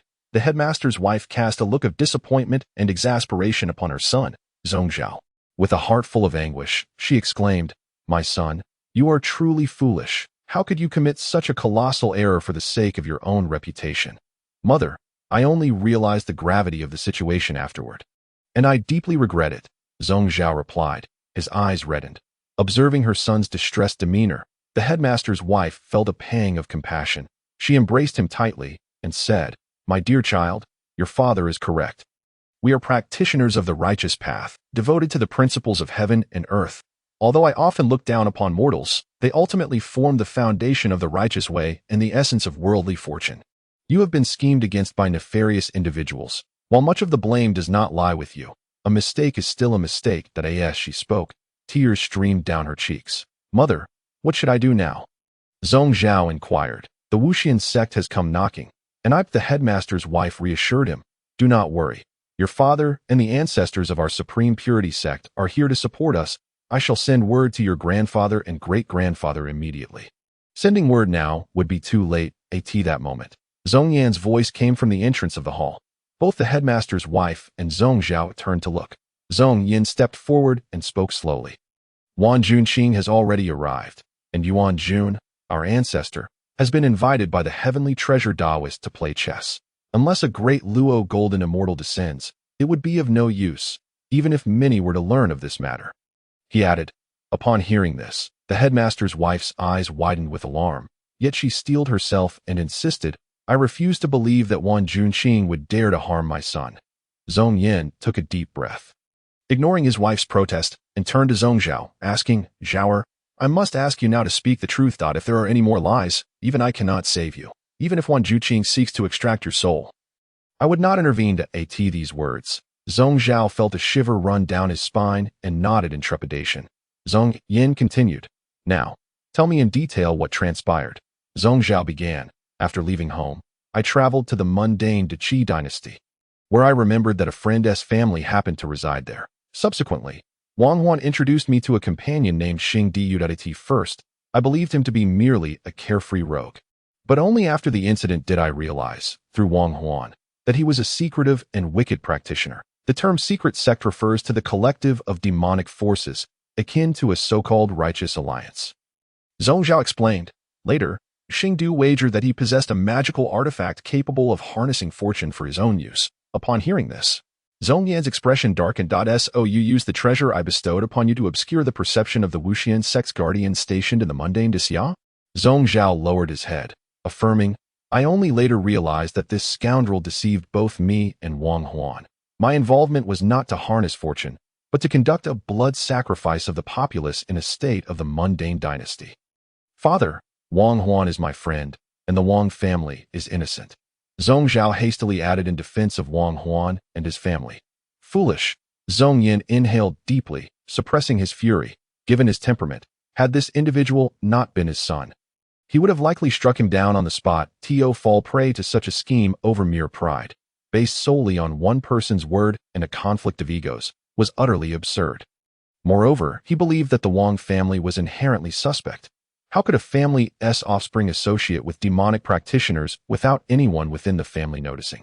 Of course, even if the Wang family had been utterly unaware, With events having unfolded as they had, someone had to take responsibility. Thus, only by sacrificing the Wang family could the wrath of the Wuxian sect be appeased. As for this rebellious son, Zhongyan's irritation grew.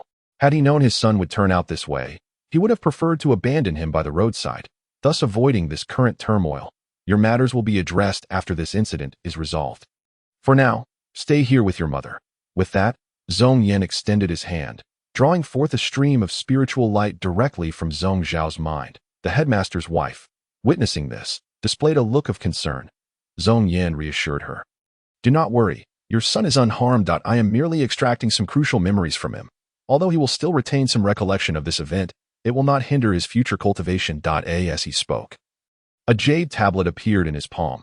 After completely inscribing this memory onto the tablet, he prepared to leave. Where are you going? The headmaster's wife inquired. Naturally, I shall deliver this jade tablet to Wan Junqing. Otherwise, do you think he would believe my words based solely on my testimony?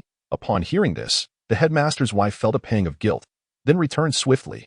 Zhongyan remained silent, merely nodding in acknowledgement. Outside the gates of the Supreme Purity sect, Zhongyan declared, This jade tablet contains all that you wish to know. As for my son, I am willing to provide appropriate compensation. Zhongyan tossed the jade tablet, which Wan Junqing caught in his hand with a nod. I appreciate the disturbance today.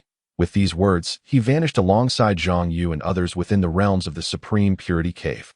Meanwhile, at the Wuxian sect, in the Heavenly Treasure Hall, the Heavenly Treasure Taoist was engaged in a game of chess with a young man with white hair, none other than Yuan Jun, the ancestor of the Supreme Purity sect. Your turn. Why are you so slow? The Heavenly Treasure Taoist urged. The young man, looking displeased, replied, Must I not ponder? I have never won against you in chess. What is the point of this? In response, the Heavenly Treasure Taoist chuckled. It is precisely because you cannot win that I insist on playing with you. I am not so foolish as to force someone who cannot win to play. Seeing the Heavenly Treasure Taoist so smug, Yuan Jun felt his temper rising. However, he suddenly glanced outside. Your disciples have returned. May I take my leave? The Heavenly Treasure Taoist waved dismissively. You miserable chess player, even a second longer in your presence is torture. Be gone. With a cold huff, Yuan Jun vanished without a trace. In the main hall. Upon their return, Wan Junqing immediately disseminated Zhong Zhao's memories from the jade tablet to all present. After reviewing the contents, their expressions turned furious, especially those of the National Master Xian Fa and Zhao Yunzi. National Master Xian Fa was incensed by Zhong Zhao's treatment of his disciple, while Zhao Yunzi was furious that this fool would choose to target Dixia, his homeland, as he was a prince of Dixia. Senior brother, Su Xiuyu interjected, the Wang family is highly suspect, particularly this individual named Wang Huan. Wan Junqing nodded, though he did not allow Su Xiuyu to elaborate further. At that moment, National Master Xian Fa stated, Master, I request permission to go to the Wang family to retrieve my disciple and demand an explanation. Wan Junqing regarded him without response before turning to Zhang Yu. Despite his confusion, Zhang Yu spoke up, Dao Yu is willing to go to the Wang family. Upon hearing this, Wan Junqing smiled slightly. Excellent. Then I shall entrust this matter to you, junior brother Dao Yu. Dare I ask, senior brother, how shall we deal with the Wang family? Zhang Yu inquired. Wan Junqing replied nonchalantly, the Wang family must be exterminated. This pronouncement. National Master Xian Fa, Zhao Yunzi, and Kong Qingyue exchanged glances. Momentarily stunned, only Su Xiuyu and Zhang Yu maintained their composure. Chapter 60. Disciples from various factions compete. The declaration of the Wang family must be exterminated from Wan Junqing elicited neither shock nor surprise from Su Xiuyu. She fully understood his character. Zhang Yu, on the other hand, was not surprised, having anticipated this outcome the moment he witnessed Zhong Zhao's memories. The foremost sect in the southern domain, the Wuxian sect had the Wang family as a nominally subordinate force. Yet, the members of the Wang family had been secretly colluding with demonic practitioners. Regardless of whether they were aware of the situation, the Wang family had undeniably failed in their oversight. Moreover, Wang Huan, harboring wicked intentions, had concealed his true nature. If Zhong Zhao, as an accomplice, could only later recognize Xing Du as a demonic practitioner, how could Wang Huan have failed to notice? Nevertheless, Wang Huan proceeded with his actions, never considering the need for damage control, instead compounding his errors. Given the circumstances, it was implausible for the Wang family to remain in ignorance. The fact that they had yet to approach the Wuxian sect only confirmed their complicity. Thus, even if they had no intention of siding with the demonic practitioners, they had committed the crime of harboring them as the leading sect in the southern domain. The Wuxian sect had no choice but to act decisively against the Wang family, even to the extent of making an example of them. As for the reason behind such a severe punishment, the Wuxian sect sought to uphold the righteous path of heaven and earth, not merely to maintain a facade of benevolence. Xianming, Wan Junxing called towards the entrance of the hall that a disciple entered promptly. Master, Wan Junxing commanded, ring the Taoist bell and summon all elders of the sect to the Wuxian hall for a meeting. Understood, Xianming replied respectfully. I shall obey your orders. With 6 resounding chimes of the Taoist bell, the sound reverberated throughout the entire Yaoqiang cave. Nearly 10,000 disciples of the Wuxian sect raised their heads in unison. Gazing towards the Wuxian hall, the Taoist bell has rung. What could have transpired? Is that the sound of the Taoist bell from the Wuxian hall? Such a sound cannot ring unless it is a significant matter. The 6 chimes of the Taoist bell signal the headmaster's summons for all elders to convene. The bell has tolled. Could it be that the demonic forces intend to wage war against our righteous path? Some disciples who were in seclusion rushed out upon hearing the bell, while new disciples, bewildered, exchanged glances with seasoned disciples who were eager to prove themselves, visibly excited. In no time, within the Wuxian sect, the various celestial mountain sects each emitted radiant beams of light towards the main hall of the sect. Moments later, the elders of the various branches of the Wuxian sect gathered within the main hall. Wan Junxing replicated the memories of Zhong Zhao for all present. Upon finishing, the elders were filled with indignation, vehemently demanding the annihilation of the Wang family. Wan Junxing addressed the assembly, stating, "This matter I intend to entrust to my junior brother Duyu." He continued, "For this expedition, apart from the Wanjian Peak, each remaining peak may send no more than 30 individuals as per your command." The elders replied in unison, bowing respectfully. Wan Junxing raised his hand, and a jade token flew forth, landing before Zhang Yu. "This is the jade decree of our Wuxian sect. With this token, you may requisition any resources from our sect. Junior brother Daoyu, should you require anything, feel free to retrieve it directly from the treasure vault." Zhang Yu accepted the jade decree, though he did not fully comprehend Wan Junxing's motives. Nevertheless, as it coincided perfectly with his desires, he had no reason to refuse. "I shall comply with your command," Daoyu affirmed. Wan Junxing nodded slightly before vanishing from the hall. Once the sect leader departed, the elders promptly encircled Zhang Yu. "Junior brother Daoyu, from my Cangjing pavilion, I am willing to provide 3 Yuanying disciples and 11 Jindan disciples. From my GFA hall, I offer 5 Yuanying disciples and 15 Jindan disciples." Just as the elders were fervently vying for contributions, Zhou Hongya, the master of the Chiyue Peak, suddenly let out a cold laugh. At once, all eyes turned towards him. He boldly proclaimed, "My Chiyue Peak will contribute 8 Yuanying and 12 Jindan disciples." Hearing this, Zhang Yu was momentarily taken aback. Before he could respond, Wu Daodong, the master of the Yuanzhong Peak, interjected, "My Yuanzhong Peak offers 12 Yuanying and 18 Jindan disciples." This statement captivated everyone's attention once more. However, just as Wu Daotong was reveling in his moment, Shen Jing, the master of the Tianxian Peak, stepped forward and reprimanded, "Nonsense! What are you all competing for? Each of you is a teacher, yet you behave in such a manner." At this, the assembly lowered their heads. Zhang Yu, intending to mediate the situation, found himself unexpectedly addressed by Shen Jing. "Junior brother Daoyu, my Tianxian Peak will contribute 30 Yuanying disciples." Zhang Yu.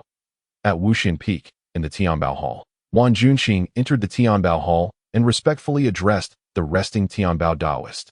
"Have you made all the necessary arrangements?" the Tianbao Taoist inquired. Wan Junxing nodded affirmatively. The Tianbao Taoist rose, smilingly asking, "Are you curious why I insisted you delegate this matter to Daoyu?"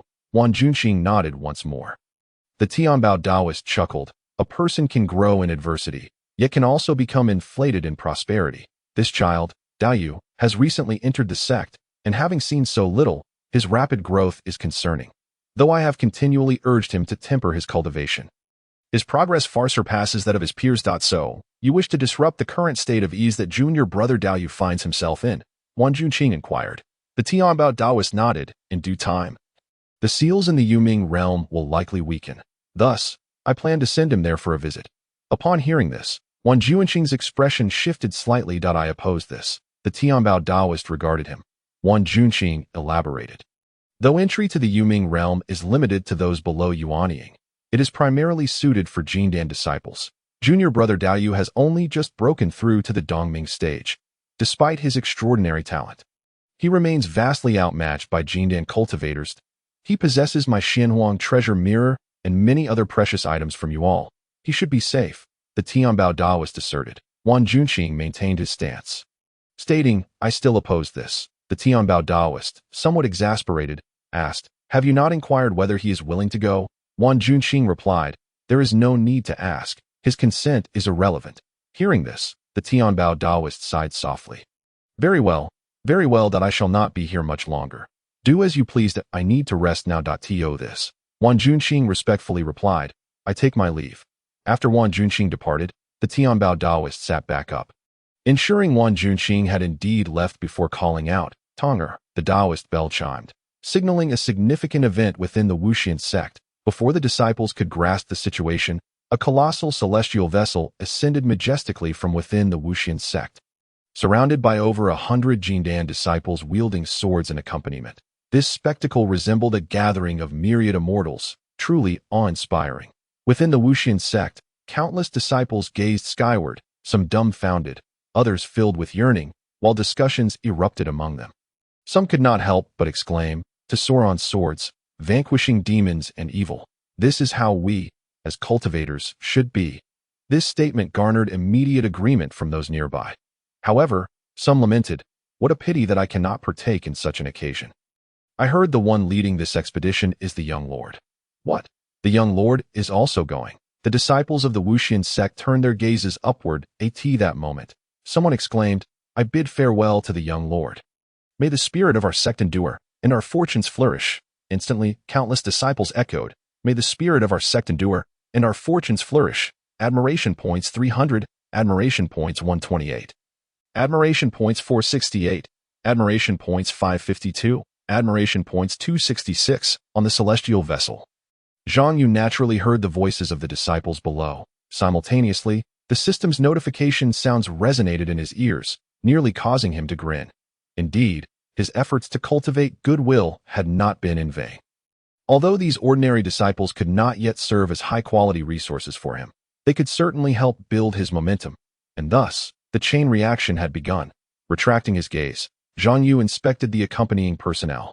He inwardly sighed, recognizing the eagerness of the younger disciples to establish their merits. The Wuxian sect had enjoyed peace for too long. These individuals were undoubtedly eager for action. Alongside him on this journey to the Wang family were three elders at the Hahuan stage: Su Shiyu, the master of the Shaozhu Peak; Zhou Hongya, the master of the Qiyue Peak; and Wu Daotong, the master of the Yuanzhong Peak. In truth, other branch leaders had also desired to join, but due to the chaotic circumstances, they were confined by his master's decree, leaving only these three to accompany him. One disciple at the Shintong stage, and Xiaobai, the chief of Wanjian Peak, had been insisted upon by Li Xiaobai, as the latter argued that Wanjian Peak had too few capable disciples.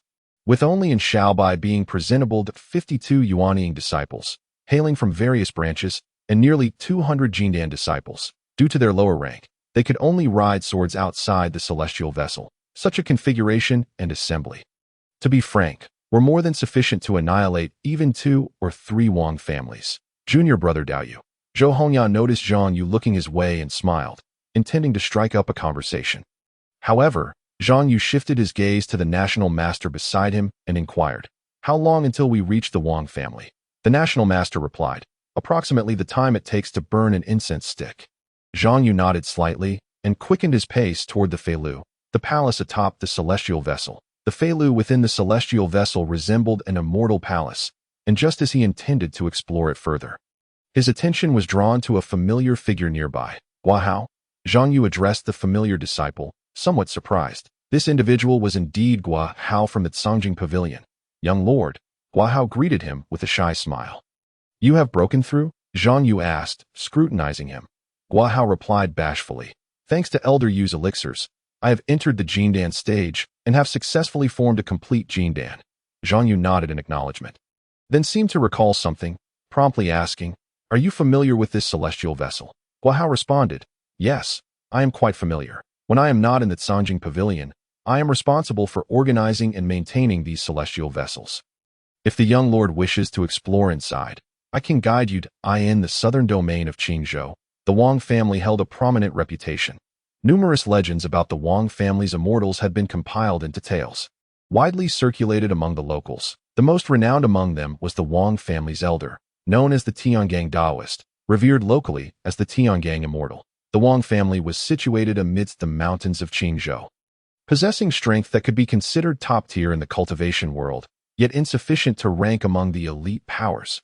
Thus, they were unable to establish their own unique cave heavens as the Wuxian sect and Taishan sect had done.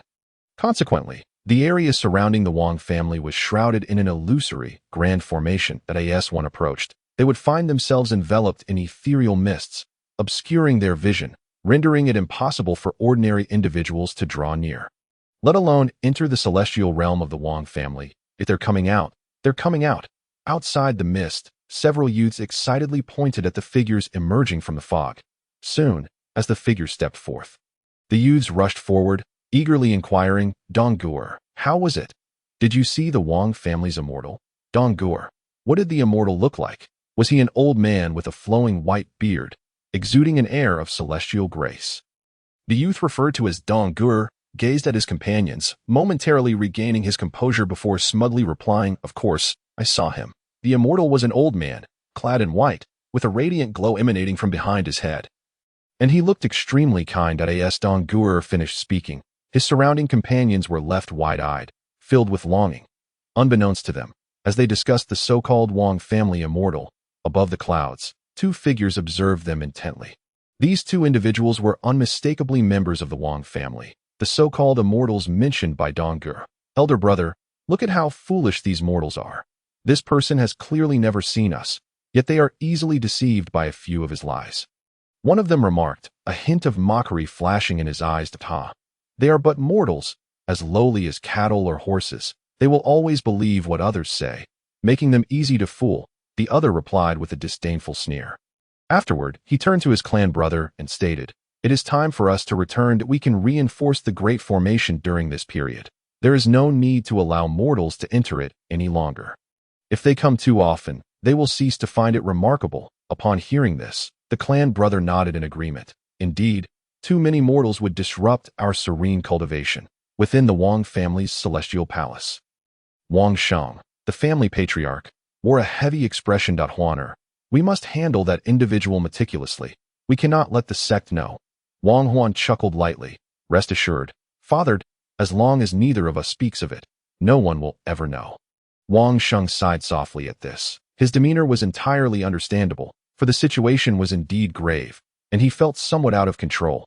His son had conspired with demonic individuals to deceive the son of the Taishan sect's leader, sacrificing the lives of common folk across an entire region to concoct demonic pills. Should this come to the attention of the Xianxian sect, the Wang family would face annihilation. As for why he was willing to take such a significant risk, the allure was simply too great. If the Wang family's ancestor could survive this calamity of the scattered immortals, they would gain the power to open a celestial realm. At that time, their strength would ascend to a new tier. Even if the Xianxian sect pursued them, their ancestor could lead the Wang family to ally with the demonic sect in secret, and no matter how powerful the Xianxian sect might be, they could not possibly pursue them across 3 layers of heaven and earth. Additionally, he felt somewhat entrapped by his son in this matter, as he had been entirely unaware before it transpired. Chapter 62. No other reason than to annihilate the Wang family by the time he learned of it. It was already too late. Wang Huan had brought the gravely injured back to the Wang family. Thus, Wang Sheng could only resign himself to the situation. He hoped for every moment of delay, praying that once the deed was done, he could finally breathe easy. Father, are you worried about Zhong Zhao? Wang Huan inquired. Noticing his father's anxious demeanor, Wang Sheng nodded. The disciple of the Xianxian sect stationed in the mortal realm has escaped, which is of little consequence. After all, with only his word, the Xianxian sect cannot hold the Wang family accountable. However, if the son of the Taishan sect reveals this matter to the Xianxian sect, then the Wang family would have no chance of survival. In response, Wang Huan smiled. Father need not worry. Even if Zhong Zhao realizes what has occurred, it will not matter. Why is that? Wang Sheng asked. Wang Huan explained. Zhong Zhao is a man who values his reputation above all. He would never divulge even a fraction of this incident. But what if the Xianxin sect comes to inquire? Wang Sheng expressed his unease. Wang Huan shook his head, in his view. His father had been weighed down by the looming presence of the Xianxin sect for too long, causing him to lose his former vigor and insight. He continued, the Taishan sect and the Xianxin sect are both among the 5 great sects of the southern region. While we may be somewhat weaker, they still have an 8 tribulation scattered immortal among them. Given that the wrongdoer is the son of the Taishan sect's leader, who dotes on him excessively, unless Zhong Zhao admits to it, the Xianxin sect cannot possibly exert undue pressure. Upon hearing this, Wang Sheng nodded, acknowledging the validity of Wang Huan's words. Yet, inexplicably, he still felt a sense of instability within. Father, do not overthink. Worrying only leads to chaos. For now, treat this matter as if it does not exist. After our ancestor overcomes the calamity of the scattered immortals, the Wang family will possess the power to open a celestial realm. At that point, it will not be too late to strategize for the future. Wang Huan advised. Hearing this, Wang Sheng chuckled softly. Huaner speaks wisely. It seems I am indeed growing old. With a wistful sigh, he added, however, with you, my phoenix child, it matters not how old I grow. You flatter me. Father, Wang Huan replied with a subtle smile. Although he appeared outwardly calm, internally, he felt an overwhelming sense of pride at that moment. However, a celestial vessel arrived outside the Wang family. The thunderous voice erupted. Wang Sheng. Come forth. Half a cup of tea later, Master Dao Yu. We have arrived. Zhang Yu and Gua Hao reported as they emerged from the flying pavilion, noticing and Xiaobai approaching. Zhang Yu leaned over the edge of the celestial vessel. Gazing downward, surrounded by mountains, there were no signs of a cultivation family nearby. At this juncture, the national master explained, the Wang family's perimeter is shrouded in an illusionary formation, unless a powerful being at the integration stage intervenes. One must break this formation to glimpse the true visage of the Wang family. Upon hearing this, Zhang Yu nodded slightly and then transmitted a message to Su Xiaoyu and the others. Do our 3 senior brothers have confidence in dealing with the Wang family? Su Xiaoyu replied. Aside from the Wang family's scattered immortal ancestor, who poses a challenge, Wu Shixiao, and I can handle the rest with ease. Zhou Hongya suggested, I propose we directly employ a heavenly grade killing formation to envelop the entire Wang family. At that point, aside from the 3 or 4 integration stage cultivators and their ancestor, no one else will escape. Brother Zhou, such a method is detrimental to the heavens. Zhang Yu exclaimed in surprise. Wu Daotong interjected, the integration stage cultivators of the Wang family can be dealt with by Brother Zhou. What about those at the out-of-body stage? Zhang Yu inquired. Zhou Hongya confidently replied, with the killing formation, be they integration or out-of-body, none shall survive my array. Su Xiaoyu chuckled lightly. Dao Yu, have you forgotten about our esteemed nephew? Chanfeng, and Xiaobai? He is a sword cultivator who has been stuck at the divine ability stage for nearly 300 years. He inherently possesses the ability to challenge opponents of higher tiers. And in recent years, his swordsmanship has surpassed previous heights. He would relish the opportunity to confront those at the out-of-body stage. I still believe a killing formation is preferable. It is straightforward and uncomplicated. Zhou Hongya's voice echoed once more. Zhang Yu felt somewhat exasperated, but chose not to engage with Brother Zhou's words. He turned to Su Xiaoyu and transmitted, what shall we do about the disciple our sect lost to the Wang family? Is there a way to locate him? Su Xiaoyu replied, Xuanfa has brought the soul lamp of that disciple. The soul fire within will illuminate the path. Upon hearing this, Zhang Yu nodded. Very well, we shall proceed with this plan. After their discussion, Zhang Yu intended to send someone to dismantle the Wang family's illusionary formation. However, Zhou Hongya approached him. Dao Yu, trust me. Once my killing formation is unleashed, before Zhou Hongya could finish, Zhang Yu interrupted. Brother Zhou, it's not that I oppose your killing formation, but this method indeed bears consequences for the heavens. If there are ordinary people without any cultivation within the Wang family, the moment your killing formation is unleashed, it will only lead to further karmic retribution. Zhou Hongya appeared to genuinely take this to heart. Thank you for your concern, Dao Yu. How about this? I will use a trapping formation that only targets cultivators at the out-of-body stage and above. Sparing those below, Zhang Yu was left speechless. Moments later, the celestial vessel hovered above the Wang family. Zhang Yu turned to Zhou Hongya. Brother Zhou. Zhou Hongya smiled faintly. raising a finger to glide before him. A golden light shimmered, resembling a golden thread dancing at his fingertip. Then, as the golden thread descended, it transformed into a radiant beam that dispersed the layers of mist surrounding the Wang family's location. Upon witnessing the illusionary formation collapse, Wu Daotong let out a cold chuckle, soaring into the air above the Wang family, shouting, "Wang Sheng, come forth!" As his voice reverberated, it seemed to echo from the heavens, causing the entire mountain range where the Wang family resided to tremble as if a great dragon stirred beneath. This sudden turn of events naturally drew the attention of countless Wang family members. Within the Wang family's celestial palace, numerous individuals gazed skyward, their expressions frozen in shock and fear to them. The identity of the incoming force was utterly inscrutable. They could only discern a massive celestial vessel suspended in the firmament. Surrounded by a throng of sword-wielding cultivators, rays of golden light pierced through the throng, blinding their vision. A great calamity, patriarch at that moment. A frightened old servant of the Wang family rushed into the grand hall. Wang Sheng and Wang Huan had yet to recover from the thunderous voice that echoed moments prior. "What is it? Why such urgency?" Wang Sheng, regaining his composure first, turned to the old servant. The servant, his face pale with terror, replied, "The sect has sent people. Though I know not the reason, their imposing presence bodes ill." Wang Sheng's expression shifted, realizing that his worst fears were coming to fruition. He then turned to Wang Huan, who also displayed a flicker of panic in his eyes. However, he quickly steadied himself. "Father, let us step outside and see if perhaps the sect has other intentions." Wang Sheng nodded in agreement. The father and son made their way outside the grand hall of the Wang family. Upon seeing the hovering celestial vessel and the disciples of the Xianxin sect surrounding it, they both had already guessed half of the truth. Yet, they remained hopeful. Taking a deep breath, Wang Sheng transformed into a streak of light. Soaring toward the celestial vessel, Wang Sheng of the Wang family pays respects to the esteemed members of the sect. "May I inquire as to the purpose of your visit?" Wang Sheng feigned calmness. Clasping his hands in greeting in response, Wu Daotong offered a cold smile, but remained silent. Zhang Yu turned his gaze toward Wang Sheng, stating flatly, "Nothing more than to annihilate the Wang family." As his words fell, Wang Sheng had yet to react. This moment, Wu Daotong took action directly. A colossal hand descended from the heavens, swiftly seizing Wang Sheng and smashing him towards the ground where Wang Huan stood. Chapter 63. The ancestor of the Wang family, Wang Tiangang. In a state of desperation, Wang Sheng attempted to break free. Ethereal lights spiraled around him, yet he was horrified to find himself utterly powerless within the grip of this gigantic hand.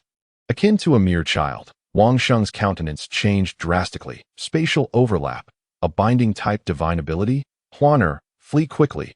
Wang Sheng glanced at the ground, his face etched with despair, calling out to Wang Huan.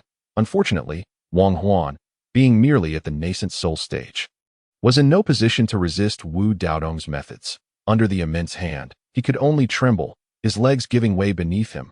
Boom, boom, boom. A tremendous cacophony erupted as the entire Wang family's celestial palace crumbled. Had it not been for the fact that this place had been nurtured by the Wang family for thousands of years, it was likely that the entire mountain range would have been reduced to ruins like the Wang family's celestial palace. Head of the family, young master. Amidst swirling clouds of dust, numerous elders of the Wang family arrived. They looked upon the spot where Wang Huan had once stood, now transformed into a vast pit nearly 100 feet wide. Within this pit lay only the mangled body of Wang Sheng, barely clinging to life. While however, I can offer compensation for this matter. As long as the higher-ups agree, Wang may serve as the protector of the young master of the Xian sect until the young master ascends. Su Xiaoyu unsheathed her sword, causing the heavens and earth to tremble. By the time Wang Tiangang regained his senses, he found himself amidst a verdant bamboo forest. Observing the lush surroundings, he remarked, "To cultivate such profound celestial arts at the combined body stage is indeed remarkable for both of you. Yet, to think you can slay me through such means is to underestimate me gravely." Wang Tiangang continued, "I acknowledge that you are not ordinary. Sacrificing the opportunity for ascension for the sake of your descendants is both your strength and your weakness. Lacking a physical form, your essence can only carry so much in terms of capabilities. Your second tribulation scattered immortal cultivation is but a fraction stronger than that of either of us. Should we join forces? Do you truly believe you stand a chance? Su Xiaoyu's voice echoed through the bamboo grove. Wang Tiangang smiled lightly. I have roamed these lands before. When I was a combined body cultivator, you were likely yet to complete your foundational stage. How could you possibly comprehend my methods? Upon finishing, he pointed, and a halo of celestial light appeared behind him, with swirling patterns of divine script. In the next moment, the bamboo forest shattered like a mirror before his eyes. He glanced around, realizing he was still suspended above the Wang family estate. Your kin are nearly all dead. Are you not anxious? Su Xiaoyu inquired, brandishing her bamboo sword. Wang Tiangang replied nonchalantly, as cultivators, our resolve is unwavering. Undisturbed by external matters, they are merely my descendants. As long as I am alive, they will continue to exist. Hearing this, Su Xiaoyu scoffed, such bravado. Wang Tiangang shook his head slightly. It is not a matter of bravado, but simply my own growth. I have devoted countless years to the righteous path, praying for the well-being of all beings. In my youth, I traversed the vastness of the world, performing good deeds and accumulating virtue. I have witnessed too many farewells in this life, never committing an act contrary to my heart. Yet, I find that the tragedies of this world are endless. With cause manifesting as sight, there are no virtuous beings. With compassion as sight, there are no fortunate occurrences. You chose to collude with the wicked? Wu Daotong asked. Wang Tiangang regarded the two with a calm expression. It is merely a desperate measure. With that, he spread his palms, and a phantom of an immortal floated behind him. The dragon spirit that had been swirling around him instantly soared into the air, and for a moment, the immortal and the dragon danced together amidst the falling lightning. By killing you both, I shall descend into the nether realm, Wang Tiangang declared, a hint of crimson flashing in his gaze as the lightning descended, enveloping the two. Unexpectedly, Su Xiaoyu did not resist, but instead laughed. Wang Tiangang, I have told you before, you underestimate us. Why do you not believe me? As her words fell, Wang Tiangang froze momentarily. Then his expression shifted. When he looked around again, he found himself back in the bamboo forest. Celestial arts, impossible. I severed your laws. How could you? That a trace of panic finally crossed Wang Tiangong's face. Yet before he could finish, understanding dawned upon him, and he murmured, it was during the moment you drew your sword? Tears streamed down his cheeks as he bitterly smiled. So it was the bamboo sword blossoming. In that moment, Wang Tiangang lost his mind, for he realized he was doomed. As the saying goes, no matter how meticulously one plans, it may ultimately go awry. A grand dream ends in emptiness. Regardless of whether Wang Tiangang was virtuous or wicked in the past, henceforth, there would be no more Wang family immortals in this world.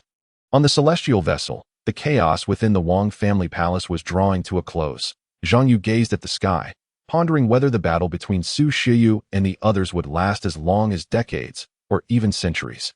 When suddenly, two streaks of radiant light descended from above. The arrivals were none other than Su Xiaoyu and Wu Daotong, with the latter holding a severed head. That Wang Tiangang, Zhang Yu exclaimed.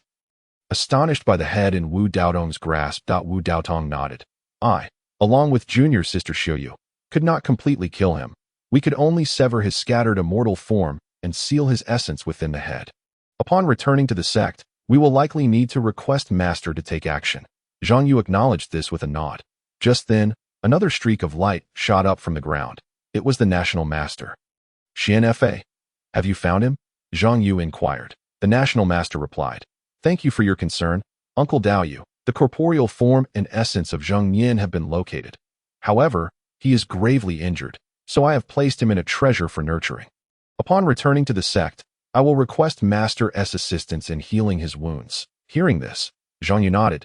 That is good. Chapter 65. Dao Yu first hears of the nether realm. In the Wang family mountains.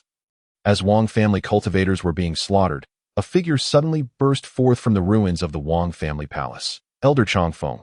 This man is the wicked cultivator, a pale-faced disciple of the Xian sect shouted, blood staining his garments. Hearing this, and Xiaobai immediately charged forward with his sword.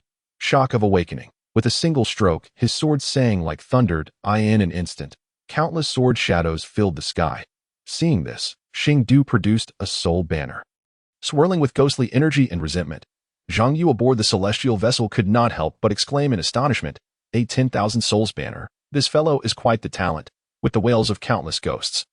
The sword shadows could not harm Xing Du in the slightest. Zhou Hongya held an array plate and sneered, "This little demon has some skill." Just as he was about to act, Wu Daotong stopped him, insisting that Changfeng face this alone at that moment. Su Shiyu also nodded. This person is on par with Changfeng in cultivation, and he can hold his own against him. It shows he is no ordinary disciple even within the secret sect. Hearing this, Zhou Hongya withdrew his hand from the array plate and nodded in agreement. After a fierce exchange of 10 rounds, and Xiaobai finally severed the soul banner imbued with overwhelming resentment. With his life-bound treasure destroyed, Xing Du was left severely weakened and could no longer withstand in Xiaobai's onslaught. In desperation, Xing Du attempted to use blood escape to flee, but before his secret method could be enacted, and Xiaobai struck with his sword, instantly severing his left arm, Xing Du plummeted like a cannonball into the mountain range. A tremendous crash resounded as he fell, smoke and dust billowing from the impact site. From the celestial vessel, one could see that the once intact peak had been reduced to ruins at its center. "Evidently, you are no simple figure within the secret sect," and Xiaobai declared, hovering in the air, sword in hand. Looking down at Xing Du coughing violently, Xing Du spat out a mouthful of blood, feeling his breathing ease considerably. He then glanced at the sky, at the figure resembling. Moreover, there are certain matters that disciples of the Wenxian sect might regard with disdain. Yet that does not imply that the impoverished and desperate loose cultivators share the same sentiment. While some individuals cannot contain their eagerness to scavenge, others remain unperturbed. Most of those who are calm are seasoned loose cultivators, patiently awaiting the opportunity for someone else to trigger the traps for them. After all, before the Wang family met their demise, they were a formidable force in the southern domain, particularly the inner sanctum of the Wang family's celestial palace, which was fraught with countless restrictions. Generally speaking, the more valuable an item, the more perilous its resting place. These loose cultivators, lacking the protective treasures that the disciples of the Wenxian sect possess, would naturally find it unwise to recklessly venture forth. Boom! Indeed, it wasn't long before a loose cultivator inadvertently triggered one of the restrictions while searching for treasures amidst the ruins of the Wang family's celestial palace, resulting in a deafening explosion. In an instant, both the unfortunate cultivator and the area surrounding him were reduced to a gaping crater. Following this individual's demise, some of those who had been waiting remained patient, while others could no longer restrain their eagerness and hastily dashed towards the site of the explosion, igniting a fresh wave of conflict. Wenxian sect, the celestial vessel, the young lord has returned. We humbly welcome the young lord. Such a scene exudes an air of majesty. Regrettably, I was unable to attend this time. How I wish to accompany the young lord like Zhao Shixiang does. As the celestial vessel appeared at the Wenxian sect, a series of system notifications chimed in Zhang Yu's ears at this moment. He appeared outwardly calm, but in truth, had it not been for the presence of others, he would have been unable to suppress the grin that would have stretched ear to ear. This was precisely the effect he desired.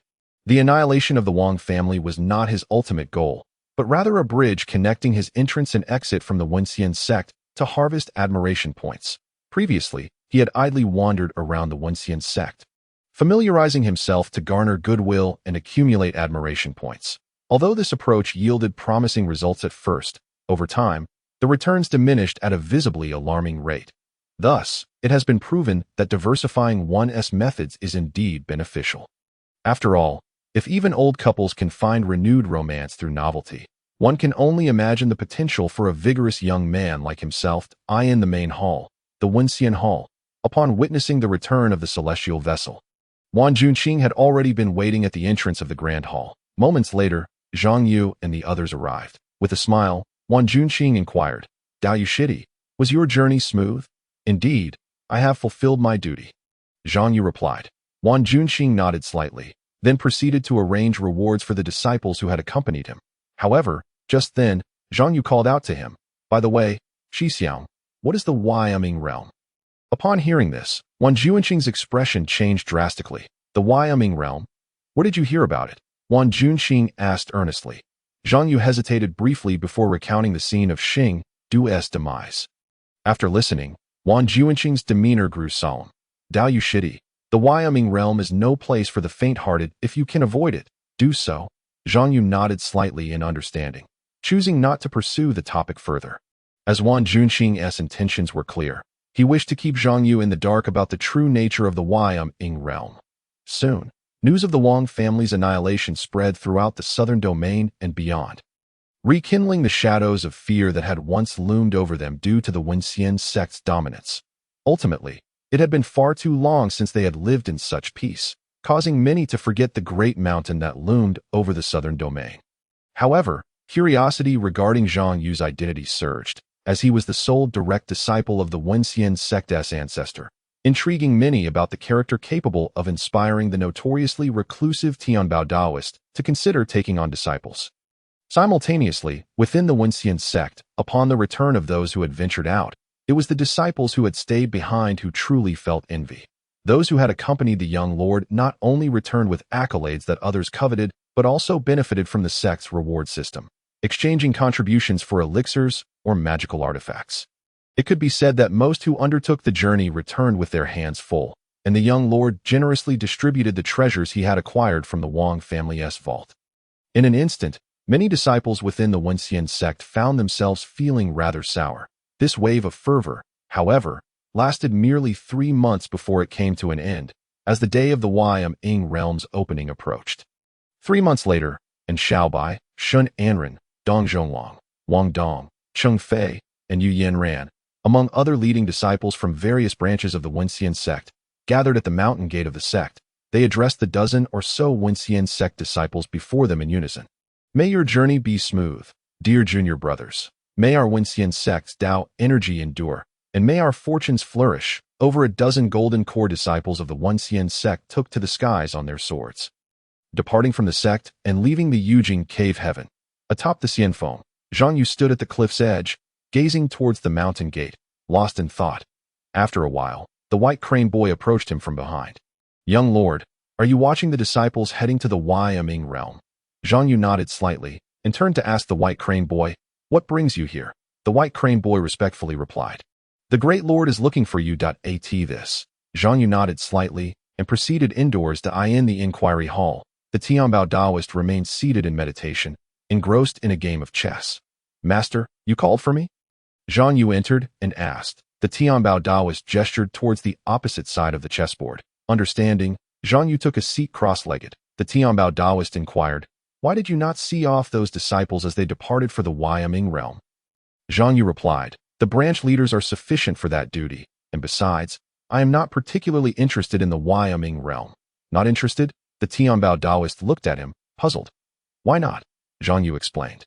Because it is unnecessary. I lack for neither magical artifacts, nor techniques, nor elixirs, so there is no need for me to take risks. The Tianbao Daoist.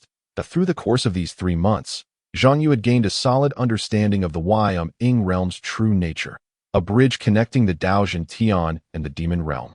Regarded as a secret domain, within the secret domain lies a sealed area that becomes unsealed once every 100 years. In order to prevent the denizens of the demon realm from wreaking havoc upon the living in Daojin Tian, each major sect sends disciples to reinforce the seal every century. Additionally, due to the peculiar rules governing the area, cultivators above the Golden Core stage find their powers suppressed to that of the Golden Core stage upon entry. Thus, only disciples at that level or below can be sent in.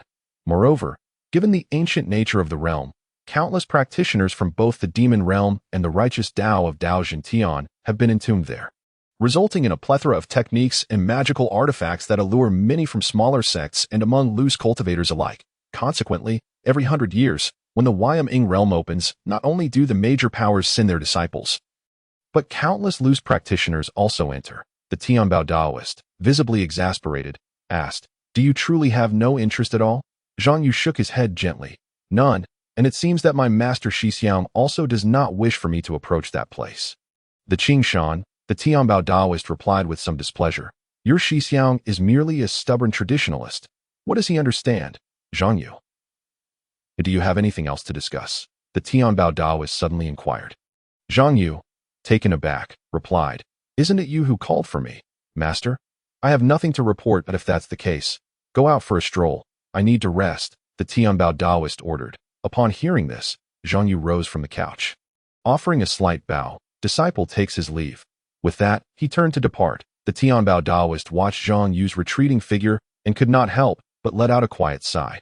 His disciple truly resembled Wan Junqing in many ways, and in some aspects, even surpassed him. It was troublesome enough to deal with Wan Qingshan arguing back. He could not allow a second to emerge. After leaving the inquiry hall, Zhang Yu intended to head to the training room. Having accumulated some admiration points recently, he contemplated opening a teaching space to enhance his cultivation, striving to reach the golden core stage as swiftly as possible. After all, as a cultivator, it was rather embarrassing to run on the ground during a fight. However, just then, the white crane boy approached him. "Does the young lord have time now?" Zhang Yu inquired. "What is it?" The white crane boy replied. "The great lord has recently tasked me with researching a new spirit-gathering formation and would like to request the young lord's assistance in testing it." A spirit-gathering formation? It seems finding Zhou Shixiang would be more beneficial than consulting me regarding formations. Zhang Yu sensed something unusual, but could not quite place it at the moment. The white crane boy calmly explained. While Taoist Zhou possesses profound knowledge of formations, his requirements are overly stringent. This formation has been established specifically for use at Xianfeng and cannot be deployed elsewhere. Hence I asked for the young lord's help in testing it. Upon realizing this, Zhang Yu understood. The concern was likely that Zhou Hongya might come and nag.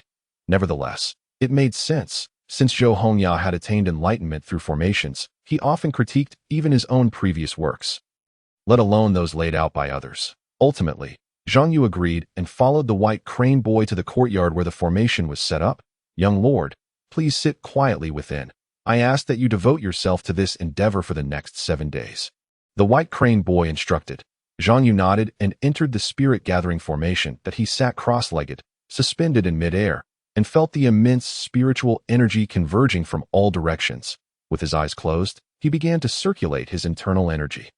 As the inner cosmos within his Niwen palace opened, Zhang Yu's consciousness became completely immersed in the experience. Outside the spirit-gathering formation, the white crane boy observed this and promptly left the courtyard. Heading straight to the inquiry hall, "Oh, the esteemed lord, the young master has entered. Should I relay this now?" Upon hearing this, the Taoist Tiandao smiled and shook his head, saying, "No rush. The underworld realm shall only open 6 days hence." Chapter 67. In the east, there exists a beast named Lu-Wu. It is said that in the far eastern lands lies a towering mountain known as Dongwang Mountain, which serves as a bridge connecting the mortal realm and the underworld. This mountain is elusive to mortals, for within it resides a divine beast, with the body of a tiger and 9 tails, a human face, and beastly claws. This being is a deity known as Lu-Wu, also referred to as Jian-Wu. On this day, Lu-Wu reclined lazily upon the clouds, feigning slumber. As streams of radiant light approached on swords, he yawned, his sleepy eyes fluttering open. They have arrived so soon? Shortly, over a dozen streams of light drew nearer. The leader, riding his sword, descended to the clouds where Lu-Wu rested and clasped his hands in salute. I, Chen Yin, a junior from the eastern domains, Xiandao sect. Pay my respects to Senior Lu-Wu. Lu-Wu regarded the young disciple of the Xiandao sect and asked nonchalantly, "Xiandao sect? A disciple of Zhu Dao?" Chen Yin replied respectfully, "Indeed." "That is correct." Lu-Wu chuckled and remarked, "Among the 3 sects and 1 pavilion of the eastern domain, I did not expect your Xiandao sect to arrive first this time. The matters of the underworld realm concern the balance between the 2 realms. I dare not be negligent," Chen Yin stated. Upon hearing this, Lu-Wu merely shrugged, saying, "Since you are here, remain quiet. Besides your eastern domain, there are also the southern, western, and northern domains. Once the majority from these factions arrive, the underworld realm shall open." Acknowledging this, Chen Yin nodded and instructed his fellow disciples, "Rest here and do not disturb the beasts within the mountain or the mundane travelers passing by." The disciples of the Xiandao sect nodded in understanding. Not long after their departure, several waves of people appeared in the sky. Disciples from the southern domains Tai Xian sect greeted Senior Lu-Wu. Disciples from the eastern domains Ling Xiao sect greeted Senior Lu-Wu. Disciples from the western domains Tian Dao Academy greeted Senior Lu-Wu. Disciples from the southern domains Wen Xian sect greeted Senior Lu-Wu. Before long, nearly all the disciples sent by the top factions of Daojin Tian had arrived. Naturally, There were also many rogue cultivators and minor sect members seeking fortune and opportunities. Liu Wu lazily rose from the clouds, surveying the crowd gathered at the foot of Dongwang Mountain. Then he spoke. Since all have gathered, a roar, resembling that of a tiger yet distinctly not, echoed through the air, causing the heavens and earth to shift in hue.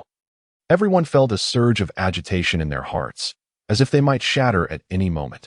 Many newcomers, experiencing this for the first time, reacted with heightened intensity, while those familiar with the scene remained remarkably calm. As the roar subsided and everyone regained their composure, they noticed a black vortex had appeared where Liu Wu had been. This vortex resembled a portal. From within, Liu Wu's voice resonated. You have 1 month. I urge you all to strengthen the seal promptly. Otherwise, once the time is up, everyone within the underworld realm shall be expelled. In unison, the disciples representing the 4 domains responded. We understand, Senior, as soon as the words left their lips. Countless cultivators took to the skies, racing toward the black vortex. Meanwhile, on the other side, Zhang Yu, immersed in his own inner universe within the gathering spirit array, contemplated the starry nebula in his Niwen palace. He could not help but ponder. The appearance of the innate foundation star nebula, which only reaches scale during the hidden origin stage, has now evidently reached a bottleneck at the illuminating insight stage. What transformations will the nebula undergo next? At that moment, he recalled a simulation video of the Big Bang he had seen online in his previous life. Nebula, could the next step be the sun? But how does the sun come into existence? At the beginning of the universe, a single chi gestates, the dome becomes divine, and chi transforms into the 2 instruments. Suddenly, the first chapter of the Tao Sutra resurfaced in his mind. Could it be the golden core? To use the golden core as the sun, yet the Niwen palace is the upper dantian, while the golden core, even if successfully forged, resides in the lower dantian. How could the golden core merge into the nebula to become the sun? Zhang Yu was perplexed and, after a long time, could only abandon his thoughts. He understood that to unravel these mysteries, he must comprehend the 2nd chapter of the Tao Sutra. Given his current situation, unless his cultivation reached the great perfection of the illuminating insight stage, attempting to decipher the 2nd chapter of the Tao Sutra with the system would require an astronomical amount of admiration points, 10,000.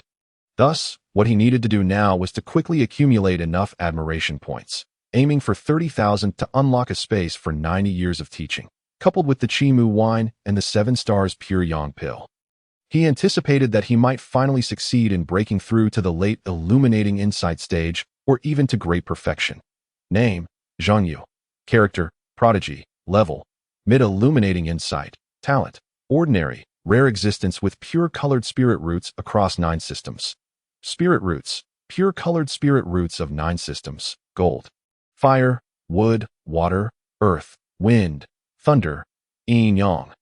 Admiration points, 24,321. At that moment, Zhang Yu glanced at the system panel, feeling a surge of relief. After several efforts to accumulate points and the gains from his earlier confrontation with the Wang family 3 months ago, he was now only a little over 5,000 points short. Given this, it seemed he would need to devise a new method to find a place or an alternative way to harvest some more points. With this thought in mind, Zhang Yu calmed his spirit, dispelling distractions, and after a while, opened his eyes. However, he was instantly taken aback. What on earth? An illusion? Zhang Yu rubbed his eyes and looked around again. Confirming he was not hallucinating, he stood up and surveyed the surroundings, questioning his own existence. Before him lay a scene reminiscent of a desolate wasteland in the distance. There were uneven hills and piles of rubble. The sky was not clear and bright, but rather ominously overcast, with heavy clouds rolling ceaselessly in some areas. Faint flashes of lightning could even be seen. This was undeniably a depiction of an apocalyptic scene. Could it be that he had traversed realms once more? Zhang Yu stood in place, lost in thought. Unbeknownst to him, the unfortunate Dao Yu could never have guessed that this time, it was his master who had plotted against him. The intention of the Taoist Tian Dao was clear, to simply give Zhang Yu a trial. After all, he was uncertain how much longer he could remain in the mortal realm. Although he had the protection of figures like Wan Junqing, Zhang Yu was still his sole disciple. Furthermore, considering his astonishing cultivation speed, having traversed the path of other top prodigies in a mere 3 years, While it typically took 30 years for average sect disciples to ascend from being immortal with no cultivation to the illuminating insight stage, this deeply concerned the Taoist Tiandao. Should there come a day when he ascended and departed this realm, and shortly thereafter, Zhang Yu's cultivation reached the out-of-body or even the integration stage, he would inevitably face many matters on his own. In this world, especially between individuals, many issues could not simply be resolved through cultivation alone. Thus, the Taoist Tiandao aimed to cultivate Dao Yu to the best of his ability before his ascension, ensuring that he was well prepared in terms of cultivation, worldly experience, and mental fortitude. Each was indispensable. After leaving the wasteland, Zhang Yu employed a floating technique, supplemented by the 10,000 Dao true words, allowing him to glide through the air and maintain a speed comparable to that of a beginning golden core cultivator. He began to observe his surroundings, trying to discern the nature of this place. However, at that moment, a sudden sense of crisis surged within him. Immediately after, a cold ray of light shot toward him from an unknown source. Chapter 68. The Duel of the Golden Needle and Cold Ray in Midair. Zhang Yu swiftly adjusted his body position to evade the attack. The cold ray grazed his cheek, clearly aimed at taking his life. A needle? At that moment, Zhang Yu discerned that the cold ray was, in fact, a golden needle enveloped in a certain spiritual power. Zhang Yu steadied himself, looking around as the golden needle attacked once more.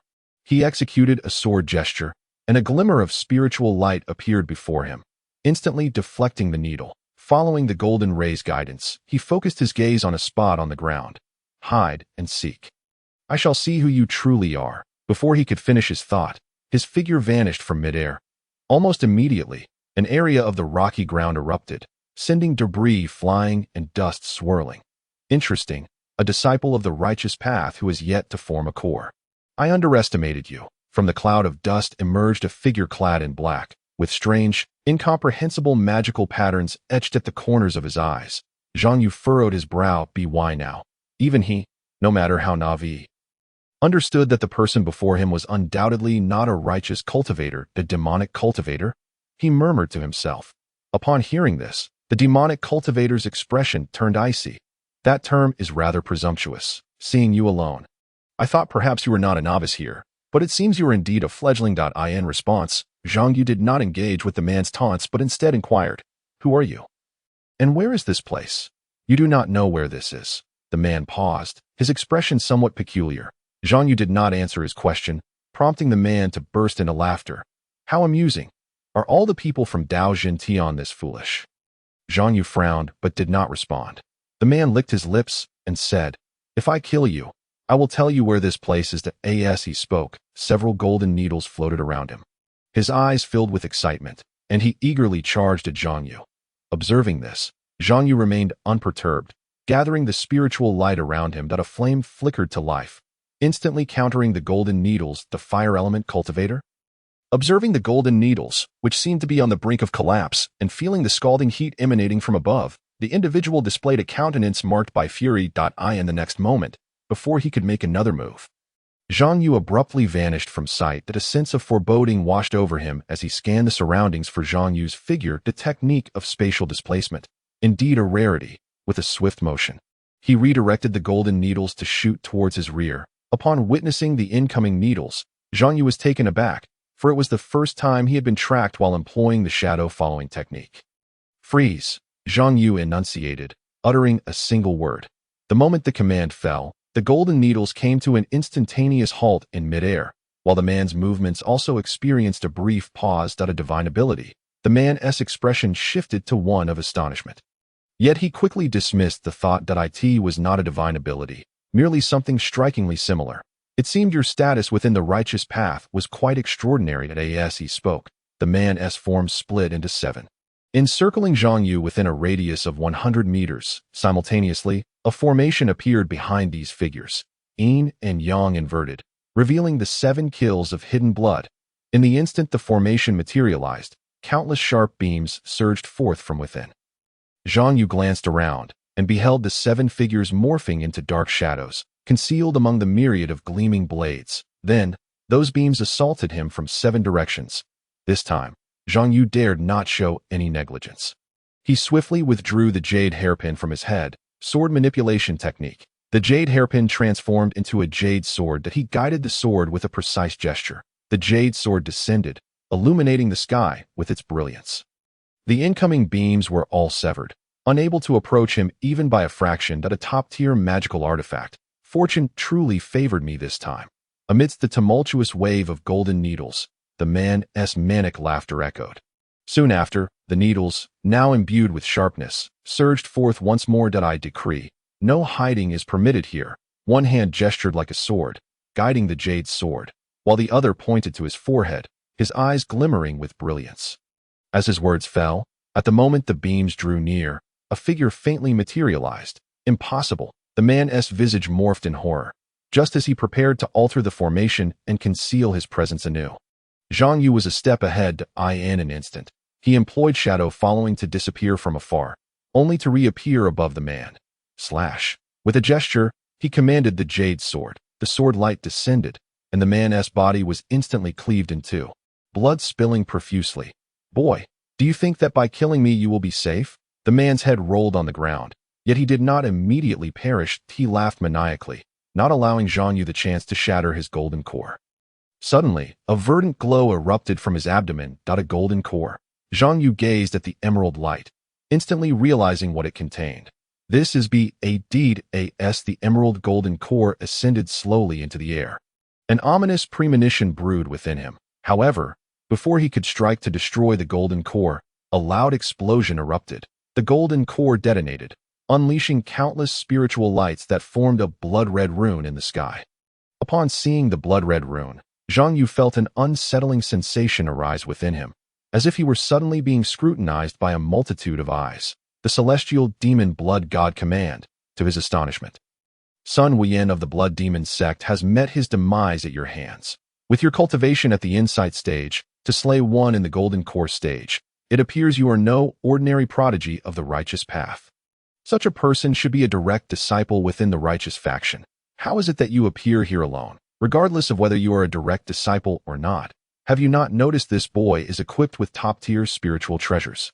That jade sword in his hand is mine now. In an instant, figure soared towards Zhang Yu's head. He surveyed his surroundings, observing the unmistakable greed etched on their faces, akin to a pack of hungry wolves eyeing a lone lamb. Allow me to test him first. One could no longer contain themselves and immediately opted to strike. The individual lunged at Zhang Yu. Two demonic patterned flying rings materialized around him. The rings surged forward. Zhang Yu guided the jade sword with a pointed gesture. The jade sword multiplied, transforming into 9. Multiple sword lights descended upon the flying rings, and one of the rings was immediately sent flying.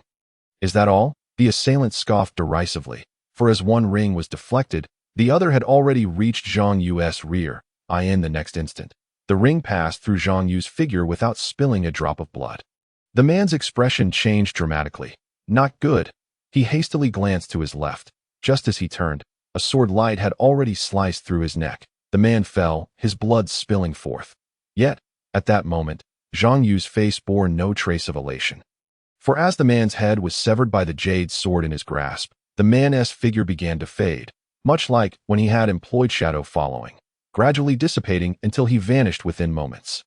This is troublesome. To avoid calamity, it is best to act in unison. The voice of the earlier man echoed in his ears. Zhang Yu turned his gaze, contemplating a death replacement type of spell. He observed the man had unexpectedly appeared not far from his left side. However, compared to before, this man's aura was significantly diminished. Indeed, there are countless prodigies in the world, as numerous as fish crossing a river. Such is the case in both the righteous and demonic paths. But this is precisely what makes it interesting. With this thought in mind, he raised his jade sword and gazed at the figures above. That a gentle breeze swept by, causing his hair and robes to flutter gracefully. Very well, everyone, let us strike together. At the periphery of the netherworld realm, as numerous righteous cultivators entered, the initial atmosphere was calm, with everyone pursuing treasures or seeking the locations of seals. Yet, not long after, as they ventured deeper into the netherworld realm, a group of demonic cultivators launched a collective assault. In an instant, a grand battle between good and evil erupted. Chapter 69. The Battle of Good and Evil. Heavy casualties. Senior Brother Chun, save me. A disciple of the Xian Dao sect was cleaved in half, and the demonic cultivator held the severed head of Chun Yin's fellow disciple. A cruel smile plastered across his face. The quality of the righteous disciples this time is exceptionally poor. None can withstand even a single exchange against me, yet they still harbor delusions of reinforcing the seal to obstruct our advance. Chun Yin glared at the adversary, his face contorted with rage. You, demon, shall pay for your sins. He gestured with his hands, summoning bolts of lightning that surged towards the FOAS. The thunder struck down. The demonic cultivator attempted to evade, but alas, the lightning was too swift. The demon was soon drenched in blood. Yet, there was no semblance of panic on his face. Instead, he burst into laughter. The next moment, he transformed into a human skin. Terrifying malevolence surged from the skin, which soared high amid the lightning. Then, rain began to fall from the heavens. Chun Yin frowned at the sight of the human skin. The moment the rain touched his garments, his expression changed drastically. Contaminated blood, righteous cultivators despise filth, and likewise, righteous techniques are most vulnerable to impurities. Common Taoist spells can be easily nullified by such mundane filth as excrement or a woman's monthly cycle. Although at Chun Yin's current cultivation level, the spells he wielded were naturally impervious to such ordinary impurities, the blood rain before him was clearly no ordinary matter. It was filled with resentment and malevolent energy. The moment the blood rain fell upon him, he felt a wave of unease wash over him, his internal spiritual energy fluctuating abnormally, as if a colossal stone pressed upon his chest, sensing his flying sword wobbling perilously. Chun Yin promptly conjured a barrier of spiritual energy to shield against the blood rain's encroachment. Yet, at that moment, a streak of blood light assailed him. This is not good. An ominous feeling surged within Chun Yin as he prepared to defend himself. However, the blood light was too swift. Just as he thought he would meet his end, a sword light surged forth, obliterating the blood light in an instant. The human skin in the sky, witnessing this, did not wait for a reaction. The celestial sword then descended upon the human skin. A wretched scream echoed as the demonic cultivator's human skin was cleaved in two. With the crisis averted, Chun Yin exhaled a sigh of relief. He turned to the newcomer, clasping his hands in gratitude.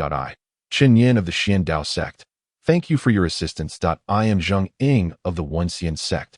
The newcomer replied with a hearty laugh, continuing to wield his sword against other foes. Observing the direction in which the figure departed, Chun Yin was struck with realization that a sword cultivator from the One Xian sect? No wonder they possess such prowess. To slay one in the Golden Core stage with such ease truly elicited envy. After some introspection, Chun Yin set aside his grief over the loss of his fellow disciples and took a deep breath.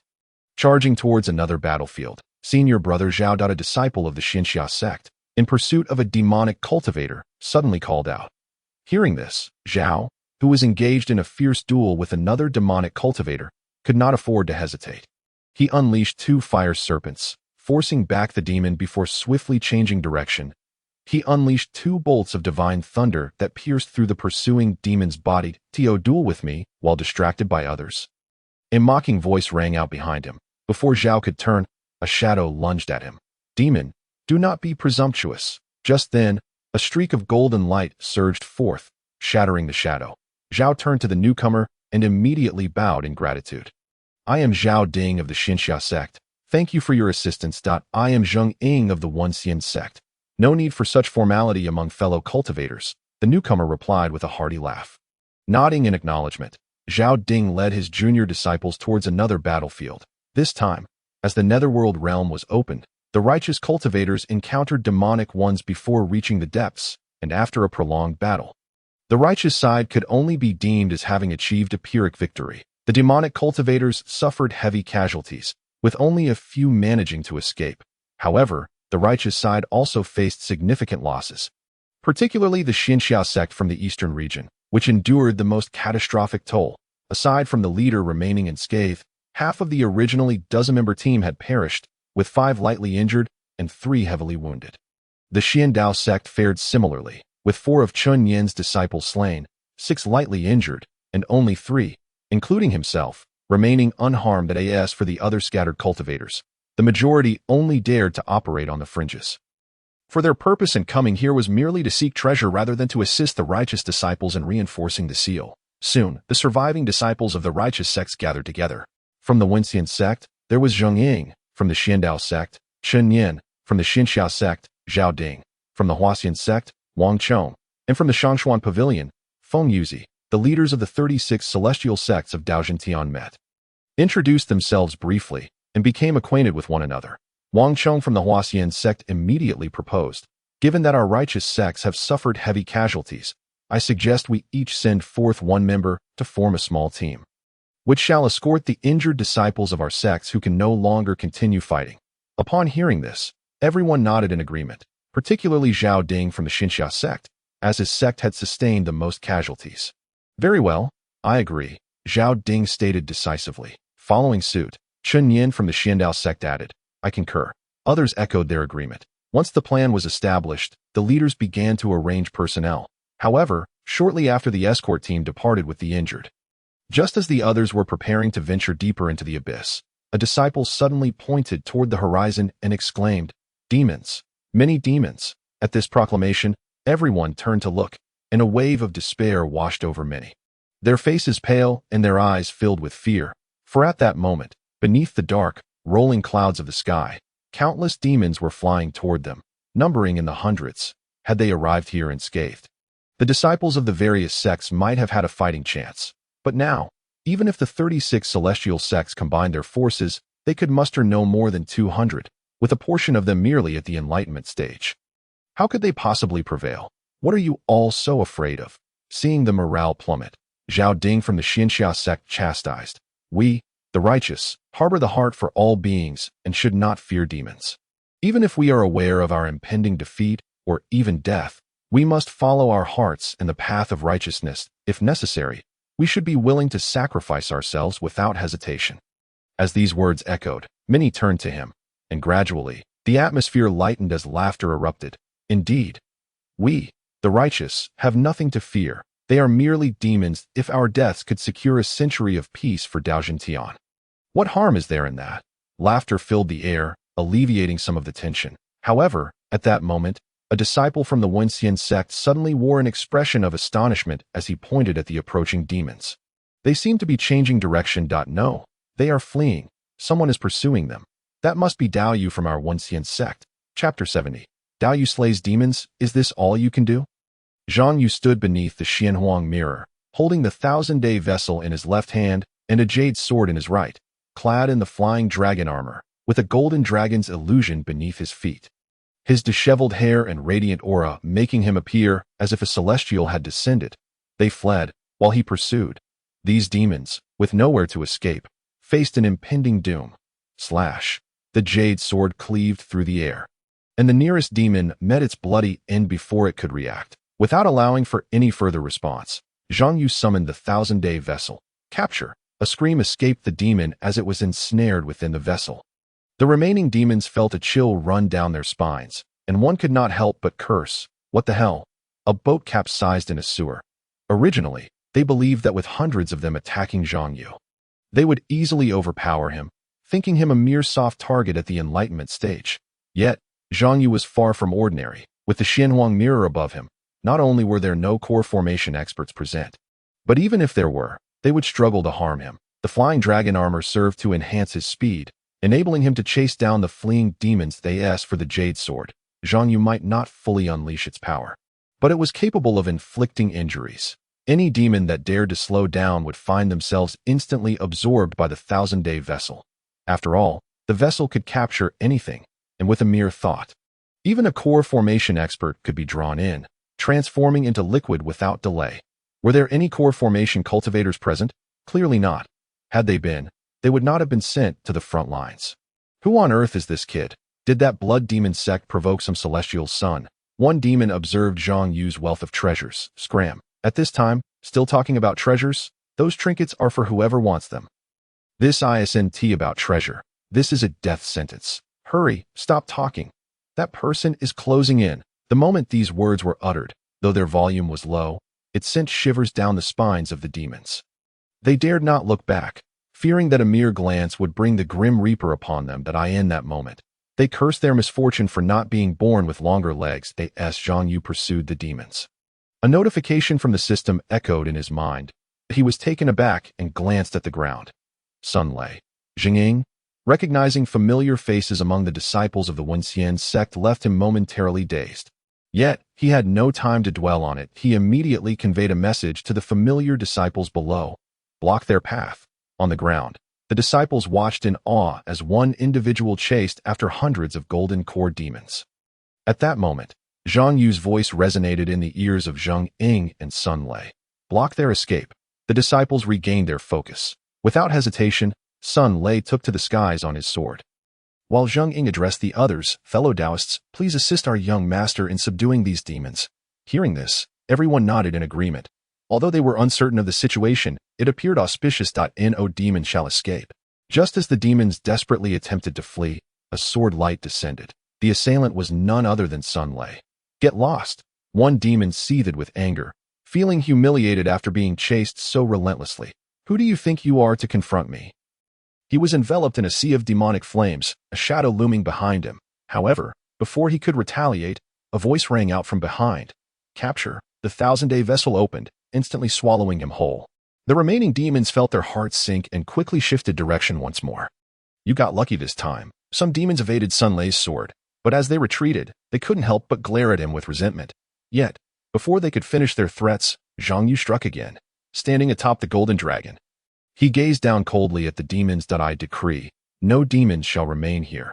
You shall be exterminated. The jade sword severed heads while the 1000-day vessel captured souls. The entire process seamless. The onlookers below were left starstruck. Clad in golden armor, standing upon a golden dragon, speaking words like blades, with hair flowing in the wind, they thought, this is how a cultivator should be. As Zhang Yu vanquished the demons, his admiration points soared. Meanwhile, witnessing Zhang Yu's formidable presence, the demons felt a chilling dread, falling silent. None dared to utter another word, their sole focus on escape. No demons shall escape. However, misfortune struck as they evaded Sun Lei but could not avoid the others. Upon seeing the path ahead blocked by numerous righteous disciples flying on their swords, the demons roared in fury, left with no choice but to retaliate. Tragically, they were too intimidated to confront Zhang Yu. And when they attempted to attack the righteous disciples blocking their path, Zhang Yu would swiftly capture them. Thus, during this confrontation, the righteous disciples suffered minimal losses. Before long, the battle concluded, and everyone breathed a sigh of relief. As they landed, Sun Lei and Zheng Ying, along with the other disciples of the Wenxian sect, approached Zhang Yu. We pay our respects to Uncle Master Dao Yu. Although the disciples often referred to Zhang Yu as young master in private, they were aware of his disdain for the title, so they generally addressed him as Uncle Master Dao Yu in person. Zhang Yu nodded slightly and turned to Sun Lei. Well done. It seems you have grown considerably over the years. Sun Lei smiled sheepishly in response. If it weren't for Uncle Master Dao Yu's guidance in awakening Brother Chu, I would still be lost in my ways. Zhang Yu inquired. Are you close to forming your core? Sun Lei nodded. Almost there. Zhang Yu remarked. After you achieve the golden core, should you fail to procure a satisfactory spiritual sword at the sword-sinking lake, I can offer my assistance. Thank you for your kind offer. Master Dao Yu, but I wish to rely on my own abilities, Sun Lei expressed gratefully once more. Zhang Yu nodded slightly, choosing not to elaborate further. At that moment, others from the 36 celestial sects approached. Chen Yan of the Xiandao sect. I have the honor to meet you, Master Dao Yu. Zhao Ding of the Xinxia sect. I have the honor to meet you, Master Dao Yu. Feng Yuzi of the Upper Xin Pavilion. I have the honor to meet you, Master Dao Yu. The crowd respectfully bowed to Zhang Yu. Although they had not met him before, he had indirectly saved them, and given that Zheng Ying and Sun Lei referred to him as Master Dao Yu, they felt compelled to show him the respect he deserved. Moreover, it was likely that they would require his assistance during their expedition into the underworld realm. You all seem quite capable, Zhang Yu commented upon their initial meeting. Typically, such remarks could be quite irksome and uncomfortable. Yet, considering Zhang Yu had just rescued them, they displayed no signs of displeasure. As he concluded his statement, Sun Lei and the other disciples of the Wenxian sect discreetly conveyed. I apologize, my young master is inexperienced, and as the sole disciple of our sect's venerable ancestor. Thus, upon hearing this, everyone suddenly understood, their expressions shifting to one of astonishment. However, it was the glimmer of admiration in their eyes that prevailed. After all, the venerable Taba Daoist of the Wenxian sect was a name well known throughout the 36 celestial sections. Thus, Their gazes towards Zhang Yu were imbued with a mix of astonishment, envy, and a newfound reverence. To be accepted as a disciple by the venerable ancestor was a testament to this young master's formidable talent. Suddenly, a notification from the system echoed, causing Zhang Yu to momentarily pause. Had he inadvertently showcased his prowess again? Or were these individuals simply slow to grasp the situation? Master Dao Yu, how did you come to be here? Zheng Ying inquired. Zhang Yu surveyed everyone before retorting. What place is this? Upon hearing this, the group exchanged bewildered glances at Zhang Yu. You do not know where this is? Zheng Ying asked, somewhat astonished as the leader of the One Xian Sect's expedition. He was acutely aware of the members assigned to the sealing team. Zhang Yu's sudden appearance, coupled with his apparent confusion, led Zheng Ying to question whether this was mere coincidence. After Zheng Ying and Sun Lei listened to Zhang Yu recount the events that led to his arrival, they were left utterly dumbfounded. It seems Master Dao Yu's presence in the underworld realm is indeed serendipitous, Sun Lei muttered. The others nodded in agreement. However, Zhang Yu perceived the situation differently. Upon learning that he was in the underworld realm, his immediate thought was that he had been ensnared in a scheme. Memories of his earlier conversation with his master at the One Xian sect flooded his mind. You truly do not wish to venture into the underworld realm? I do not wish to go. Then how is it that you are here now? His certainty grew. The spirit-gathering formation laid by He Tongzi was likely a disguise for a teleportation array. And the one who orchestrated this was none other than his master. With this realization, Zhang Yu felt an overwhelming sense of exasperation towards his master. It is often said that the elderly can sometimes possess a childlike disposition. And it seems this adage holds true not only in the mundane world, but also in the realm of cultivation. His master could be utterly perplexing at times, yet he was left with no choice but to accept it. What are your plans now? Zhang Yu sighed lightly, shifting the topic. Zheng Ying replied, reporting to Master, we intend to delve deeper into the underworld realm to reinforce the sealing location. The sealing location, Zhang Yu pondered for a moment before asking the others. Are you also heading there? Zheng Ying nodded. In light of this, Zhang Yu acquiesced. Since we are here, let us go together. The group expressed their delight. Undoubtedly, with the overall strength of the 36 celestial sects diminished, Zhang Yu's companionship was akin to a fortuitous windfall. After some discussion, they set off towards the depths of the underworld realm. Zhang Yu, standing at the center, was flanked by the disciples of the 36 celestial sects, all soaring beside him on their swords. Oh, you know the location of the sealing site? Zhang Yu inquired. Jing Ying shook his head. It remains undetermined, as the location of the sealing site changes annually. Fortunately, it only lies within the depths of the underworld realm, so as long as we search diligently, we should be able to locate it. Zhang Yu responded. You do not know, yet still need to search.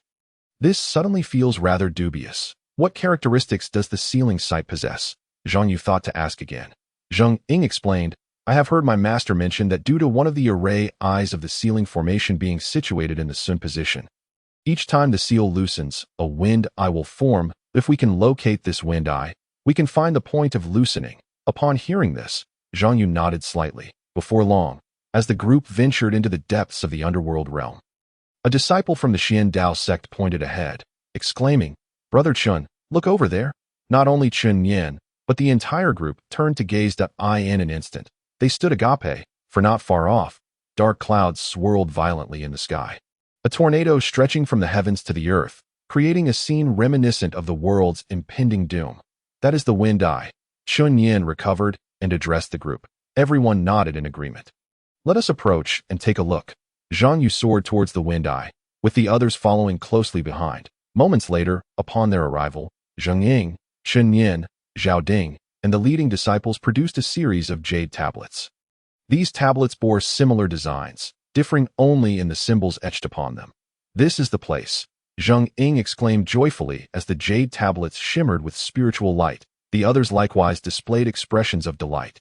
At this juncture, Chun Yan proposed, let us separate to search for the point of loosening the seal. If we encounter danger, we shall notify one another immediately. The group unanimously agreed. Subsequently, they dispersed, given that the Xinxia sect had suffered the most grievous losses during this expedition.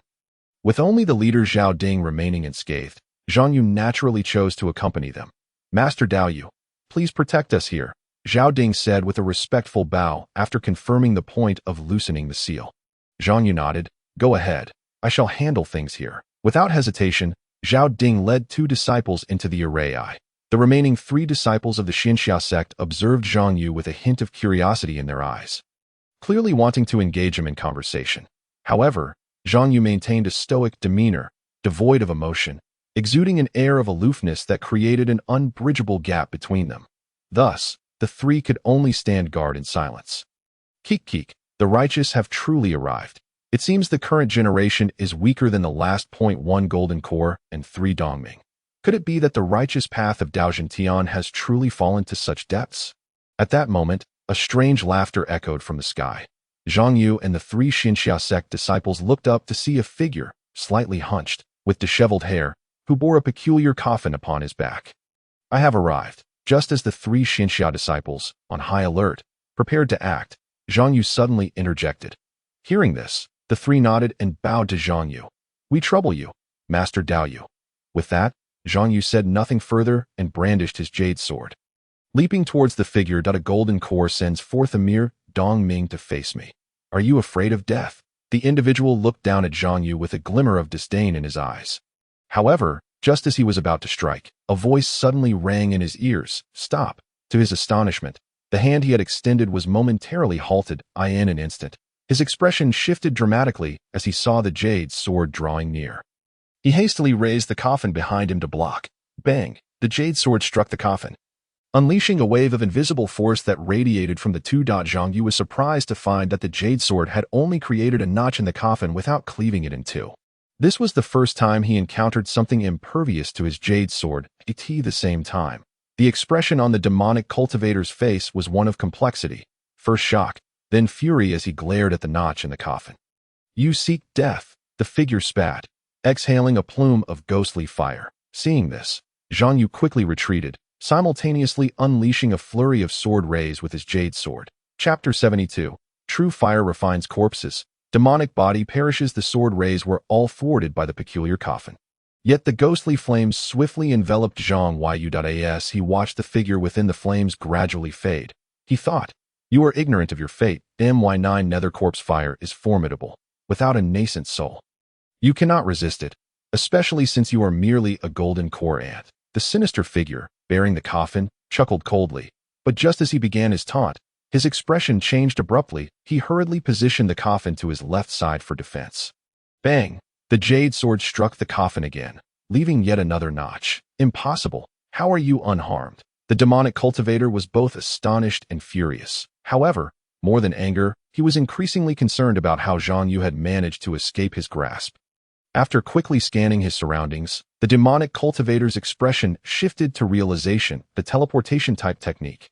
Quite rare indeed. It seems your status in the righteous path is not trivial. As soon as he finished speaking, the demonic cultivator raised his hand, unleashing a palm strike that descended upon Zhang Yu like a mountain. In the blink of an eye, as Zhang Yu's figure dissipated, he reappeared not far away. Noticing this, the demonic cultivator seemed unwilling to prolong the encounter any further. He raised his right hand and struck the coffin, casting a glance at Zhang Yu as he declared, Young man, regardless of your identity today, since you have crossed paths with me, you shall be buried here. With that, the demonic cultivator's palm again fell upon the coffin. A peculiar sound echoed, and the coffin abruptly plummeted towards the ground. In an instant, dust billowed forth, creating a massive crater in the earth. Zhang Yu surveyed the scene, his brows knitting together as an ominous premonition began to stir within him, akin to the feeling of an unparalleled malevolence being confined within. With a series of sharp cracks, more sounds emanated from the coffin, as dark mists seeped from within, spreading ominously into the surroundings. At that moment, Zhang Yu's premonition intensified. Suddenly, a thunderous roar resonated from the heavens. Zhang Yu looked up to see the heavy clouds twisting into a vortex, rapidly transforming into a blood-red hue. Meanwhile, the 2 disciples from the Xinxia sect, who were guarding Zhang Yu, began to stir with unease. Zhang Yu quickly sent a message, guard the entrance. I shall handle the rest. Upon hearing this, the 2 disciples halted and retreated. You see, my corpse king has yet to step beyond the 9 nether coffins since its creation.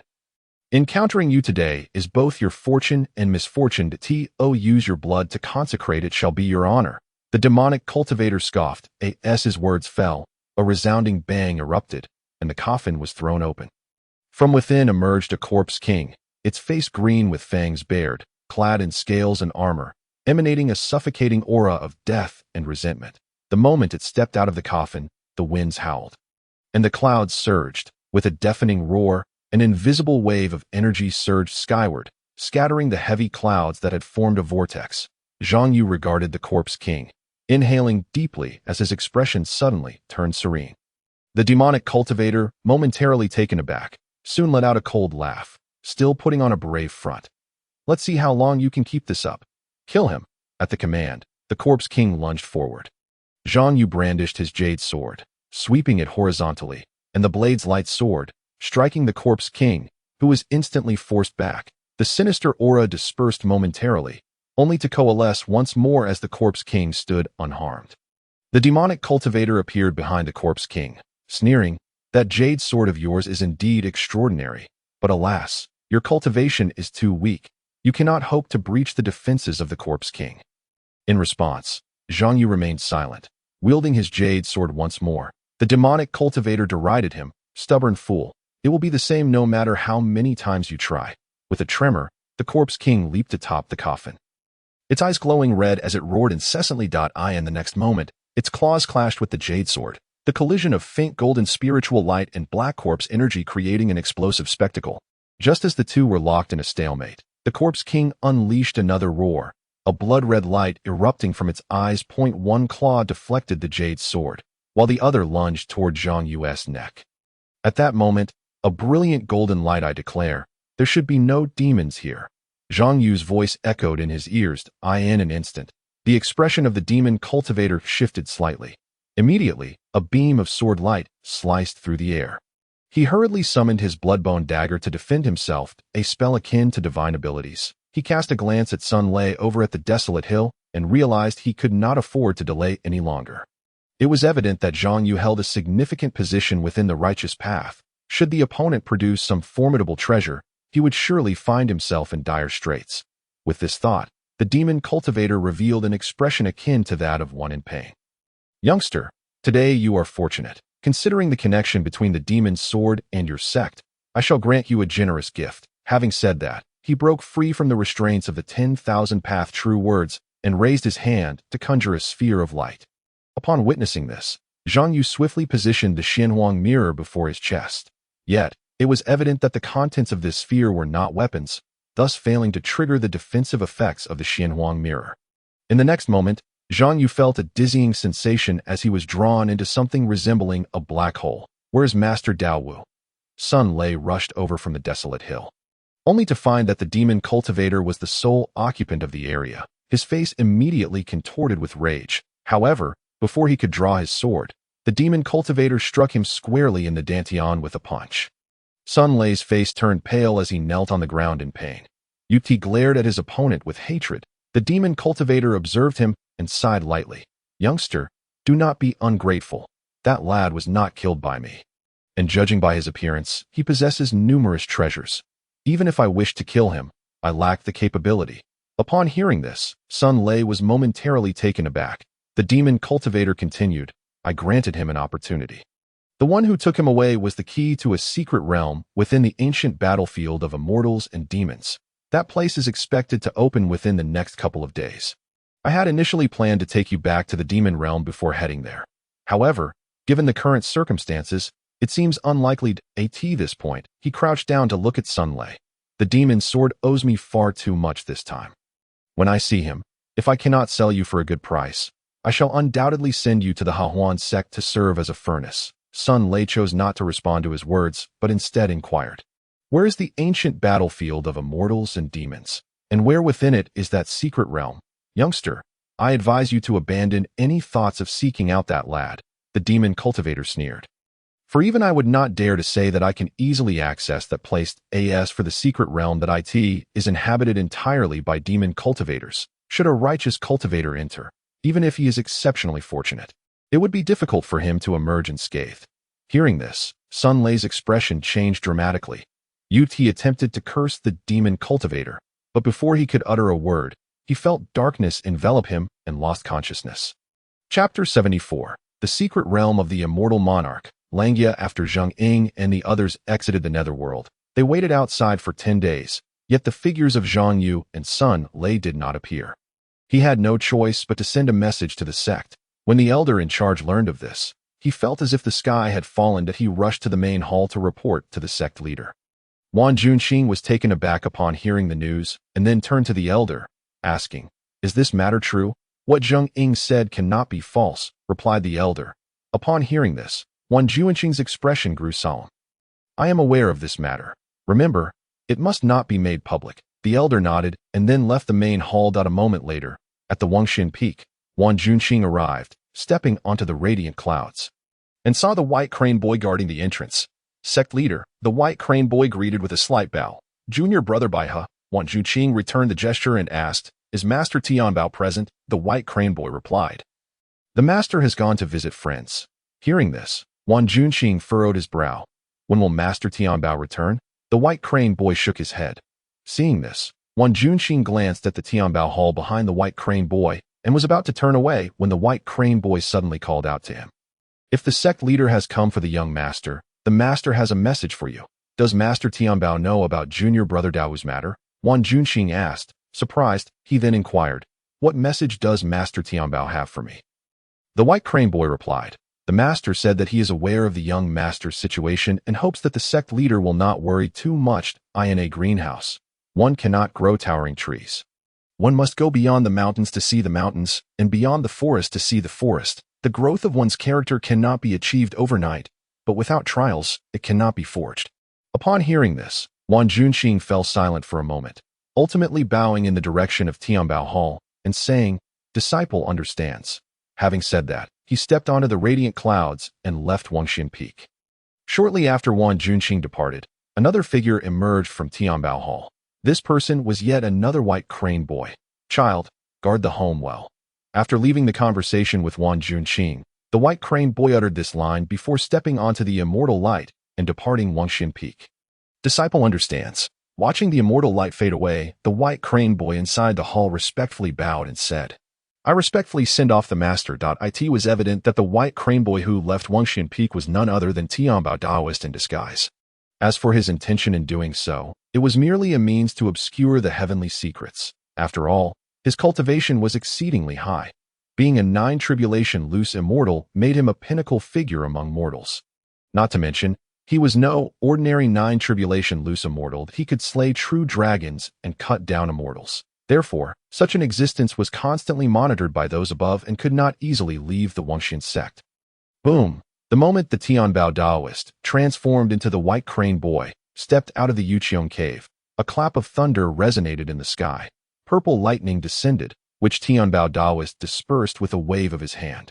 He gazed at the heavens and said, "Today, I am in a foul mood. It would be best if you pretend not to see me, or else I would not hesitate to ascend early and have a word with you." As his words fell, the thunder clouds dissipated, and Tianbao Daoist turned into immortal light, vanishing from the scene. Meanwhile, on the other side, after being drawn into the black hole, Zhang Yu regained his senses and found himself in an unfamiliar realm. This place resembled a celestial paradise, with ethereal energy wafting through the air. Before him stood a towering mountain, adorned with countless palaces interwoven upon its peak, which glowed with a celestial radiance akin to a sun. At the base of the mountain, two golden rivers encircled it, with four white jade bridges connecting the palaces atop the mountain. At this moment, Zhang Yu stood upon one of the four white jade bridges. "After many years, someone has finally arrived here. Lucky young man. What is your name?" A voice emanated from the highest palace on the mountain. Zhang Yu looked up, but did not respond immediately. Instead, he remained silent for a moment before retorting, "Where is this place?" "You do not know where this is." The voice from the palace rang out again. The individual chuckled. "This is the Langya Immortal Realm, the domain of this old man." Langya Immortal Realm? Domain? Zhang Yu's eyes flickered. He then heard the other party continue. "I am the Langya Immortal Monarch. 10,000 years ago. I attained enlightenment in the Taishu Heaven. 1,000 years ago. I pursued a true demon to a chaotic realm. I was ensnared by their scheme. Although I ultimately subdued that true demon with my own hands, I was already at my limit.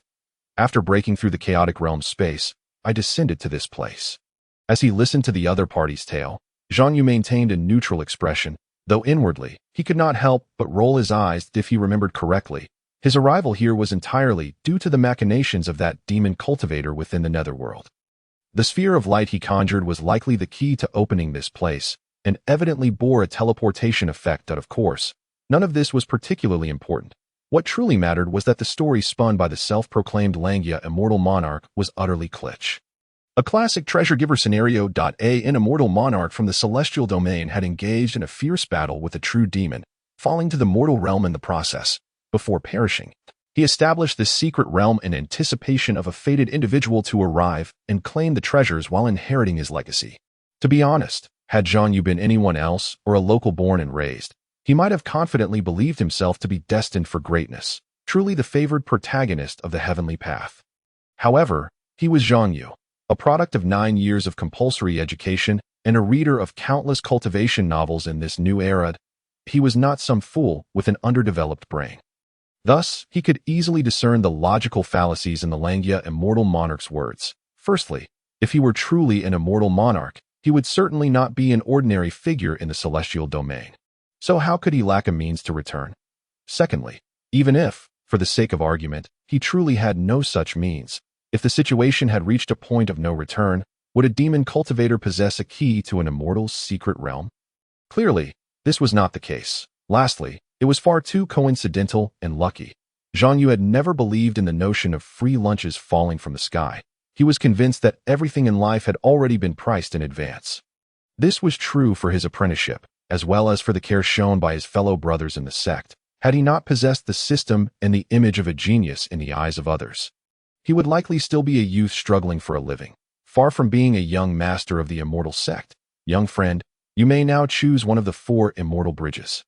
The Langia immortal monarch continued speaking, yet before he could finish, Zhang Yu turned to leave. The Langia immortal monarch's voice clearly faltered. Young friend, what is the meaning of this? Zhang Yu turned back towards the mountain and said indifferently, Do you take me for a fool? The Langia immortal monarch. Chapter 75. The immortal realm also resides in the demon domain. Zhang Yu's words were unapologetically forthright. Perhaps the Langia immortal monarch had never anticipated such a turn of events. Or perhaps he could not fathom that someone arriving in this place would speak so bluntly. After a brief silence, a hearty laugh echoed from the celestial palace atop the high mountains. Ha ha ha. What an amusing little fellow. As the words faded, Zhang Yu felt as though the world was spinning, and the stone bridge beneath him began to sway. He hastily performed a spell, transforming his jade hairpin into a jade sword that lifted him up. In an instant, the surrounding scenery shifted dramatically. The once ethereal mist vanished entirely, the stone bridge disappeared into thin air, and the 2 golden rivers morphed into streams of lava.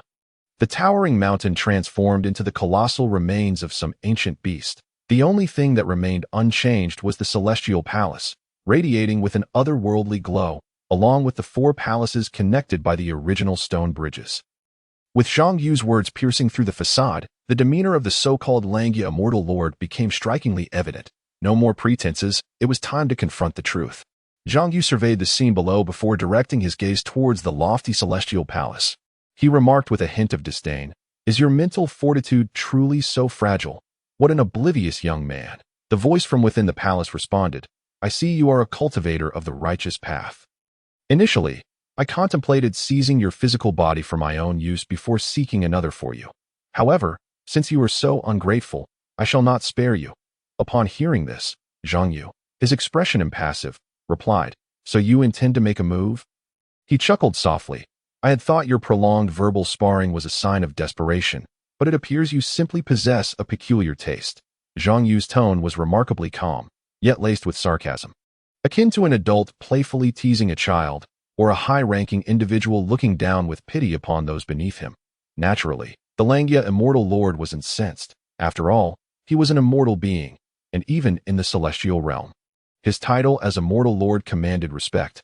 How could he tolerate being ridiculed by Zhang Yu? Young man, do you think you know where you are? This is the boundary between the true heaven of the 5th celestial path and the 8th celestial path of the underworld. This place is an ancient battlefield between immortals and demons. Do you realize there is a door behind you? Beyond that door lies an army of demon cultivators. With a mere flick of my finger, I could open that door, and those who see you here will only assume you have received my legacy. Do you truly believe that, with your current cultivation at the insight stage, you stand a chance against them? The voice of the Langya immortal lord was clear in its intent to intimidate Zhang Yu into submission. Yet, Zhang Yu proved to be even more resolute than he had imagined than a mere swarm of ants.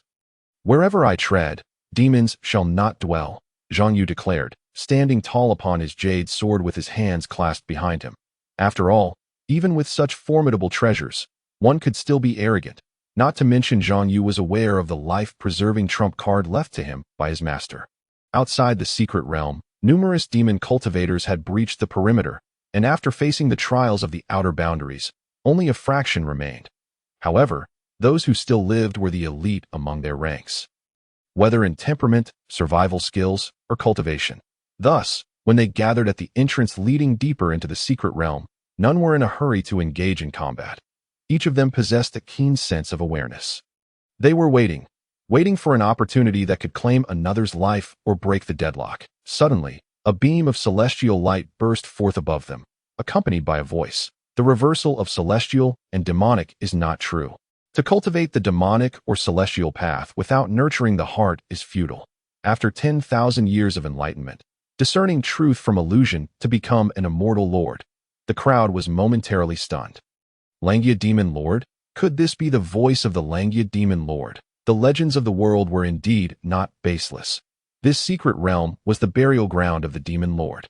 Just as the crowd engaged in fervent discussion, the voice resonated once more, while the celestial light transformed into a shimmering gate. "Congratulations to you all for passing the outer trials. Beyond this gate lies the depths of the secret realm, and it is also my resting place. However, the truth and illusion of the secret realm must be discerned, and the celestial domain exists within the demonic realm. I wish you all good fortune."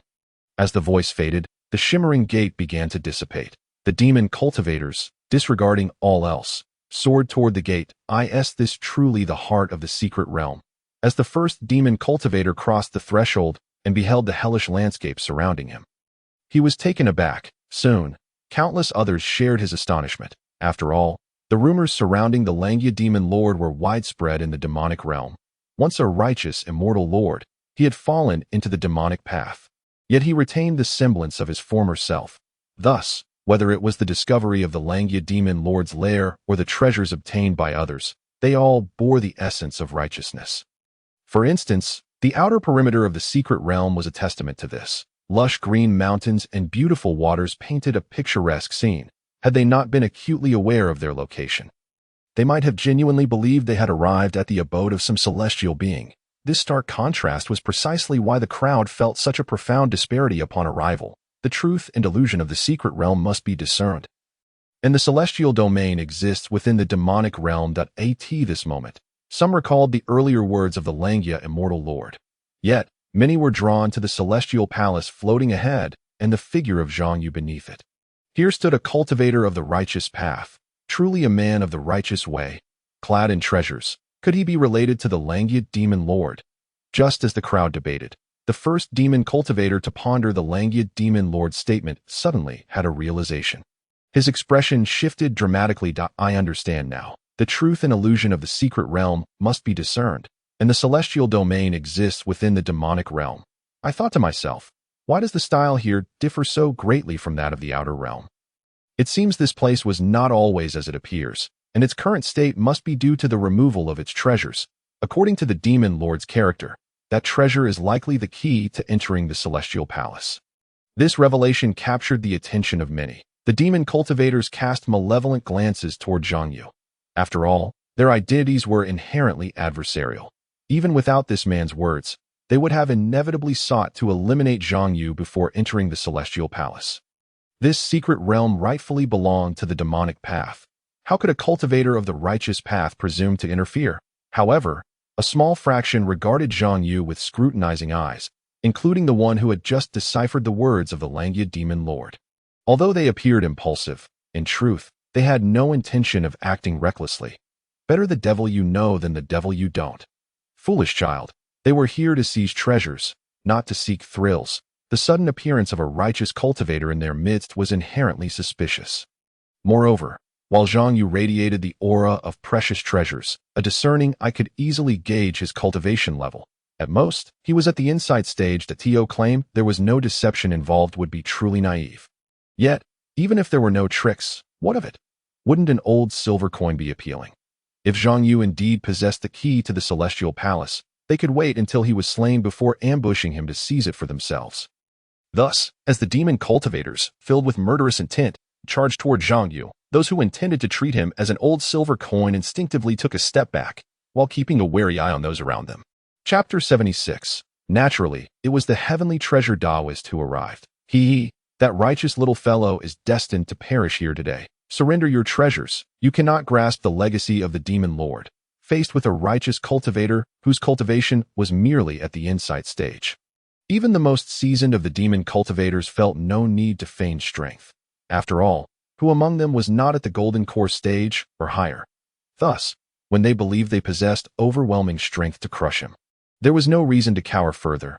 They might as well abandon the demonic path altogether. In the face of the menacing crowd of demons, Zhang Yu, standing firmly upon his jade sword, appeared remarkably composed.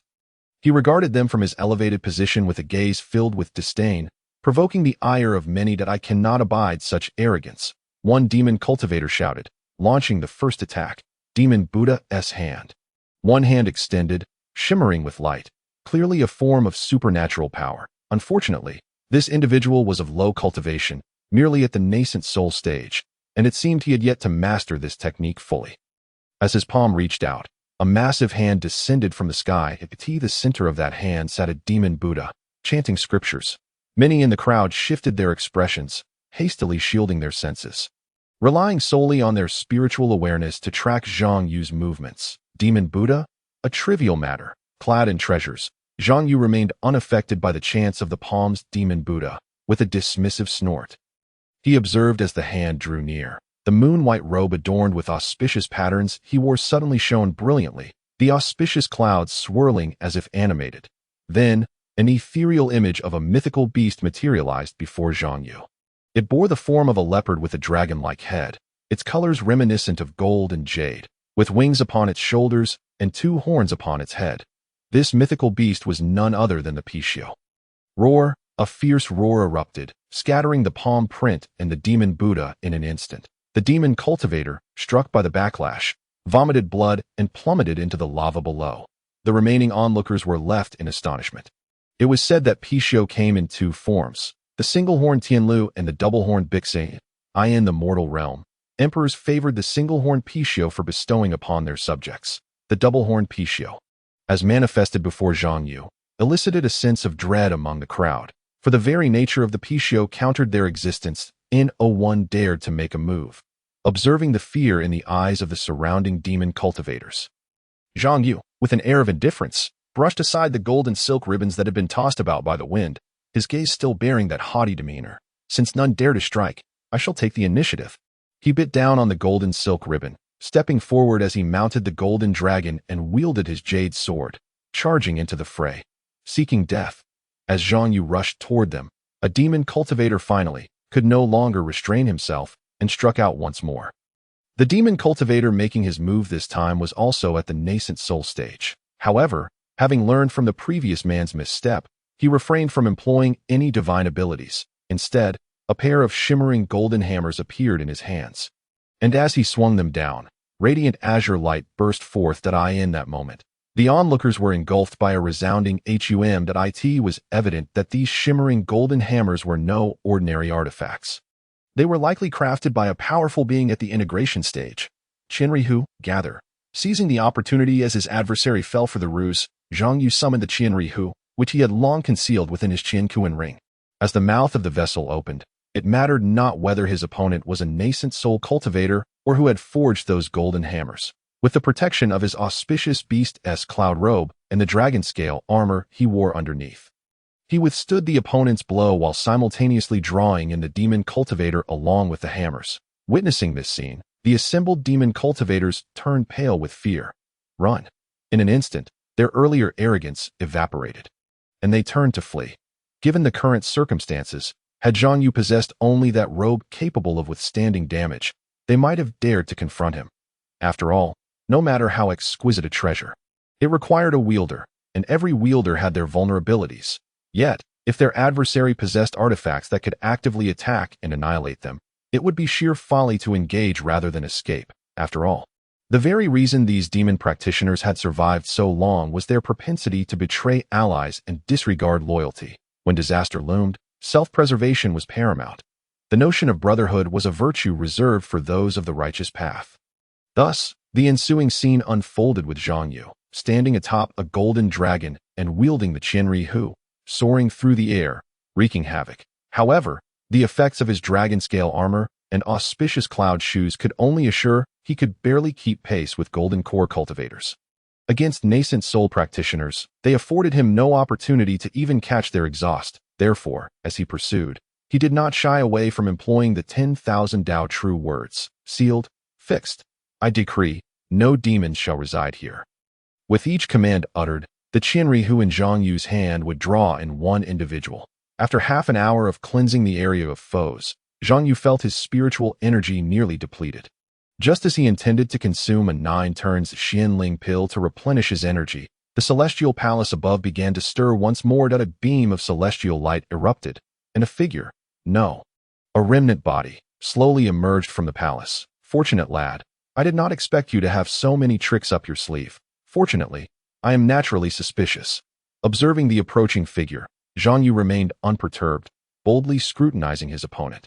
Clad in snow-white robes that seemed to embody the essence of celestial elegance, he appeared ethereal, yet he was headless. Where a head should be, only a swirling golden orb of light remained, and the collar of his robe was stained with blood. As the remnant approached, Zhang Yu could distinctly sense a chill of death and a faint stench of decay. As expected, not entirely dead. Zhang Yu mused inwardly. As the remnant drew near, he struggled briefly, only to find his body completely unresponsive, leaving him standing still. He abandoned his struggle. A sharp-tongued lad. Giving up so soon, the voice emanated from within the golden orb. In the next moment, the figure reached out to grasp Zhang Yu. Unexpectedly, Zhang Yu spoke up. While you scheme against me, how could you know I am not scheming against you?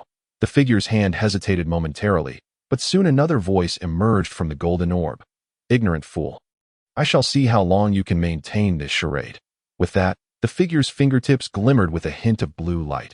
Yet, before he could seize Zhang Yu, a small fist suddenly erupted from Zhang Yu's brow. Bang! In an instant, the remnant was sent flying, crashing into a celestial palace. Boom! With a resounding crash, the figure of Tianbao Daoist, transformed into the white crane boy, miraculously emerged from Zhang Yu's brow. You troublesome child. How did you end up in such a predicament? Zhang Yu, rendered speechless, preferred not to answer. However, upon seeing the Tianbao Daoist take on the form of the white crane boy, curiosity got the better of him. Master, why have you taken on this appearance? The Tianbao Daoist, wearing a disgruntled expression, replied, It is because someone has been watching me, hence I employed this little trick to conceal my true nature. So you did come in your true form? Zhang Yu asked in astonishment. Not quite, the Tianbao Daoist replied. But rest assured, this incarnation is as effective as my true self for dealing with him. Hearing this, Zhang Yu was momentarily taken aback, before he could fully comprehend. The Tianbao Daoist pointed toward the celestial palace that the remnant had shattered. Langia, on that day I slew Qingmu and crushed your head. I assumed you had fled back to the celestial realm. I did not expect you to be hiding here, and it seems you have succumbed to madness. Truly pathetic. Chapter 77.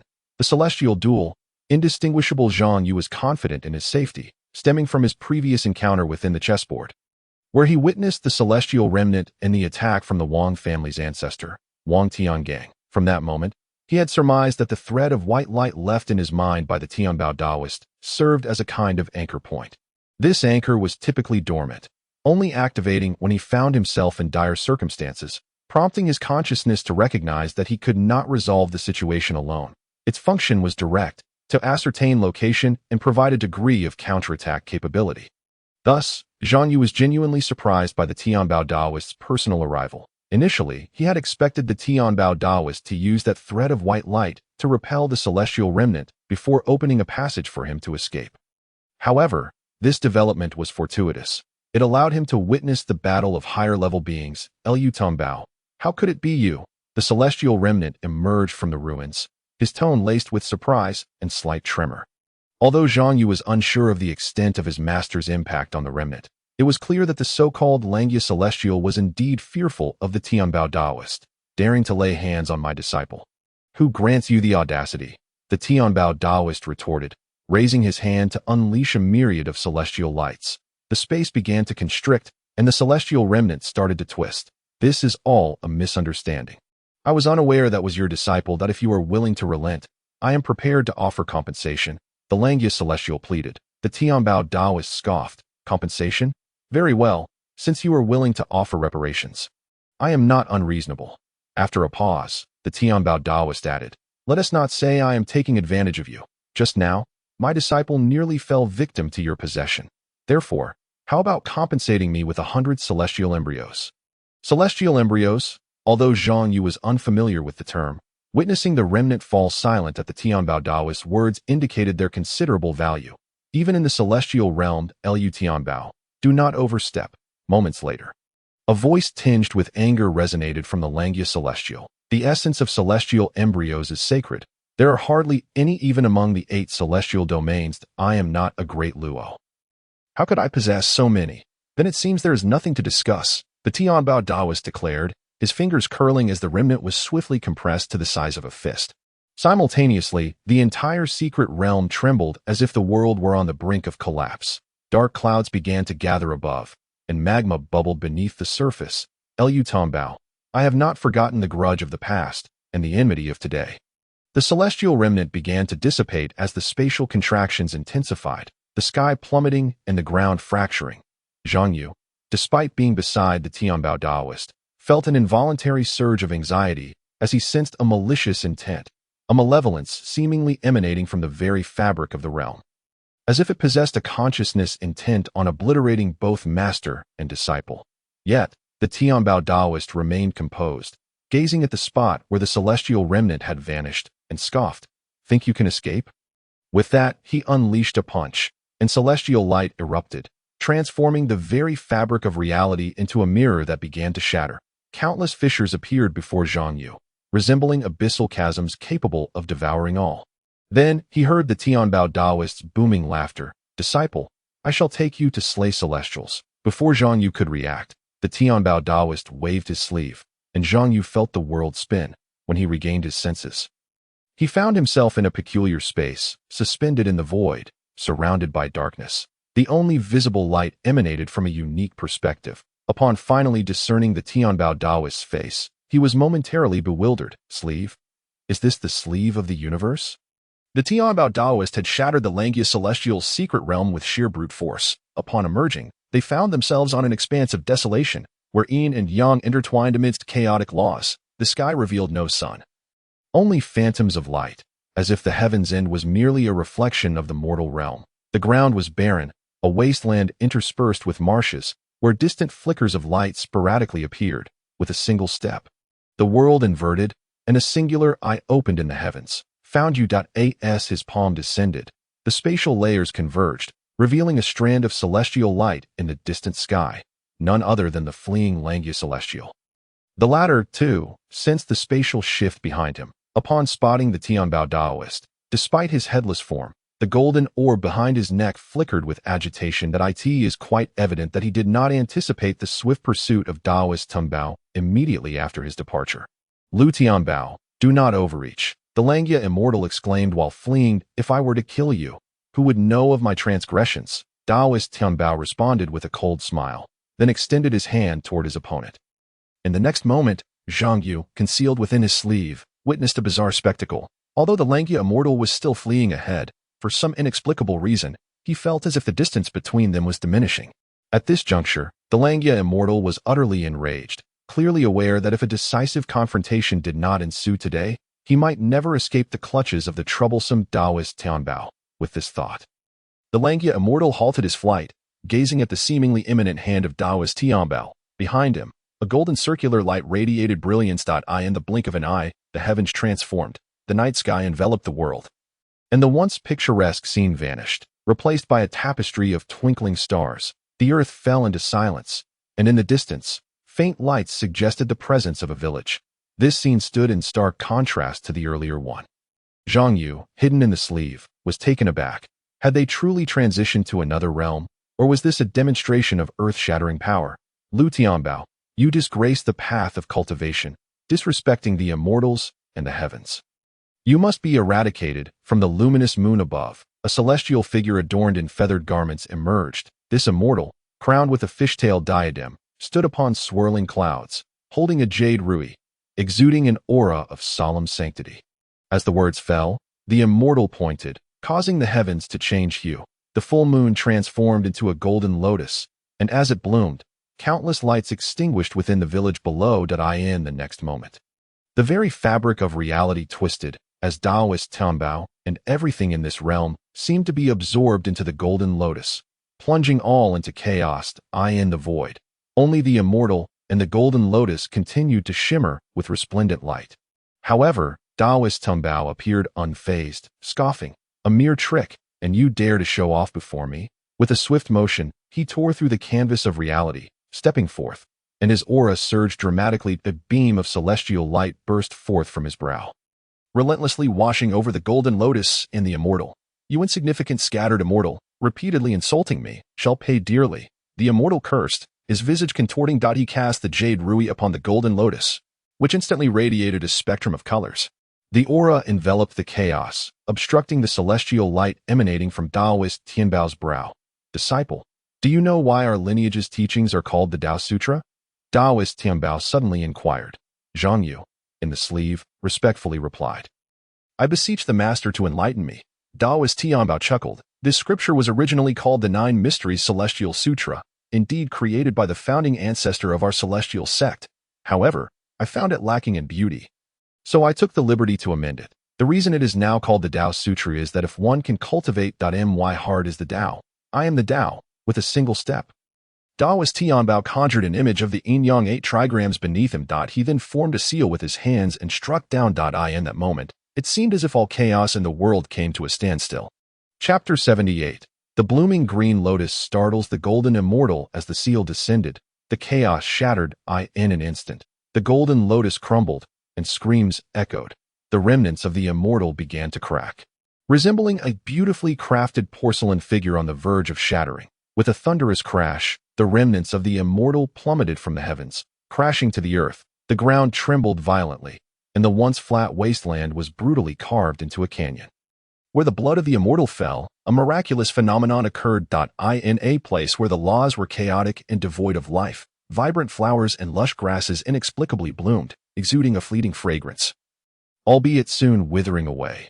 Yet, this brief resurgence of life attracted innumerable gazes, for who would not be curious about such an anomaly in a lifeless expanse? In an instant, myriad rays of light, come the moment, he beheld the 3 azure lotuses. The martial general, clad in the garb of a Tai golden immortal, was instantaneously struck dumb. Enough! A voice emerged thunderously from the dark clouds. The martial general was jolted back to reality, while the Tiandao Taoist also ceased his actions. Godly sovereign. The martial general approached the dark clouds, his demeanor betraying a lingering trepidation. "Do not act rashly henceforth," the voice from the clouds admonished. Upon hearing this, the martial general rose and faced the Tiandao Taoist, lacking even the courage to meet his gaze directly, his eyes flickering in avoidance. Chapter 79. Not belonging to the world, yet existing within it. Lu Tianbao, the upper realms have begun to recognize your existence, the voice from the shadowy clouds announced. In response, the Tiandao Taoist countered, "Do you not intend to assist them?" The voice from the clouds replied, "Their burdens are to be borne by the emperor. Furthermore, all that transpires here has been shielded from my sight. With this, you must take care of yourself." With that, the dark clouds receded. As they watched the departure, the Tiandao Taoist chuckled and transformed into celestial light, vanishing from the scene. "Disciple, it is time for us to return." Shortly after both parties had departed, those who had been lurking in the shadows emerged one after another. They gazed at the blood-soaked land deep within the canyon, and soon, a fierce battle erupted among them. On the 8th day, in the realm of Yomi, a colossal city lay nestled against a towering mountain. Atop this mountain, divine light illuminated the heavens, akin to the sun itself. Countless magnificent palaces adorned the summit. Within one such palace, the Tai golden immortal, who had departed from the boundary between the 5th and 8th heavens, made his way directly to the main hall. There, a middle-aged man sat in the chief seat, holding scriptures. Godly sovereign, the Tai golden immortal paid his respects. The middle-aged man remained silent. The Tai golden immortal stood anxiously, hesitant to speak. After a moment, the middle-aged man finally spoke in a calm tone. You should not have acted so recklessly, Dot. If he wished to kill you, even I would be unable to prevent it. Upon hearing this, the Tai golden immortal fell silent, for he had not anticipated that a mere 9 tribulation loose immortal could wield such formidable power. After all, it was understood that a mortal, prior to ascension and the formation of an immortal body, could only be referred to as a human immortal or terrestrial deity, possessing immortal power yet lacking an immortal form. Upon forming an immortal body, one becomes an earth immortal, and only above that do true immortals exist. No matter how powerful a 9 tribulation loose immortal, until ascension, their abilities would merely be equivalent to that of a true immortal. Slightly stronger than an average earth immortal, lacking an immortal body naturally rendered them far inferior to true immortals. Upon ascension and the formation of an immortal body, they would merely be at the threshold of Tai immortal. Stronger than true immortals, but weaker than authentic Tai immortals. Thus, there existed a specific realm designated for individuals at this stage, Tai loose immortal. Generally, true immortals would ascend to become Tai immortals, referred to as Tai Shin immortals, with Tai golden immortals being the next tier. Hence, the individual in question was indeed at the level of a Tai golden immortal, leaving him utterly confounded as to why the Tiandao Taoist, a mere 9 tribulation loose immortal, would possess such immense might, especially when the 3 azure lotuses bloomed, revealing glimmers of celestial light through the cracks of his form, instilling within him a profound sense of impending doom.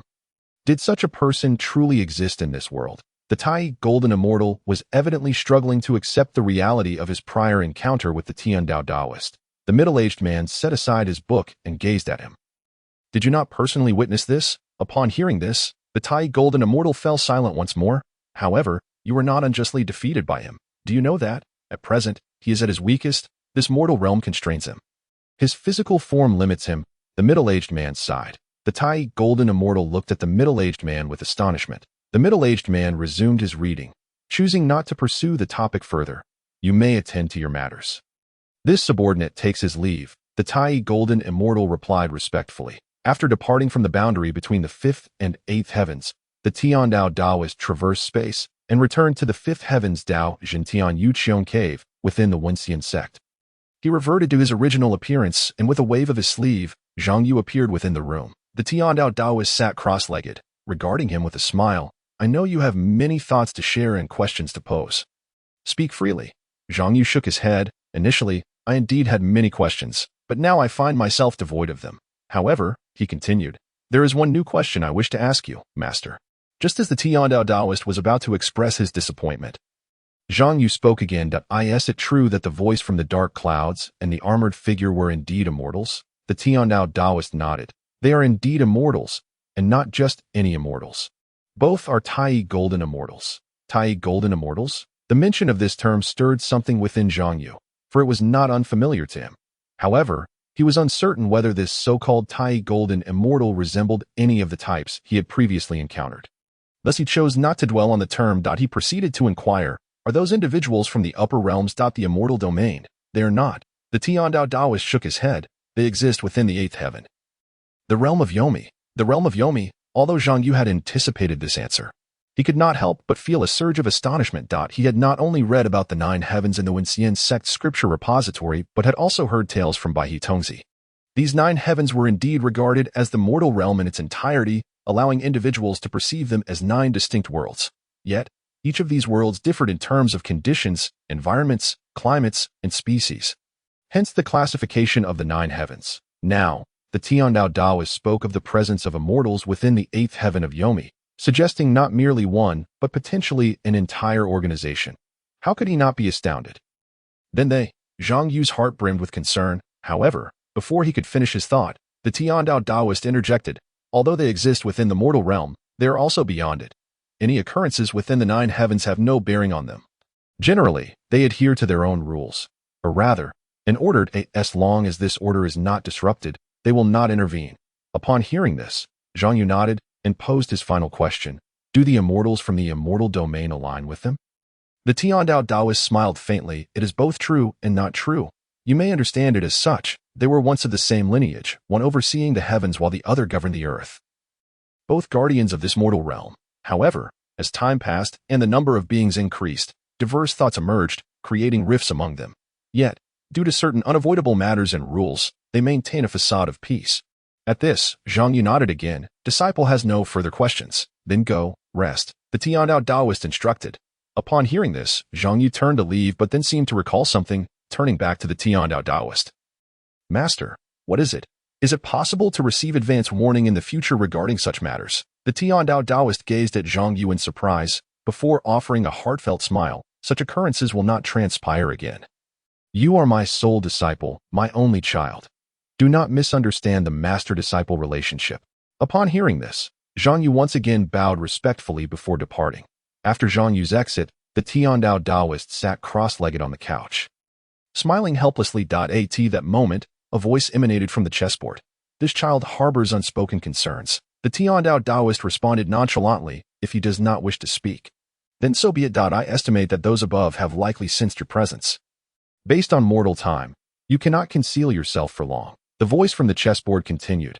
If you cannot hide, then do not attempt to. At times, certain matters must be confronted. In the past, I hesitated to face them because I had promised my senior brother that I would ensure our lineage would not perish. But now that I have a disciple, my heart is unburdened. The voice from the chessboard spoke again. Are you not concerned they might target that child? At this, the Tiandao Taoist's expression remained unchanged. Yet his tone was filled with an undeniable assertiveness. They would not dare. Chapter 80. A convergence of many immortal sects. Initially, only a few were aware of the events that transpired at the boundary between the two heavens. However, before long, a rumor began to circulate throughout the cultivation community. A disciple of the Wenxian sect had defected from the sect, abandoning the righteous path to embrace the demonic way. This revelation thrust the entire Wenxian sect into the spotlight. Shortly thereafter, a disciple from the northern region returned from overseas, claiming to have been attacked by individuals of the demonic sect. Though he had narrowly escaped, he bore serious injuries. And, crucially, he had unearthed the identity of the disciple who had betrayed the Wenxian sect, Sun Lei of the sword cultivation lineage. This revelation sent shockwaves through the entire cultivation world. In no time, the remaining 35 immortal sects, apart from the Wenxian sect, converged upon Dao Jintian, demanding an explanation. After all, the recent opening of the Yomi realm had resulted in significant losses for the 36 sects, with the majority of disciples sent forth suffering grievous injuries or worse. Thus, suspicions of foul play were inevitable. The Huastin sect, represented by Li Zhihui, arrived to seek answers. The Xin Dao sect, represented by Wen Jingrong, came to inquire as well. The Shangxian Pavilion, represented by Zhou Wuji, made their presence known. The Tian Dao sect, represented by He Yinyu, sought clarification. The Taishan sect, represented by Zhong Tong, approached. The Lei Yuan sect, represented by Li Qingyan, also came to demand accountability. As rays of twilight streamed in from beyond the mountain gate. The disciples of the Wenxian sect, particularly those below the golden core stage, were taken aback. Their faces reflecting astonishment. A wave of anxiety swept through the crowd. Some disciples, lacking confidence in their sect, speculated that calamity might indeed befall the Wenxian sect this time. Meanwhile, the more resolute disciples believed that the other sects were being excessively oppressive. After all, there was no substantial evidence to suggest that Sun Lei, from the sword cultivation lineage, had truly betrayed the sect to embrace the demonic path. The arrival of 35 sects at their gates clearly indicated an intention to put Wenxian's sect to the test. However, many other disciples, having been part of the sect for a longer time, were well acquainted with its strength and modus operandi. Thus, their attitude was largely one of indifference. Those who needed to cultivate withdrew into seclusion, while others engaged in philosophical discourse. Let the heavens fall. There were those of greater stature to bear the weight. If even they faltered, then their own worries would be of no consequence. Furthermore, should the 35 sects truly intend to take action against Wenxian's sect, the matter would ultimately rest in the hands of the sect leader. If the leader required their assistance, there would be time enough to concern themselves then. When Jianfeng, Changfeng, take care of your junior brothers, Li Xiaobai declared before transforming into a beam of sword light. Departing from Wenxian Peak towards the main hall. An Xiaobai performed a respectful bow as he watched his master leave. Once he exited the main hall of Wen Jianfeng, several curious junior disciples approached him. Senior brother, what is it? And Xiaobai inquired. One disciple, appearing somewhat guilty and hesitant, stammered, is it true that Sun Shidi has betrayed the sect? and the righteous path. And Xiaobai regarded his junior brother with a serious expression and asked, "Do you truly believe that Sun Lei has turned against the sect?" The disciple's expression shifted dramatically as he quickly replied, "No, I am merely concerned that if not, then be silent." And Xiaobai retorted coldly. The disciple was immediately taken aback. And Xiaobai took a deep breath, softening his tone. "Go practice your swordsmanship, and tell the others not to indulge their curiosity regarding this matter, regardless of what transpires, with the sect leader, the master, and the ancestors present. And with me as your senior brother, this predicament is not for you to worry about." "Understood," the disciple responded, and Xiaobai nodded slightly, signaling him to leave. After the junior brother departed, and Xiaobai gazed at the distant clouds, letting out a helpless sigh before also transforming into a beam of sword light, departing from Winston's sect. However, unlike before, he did not head to the main hall but instead made his way to Wenjianfeng. Disciple Changfeng seeks an audience with Uncle Master Dao Yu, and Xiaobai announced respectfully from outside the door. Inside the room, Zhang Yu was meditating when he suddenly heard in Xiaobai's voice. Just as he was about to rise, he heard the voice of Daoist Tianbao. "Child, bring Changfeng to your young master's room." Moments later, the white crane disciple emerged from within. "Uncle Baihe," and Xiaobai exclaimed. Hurrying to bow, the white crane disciple replied, "If you wish to see the young master, follow me." Upon hearing this, and Xiaobai promptly followed. After a brief interval, the two arrived at Zhang Yu's room. "Young master." The white crane disciple greeted Zhang Yu. "Changfeng from Wenjianfeng has arrived." Zhang Yu nodded. "Let him enter." Hearing this, the white crane disciple gestured for Xiaobai to proceed inside. Once Xiaobai entered the room, the white crane disciple withdrew. Disciple Changfeng pays respects to Uncle Master Dao Yu, and Xiaobai said, bowing deeply upon seeing Zhang Yu reclining on the couch. Zhang Yu looked at him and asked, "Have you come regarding Sun Lei?" And Xiaobai nodded. "Zheng Ying Shidi mentioned you were the last to see Sun Shidi and Cheng Shidi, so I wish to understand what transpired at that time." Upon hearing this, Zhang Yu regarded him coolly and said, "What if I told you that Sun Lei killed Cheng Yinqing? Would you believe it?" This statement left in Xiaobai momentarily stunned, his mind blank. Zhang Yu's words struck him like a thunderbolt. Could it be that Sun Shidi? After a long pause, and Xiaobai managed to speak. But, before he could finish, Zhang Yu shook his head. Perhaps Sun Lei did not betray the sect or the righteous path after all. At this, and Xiaobai was momentarily speechless, his mouth opening and closing without sound. He forced himself to regain his composure and, after a while, asked, "Uncle Master Dao Yu, what exactly happened?" Zhang Yu explained, "On that day, after I met with the disciples of Xinxia sect and Zheng Ying, he mentioned that Sun Lei and Cheng Yinqing went in pursuit of a demonic figure." After a brief time, when Xiaobai had listened to Zhang Yu's account, his expression was one of complexity. Zhang Yu continued, "Thus, I believe there must be details that we are unaware of. Cheng Yinqing willingly perished at Sun Lei's hands, and the demonic cultivator spoke of a demonic sword. Are you suggesting that the demonic sword could very well belong to Senior Brother Wu?" And Xiaobai asked Zhang Yu.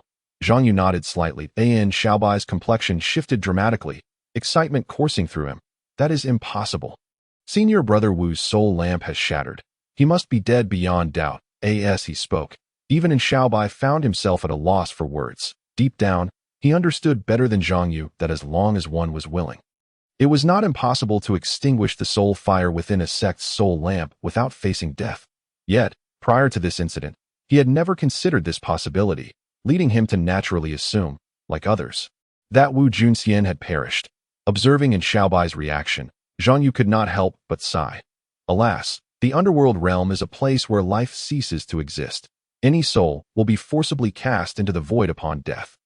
Otherwise, our sect could have utilized the soul fire left by Cheng Yinqing within his soul lamp to facilitate the restoration of his primordial spirit. Even if Cheng Yinqing could not be revived, he would at least be able to reincarnate with his memories intact, allowing our sect to witness the events leading to his demise. Had things been so, we would not be facing such turmoil today. Chapter 81. Shun Jing's verbal duel with the elders in the main hall. Once the representatives from the 35 sects had arrived, Wan Junqing maintained his usual decorum and demeanor as the sect leader. However, internally, he was quite distressed. Qingshan's sect leader, having partaken of tea and exchanged pleasantries, "Might it be time for you to provide us with an explanation?" Li Zik, an elder from the Huaxian sect, put down his teacup and spoke up. As soon as the words left his mouth, the other attendees turned their attention to Wan Junqing. Wan Junqing wore a bitter smile, esteemed guests. But before he could elaborate, a figure unexpectedly entered from outside. Explanation? What explanation do you require?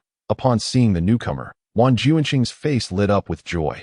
Shin Shidi, you've arrived. The newcomer was naturally Shin Jing, the master of Tianxian Peak. However, at this moment, he was not alone. He was accompanied by other masters from various lineages. This is regarding your Wenxian sect disciple Sun Lei's alleged defection. Li Zik, the elder from Huaxian sect, remarked, his brow furrowed. Hearing this, Shin Jing let out a cold laugh. What is there to explain? You dare to accuse one of my sect without even a shred of evidence. Have you all grown senile? Upon hearing this, the representatives from the 35 sects exchanged glances. Their expressions shifting. Shen Tongming, Li Qingyan, an elder from Beiyu Lei Yuan sect, interjected, this matter was reported by one of your sect's disciples. Could it possibly be false? Shin Jing regarded him with an impassive expression. Ah, so it was a disciple of your Lei Yuan sect. At this point, he suddenly broke into a sneer. For reasons unknown, Li Qingyan felt an ominous premonition deep within. I was wondering which foolish disciple had been manipulated without realizing it. Turns out it is from your Lei Yuan sect. It seems the nature of a sect reflects in its disciples, Shin Jing remarked lightly. Hearing this, Li Qingyan's face flushed with anger. What do you mean by that? Shen Tongming, how dare you insult my sect? Shin Jing maintained a veneer of politeness as he replied. Have I spoken inaccurately? He paused, scanning the room before fixing his gaze on Li Qingyan. You have cultivated for thousands of years. How can you act like a simpleton, your mind so easily swayed? I ask you, who informed you of the sect disciple's situation? Naturally, it was the demonic. Li Qingyan instinctively began to reply. However, as the words left his mouth, he suddenly faltered. Seeing this, Shin Jing scoffed. You couldn't even see through such a simple scheme of provocation. You dare to come to my Wenxian sect. His words were particularly cutting, and the attendees' expression shifted once more. Unable to contain themselves, someone finally spoke up. Shin Tongming, you cannot say that. After all, the last person to see Sun Lei was also a disciple of your Wenxian sect. No one knows what truly transpired here. Moreover, without evidence, I doubt any disciple of Lei Yuan sect would dare to slander his fellow cultivators without basis. Hearing this, Shin Jing turned to the speaker and smiled coldly. You just admitted there is no evidence. Then doesn't that mean anyone can say whatever they please? Who knows what the circumstances surrounding that Lei Yuan disciple were? Shin Jing continued. I suspect he has already been bought by demonic forces, planning to conspire from within to undermine the foundations of our righteous path. You. Upon hearing this, Li Qingyan's anger surged. But before he could retort, Shin Jing countered. Have I spoken wrongly? If I have erred, then produce your evidence that Li Qingyan's face flushed red and pale, rendered speechless. At this moment, the other attendees could no longer remain silent, stepping in to mediate. Shin Dao Master, there is no need for such hostility. We have come merely to seek a resolution for our respective sects disciples. A resolution at my Wenxian sect. Hee. Do you really think I would underestimate the Xin sect? Master Shin, fellow Taoist, one did not mean it that way. Why must you persist in this unreasonable quarrel? He and you, do not pretend to be the good person here. It has been 1,000 years since you plotted against me, and I have yet to settle the score with you. Fellow Taoist Shan, I understand your feelings. If this matter were to occur within my sect, I would certainly react similarly, but the gravity of this situation is truly significant. Significant gravity? With not a shred of evidence, and merely relying on the words of a junior disciple. You dare to come to my Xian sect to demand an explanation? Do you truly believe my Xian sect is so easygoing that we will tolerate your incessant barking and clamor here? Fellow Taoist Shan, silence. Witnessing Shin Jing single-handedly confront a multitude, the various Tao lords of the Xian sect observed with bated breath, particularly Wan Junqing, while feigning a tense expression and chastising Shin Jing, was inwardly elated, wishing to rush forward to cheer on his beloved junior brother Shen. Additionally, everyone could see him, his hands lifted and dropped, his mouth opening and closing in a pretense of helplessness, refraining from speaking while allowing Shin Jing to spar verbally with these individuals.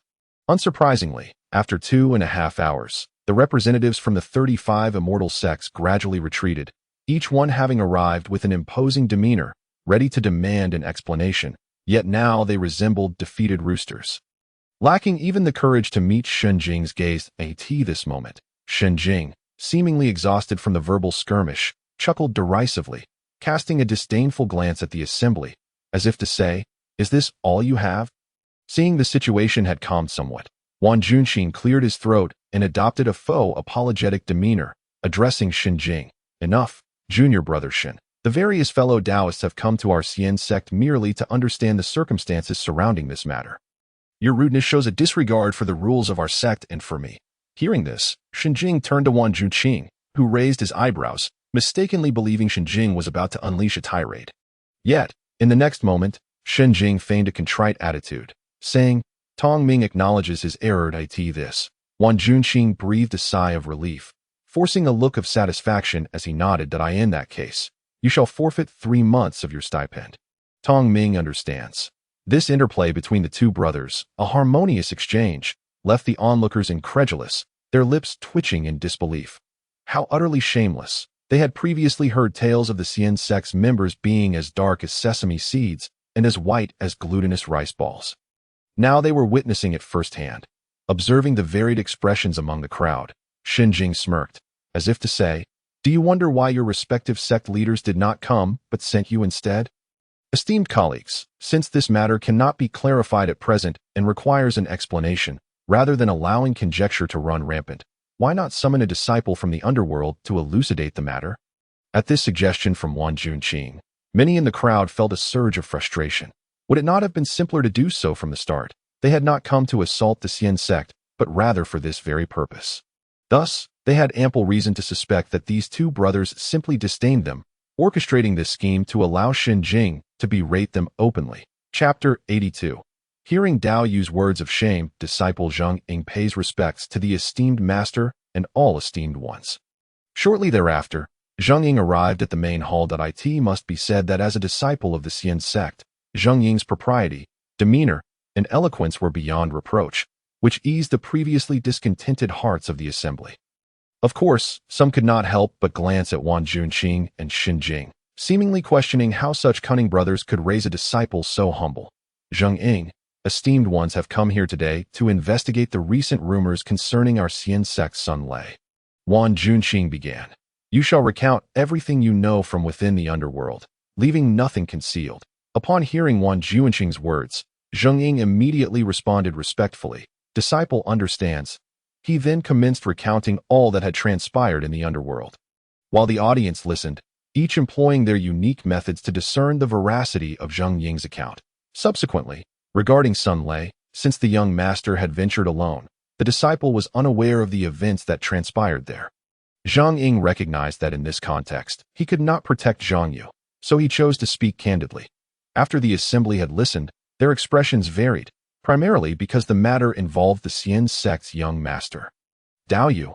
Prior to this, only the major sects of the southern regions might have known some details regarding the disciples, but once the disciples of the underworld returned, nearly all 36 righteous sects were aware that the Xian sect's ancestral figure, Dao Tanbao, had taken on an apprentice who was reportedly quite remarkable, able to cut through golden elixirs and dominate within the underworld, vanquishing numerous fiends. Thus, it was only natural for them to surmise that if this matter involved Zhang Yu, inciting Dao Tianbao's displeasure could lead to dire consequences for their sections. While they might escape immediate repercussions, their sect's elders would undoubtedly suffer.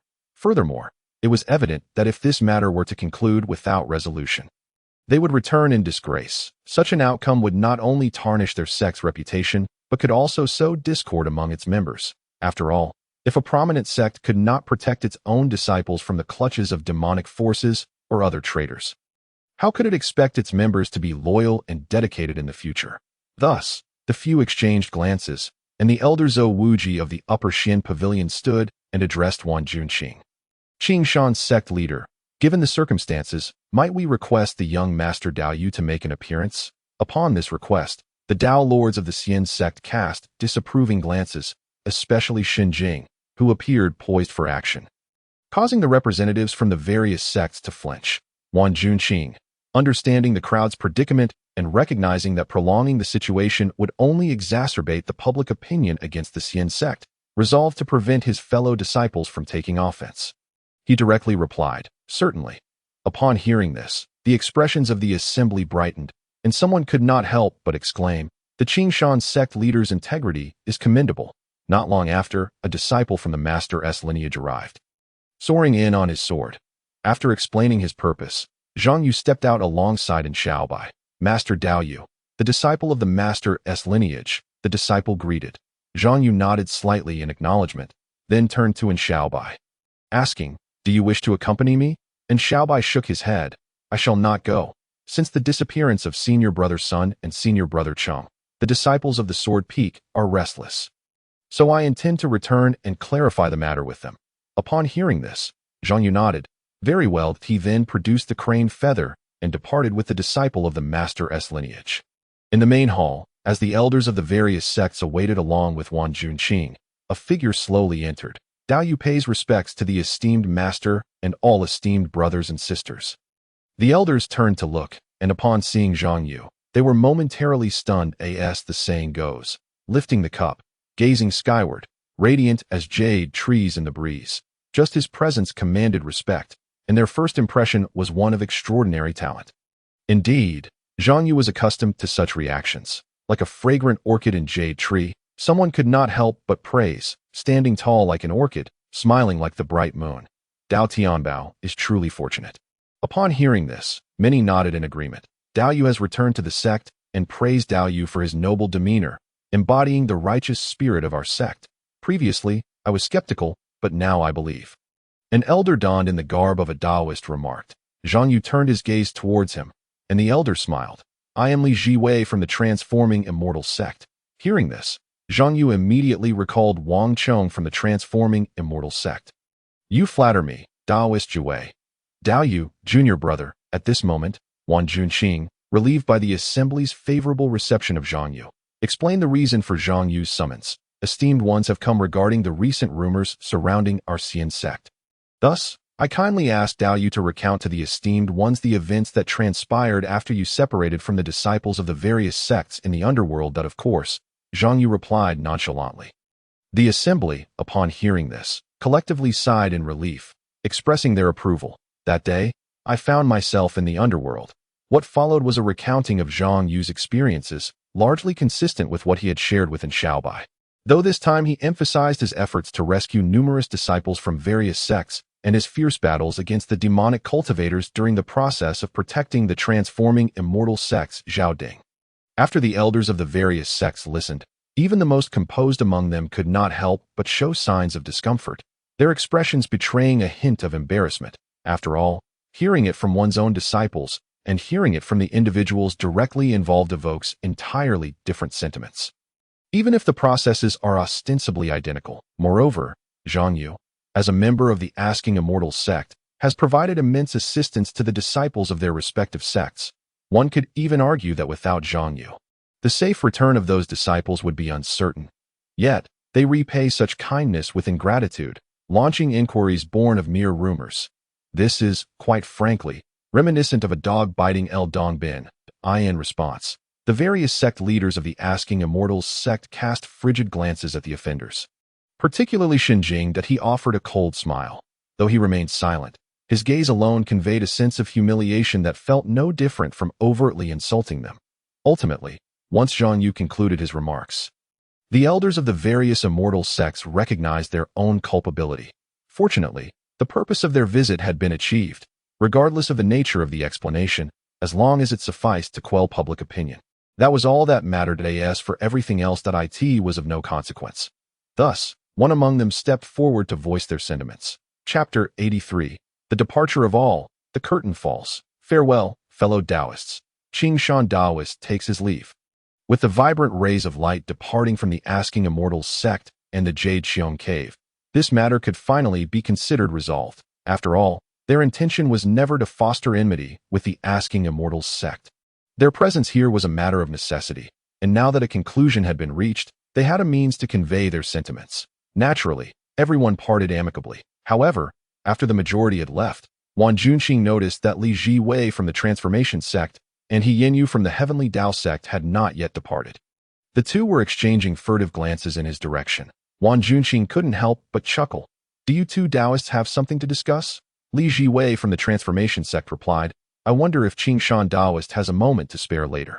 I have recently gleaned some insights during my cultivation that I wish to share with you. I too. He Yinyu from the Heavenly Tao sect chimed in. Upon hearing this, Wan Juanqing's expression turned peculiar. He had never shared a close bond with either of them, and their encounters were rare, occurring only once every millennium or so. It was evident that these two sought him for a specific matter. Just as Wan Juanqing was about to respond, Shun Jing interjected. No one seeks out the three treasures without a reason. Be cautious, senior brother. His words, the expressions of the two men shifted slightly. However, compared to He Yinyu, Li Jiwei fared better, as he had no prior grievances with Shun Jing. But He Yinyu was a different story. He had a long-standing feud with Shun Jing dating back a millennium, making the comment particularly irksome. What do you mean, Shin Tongming? He Yinyu demanded, his face darkening. Shun Jing replied with a smile that did not reach his eyes. I hold no ill will. I merely suggest that my senior brother exercise caution. Are you not implying that I should be wary? He Yinyu retorted angrily. I said nothing of the sort. Your meaning is clear. A cold smile from Shun Jing only served to infuriate He Yinyu further. I, an old man, wish to debate with you, engage in a contest of skills, challenge you to a duel. Come on, who fears whom? I have long sought to avenge the grudge of that arrow from years past. In the hall, the two men exchanged heated words, clearly on the verge of an all-out confrontation. The sect leaders of the Asking Immortals quickly intervened, attempting to pacify Shun Jing, while on the other side, Li Jiwei could not afford to stand idly by. Thus, a most peculiar scene unfolded within the grand hall, with the two elders flushed with anger, hurling insults at each other, while others pulled at them in an effort to separate them. Meanwhile, Wan Juanqing found himself increasingly exasperated, signaling to Su Xiaoyu, Li Staobai, and others to quickly escort Shun Jing away. Eventually, only Li Jiwei, He Yinyu, and Zhang Yu remained in the hall. Wan Juanqing then spoke up. He Taoist, please calm your temper. My junior brother is merely straightforward and means no offense. Upon hearing this, He Yinyu took a deep breath, managing to suppress his anger. Wan Juanqing then swiftly changed the subject. Might I inquire what brings you two Taoists to seek me? Please, feel free to speak candidly. Upon hearing this, He Yinyu's expression brightened, his face breaking into a smile that bore no trace of the previous anger. Actually, I wish to ask about your esteemed junior brother, Taoist Zhang Yu. The moment these words were uttered, Wan Juanqing was taken aback, instinctively glancing at Zhang Yu. Meanwhile, Zhang Yu, who had been quietly observing, was momentarily astonished. Was this gossip now turning personal? However, he quickly reconsidered, realizing that he did not know anyone from the Heavenly Tao sect. His only encounter had been a fleeting one with a disciple in the netherworld. Surely, no one was fabricating rumors about him.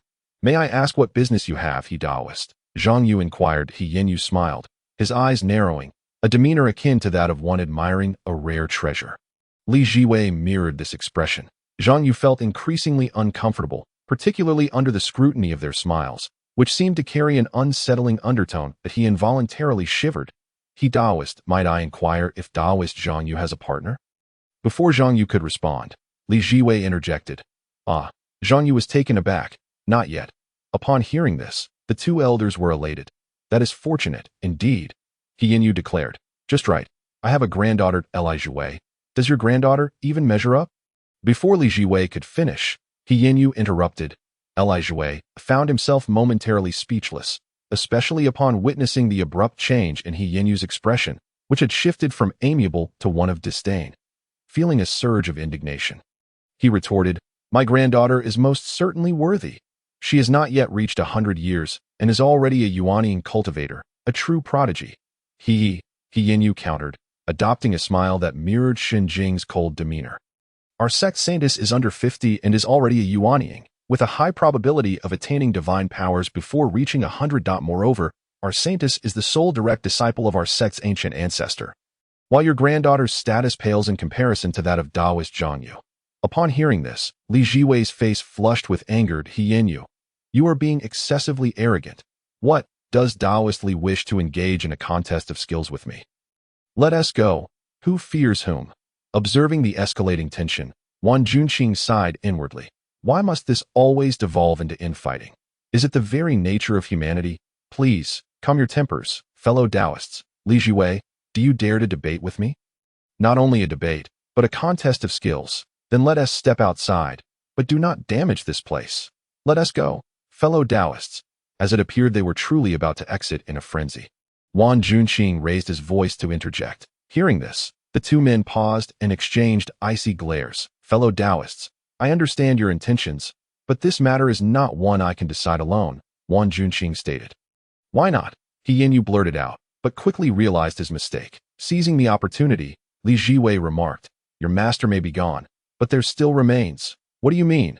Li Jiwei, caught off guard, He Yinyu's ire flared. Furthermore, since this matter concerns Taoist Zhang Yu, have you both consulted the principal party? Wan Junqing suggested that this. The two men turned their attention to Zhang Yu.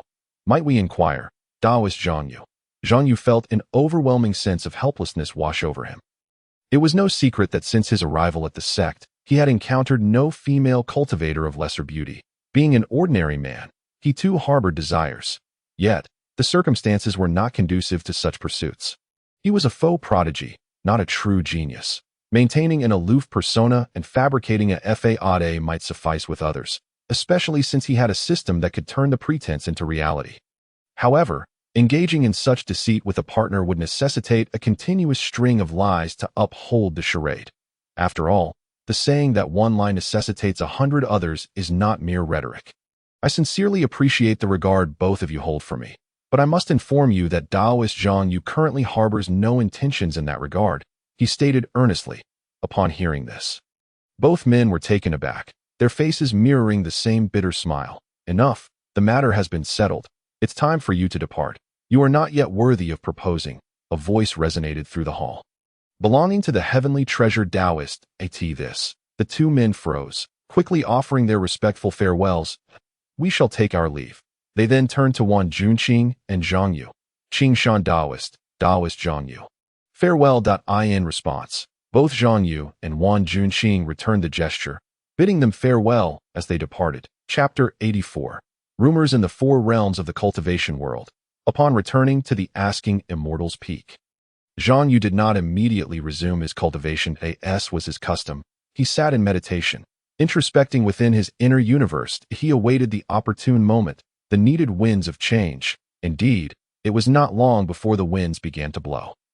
Once the elders from the 35 immortal sects returned, the recent turmoil regarding the Asking Immortals sect in the cultivation world began to settle. With the incident involving Sun Lei, the implications for the entire Taoist community were far from favorable.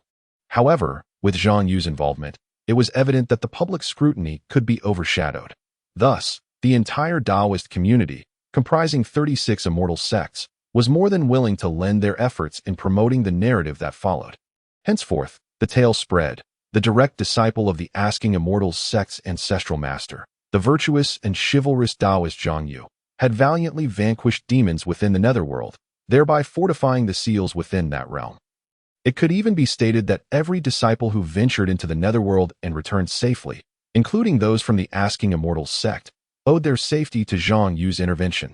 Thus, in the days to come, should Zhang Yu traverse the world, regardless of whether others respected him, at the very least, those individuals would be compelled to acknowledge his worth. Inquiring within the Stin sect, have you heard the news? Recently, there have been rumors concerning the young master. Naturally, I have heard, and the tales have spread like wildfire. A dear friend of mine resides in the Shangshuan Pavilion of the Eastern Realm, and just yesterday, he sent me a message inquiring about the young master. It is said that the young master has displayed extraordinary prowess in the netherworld realm, vanquishing numerous foes and instilling terror among the demon lords, ultimately slaying over 100 demon cultivators with a single sword strike. Over 100? Are you belittling the young master? Such might as his. The title of the greatest genius in millennia is not to be trifled with. That if not 100, then how many? At the very least. It is 1,000, 1,000. Indeed, one of those on duty at the entrance of the hall of the sect leader that day was Senior Brother Yu, who is quite close to me. I heard it directly from him.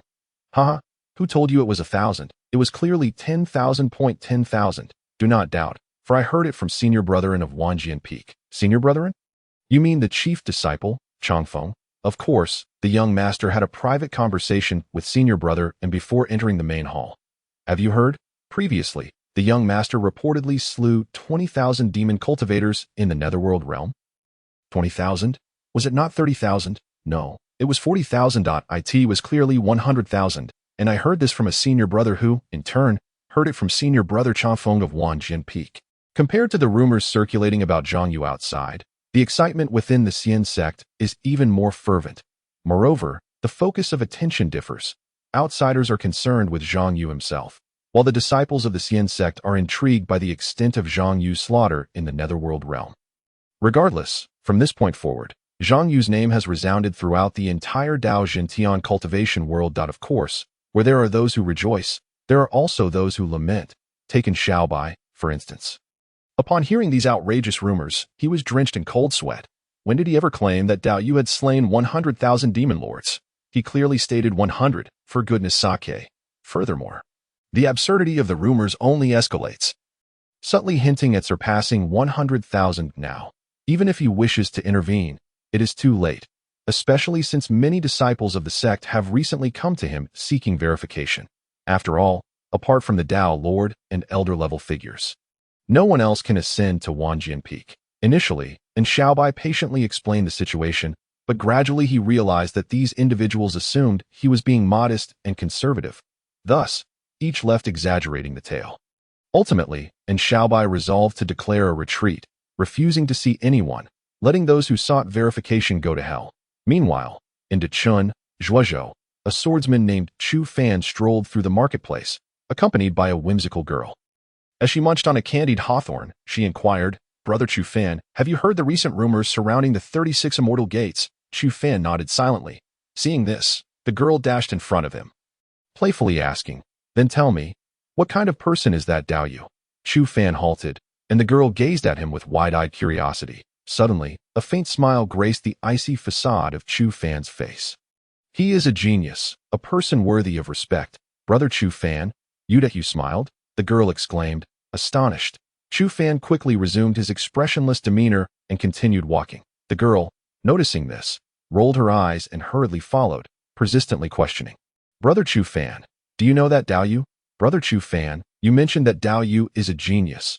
How genius is he? Is he more formidable than you?"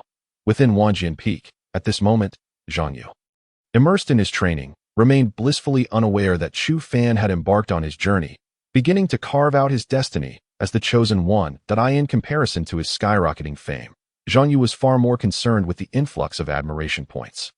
Admiration points 1, admiration points 203, admiration points 304, admiration points 180, admiration points 8. Observing the continuous rise of the admiration points on the system panel, Zhang Yu's heart swelled with joy. Regrettably, those contributing over 100 admiration points were all disciples of the Xian sect. With barely 90,000 disciples, the remaining individuals contributing less than 100 had only interacted with him once or twice. As for those with single-digit contributions, they had never even met him, merely knowing of his existence and his remarkable feats. Fortunately, although those who had never seen him contributed little, their sheer number compensated for it. Quantitative change leads to qualitative change. Thus, these few individuals alone had collectively provided him with nearly 1 million admiration points over the past few days. As for the disciples of the Xian sect. Name, Zhang Yu. Character design, prodigy. Level, mid-stage of Dongming. Talent, ordinary, rare existence with pure colored spiritual roots of 9 types. Spiritual roots, 9 types of pure colored spiritual roots. Metal, fire, wood, water, earth, wind, thunder, yin yang. Admiration points, 21,625,324 points. Indeed, over 21 million. It was only now that Zhang Yu comprehended the true meaning of one cannot amass wealth without horizontal fortune. Horses cannot thrive without night grass.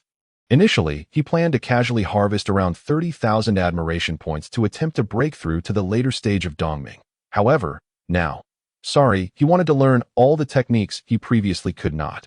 And he aimed to challenge the realms he could not before. Presently, he felt akin to a newly affluent individual, pouring himself lavishly into everything, even drinking bowls of soy milk as if they were a feast. Don T. asked, "Just know its extravagance." Chapter 85. The Golden Core as a Call for Calamity Thunder. Upon opening the system's teaching space, Zhang Yu extravagantly spent 14,600 admiration points, directly exchanging them for 400 years of time-stopped instruction. Subsequently, he consumed a 7-star pure yang pill and drank a cup of Chi Mu wine, then closed his eyes, immersing himself in meditation to commence his cultivation. Heaven and earth begin anew, giving rise to life. The spirit has three origins. One is chi, the second is essence, the third is spirit. The transformation of heaven and earth resembles an egg, within which lies chaos. The light of heaven roams, opening up a cave of wonders to form refining spirit. Zhang Yu, while reflecting on the annotations of the first chapter of the Tao scripture, circulated the spiritual energy within his body. In a single breath, the spiritual power in his dantian transformed through the 9 spiritual roots, becoming his unique spiritual power, or what could be termed mana, after circulating throughout his body. The mana would then enter the mud pill palace and transform into what the Tao scripture referred to as heavenly light. Thus, in the first 100 years, his internal universe continued to solidify, and the vast clouds of stars gradually expanded. After another 100 years, once the internal universe's starlight reached a critical point, the heavenly light blossomed. Beginning to nourish his dantian. As the heavenly light flowed, he felt a delightful tingling sensation throughout his body, akin to soaking in a hot bath during the cold of winter. Once his dantian was replenished, the 9 spiritual roots underwent a transformation. The 9 colors became increasingly vivid, as if deliberately dyed by someone. Late stage of Dongming.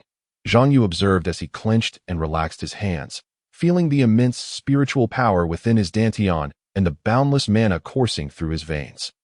A smile spread across his face, yet it was not enough. With an abundance of admiration points at his disposal, he had ample time to consolidate his cultivation. He aimed for a decisive breakthrough, directly ascending to the golden core stage. With this thought in mind, he consumed more pills and drank more wine, then closed his eyes once again. Subsequently, he devoted a full 100 years to solidifying his cultivation and establishing a robust foundation. After a century, he spent 18,000 admiration points to exchange for 500 years of time, continuing to consume pills and drink wine as he embarked on another breakthrough. He continually drew forth the spiritual power from his dantian, transforming it through the spiritual roots into mana, circulating it throughout his body and guiding it into the mud pill palace, transforming it into heavenly light. The heavenly light would then nourish his dantian. And thus, the cycle continued for 100 years, 200 years, 300 years, and 400 years. Within the internal universe, the clouds of stars gradually contracted under the continuous transformation of the heavenly light. Ultimately, after 400 years, they condensed into an egg-shaped entity. Once the egg reached perfection, it suddenly transformed into a golden light that shot out from his brow. Zhang Yu did not open his eyes, nor did he exert his divine sense. Yet he was astonished to find that he could see the egg. Inside was a chaotic expanse, with a structure that defied description. He was unsure how long he observed this egg, until it suddenly flew back into his brow. However, it did not return to his purple palace, also known as the mud pill palace or upper dantian, but rather plummeted straight down into his lower dantian. Before he could react, the egg abruptly shattered. Boom! Zhang Yu felt as though a resonant hum echoed in his ears. When he calmed his mind and focused on his dantian, he discovered that the egg had long since unfolded, merging with his dantian into one. Most importantly, he felt as if his dantian was no longer merely a dantian, but a world unto itself. Within it, stars were scattered, dim and devoid of light. Based on the 3 essences, chi, essence, spirit, with the spiritual roots as the foundation, upon swallowing a single golden core, my fate is governed by me, not by heaven. At this moment, Zhang Yu's body underwent yet another transformation. 9 beams of divine light suddenly descended from the heavens. These 9 beams of divine light represented his 9 spiritual roots: metal, wood, water, fire, earth, yin, yang, wind, and thunder. The 9 beams of divine light entered his dantian and slowly converged, gradually transforming into 9 radiant golden pills that in this originally chaotic and dim world. These 9 golden pills shone like 9 suns. What is the Tao? The rules of all things are the Tao. The principles are the Tao. The heavens and earth are the Tao. All living beings are the Tao. I am the Tao. What is the law? The extension of the Tao manifests as law. The ultimate of techniques culminates in law. The framework itself embodies law, and I am law. The Tao follows the natural order. Zhang Yu experienced an epiphany within. 9 radiant elixirs began to gradually merge as one. Ultimately, an indeterminate amount of time passed. The 9 converged into one, forming the golden elixir. The teaching space's time has concluded. Winston sect, thunder roared suddenly. The unexpected sound of thunder instantly captured the attention of everyone in Winston sect. Logically speaking, thunder should not be surprising to cultivators, as who among them hadn't practiced some form of thunder technique? Even someone like Chu Fan, who was best suited for swordsmanship, would possess the ability to conjure a palm thunder. However, at this moment, everyone in Winston sect could evidently sense that this thunder was no ordinary occurrence. This was not merely a thunder technique, nor was it a common celestial thunder, calamity thunder. Wan Juqing stood atop the main hall, gazing towards Winston Peak, lost in contemplation. Moments later, several figures appeared beside him. The newcomers were the masters of various sections' calamity clouds. Li Xiaobai glanced at the ominous clouds enveloping Winston Peak, his brow furrowing. Could it be that Elder Shirbao has once again created an extraordinary technique? Su Xiuyu speculated. Shen Jing shook his head and replied, "It cannot be Elder Shirbao. The aura of these calamity clouds is clearly beyond the reach of mere exit. Could it be that Brother Baihe is the cause?" Zhou Hongyao inquired. However, before he could finish speaking, Wan Junqing shook his head. "It is not Brother Baihe." Everyone turned their gazes towards Wan Junqing, who then stated, "Do not forget that Brother Baihe belongs to the demon lineage. If the calamity thunder were aimed at him, it would not exhibit such extreme yang energy." Upon hearing this, everyone was momentarily taken aback. Could it be that Brother Dao Yu is the target? Uncle Sun Ming suggested.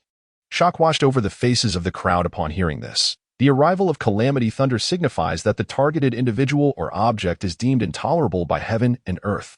Zhang Yu, in their eyes, had grown from a mere mortal step by step. His character and disposition seemed impeccable to them. How could he possibly attract calamity thunder? It appears to indeed be Brother Dao Yu. Wan Junqing murmured while fixated on Winston Peak. The others turned their gaze in that direction, for they noticed a distinct presence beneath the calamity clouds. That presence was none other than Zhang Yu. Inside the room, Tianbao Daoist had been engrossed in a game of chess when a sudden surge of intense spiritual energy emanated from the training chamber. He knew that his disciple had once again achieved a breakthrough. However, upon sensing the aura of calamity clouds above, he could not help but feel dumbfounded. Just what manner of prodigy is this disciple of mine? A breakthrough to the late stage of enlightenment. No, wait. At this moment, Tianbao Daoist's gaze seemed to penetrate directly into the training chamber. Upon seeing Zhang Yu seated cross-legged on the meditation mat, he furrowed his brow. The peculiar golden elixir within Zhang Yu's dantian was far too conspicuous. 9 colors radiating 9 distinct glows. Despite his extensive experience in cultivation, traversing the realms, having slain true dragons and vanquished immortals, he had never encountered nor heard of such a golden elixir. Could it be related to that strange spiritual root? In that instant, Tianbao Daoist recalled the day he accepted Zhang Yu as his disciple. He had attempted to observe Zhang Yu's spiritual root. Strangely, with his cultivation as a 9-calamity loose immortal, he could not see through a mere mortal's spiritual root. That root appeared as a mist, seemingly unremarkable at first glance, yet upon closer inspection, it was extraordinarily wondrous. In short, it was inscrutable. Of course, he had not thought much of it at the time. After all, the myriad wonders of the universe are beyond comprehension. He was not born at the dawn of creation, and thus could not claim to know everything. Yet now, it appeared that his disciple was truly exceptional. "Old fellow, do you understand the situation of my disciple?" Tianbao Daoist inquired of the chessboard. The voice from within the board replied, "How could I possibly know what you do not? That rascal is quite the oddity. Stranger than anyone I have ever encountered. However, I advise you to take action soon. Otherwise, I fear your precious disciple may meet a tragic end beneath the calamity thunder just after achieving the golden elixir. Do not concern yourself. It is of no consequence," Tianbao Daoist retorted with irritation. The voice from the chessboard responded. Chapter 86. 9-colored thunder light tempering the golden elixir boom. Gazing at the calamity clouds above, Zhang Yu felt an ominous tremor in his eyelids. A breakthrough to a new realm meant to be accompanied by tribulation. How come neither Brother Baihe nor anyone else mentioned this? More importantly, he could clearly sense the malicious intent emanating from the calamity clouds, as if they were specifically targeting him.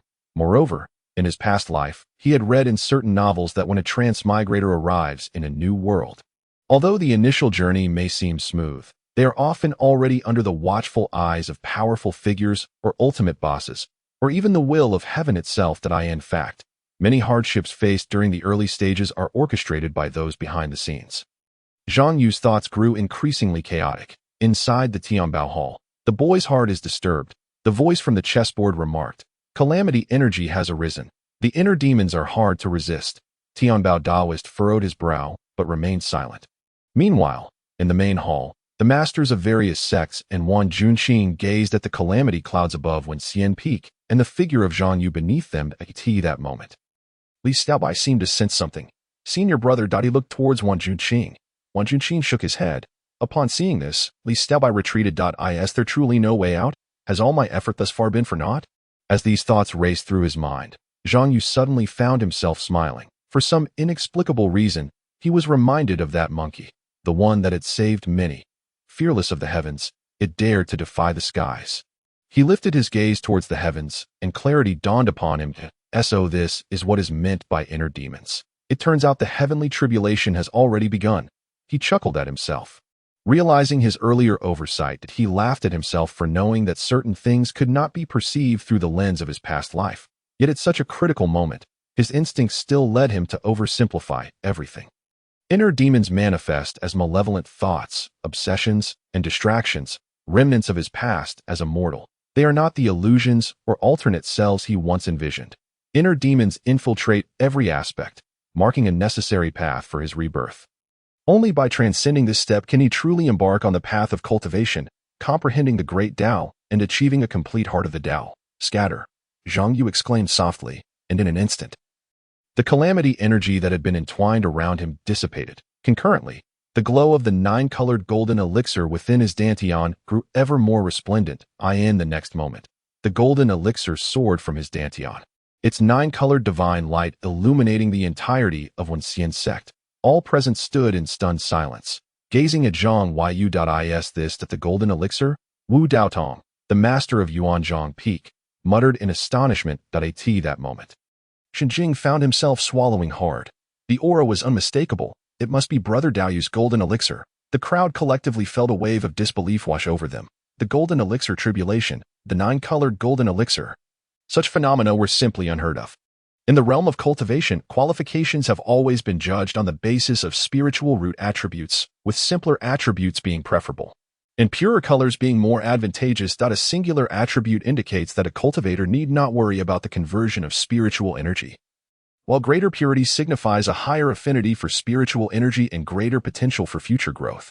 Yet Zhang Yu defied all conventions, the transformation of his spiritual root into a golden elixir, with each color representing a different attribute. Common individuals possess either 2 colors or a singular color, while Zhang Yu possessed 9. This was utterly inconceivable. They could hardly fathom the speed at which Zhang Yu must absorb spiritual energy, achieving the golden elixir stage within a mere 3 years with 9 spiritual roots. What does Brother Daoyu intend to do? Is he planning to withstand the tribulation with his golden elixir? At that moment, Wu Daodong, observing Zhang Yu beneath the calamity clouds, exclaimed in disbelief. Hearing this, everyone turned their gazes towards him, their expressions filled with astonishment. Boom! Just then, the calamity clouds shifted. The surrounding clouds converged relentlessly towards the position above Zhang Yu's head. Is it coming? He cast a glance at the golden elixir above and the calamity clouds above him, then promptly sat cross-legged. Crack! A bolt of thunder descended. The purple lightning instantaneously illuminated the entire world. A bolt of heavenly thunder, as thick as an adult's arm, struck the golden elixir. The 9-colored divine light acted like a celestial barrier, completely shielding him from the thunder's might. Zhang Yu, seated cross-legged beneath the golden elixir, had his hair tousled by the winds yet remained entirely unscathed. Crack! As the first bolt of heavenly thunder dissipated, a second bolt followed suit. However, unlike the first, this second bolt carried an aura of decay. As the lightning struck, the vegetation around Zhang Yu withered, flowers and grass wilting. Yet when the lightning fell upon the 9-colored divine light, it vanished without a trace, just like the first. Following closely, the third bolt of heavenly thunder arrived. This bolt crackled with a hint of thunderous fire. Strangely, after the lightning illuminated the area, the 9-colored divine light grew even stronger. If the previous 9-colored divine light resembled the brilliance of stars and moons, now it had transformed into that of the sun. Thunderfire tempering the elixir. Observing from afar in the main hall, Uncle Sun Ming was struck by the scene before him. His first reaction was this. for he often called upon heavenly thunder when refining elixirs, although that was for spiritual elixirs and not for his golden elixir. While a cultivator's golden elixir is indeed the source of their cultivation and can be considered their very life source, it is, in fact, rather fragile that in terms of defensive capabilities, it might not even compare to some spiritual artifacts, let alone withstand several strikes from heavenly thunder. What a monster! Uncle Sun Ming could not help but exclaim in admiration. Senior brother, how many bolts does Brother Dao's tribulation entail? Su Xiuyu inquired, clearly worried. Though it appeared that Zhang Yu's golden elixir was impervious to the tribulation, it was still a heavenly trial. Everything could change in an instant. Who could guarantee that there would be no unexpected developments? I do not know, for I have never experienced such a thing myself. Wan Junqing shook his head. However, he continued, but since the master has yet to intervene, it seems Brother Dao is temporarily safe. Upon hearing this, Su Xiuyu glanced towards the Tianbao Hall, nodded slightly, and remained silent, merely observing intently. Crack, crack, crack. The tribulation atop when Xian Peak continued unabated. Inside Tianbao Hall, Tianbao Daoist held a chess piece. Having not made a move for a long time that moment, the voice from the chessboard spoke once more. Having withstood 5 heavenly tribulations, the child possesses a 9-colored golden elixir. The elemental thunder has passed. It seems the next challenges will be the 4 winds and the yin-yang thunders. The old man is rather curious about the form these 4 thunders will manifest. Upon hearing this, the Daoist of Tianbao did not respond, but quietly placed his chess piece down. Yet, in truth, he remained ever vigilant, akin to the lingering spirit of a celestial being on the chessboard, attentively monitoring the situation outside. The first 5 heavenly thunders represented the 5 elements, each imbued with elemental energy. Zhang Yu, in his current predicament, was evidently destined to endure 9 heavenly tribulations. Thus, it would be disingenuous for the Daoist of Tianbao to claim he felt no concern that the 5th thunder dissipated. Zhang Yu, who had been meditating in a cross-legged position, suddenly opened his eyes as if he had perceived something. With a gesture of his sword, the 9-colored golden elixir, which had been hovering above his head, instantaneously returned to his dantian. The next moment, a flash of lightning erupted. However, this thunder was unlike any that had come before. It manifested as a brilliant white. As the heavenly thunder descended, Zhang Yu braced himself against it with his physical body. The thunder tempered his physique, yet due to his array of magical treasures, he did not suffer the catastrophic consequences one might expect. However, once the white lightning subsided, an extraordinary scene unfolded. His body hair began to grow wildly.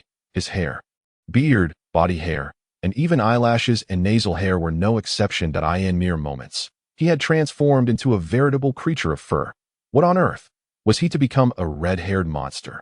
Observing his internal state, Zhang Yu was momentarily bewildered. Chapter 87. The wind calamity survived, however. He quickly regained his composure, for Zhang Yu realized that this lightning was distinct from the previous 5 thunders, if the earlier thunders could be deemed external, inflicting outward harm. Then this one should be classified as internal, targeting his very essence. Yin and yang. Yang thunder? Zhang Yu sensed the imbalance within him, the dominance of yang over yin. That instant, he understood. There must be a balance of yin and yang. As the thought settled, Zhang Yu cast a spell of 10,000 true words upon himself. Instantly, his body hair fell away, returning him to his original state. The moment those hairs left his body, they transformed into flying ash. All things bear yin, yet embrace yang. The coexistence of yin and yang is the path of the great Tao. Clenching his fists tightly, every pore of his skin began to faintly emit a 9-colored divine light. In that moment, he resembled a celestial being descended from the heavens. Truly marvelous. Crack. Another bolt of thunder struck. This time, the lightning was blacked. As it coursed through Zhang Yu's body, he visibly shrank in size. Shortly thereafter, his chest slightly swelled, and he noticed his skin had become remarkably smooth. This sensation was peculiar. Though his overall appearance remained unchanged, his features had been subtly altered by some mysterious force, giving him the impression of femininity, rather than merely a female body. Smooth as silk, such a visage would surely elicit envy from countless women. Feeling the transformation within his body, Zhang Yu's lips curled upward, unexpectedly filled with a sense of pride. Yet in the next moment, his expression shifted dramatically, as he was abruptly jolted awake. I declare, my essence cannot be altered. Coming back to his senses, Zhang Yu felt a chill run down his spine and hastily cast another 10,000 true words upon himself. This was not to say he looked down upon women. Rather, if he were to transmigrate as a woman, he could accept it. But he was a man, now, under the scrutinizing gaze of so many. To transform into a woman was intolerable, especially when that heavenly thunder sought to alter his self-perception. Who could endure such a fate? As the words left his lips, a flash of spiritual light appeared, restoring him to his original form. That he gazed at the swirling calamity clouds above. Visibly shaken, he had indeed underestimated the gravity of the situation. This tribulation was nothing like the tales he had read in novels of his past life, where one could withstand it merely by wielding treasures. This calamity was undeniably bizarre. The first 5 elemental thunders he could endure with his golden elixir, even claiming they were a form of heavenly tribulation that fused thunder and alchemy. However, as the subsequent yin-yang thunders began, he discovered that it was not merely a matter of physical endurance. The heavenly thunders themselves bore little power. Indeed, he could have simply relied on his treasures to shield against the force of the thunders. Yet the most perilous aspect was the essence contained within the thunders, the energies of yin and yang. Yang was manageable, as he was a man, but the yin sought to alter his very essence and self-awareness. It was truly insidious. Boom! The calamity clouds above brewed momentarily before the anticipated wind thunder descended. The thunder surged into Zhang Yu's body unimpeded. However, in the next moment, his expression shifted, alternating between shades of blue and purple. His hair and garments began to dance as if stirred by an unseen breeze. Then he felt a change within himself and quickly steadied his mind. At last, he had guessed correctly. The wind within this tribulation was no ordinary wind. It was a calamity wind, or rather, a beefing. In his previous life, Master Bodhi had once told the Monkey King, "This wind is not from the southeast, nor the southwest, nor the winds of flowers and trees. It is called beefing. It enters through the crown, flows through the 6 organs, traverses the dantian, and passes through the 9 orifices, dispersing the bones and flesh, leading to one's self-liberation." Indeed, it was formidable. The heavenly tribulation was no mere saying. It was a genuine calamity. I declare, the beefing cannot harm my body. Zhang Yu calmed himself and hastily layered a protective buff upon himself. He then raised the golden elixir within his dantian into the mud pill palace. Since the crown is atop his head, and the beefing enters through it, he would use the golden elixir as a shield. The reasoning behind this was straightforward. He lacked the ability to transform 72 ways. Thus, he had no method to evade the beefing. The golden elixir represented his very essence, and if this beefing could penetrate it, then he truly deserved to perish. With this thought in mind, he immediately assumed a meditative posture as the 9-colored divine light of the golden elixir entered his mud pill palace. A halo instantly formed behind his head. This halo resembled the radiant circle behind the heads of celestial beings, a symbol of ascension. The term scattered immortal refers to those who, despite not having coalesced into a celestial form, have shed their mortal coil, yet possess this halo, recognized by heaven and earth as one of the 5 immortals. Within the Tianbao Hall, the voice resonated from the chessboard. "Has your disciple achieved immortality?" The Taoist of Tianbao chuckled, finally feeling a sense of relief. He was well aware of the 3 calamities, particularly the wind disaster, which could instill dread even in the hearts of immortals. When he had transformed into a scattered immortal, it was due to the blessings of the wind calamity, Zhang Yu's current wind calamity. Though not as terrifying as the true wind tribulation that descends upon one achieving immortality, was still a formidable beefing. Yet now Zhang Yu had successfully withstood it with his golden elixir.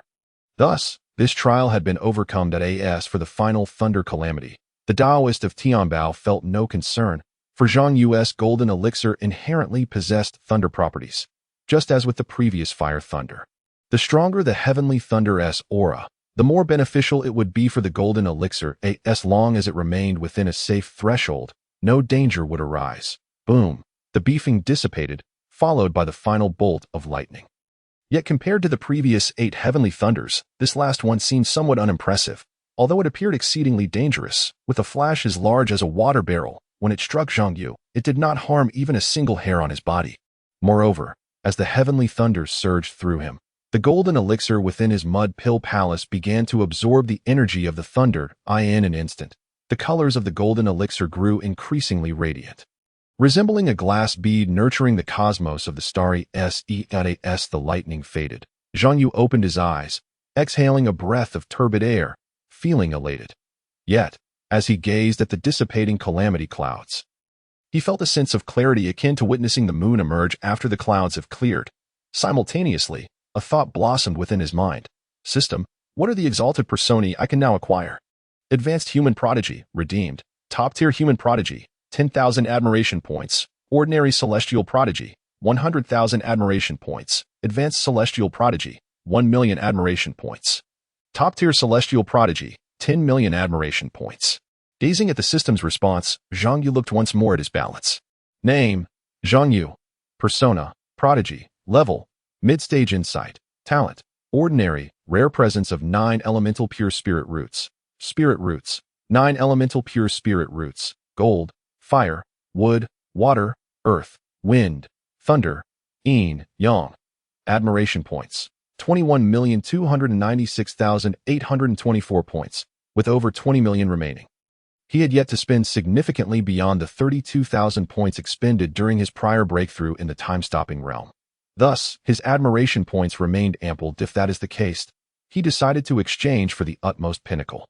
He would leap directly to the top-tier Celestial Prodigy persona. Beep, successfully redeemed. As the system's voice resonated, the effects of the top-tier Celestial Prodigy persona were instantaneously conferred. At that moment, the calamity clouds above had just dispersed. In the next instant, a golden light suddenly pierced through the clouds, descending upon Zhang Yu. Chapter 88. An ominous sign in the ancestor emerges. Purple chi emerges from the east for 3,000 miles. The golden light penetrated the clouds, showering down upon Zhang Yu. Shimmering radiantly. In that instant, he resembled a true immortal who had inadvertently wandered into the mortal realm. Dong dong as the sound of ancient bells resonated. All attention was drawn towards the source, the Taoist bell. At this moment, all within the Wenxian sect, from the headmaster and elders to the ordinary disciples and servants, were left in a state of bewilderment. For this bell was the treasured artifact of the Wenxian sect, forged by its founding ancestor specifically to stabilize the sect's fortune, a genuine celestial-level treasure. Historically, the Taoist bell would only be struck under 3 circumstances. Either external enemies are invading, prompting the Tao Immortal bell to sound a self-initiated alarm, or there is a significant event within the sect, such as the incident involving the Wang family, where the sect leader commands the disciples to ring the bell. Alternatively, it may be the time for a change in leadership, such as during the ceremony presided over by Wan Junqing at the inception of the Immortal sect. Yet now, the Tao Immortal bell astonishingly rings of its own accord. Its ancient and resonant tones echoing throughout the entire Immortal sect. Moments later, the ominous clouds disperse completely. Heaven, a celestial maiden, a disciple of the Immortal sect, exclaimed in astonishment, pointing towards the horizon. At this moment, the crowd finally discerned the source of the golden light. As the dark clouds parted, a mist of purple gas enveloped the horizon, illuminating the source of the golden light, which resembled an ancient and solemn heavenly gate being opened. Within the gate, celestial maidens appeared, adorned with flowing robes of brilliance, proceeding in unison. Golden petals descended like flowers scattered by the celestial maidens. As these ethereal beings drew ever closer, a resounding roar echoed. Reminiscent of a dragon's cry and a phoenix's song, the onlookers beheld the ethereal figures of a true dragon and a true phoenix soaring forth from the heavenly gate, intertwining harmoniously with the celestial maidens as they circled above Zhang Yu's head. As the golden light descended upon him, it transformed into blooming golden lotuses that quickly dissipated. Rings of light materialized around Zhang Yu, while a colossal silhouette emerged behind him, shrouded in ambiguity yet instilling a sense of reverence. The Tao, brother, I seem to have glimpsed the essence of the Tao. One disciple of the Immortal sect exclaimed, wide-eyed. Hearing this, his companion nodded in astonishment. At that moment, it was not only the disciples of the Immortal sect who were taken aback. Even Wan Junqing and the other esteemed elders shared the same expression of disbelief. In the Hall of Heavenly Treasures, the Taoist of Heavenly Treasures gazed at the celestial figures above, equally astonished. The manifestation of the Tao, the embodiment of the Great Way, the voice from the chessboard trembled slightly. What is the origin of your disciple? At this moment, the Taoist of Heavenly Treasures could only stammer. I do not know either. All the members of the Immortal sect were left in stunned silence. They were aware of the extraordinary nature of the young master, yet they had not anticipated such unparalleled brilliance. Only now did they realize that, no matter how much they had elevated their perception of the young master in their minds, they had still underestimated him. Their limited understanding had constrained their imagination. The purple gas comes from the east for 30,000 miles, the resonance of the Great Way, the auspicious appearance of the dragon and phoenix, the celestial maiden's welcome. All these phenomena were things they had never dared to envision before. Yet today they unfolded before their eyes. The resounding echoes of the Tao immortal bell finally subsided. Following a brief silence, unrestrained jubilation erupted throughout the immortal sect. They cheered and rejoiced, grateful that such a prodigy belonged to their sect, and celebrated that this prodigy was none other than their own young master. Congratulations, Brother Dao Yu, for overcoming this tribulation. As the golden light dissipated and the extraordinary spectacle faded, Wan Junqing, as the sect leader, was the first to regain his composure. He clasped his hands in congratulations. Upon his words, the other elders echoed in unison, "Congratulations, Brother Dao Yu, for overcoming this tribulation." Soon after, nearly 100,000 disciples of the immortal sect joined in, exclaiming, "Congratulations to the young master for overcoming this tribulation. Ha! I said such an extraordinary phenomenon must come from somewhere, and it turns out to be the beloved disciple of Taoist Tianbao from the immortal sect." Suddenly, a silhouette appeared in the sky. Wan Junqing and the others looked up, momentarily stunned. Clearly recognizing the figure, they immediately bowed in respect. "We pay our respects to the esteemed senior from the Taoist sect." Wu Wei. The figure was none other than Wu Wei Taoist, one of the 36 celestial sects of Daojin Tian. The smiling silhouette of Wu Wei Taoist above nodded slightly in acknowledgement before he could speak. Over 30 other silhouettes appeared in various directions across the sky, significantly resembling the presence of Wu Wei Taoist. Truly impressive. The beloved disciple of Taoist Tianbao. I have long heard of the profound affection Taoist has for his disciple. Yet I did not expect it to be so profound. Congratulations to Taoist for having such an exceptional disciple. Our Tao flourishes, and the fortunes of the Tao endure. These newcomers were naturally the ancestors of the 36 celestial sections. Although the higher the level of a loose immortal, the greater the constraints in the mortal realm, the immortal sect was the foremost sect in the southern region, even suggesting a subtle supremacy among the 36 celestial sects of Daojin Tian. However, Yuqiang Cave Heaven was merely a cave heaven, and its formations could indeed obstruct immortal beings, but they might not necessarily restrain these loose immortals of the 7th, 8th, or 9th tribulations. Thus, the projections of these top loose immortals could easily appear here. As the disciples of the immortal sect beheld the 36 silhouettes in the sky, they were utterly astonished. Each one of them could rival the presence of an immortal, and in ordinary times, even hearing their names would invoke deep reverence. Yet now, they had all gathered, albeit as mere projections, but this did not diminish their excitement. It has been 1,000 years, and I hope everyone has been well. As the words of the ancestors faded, a silhouette also appeared atop Immortal Inquiry Peak. However, in contrast to these other figures, the projection of Taoist Tianbao appeared significantly more solid. "Master," Zhang Yu greeted his revered teacher respectfully upon seeing him. Taoist Tianbao nodded slightly, and then turned to regard the gathered figures.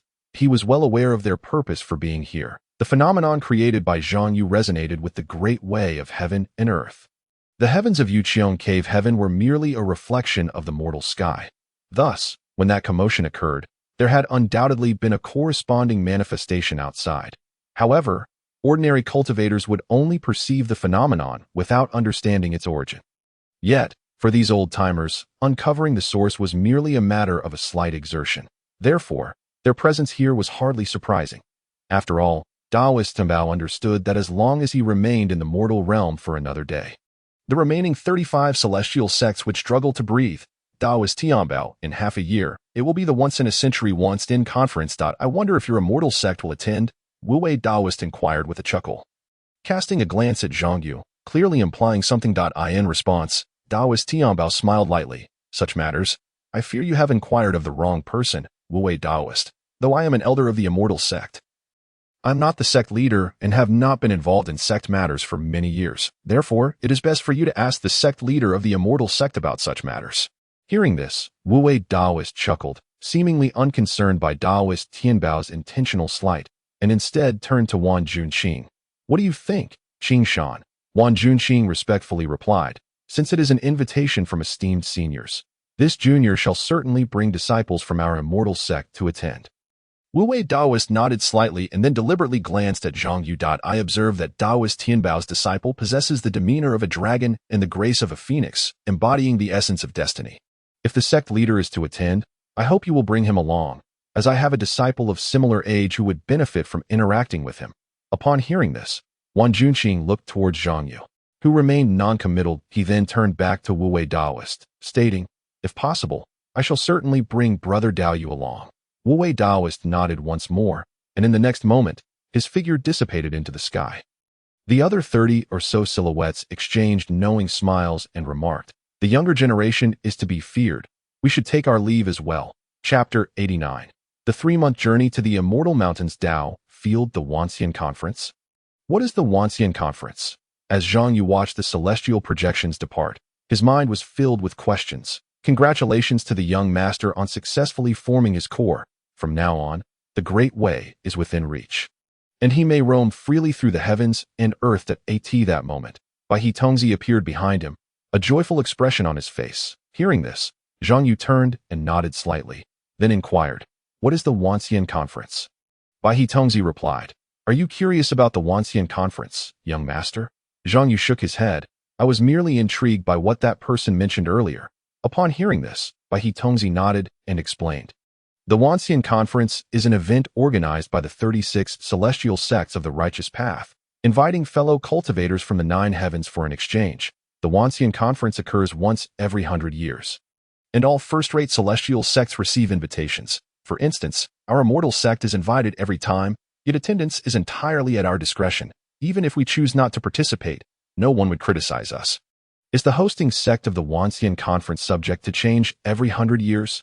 Zhang Yu asked. Recalling Wu-wei Daoist's words before his departure, Bai He Tongzi responded, "Aside from the unique circumstances of the underworld, the other realms such as the Supreme Heaven, 9 Suns Heaven, Divine Departure Heaven, Great Brahma Heaven, Supreme Void Heaven, Purple Cloud Heaven, and Xian Yuan Heaven, as well as our Dao Jin Tian, rotate every 100 years. As for which sect will host the event, it is decided internally by the powers of that particular realm." Hearing this, Zhang Yu understood. While he was uncertain about the number of powers in the other realms, he knew that Dao Jin Tian encompassed 36 celestial sects. It stood to reason that the number of powers in the other 7 realms was likely comparable to that of Dao Jin Tian. Therefore, if each of the other 7 realms had around 30 powers, that would amount to 210 top-tier forces, in addition to the 36 celestial sects of Dao Jin Tian. If the event occurs once every 100 years and rotates, it would mean that the immortal sect would only have the opportunity to host once every 24,600 years. With this realization, Zhang Yu felt enlightened. No wonder it is often said that cultivation transcends the passage of time. It truly feels like an eternity, 24,000 years. Most cultivators may not even witness a single Wanxian conference held in their realm throughout their entire lives. "Are there many participants in the Wanxian conference?" Zhang Yu asked, intrigued. Bai He Tongzi nodded. "Indeed, every Wanxian conference attracts countless loose cultivators from across the seas, along with disciples from various celestial sects of the righteous path, resulting in a substantial number of participants. Of course, if the young master prefers solitude, you may choose not to attend this time." In response to Zhang Yu's inquiry, Bai He Tongzi mistakenly assumed that he simply disliked crowded environments.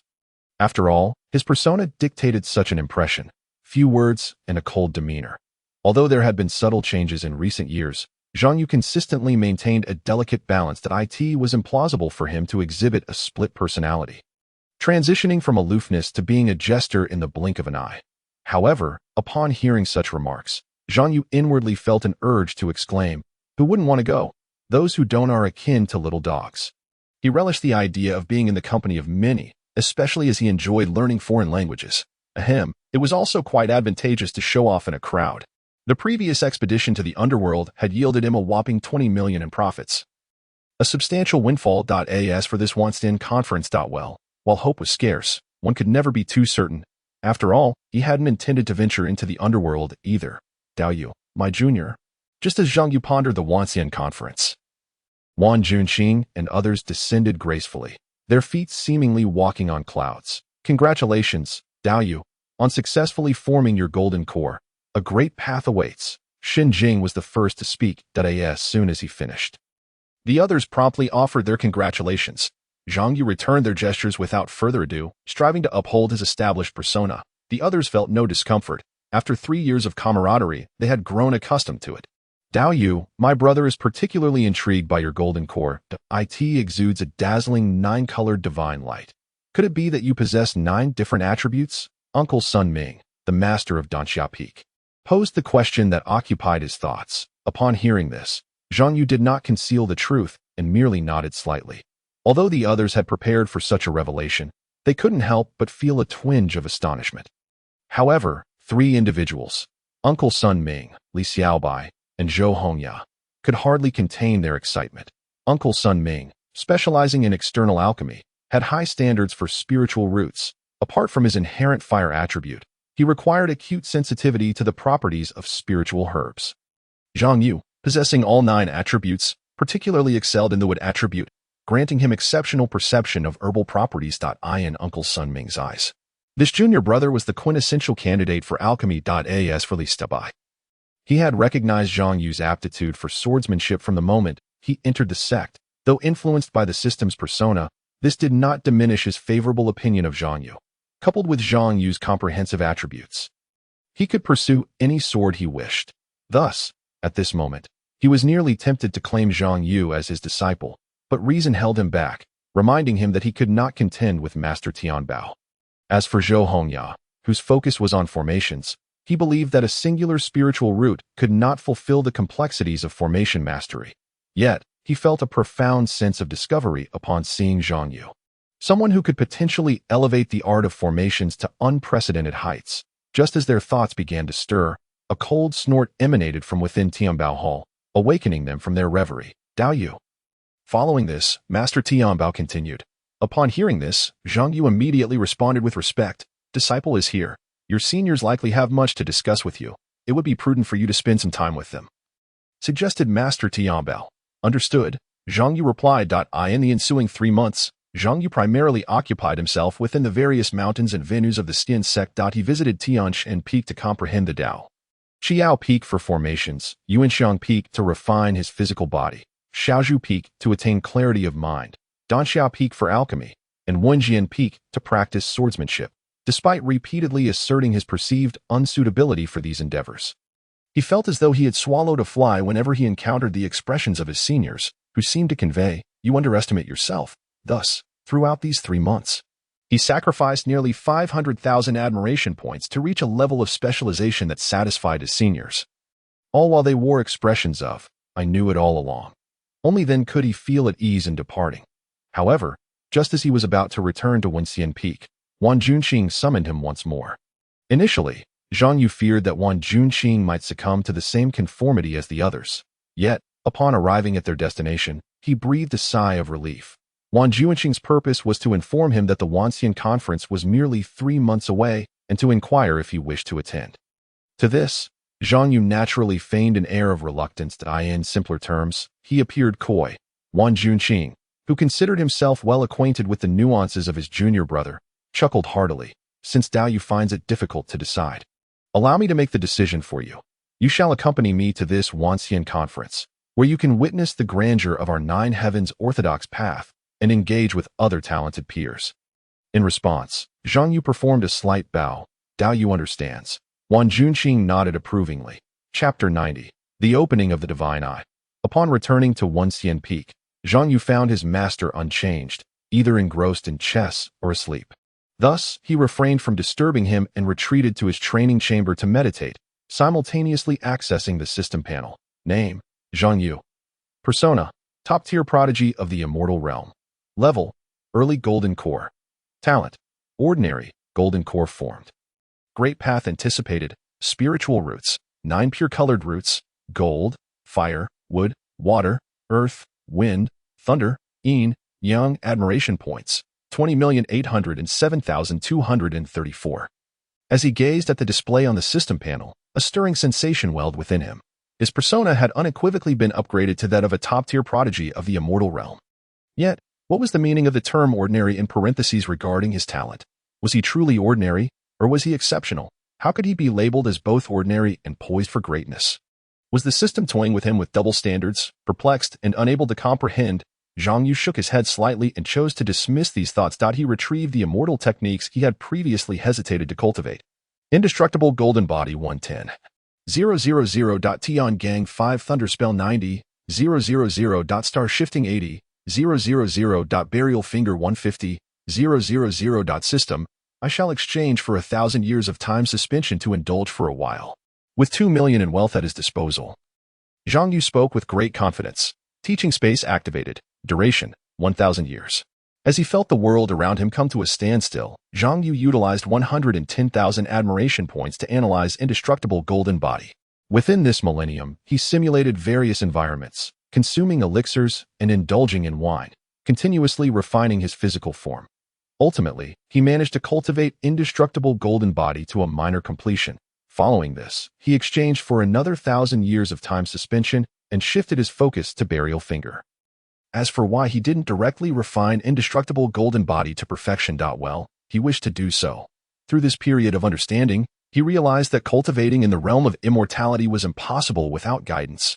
Simply relying on personal insight, unless one possessed extraordinary talent or innate genius, would likely lead to stagnation and yield no results. Moreover, risking deviation could culminate in death, an unfortunate fate indeed. For instance, the cultivation of divine techniques typically only commenced at the nascent soul stage due to their complexity. The average individual, unlike Zhang Yu with his system, could not comprehend these techniques before reaching that level. Additionally, such techniques consumed immense spiritual energy, which ordinary individuals could hardly sustain unless, like him, they possess 9 spiritual roots and a 9-colored golden core. Furthermore, mastery of such techniques required an understanding of the underlying principles. Only upon breaking through from golden core to nascent soul could one begin to grasp these laws, allowing them to cultivate a divine technique to great completion. Without sufficient comprehension, no matter how deep one's foundation, a lack of insight would ultimately lead to the depletion of life force and demise. Thus, even with Zhang Yu's substantial spiritual energy, without the laws, he could only achieve minor completion in his divine techniques, which explained why he chose to pause his progress. Another 1,000 years, another 1,000 years, another 1,000 years, another 1,000 years, another 1,000 years, within the teaching space. Zhang Yu exchanged for time suspension over 10 times within just this millennium. At such a young age, he had already lived for 10,000 years. Of course, his gains were substantial. Alongside 1 Aoxinyan, he comprehended 7 divine techniques. Indestructible Golden Body, Burial Finger, Tian Gang 5 Thunderspell, Star Shifting, Jiqi Tianya, and Divine Eye of Heaven. Among these, 1 Aoxinyan, Burial Finger, and Indestructible Golden Body reached the 9th level, with small completion achieved at the 6th level. Tian Gang 5 Thunderspell required only 5 levels, of which 2 had been cultivated. Star Shifting consisted of 7 levels, with cultivation needed up to the 4th level. Jiqi Tianya and Divine Eye of Heaven both had 6 levels, requiring completion at the 3rd level. The rest, aside from 1 Aoxinyan, could only be analyzed layer by layer. Additionally, he exchanged for a total of 12,000 years of time suspension. Thus, Zhang Yu spent a remarkable 561,300 admiration points solely on cultivating divine techniques. This expenditure was primarily due to the time suspension, with 1 Aoxinyan being the second most costly, as the costs multiplied from the 2nd to the 6th layer, requiring 45,000 admiration points in total. The analysis of Divine Eye of Heaven across all 6 levels cost 35,000 admiration points. After the conclusion of the teaching experience, Zhang Yu exhaled a breath of turbid air. He stepped outside Tianba Hall. Standing at the edge of Wenxian Peak, gazing at the clouds in the distance, his mind continually replayed the 7 divine techniques. With 1 Aoxinyan reaching the words and actions command stage, it implied that unless the opponent had mastered their divine technique to great completion and entered the divine stage, even at the pinnacle of the nascent soul, he was not without the means to engage in battle. The Indestructible Golden Body bears a resemblance to a poor man's version of the law of heaven and earth.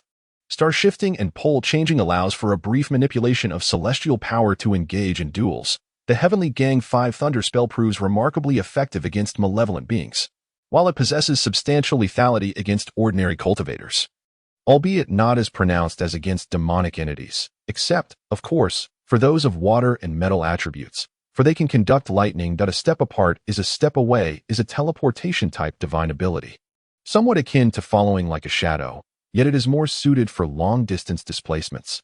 lacking the latter's low mana cost and agility in close quarters. Burial Finger of Immortals naturally implies that when mastered to perfection, a mortal body can entomb true immortals. However, Zhang Yu has only achieved minor success. Thus he has yet to reach such an exaggerated level that at best, it could pose a threat to cultivators at the nascent soul stage. But there is no need to worry about breaking through defenses. Lastly, there is Heavenly Eye of the LAW. To be frank, he is quite curious about this. Within the teaching space, he has naturally employed it numerous times. Otherwise, he could not have cultivated it to minor success. Ultimately, the teaching space bears a semblance to a dimension of its own, thus it feels quite constraining. Moreover, he is reminded of a certain deity from the myths of his past life.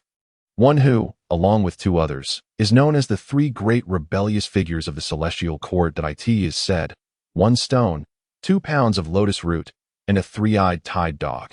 Indeed, the manifestation of Heavenly Eye of the Law strikingly resembles that deity's innate abilities. Yet it evidently falls short of achieving that legendary effect. At the edge of a cliff, Zhang Yu took a moment to center himself that a glimmer of golden light flashed at his forehead. In the next instant, his eyes burst open, revealing that the golden light had coalesced into what appeared to be a third eye at his brow. As that golden divine eye opened, a beam of golden light shot forth into the sky, instantly parting the heavy clouds above. The disciples of the Inquiry sect, noticing the commotion in the heavens, looked up, their expressions turning to one of astonishment, for in that moment, they perceived the sky as if a hole had been punctured by the earlier burst of golden divine light. Within the Heavenly Treasure Hall, the Heavenly Treasure Taoist abruptly sat up on his couch, gazing outside with a look of helplessness, sighing with a hand on his forehead. How could this child be so reckless? Just after breaking through, he indulges in cultivating divine abilities, heedless of the toll on his body and the potential damage to his foundation. Chapter 91. The Nine Heavens Cavern attending the immortal assembly, without a doubt. After Zhang Yu unleashed the Heavenly Eye of the Law, the Heavenly Treasure Taoist promptly summoned him for a meeting. After much deliberation, the Heavenly Treasure Taoist found himself questioning the very essence of existence. For he discovered that Zhang Yu's foundation was astonishingly stable, as if he had spent a millennium solidifying it. Yet the paradox remained. Could a gold core cultivator truly live for a millennium? The answer is certainly no. The lifespan of a gold core cultivator is but 500 years. After the physical body perishes, at most a remnant soul lingers within the gold core, which can be nurtured with precious herbs until it is whole enough to be reincarnated. The lifespan of a nascent soul cultivator is merely 800 years. Upon the demise of the physical body, they may use their nascent soul to transcend the void, retaining their memories upon rebirth. Had Zhang Yu not possessed the teaching space, even a mere breakthrough would have sufficed to reduce him to a pile of bones. This explains why the cultivation world places such importance on spiritual roots and comprehension. The purer the spiritual root, the shorter the time required to absorb spiritual energy for bodily and spiritual growth. The higher the comprehension, the easier it is to grasp the laws and divine abilities. Both are indispensable. Confronted with the Heavenly Treasure Taoist astonishment and concern, Zhang Yu often felt a sense of helplessness. After all, he could hardly say, "Fear not, my friend, for I am merely a wall decoration." After a prolonged moment, the Heavenly Treasure Taoist regained his composure, offering a few cliché admonitions before allowing Zhang Yu to take his leave. Once Zhang Yu departed, he turned to the chessboard and inquired, "What do you think?" "Don't ask. I don't know. I have merely lived a few 100,000 more years than you," came the dismissive reply from the chessboard. The Heavenly Treasure Taoist cast a contemptuous glance at the board. In the following 3 months, Zhang Yu scarcely practiced. Moreover, as his cultivation reached the gold core stage, the restrictions of the second volume of the Tao Sutra left by the Heavenly Treasure Taoist had automatically dissipated. The amount of admiration points required for exchange was no longer the previous 100,000, but merely 10,000, coupled with the fact that the first volume had little further enhancement for him. He had scarcely spent any admiration points aside from deciphering the second volume. Presently, he still possessed a substantial sum of over 15 million admiration points, an amount far too great to expend. It is worth mentioning that the restrictions on the third volume remained intact. Zhang Yu had inquired about forcibly deciphering it, which would require 100,000 admiration points. As for the fourth volume, the cost was even steeper, 10 million admiration points. Upon seeing this, Zhang Yu could only exclaim in disbelief. It seemed he was harvesting others' fields while the system was harvesting his. If he were to forcibly decipher it, he would truly find himself back at square one.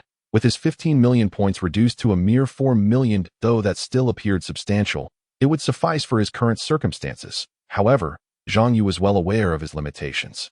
His 9-colored gold core, transformed from 9 spiritual roots, meant his cultivation speed was merely 1/9 of that of an average person. Added to his already mediocre innate talent and comprehension, the difficulty of the Tao Sutra, which surpasses ordinary techniques and even those of the Inquiry sect's other lineages, demands a higher threshold for both talent and comprehension. Thus, he would require even more time, leading to a quicker depletion of admiration points. It was entirely possible that the demand for admiration points at the next stage could be tenfold or even 100-fold greater than at the previous stage. In the realm of mortals, summer was in full swing, and the 10,000 immortals assembly convened within the 9 Heavens Cavern of the northern domain of Daoshan, hosted by the Tao of Heaven sect.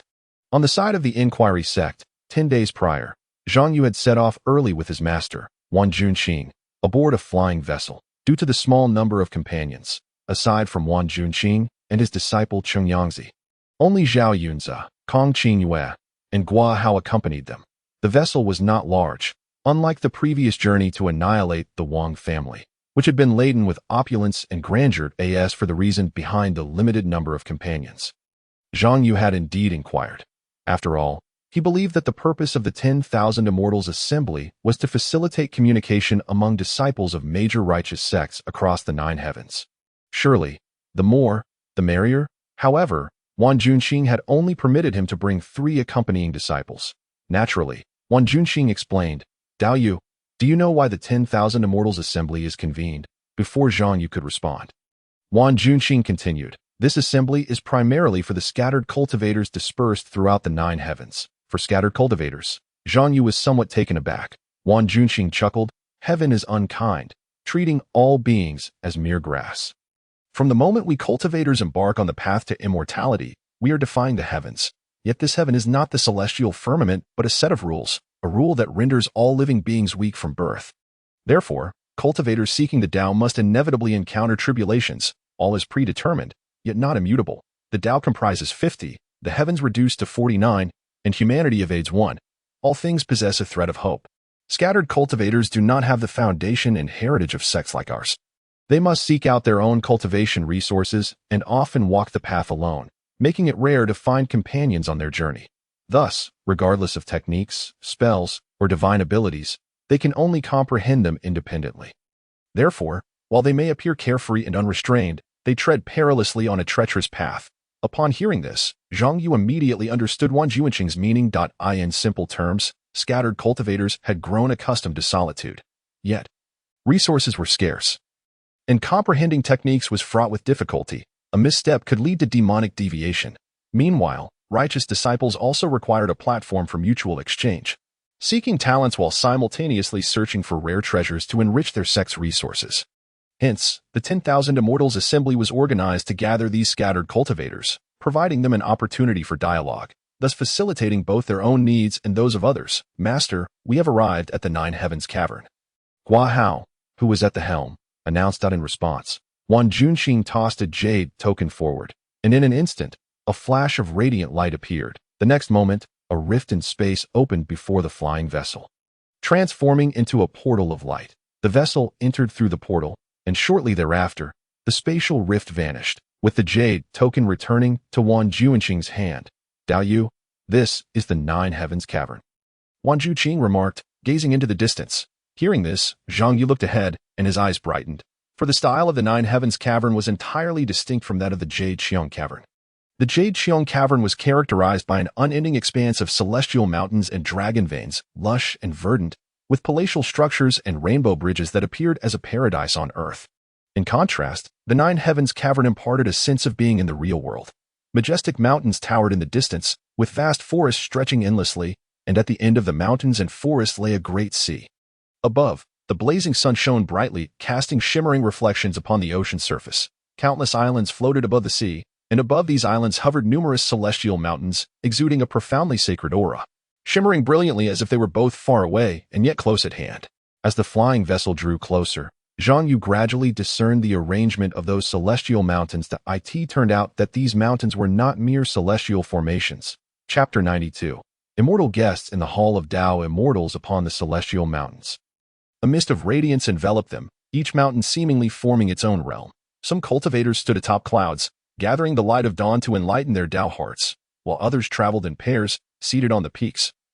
Engaging in profound discussions, Zhang Yu beheld the scene below, feeling as though he were gazing upon a magnificent painting, a tapestry of diverse beings, each expressing their unique flair to the fullest, carefree, unrestrained, transcending the mundane. Beneath those celestial mountains, upon the surface of the sea, lay countless islands, most of which were not desolate. These islands boasted structures and marketplaces, populated by figures adorned in various attires. Zhang Yu suddenly realized. Could it be that the celestial realms permit mortals to tread upon their grounds? Dare I inquire if it is the esteemed disciples of the Wenxian sect who have arrived here? At this moment, several figures soared down from the mountains, and among them, a leading man in middle age. Adorned with a fishtail crown and clad in ceremonial robes, posed the question. Is this not Elder Yin Zhao of the Tiandao sect? Wang Junqing spoke up. Upon hearing this, the middle-aged man appeared momentarily taken aback. Wang Junqing continued, we, of the Wenxian sect, have come to pay our respects to Taoist Yun Jiao. Upon realizing the identity of his counterpart as the leader of the Wenxian sect, the man's expression shifted to one of astonishment. Ah, it is indeed the esteemed headmaster of the Wenxian sect. I, Yun Jiao, am honored to meet you, Taoist Qi Shan. Upon recognizing the identity of his counterpart, the disciples trailing behind Yun Jiao hastily bowed in greeting. We pay our respects to the esteemed immortal of the Wenxian sect. Wang Junqing smiled gently, nodding in acknowledgement. Taoist Qi Shan, you have endured a long journey. Yun Jiao approached Wang Junqing, exchanging pleasantries for a brief moment before personally leading the group to the interior of the Tiandao sect. Observing this, the scattered cultivators present were left in a state of astonishment. It is the Taoist Yun Jiao, but which sect's cultivators are welcoming that flying vessel? It appears to be the vessel of the Wenxian sect. The Wenxian sect? Is that not the sect to which Taoist Daoyu belongs? The sword of the netherworld realm slays myriad demons, single-handedly safeguarding our righteous path. I long to witness the grandeur of Taoist Daoyu. Meanwhile, Zhang Yu aboard the flying vessel remained blissfully unaware that he had once again become the focal point of heated discussions among the scattered cultivators. However, as a series of system notification chimes rang out, he found himself engulfed in a whirlwind of questions. Admiration value 1. Admiration value 5. Admiration value 3. Admiration value 10. Admiration value 8. The admiration value awarded was exceedingly meager. It was evident that these points stemmed from individuals he had never encountered before. Yet, he had not engaged in any noteworthy deeds recently. How perplexing. After pondering for a while without reaching any conclusions, he chose to set aside the matter. Upon arriving at the entrance of the Tiandao sect, the group disembarked from the flying vessel. The headmaster's disciple, Cheng Yangzi, promptly stowed the vessel away. Subsequently, they stepped onto a luminous bridge that led them directly to the highest peak of the Tiandao sect. The Daoxian Hall. Casting a glance at the plaque adorning the Grand Hall, Zhang Yu followed closely behind Wang Junqing as they entered. Taoist Qi Shan, it has been 500 years since we last met. I trust you have fared well. Upon entering the hall, Zhang Yu was greeted by a hearty laugh. He turned his gaze forward to see a middle-aged man standing before the main seat of the hall. This individual, wearing a 7-star crown and a moon-white Dao robe, exuded an air of authority. This man was none other than the headmaster of the Tiandao sect, Shi Yinjinren. Beside him stood a striking young woman, adorned with a lotus crown and clad in a crimson robe, her tall stature and cool demeanor giving off an aura of aloofness. The moment Zhang Yu locked eyes with her, he felt her commanding presence. He chuckled inwardly. He had never feared anyone who was aloof. After all, that was the persona he had cultivated for himself. Taoist Shi Yin, it has been a long time. Upon seeing the headmaster of the Tiandao sect, Wang Junqing responded with a smile and a bow. The Wenxian sect has not participated in the Wenxian conference for several millennia, and it is an honor for my Tiandao sect to host this event and have Taoist Qi Shan bring his disciples here. Shi Yin replied with a smile. Wang Junqing, in turn, chuckled. You flatter me, my friend. The Tiandao sect enjoys a stellar reputation throughout the 9 heavens, and the name of Taoist Shi Yin is known far and wide. It is indeed my honor to accompany my fellow disciples here. Taoist Qi Shan, as ever, your wit is delightful. Shi Yin laughed heartily. After a round of pleasantries, Wang Junqing introduced his companions. This is Zhao Yunzi, a disciple of Brother Xiaobai. The junior pays his respects to Senior Shi Yin. Shi Yin nodded slightly in acknowledgement. This is Qin Yue, a disciple of Sister Miaozhen, the Dao name of Su Xiu. The junior pays her respects to Senior Shi Yin. This is Hao, a disciple of Brother Chong Dao, the Dao name of Elder Yu Feidong of the Scripture Depository. The junior pays his respects to senior Shi Yin. Shi Yin regarded the two with another nod. Lastly, Wan Junqing gestured toward Zhang Yu, saying, "This is Daoist Dao Yu, a disciple of Uncle Shi Tianbao, a disciple of Elder Tianbao." Shi Yin turned to Zhang Yu, stroking his beard as he smiled. "I have long heard from Uncle Wu Wei that Elder Tianbao has taken on a prodigious disciple. In just 3 years, you have ascended from a mere mortal to a golden core cultivator, achieving a breakthrough that resonated with the heavenly phenomena of the Tao. Today, seeing you in person, you are indeed extraordinary." Daoist Dao Yu pays his respects to brother Shi Yin. Zhang Yu offered a slight bow.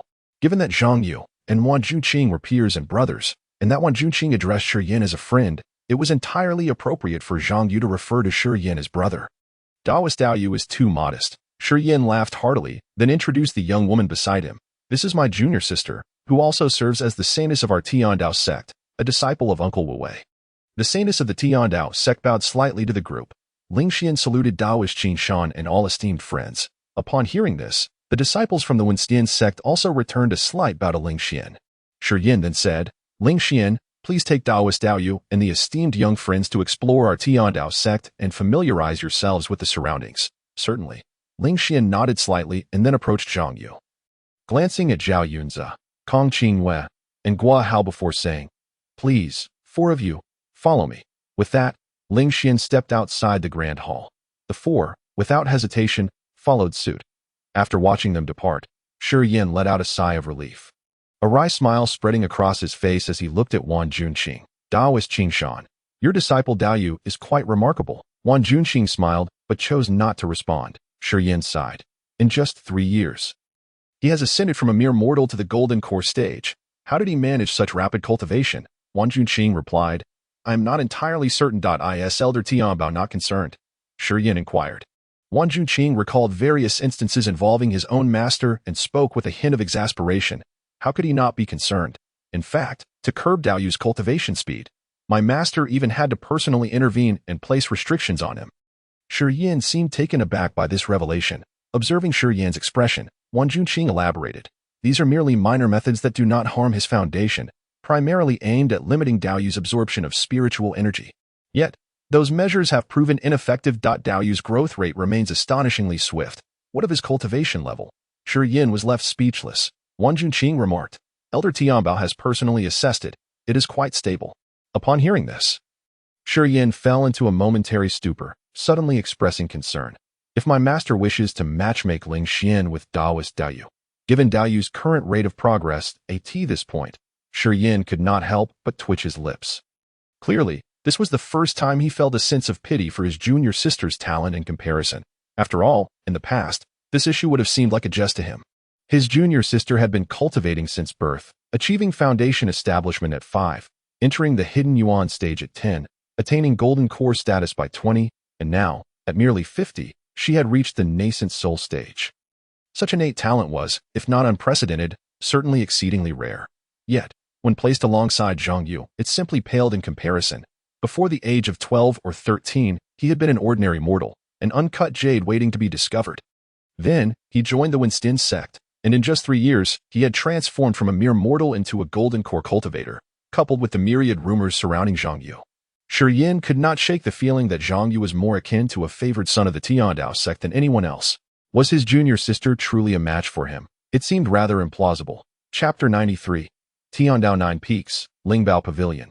Daoist Dao Yu. This area constitutes the inner sanctum of our sect. An My Tiandao sect is home to the 9 peaks of Tiandao, also known as the 9-peak law veins. This region is where the residences of our sect's disciples are located.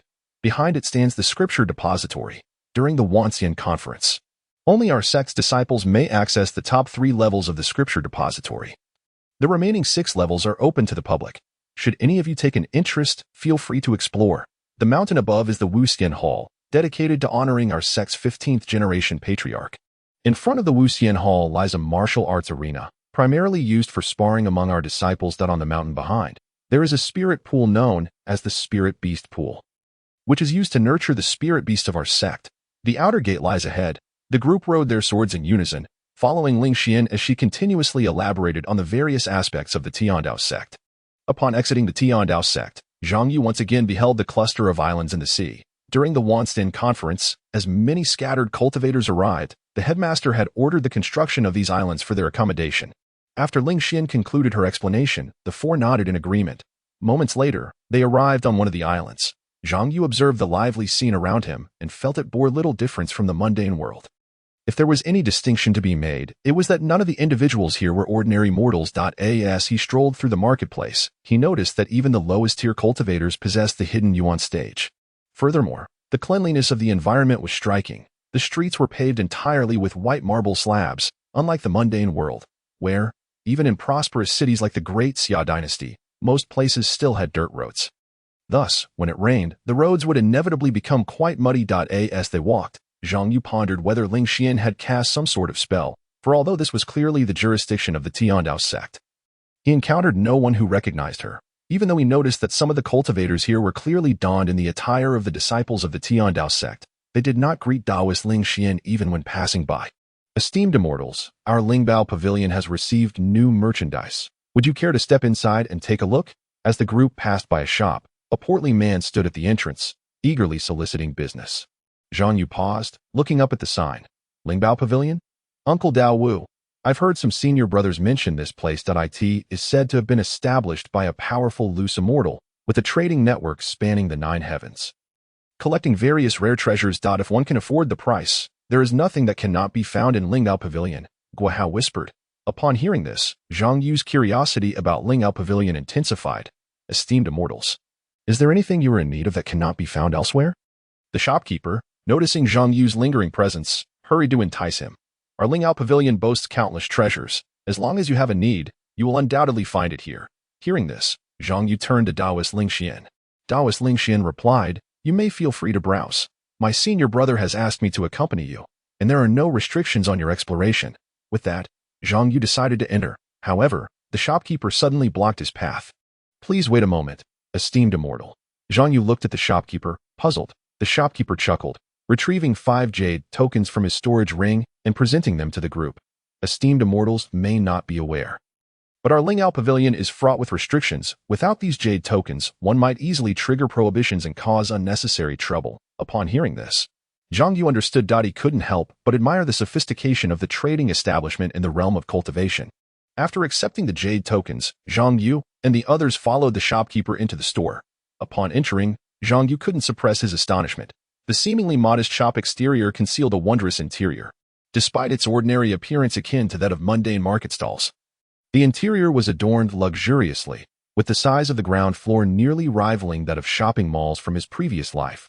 Esteemed immortals, Lingbao Pavilion consists of 9 levels, divided into 3 lower, 3 middle, and 3 upper tiers. The lower 3 levels offer common items such as magical tools, spiritual herbs, and spiritual stones. The middle 3 levels house much rarer items, including magical treasures and techniques.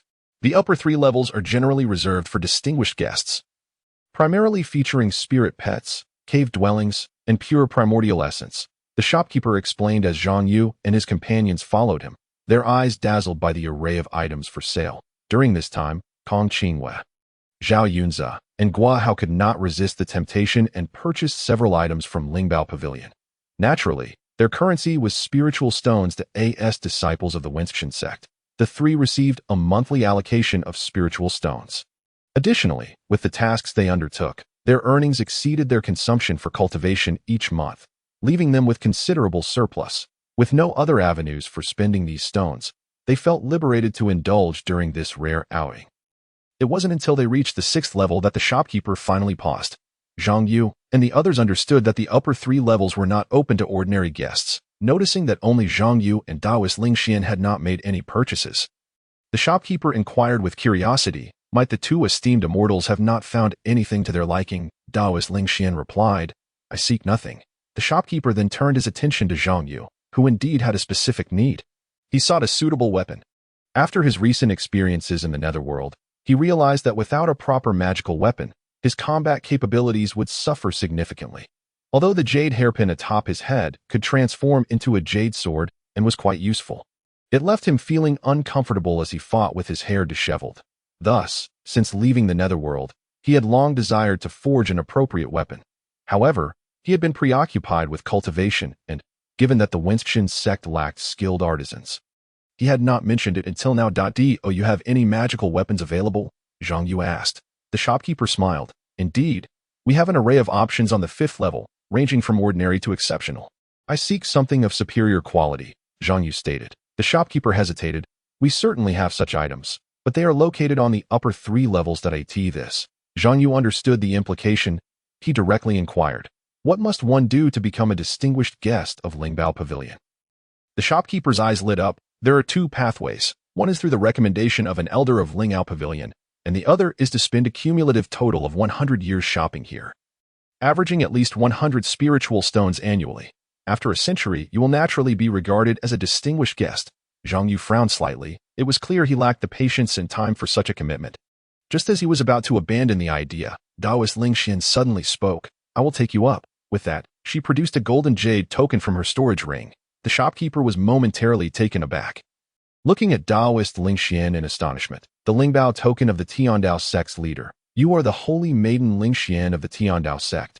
Taoist Lingxian dispelled her disguise, revealing her true form. Indeed, may we now ascend? Upon hearing this, the shopkeeper immediately bowed respectfully. Of course, esteemed guests, please. Chapter 94. The hidden celestial gold within Lingbao Pavilion. Zhang Yu and his companions, having benefited from Taoist Lingxuan's status, were escorted by the shopkeeper to the upper 3 levels. As they entered the 7th level, they were captivated by a stone radiating celestial light. The shopkeeper smiled, introducing it. This stone is known as the Jinxie is said to have been brought from the upper realm by an ancient immortal in times long past. It possesses the remarkable ability to ward off evil and avert misfortune, making it ideal for use as a home protector or as a focal point in array formations. The group nodded in understanding. Zhang Yu, however, could not help but feel a sense of incredulity. Ward off evil and avert misfortune. Isn't this essentially a stone gone dang? Taoist Lingxian, perceiving the change in Zhang Yu's expression, inquired. Have you encountered this Jinxie before? Zhang Yu quickly shook his head. I have not, but it bears a resemblance to the stone gone dang. Stone gone dang. The shopkeeper looked puzzled, then asked, might I ask, esteemed immortal, what is the stone gone dang? Zhang Yu was slightly taken aback. It is quite similar to this Jinxie, though it is said to be an incarnation of an ancient deity, and no one has ever truly seen its true form. The shopkeeper nodded in acknowledgement, choosing not to delve further into the topic, as he was merely an employee and, with his cultivation level below the golden core stage, could not possibly have encountered every treasure in existence. Esteemed immortals, please follow me. The shopkeeper then led Zhang Yu and the others deeper into the pavilion. As they gazed at the dazzling array of treasures, they were left speechless. The shopkeeper smiled faintly, seemingly pleased with their reactions, and then turned to Zhang Yu, asking, what kind of magical treasure are you seeking, esteemed immortal? Zhang Yu pondered for a moment before replying, I have only ever used swords. However, it would be best if the treasure could change according to my will. Upon hearing this, not only the shopkeeper but also Taoist Lingxian, Zhao Yunze, Kong Qingwei, and Guo Hao were momentarily stunned. They looked at Zhang Yu with expressions that seemed to ask, is there truly such a treasure? Esteemed guest, you jest. The type of treasure you describe, I fear, does not exist in Lingbao Pavilion, or even throughout the 9 heavens of the mundane realm, the shopkeeper said. His expression troubled. Zhang Yu slightly shook his head, not taking it to heart, as he realized his request might have been excessive. Yet he genuinely felt the need for such a magical item. Compounded by his experiences in a previous life filled with an explosion of information, he found himself yearning for many types of weaponry, such as the rui that obeys my heart, or the joyful staff of the Monkey King. Might there be any refining materials with similar capabilities? Zhang Yu shifted his approach. After some contemplation, the shopkeeper's expression brightened. Esteemed immortal, you may be in luck. We do indeed possess such items. With that, the shopkeeper began to lead them toward the 8th level. Eventually, they arrived at a counter. The shopkeeper carefully retrieved a jade box of emerald hue, cautiously opening it to reveal its contents. Zhang Yu and his companions were left puzzled, for inside the jade box was a metallic-colored liquid, shimmering with vibrant celestial light, appearing quite extraordinary. Taoist Lingxian, however, seemed to recognize it. She exclaimed, this is Tao ancient celestial gold. The shopkeeper smiled, your knowledge is commendable. Esteemed maiden. It is said that this Tao ancient celestial gold originated from a time before the 2 realms were separated, when the upper realm did not yet exist. After the realm split, this material ceased to be found in the lower realm, making it exceedingly precious. The shopkeeper emphasized the rarity of this substance. Zhang Yu couldn't help but mentally calculate whether he had enough spiritual stones in his Qinquan ring. However, just then, Taoist Ling Xian suddenly said, "Taoist Zhang Yu, let us depart." Zhang Yu, taken aback, felt puzzled. Why the sudden change in demeanor? Why leave just as they were exploring? The shopkeeper, upon hearing this, grew anxious, his expression shifting. "Esteemed maiden, please do not be upset." It was clear he had initially assumed that Taoist Ling Xian, given her age, would merely recognize the name of the item. However, it appeared he had underestimated her knowledge, suspecting she truly understood the nature of this substance. Taoist Ling Xian coldly regarded the shopkeeper, a smirk gracing her lips. "This item has likely gathered dust in Lingbage for countless years, and to attempt to deceive me with it is quite audacious. I suggest you refrain from conducting business within my Jiuchong Dong Dian." Upon hearing this, the shopkeeper began to perspire profusely. Zhang Yu cast a glance at him. Ling Xian Taoist explained, "What you may not know, Dao Yu Zhenren, is that while this item is indeed rare in the mortal realm, and even in the upper realms, it holds no true value aside from its ancient origins and pleasant name. The principles cultivated by our ancient sages differ vastly from those of today, rendering the Dao Gu Xian Jin incapable of being refined by contemporary methods. Countless powerful artisans have attempted to fuse this material with others, yet it remains unchanged, even leaking from the seams of any spiritual weapon crafted with it." Upon hearing this, Zhang Yu experienced a sudden realization. He turned to the shopkeeper, who nervously stammered, "Forgive me, esteemed immortal. I could think of nothing else besides Dao Gu Xian Jin for what you seek. Moreover, it is indeed a form of crafting material, so I cannot be entirely faulted for misleading you." Hearing this, Zhang Yu chuckled. "So, am I to blame him?" However, he chose not to dwell on the matter and instead focused his attention on the Dao Gu Xian Jin within the jade box. After all, Ling Xian Taoist had just stated that others failed only due to their improper methods. He was different. He was exceptional. He possessed a system. If necessary, he could simply expend some admiration points to have the system devise a plan. The profound background of this item was truly a rare find. Dao Yu Zhenren, Ling Xian Taoist began to speak, noticing Zhang Yu's fascination with the Dao Gu Xian Jin, but before she could utter a word, Zhang Yu abruptly inquired, "What is the price of this item?" The shopkeeper was momentarily taken aback. "Esteemed immortal, do you intend to purchase it?" Zhang Yu nodded slightly. The shopkeeper's face lit up with joy. 100. No, 10 pieces of spirit stones. Furthermore, if you intend to buy other items today, the next one will be at an 80 discount, and all others at 90. In response, Zhang Yu readily retrieved 10 spirit stones from his Qinquan ring and placed them on the counter. The shopkeeper's smile blossomed as he did not anticipate that this long-standing dilemma of their store would be resolved at his hands, and he had sold 10 spirit stones in the process. If the higher-ups were to learn of this, he would surely be promoted. Ling Xian Taoist, observing this, chose not to speak further. Although she was the host, today merely marked their first encounter, and she had fulfilled her duty by offering one reminder. To say more would be to overstep. After securing the jade box, Zhang Yu inquired once more, "What lies on the 9th floor?" The shopkeeper, gathering the spirit stones, replied with a smile, "The upper floor is the most worthy place for esteemed guests to behold. Especially if you wish to craft weapons, it is a must-dash visit." As he spoke, he led the way. After all, Zhang Yu's purchase of the Dao Gu Xian Jin made him more valuable than any noble to the shopkeeper. Thus, he regarded Zhang Yu with increasing fondness, shedding any pretense of a mere businessman. Upon reaching the 9th floor, the treasures displayed were indeed unparalleled compared to the previous 8. The counters were adorned with an array of rare items, each one a treasure seldom seen in the world. Some Zhang Yu recognized, others he had heard of, and some he had never even encountered. The crafting of the treasure he envisioned required careful consideration of many aspects. Firstly, it needed to align with his attributes, necessitating the inclusion of the 5 elements: metal, wood, water, fire, earth, and the 4 forces of yin, yang, wind, and thunder. Therefore, he procured some of each: Xiantian Yuan Jin, Taiyang Xingmu, Xiantian Rinshui, Li Huashuanjin, Xianlei Baiushi, Qian Yangsha, Jiuyin Mayu, Xiantian Zunfengxi, and Tianlei Jing. Additionally, considering the variability of the treasure itself, he felt little concern with the Dao Gu Xian Jin in his possession. Finally, to enhance the weapon's potency, he deliberately acquired several pieces of Xiantian Gingjing. In total, Zhang Yu selected about 10 items, spending nearly 100,000 spirit stones before departing in satisfaction. As he was leaving, the shopkeeper suddenly called out to him, "Esteemed guest, please wait." The shopkeeper returned to the first floor counter. Cradling a uniquely patterned wooden box, he opened it to reveal a spirit treasure gold token inscribed with the name Yu. What does this signify? Zhang Yu inquired. The shopkeeper, a bit embarrassed, replied, esteemed guest, you have assisted Lingbage in resolving a predicament. So this spirit treasure gold token is a private gift from me. Isn't the spirit treasure gold token of Lingbage not easily obtained? Ling Xian Daoist interjected, casting a cold glance at the shopkeeper. The shopkeeper hurriedly waved his hands. Fairy, you misunderstand. This is true for others, but this esteemed immortal's situation is unique. Moreover, our elders have long instructed us that anyone purchasing the Dao Guxian gene is entitled to receive a spirit treasure gold token from the manager of Lingbage. Thus, this token is rightfully his. Upon hearing this, Ling Xian Daoist appeared momentarily speechless, while Zhang Yu could not help but stifle a laugh. Truly, the elders of Lingbage were quite clever. Thank you, Zhang Yu said as he accepted the wooden box. The shopkeeper beamed. You were too kind.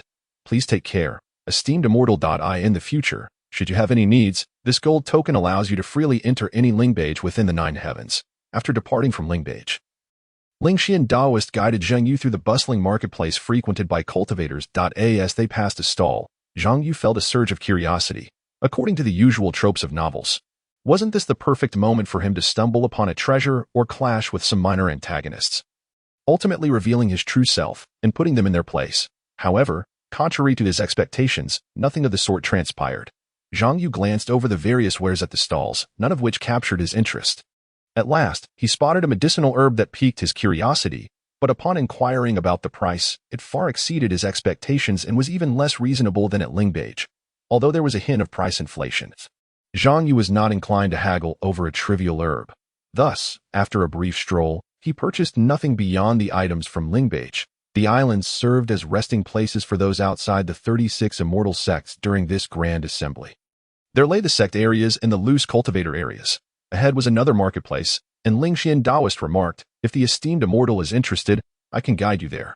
Ultimately, Zhang Yu and the others accompanied Ling Xian Daoist as they circumnavigated the islands. When they prepared to depart on their swords, Zhang Yu suddenly asked, might your sect have experts in weapon crafting? Ling Xian Daoist, recognizing Zhang Yu's intent, replied candidly, indeed, among our 9 peaks, the Daoist master Xianding of Lingao Peak is the foremost expert in weapon crafting. Most of the magical treasures of our Tiandao sect originate from the Lingao Peak lineage, and Brother Xianding is renowned as the greatest weapon craftsman in the past 10,000 years of the cultivation world. However, but what?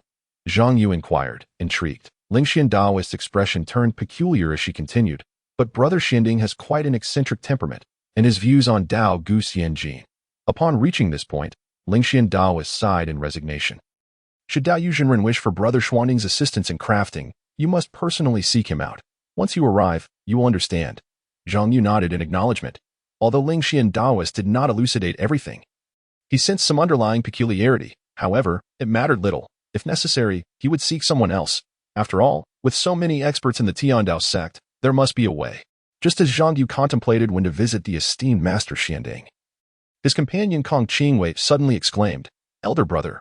Upon hearing this, everyone turned their gaze. Below, on a mountaintop, there was a platform where a person sat cross-legged, surrounded by a crowd. The individual bore a smile, seemingly imparting wisdom to those gathered around. However, he did not appear to be a Daoist disciple, lacking both a crown and Daoist robes. Among the onlookers were not only loose cultivators but also several disciples of the Tiandao sect. Piquing Zhang Yu and Ling Xian Daoist's curiosity, they descended on their swords, and from a distance, they observed a throng seated on the platform. The master said, to restrain oneself and return to propriety is to be benevolent. By practicing self-restraint and propriety for a day, the world returns to benevolence. Is benevolence self-generated, or is it dependent on others? How does one deal with the unjust? Conversely, one may ask, how to repay kindness? The master said, how does one repay kindness? With uprightness to repay resentment, and virtue to repay virtue. The teachings of the esteemed sage did not advocate for bearing grievances with kindness. Rather, it emphasized responding to wrongs with integrity. As the young man concluded, someone immediately posed a question. Does this imply that only by addressing grievances with integrity can one maintain a righteous heart? The young man replied with a smile. That is indeed the principle, yet the reality often diverges from it. The questioner, along with others, wore expressions of confusion. The young man explained with a smile, in truth, reading can sometimes be akin to a form of cultivation. To read is to understand the heart. and to cultivate is to refine the mind. What truly matters is the clarity of one's thoughts. If one allows the so-called principles to create knots in their heart, thus damaging their state of mind, then such principles are better left unspoken. Upon hearing this, the crowd erupted in laughter. Someone remarked, "You, scholar, are quite amusing, though devoid of any cultivation. Your insights into the heart surpass even those of us practitioners." "You flatter me," the young man responded with a courteous bow. Yet, before he could finish his sentence, a voice suddenly emerged from not far ahead. "Elder brother." The young man paused, and the gazes of those present were drawn towards the source of the voice. Chapter 96. In the Kong family, there is a son named Wen Yan. Kong Qingyue's elder brother is named Kong Wen, courtesy name Wen Yan. Zhang Yu had previously heard Zhao Yunze and Kong Qingyue speak of him. If one were to claim that someone in the entire daxia had the best aptitude for cultivation, perhaps no one would know. However, if one were to declare who is the most intelligent and well-versed, it could only be Kong Wen Yan. This individual could recognize characters at 1 year old, read the 1,000-character classic at 3, began studying at 5, mastered the classical histories at 8, and topped the county examination at 10. Subsequently, he excelled in the provincial, academy, and county tests, ultimately being personally named the top scholar by the Emperor of Daxia during the palace examination at merely 16 years of age. He is one of the few in Daxia's history to achieve the highest honors. And the youngest among them. That same year, Kong Wen Yan resigned from his official position and returned home, bidding farewell to his parents, claiming he intended to seek further knowledge. Naturally, the Kong family, especially his parents, disapproved. However, they could not sway Kong Wen Yan's fervent desire for knowledge. In the dead of night, he scaled the walls and left, leaving only a handwritten letter behind. From that moment on, Kong Qingyue never saw her brother again. Yet, despite 4 years apart and slight changes in appearance, the bond of siblinghood allowed them to recognize each other at first sight. "Little sister, His Highness the Third Prince." Kong Wen Yan stood, joy illuminating his face. However, upon seeing Zhao Yunze, he was taken aback. "I am now a disciple of the immortal sect. There is no need to refer to me as the Third Prince. You may call me Yunze," Zhao Yunze said. Hearing this, Kong Wen Yan nodded in realization. Kong Qingyue, curious, inquired of her elder brother, "Elder brother, I heard from father that you went out to seek knowledge." Kong Wen Yan chuckled. "This is a long story. By the way, who are these individuals?" Kong Qingyue introduced. "This is Senior Brother Gua Hao, also a disciple of the immortal sect. I have met Senior Gua," Kong Wen Yan said with a slight bow. Gua Hao, somewhat flustered, responded, "No need for such formality.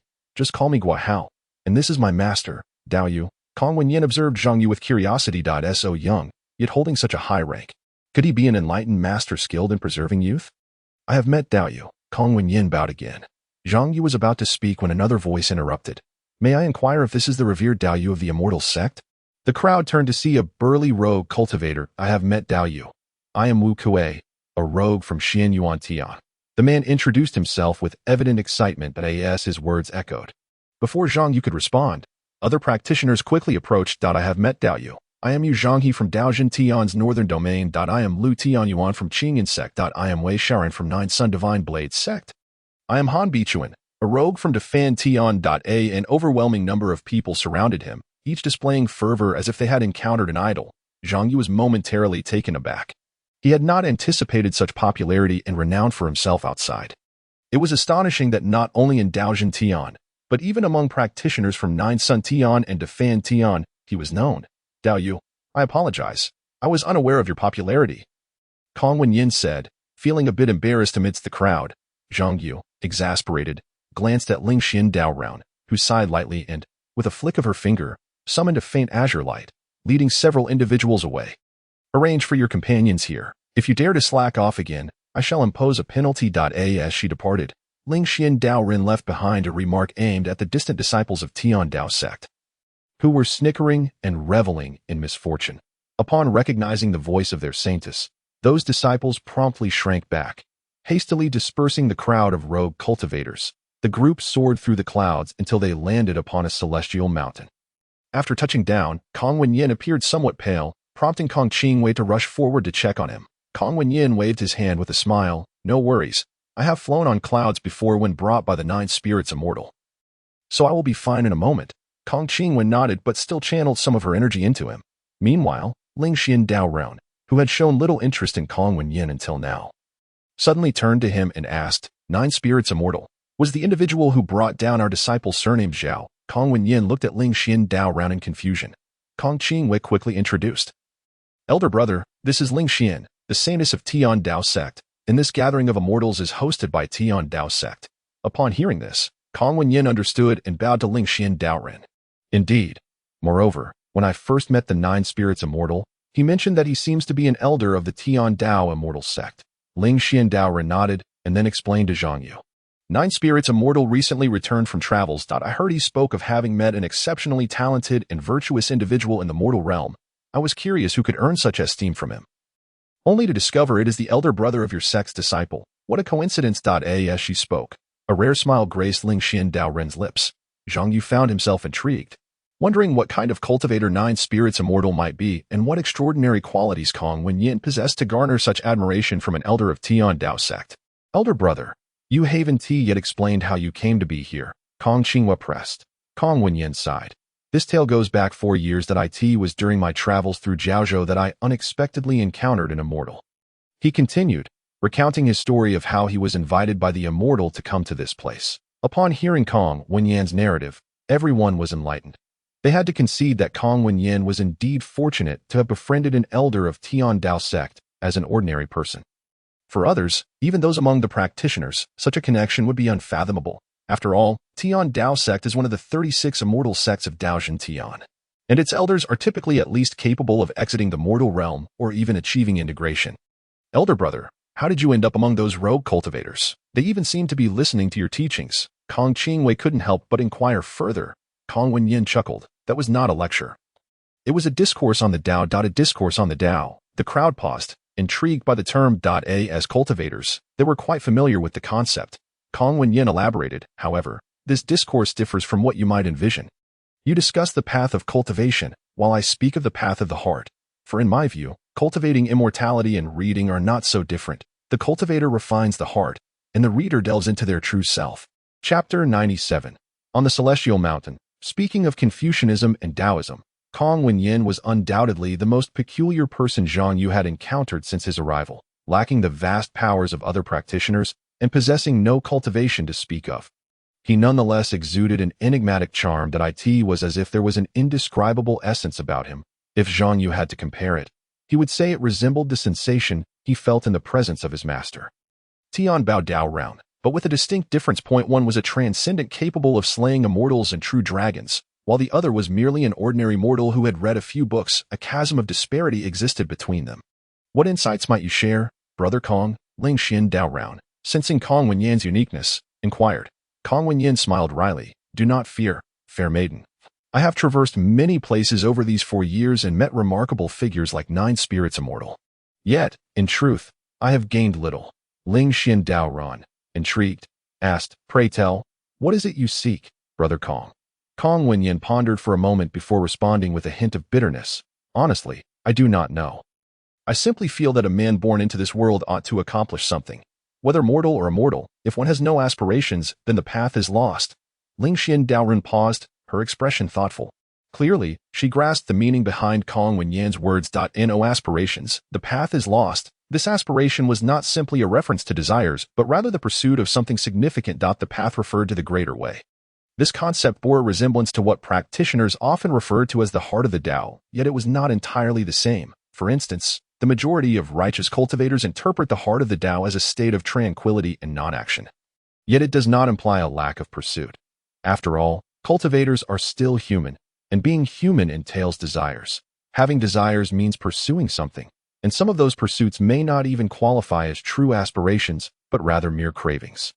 Some pursue cultivation as a means of guardianship, while others seek it purely for the desire to attain immortality. This moment, Kong Wenyin's words were akin to the needle that pierces the window screen.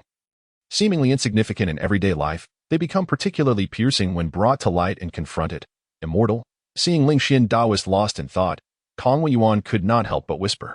Ling Xian Daoist was immediately roused from her reverie. A rare smile gracing her previously expressionless face. Your words, Brother Kong, are indeed pearls of wisdom. It is a pity that you have not embarked on the path of cultivation. Otherwise, the righteous path would surely gain another true immortal. Upon hearing this, Zhao Yunzi, Kong Qingwei, and Guohao were all left speechless. Had these words been uttered by another, they might have dismissed them as mere flattery. However, coming from Lingxian Taoist, the weight of such praise was truly different. As the esteemed holy maiden of the heavenly Tao sect and the direct disciple of the elder Wu Wei, she had no reason to flatter a mere mortal. You overrate me, sir. These are merely my humble opinions and not of great significance. Kong Weiyuan replied modestly.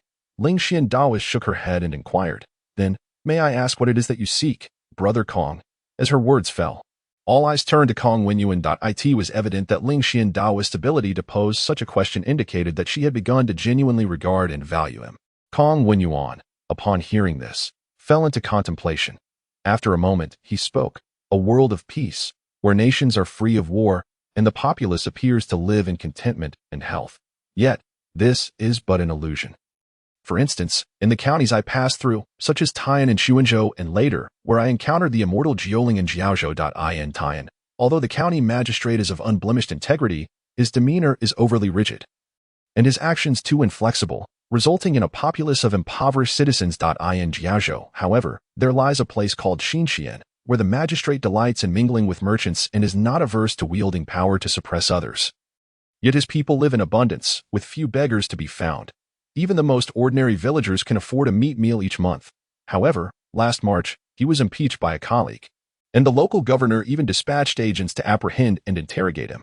Fortunately, he emerged unscathed, but he was nonetheless dismissed from office. Thus, I often ponder whether unwavering adherence to the notion of being a clean official is truly virtuous. Upon hearing Kong Weiyuan's words, the others fell into deep contemplation, especially Zhao Yunzi, as he was the third prince of the Daxia Empire and naturally more concerned about matters of state than others. However, the others were primarily curious about the connection between Kong Weiyuan's statement and Lingxian Taoist's question. Could it be that what Kong Weiyuan sought was for officials to be incorruptible and for the populace to thrive? May I ask what it is that you seek, Brother Kong? Lingxian Taoist pondered for a moment before she was about to speak. But Zhang Yu suddenly interjected. The others turned to Zhang Yu in surprise, while Lingxian Taoist and Kong Weiyuan seemed to grasp his intent. Kong Weiyuan replied, What I seek is a path. A path. Both Zhang Yu and Lingxian Taoist's expression shifted slightly. Kong Weiyuan smiled and nodded. A path that allows scholars to monitor themselves and gain insight into their true hearts. A path that can connect heaven and earth to protect the lives of the people. An official of a region should act as the parent of that region, regardless of whether they are virtuous or corrupt. If they do not consider the well-being of the populace, it becomes evident to all, to the point that one could say they have not even passed the test of their own heart. Parents are, after all, guardians, and the responsibilities of a parent are profound. Upon hearing this, not only Zhang Yu and Lingxian Taoist, but also Zhao Yunzi, Guo and Kong Qingwei were taken aback, for Kong Weiyuan's remarks were not to be taken lightly. They hinted at considerable ambition. At this moment, Lingxian Taoist could not help but frown slightly. Cultivating immortality, Kong Weiyuan shook his head. It is not about cultivating immortality. Scholars and cultivators are different. Cultivators distance themselves from worldly affairs, remaining tranquil and unaffected by the mundane, enabling them to shine alongside the sun and moon and endure as long as heaven and earth.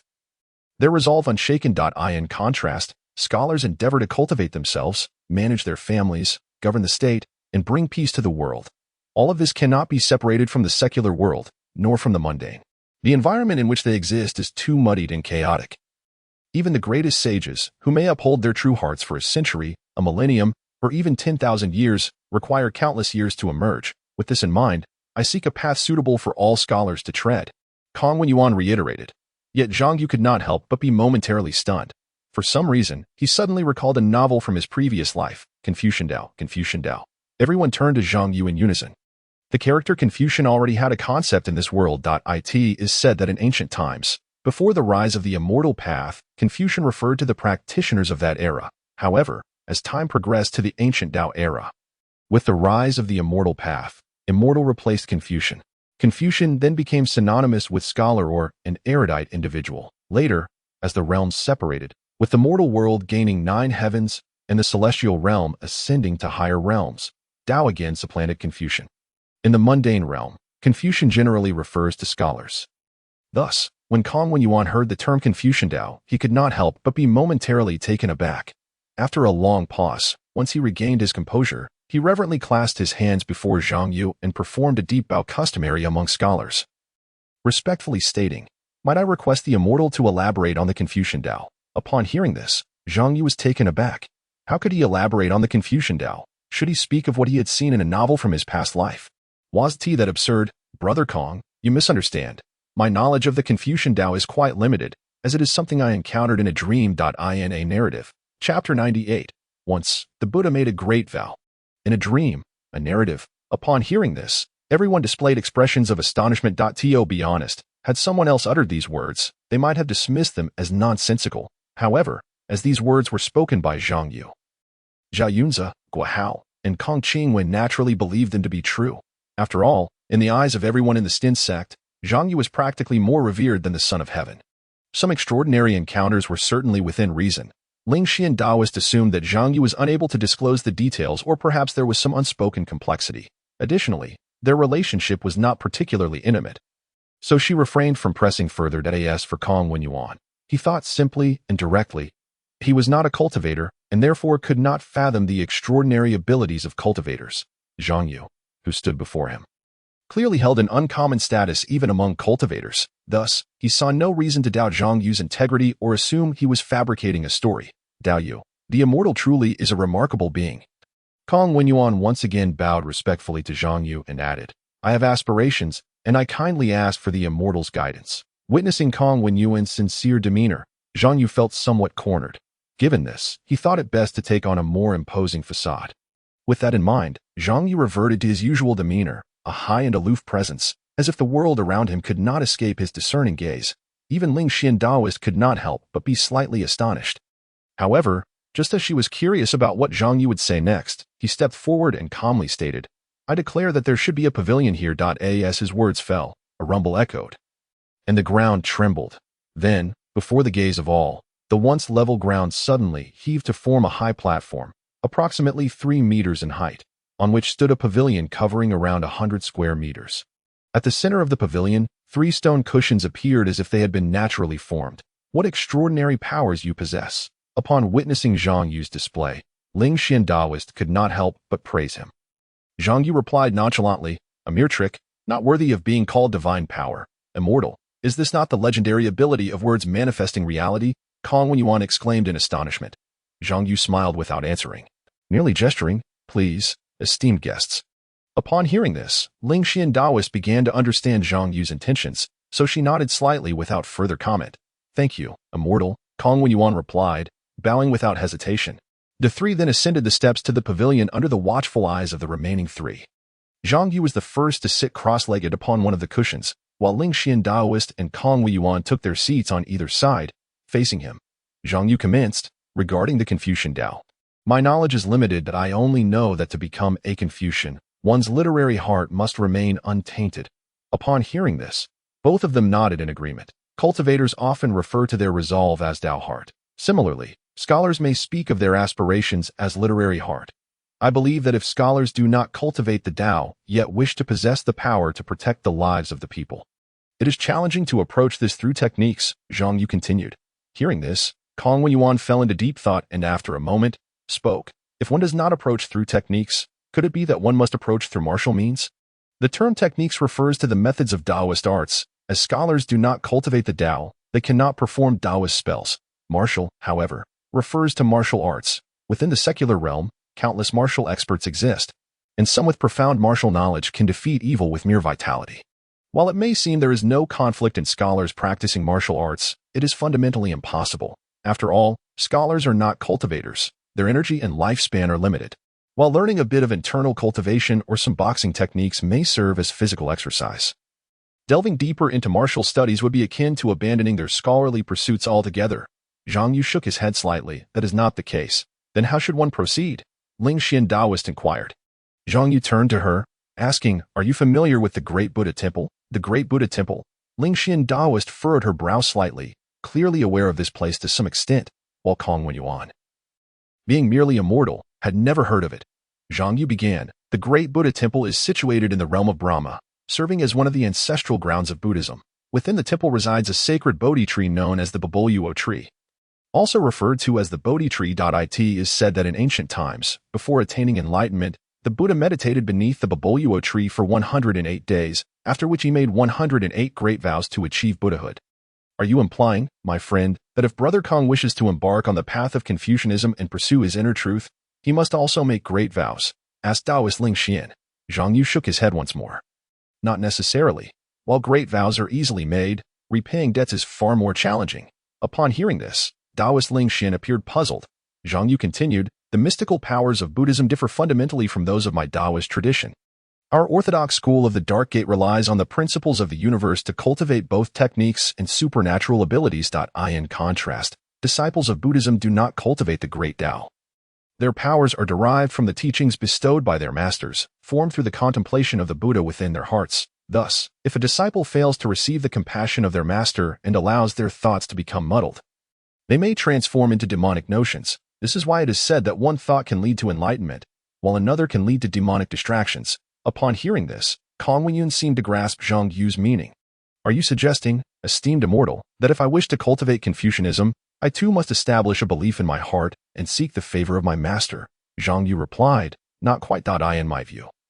If Brother Kong desires to cultivate Confucianism, he can only draw inspiration without imitation. As the Buddhist saying goes, those who resemble me live, those who imitate me die. Furthermore, while the teachings of Confucianism have their revered sages, they merely serve as moral standards and academic distinctions, lacking transcendental power over the mundane.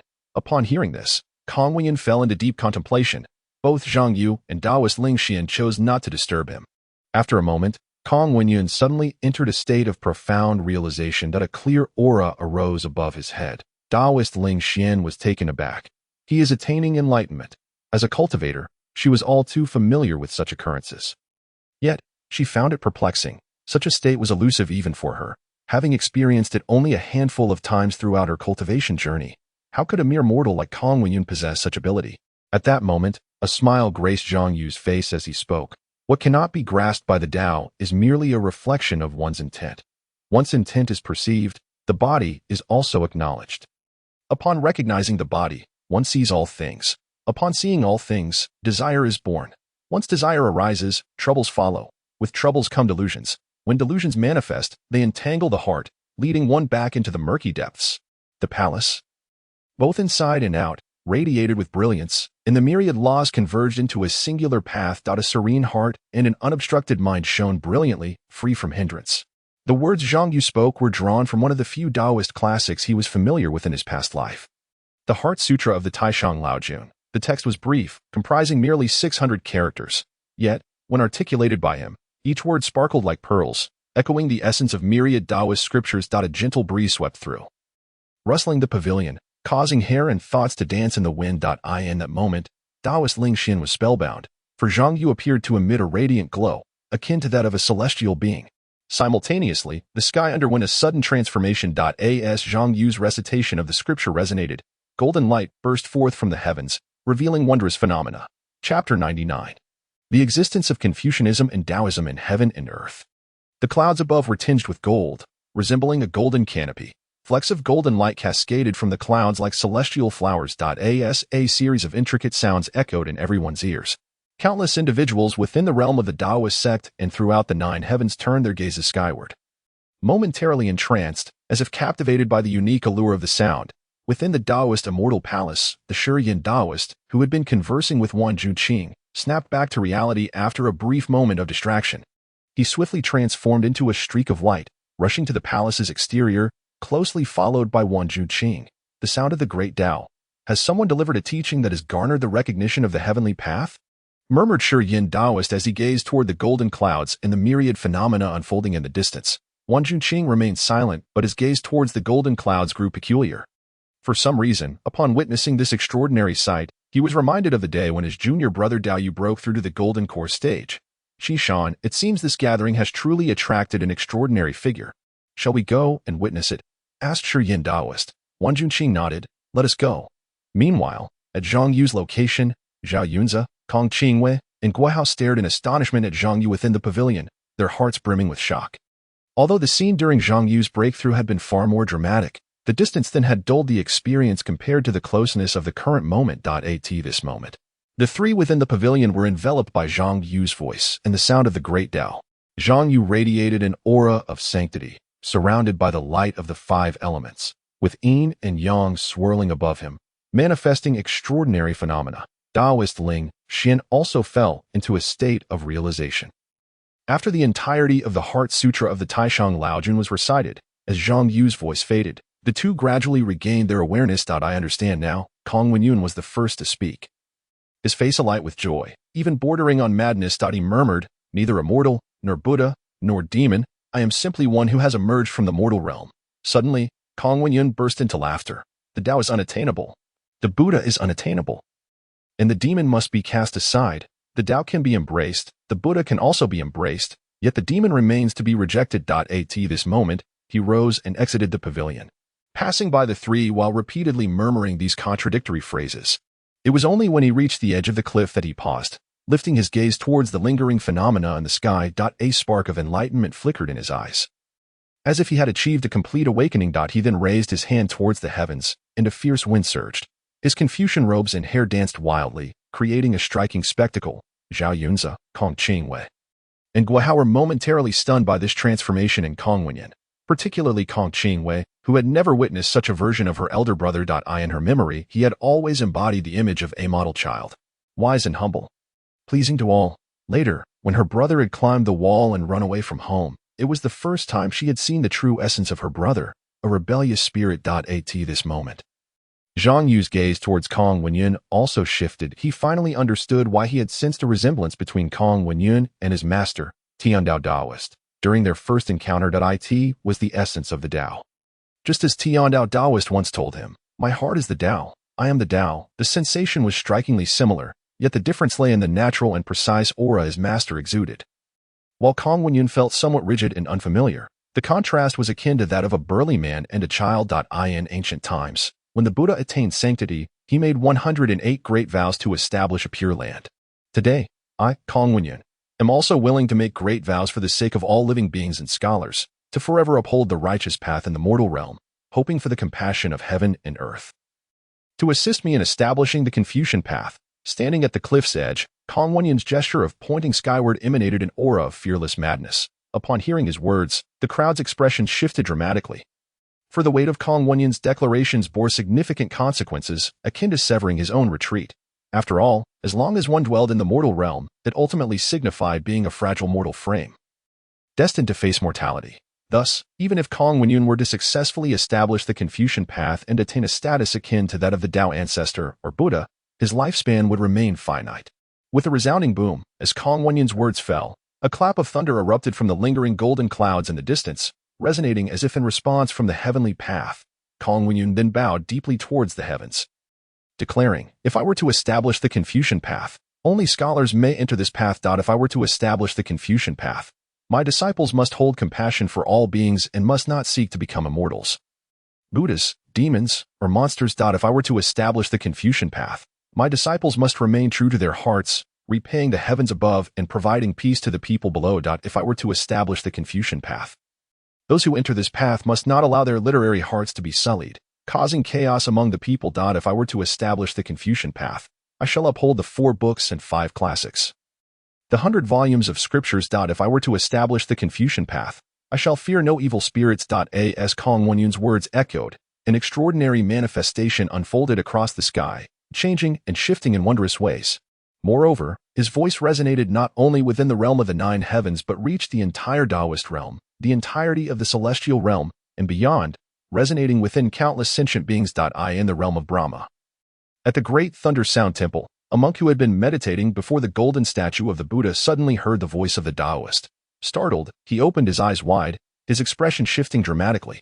The monk, astonished, rose and stumbled towards the temple's entrance, gazing at the golden cloud apparition above. He murmured to himself, "Great vows, these are great vows. In the past, our Buddha, out of compassion for all beings, established a pure land, making 108 great vows, thus founding our Buddhist path. Yet now, someone else has made great vows. Confucianism? Could it be that this era is truly on the verge of producing a being akin to the Tao ancestor or Buddha?"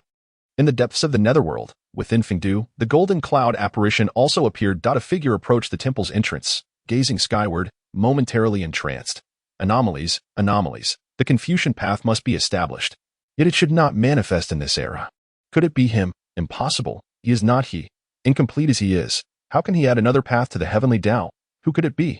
in the capital city of the Great Xia, the Kong family. At this moment, the skies above the capital of the Great Xia were adorned with a shimmering golden cloud, capturing the attention of many. However, unlike the cultivators scattered across the realms, the ordinary populace remained oblivious to the resonant voice of Kongwani. Yet, amidst the city, there existed a select few, those steadfast in their literary pursuits. In the Kong Family Academy, a young scholar was attentively absorbing the lessons imparted by his teacher when, all of a sudden, he was drawn to the spectacle outside the window. Compelled by an unseen force, he abruptly rose and made his way outside. Xiaoqi, at that moment, he fortuitously encountered his father passing by the entrance. The youth snapped back to reality and turned to face his father, who wore a furrowed brow. Shouldn't you be in class at this hour? Where is your teacher? How is it that you have come here without any intervention from him?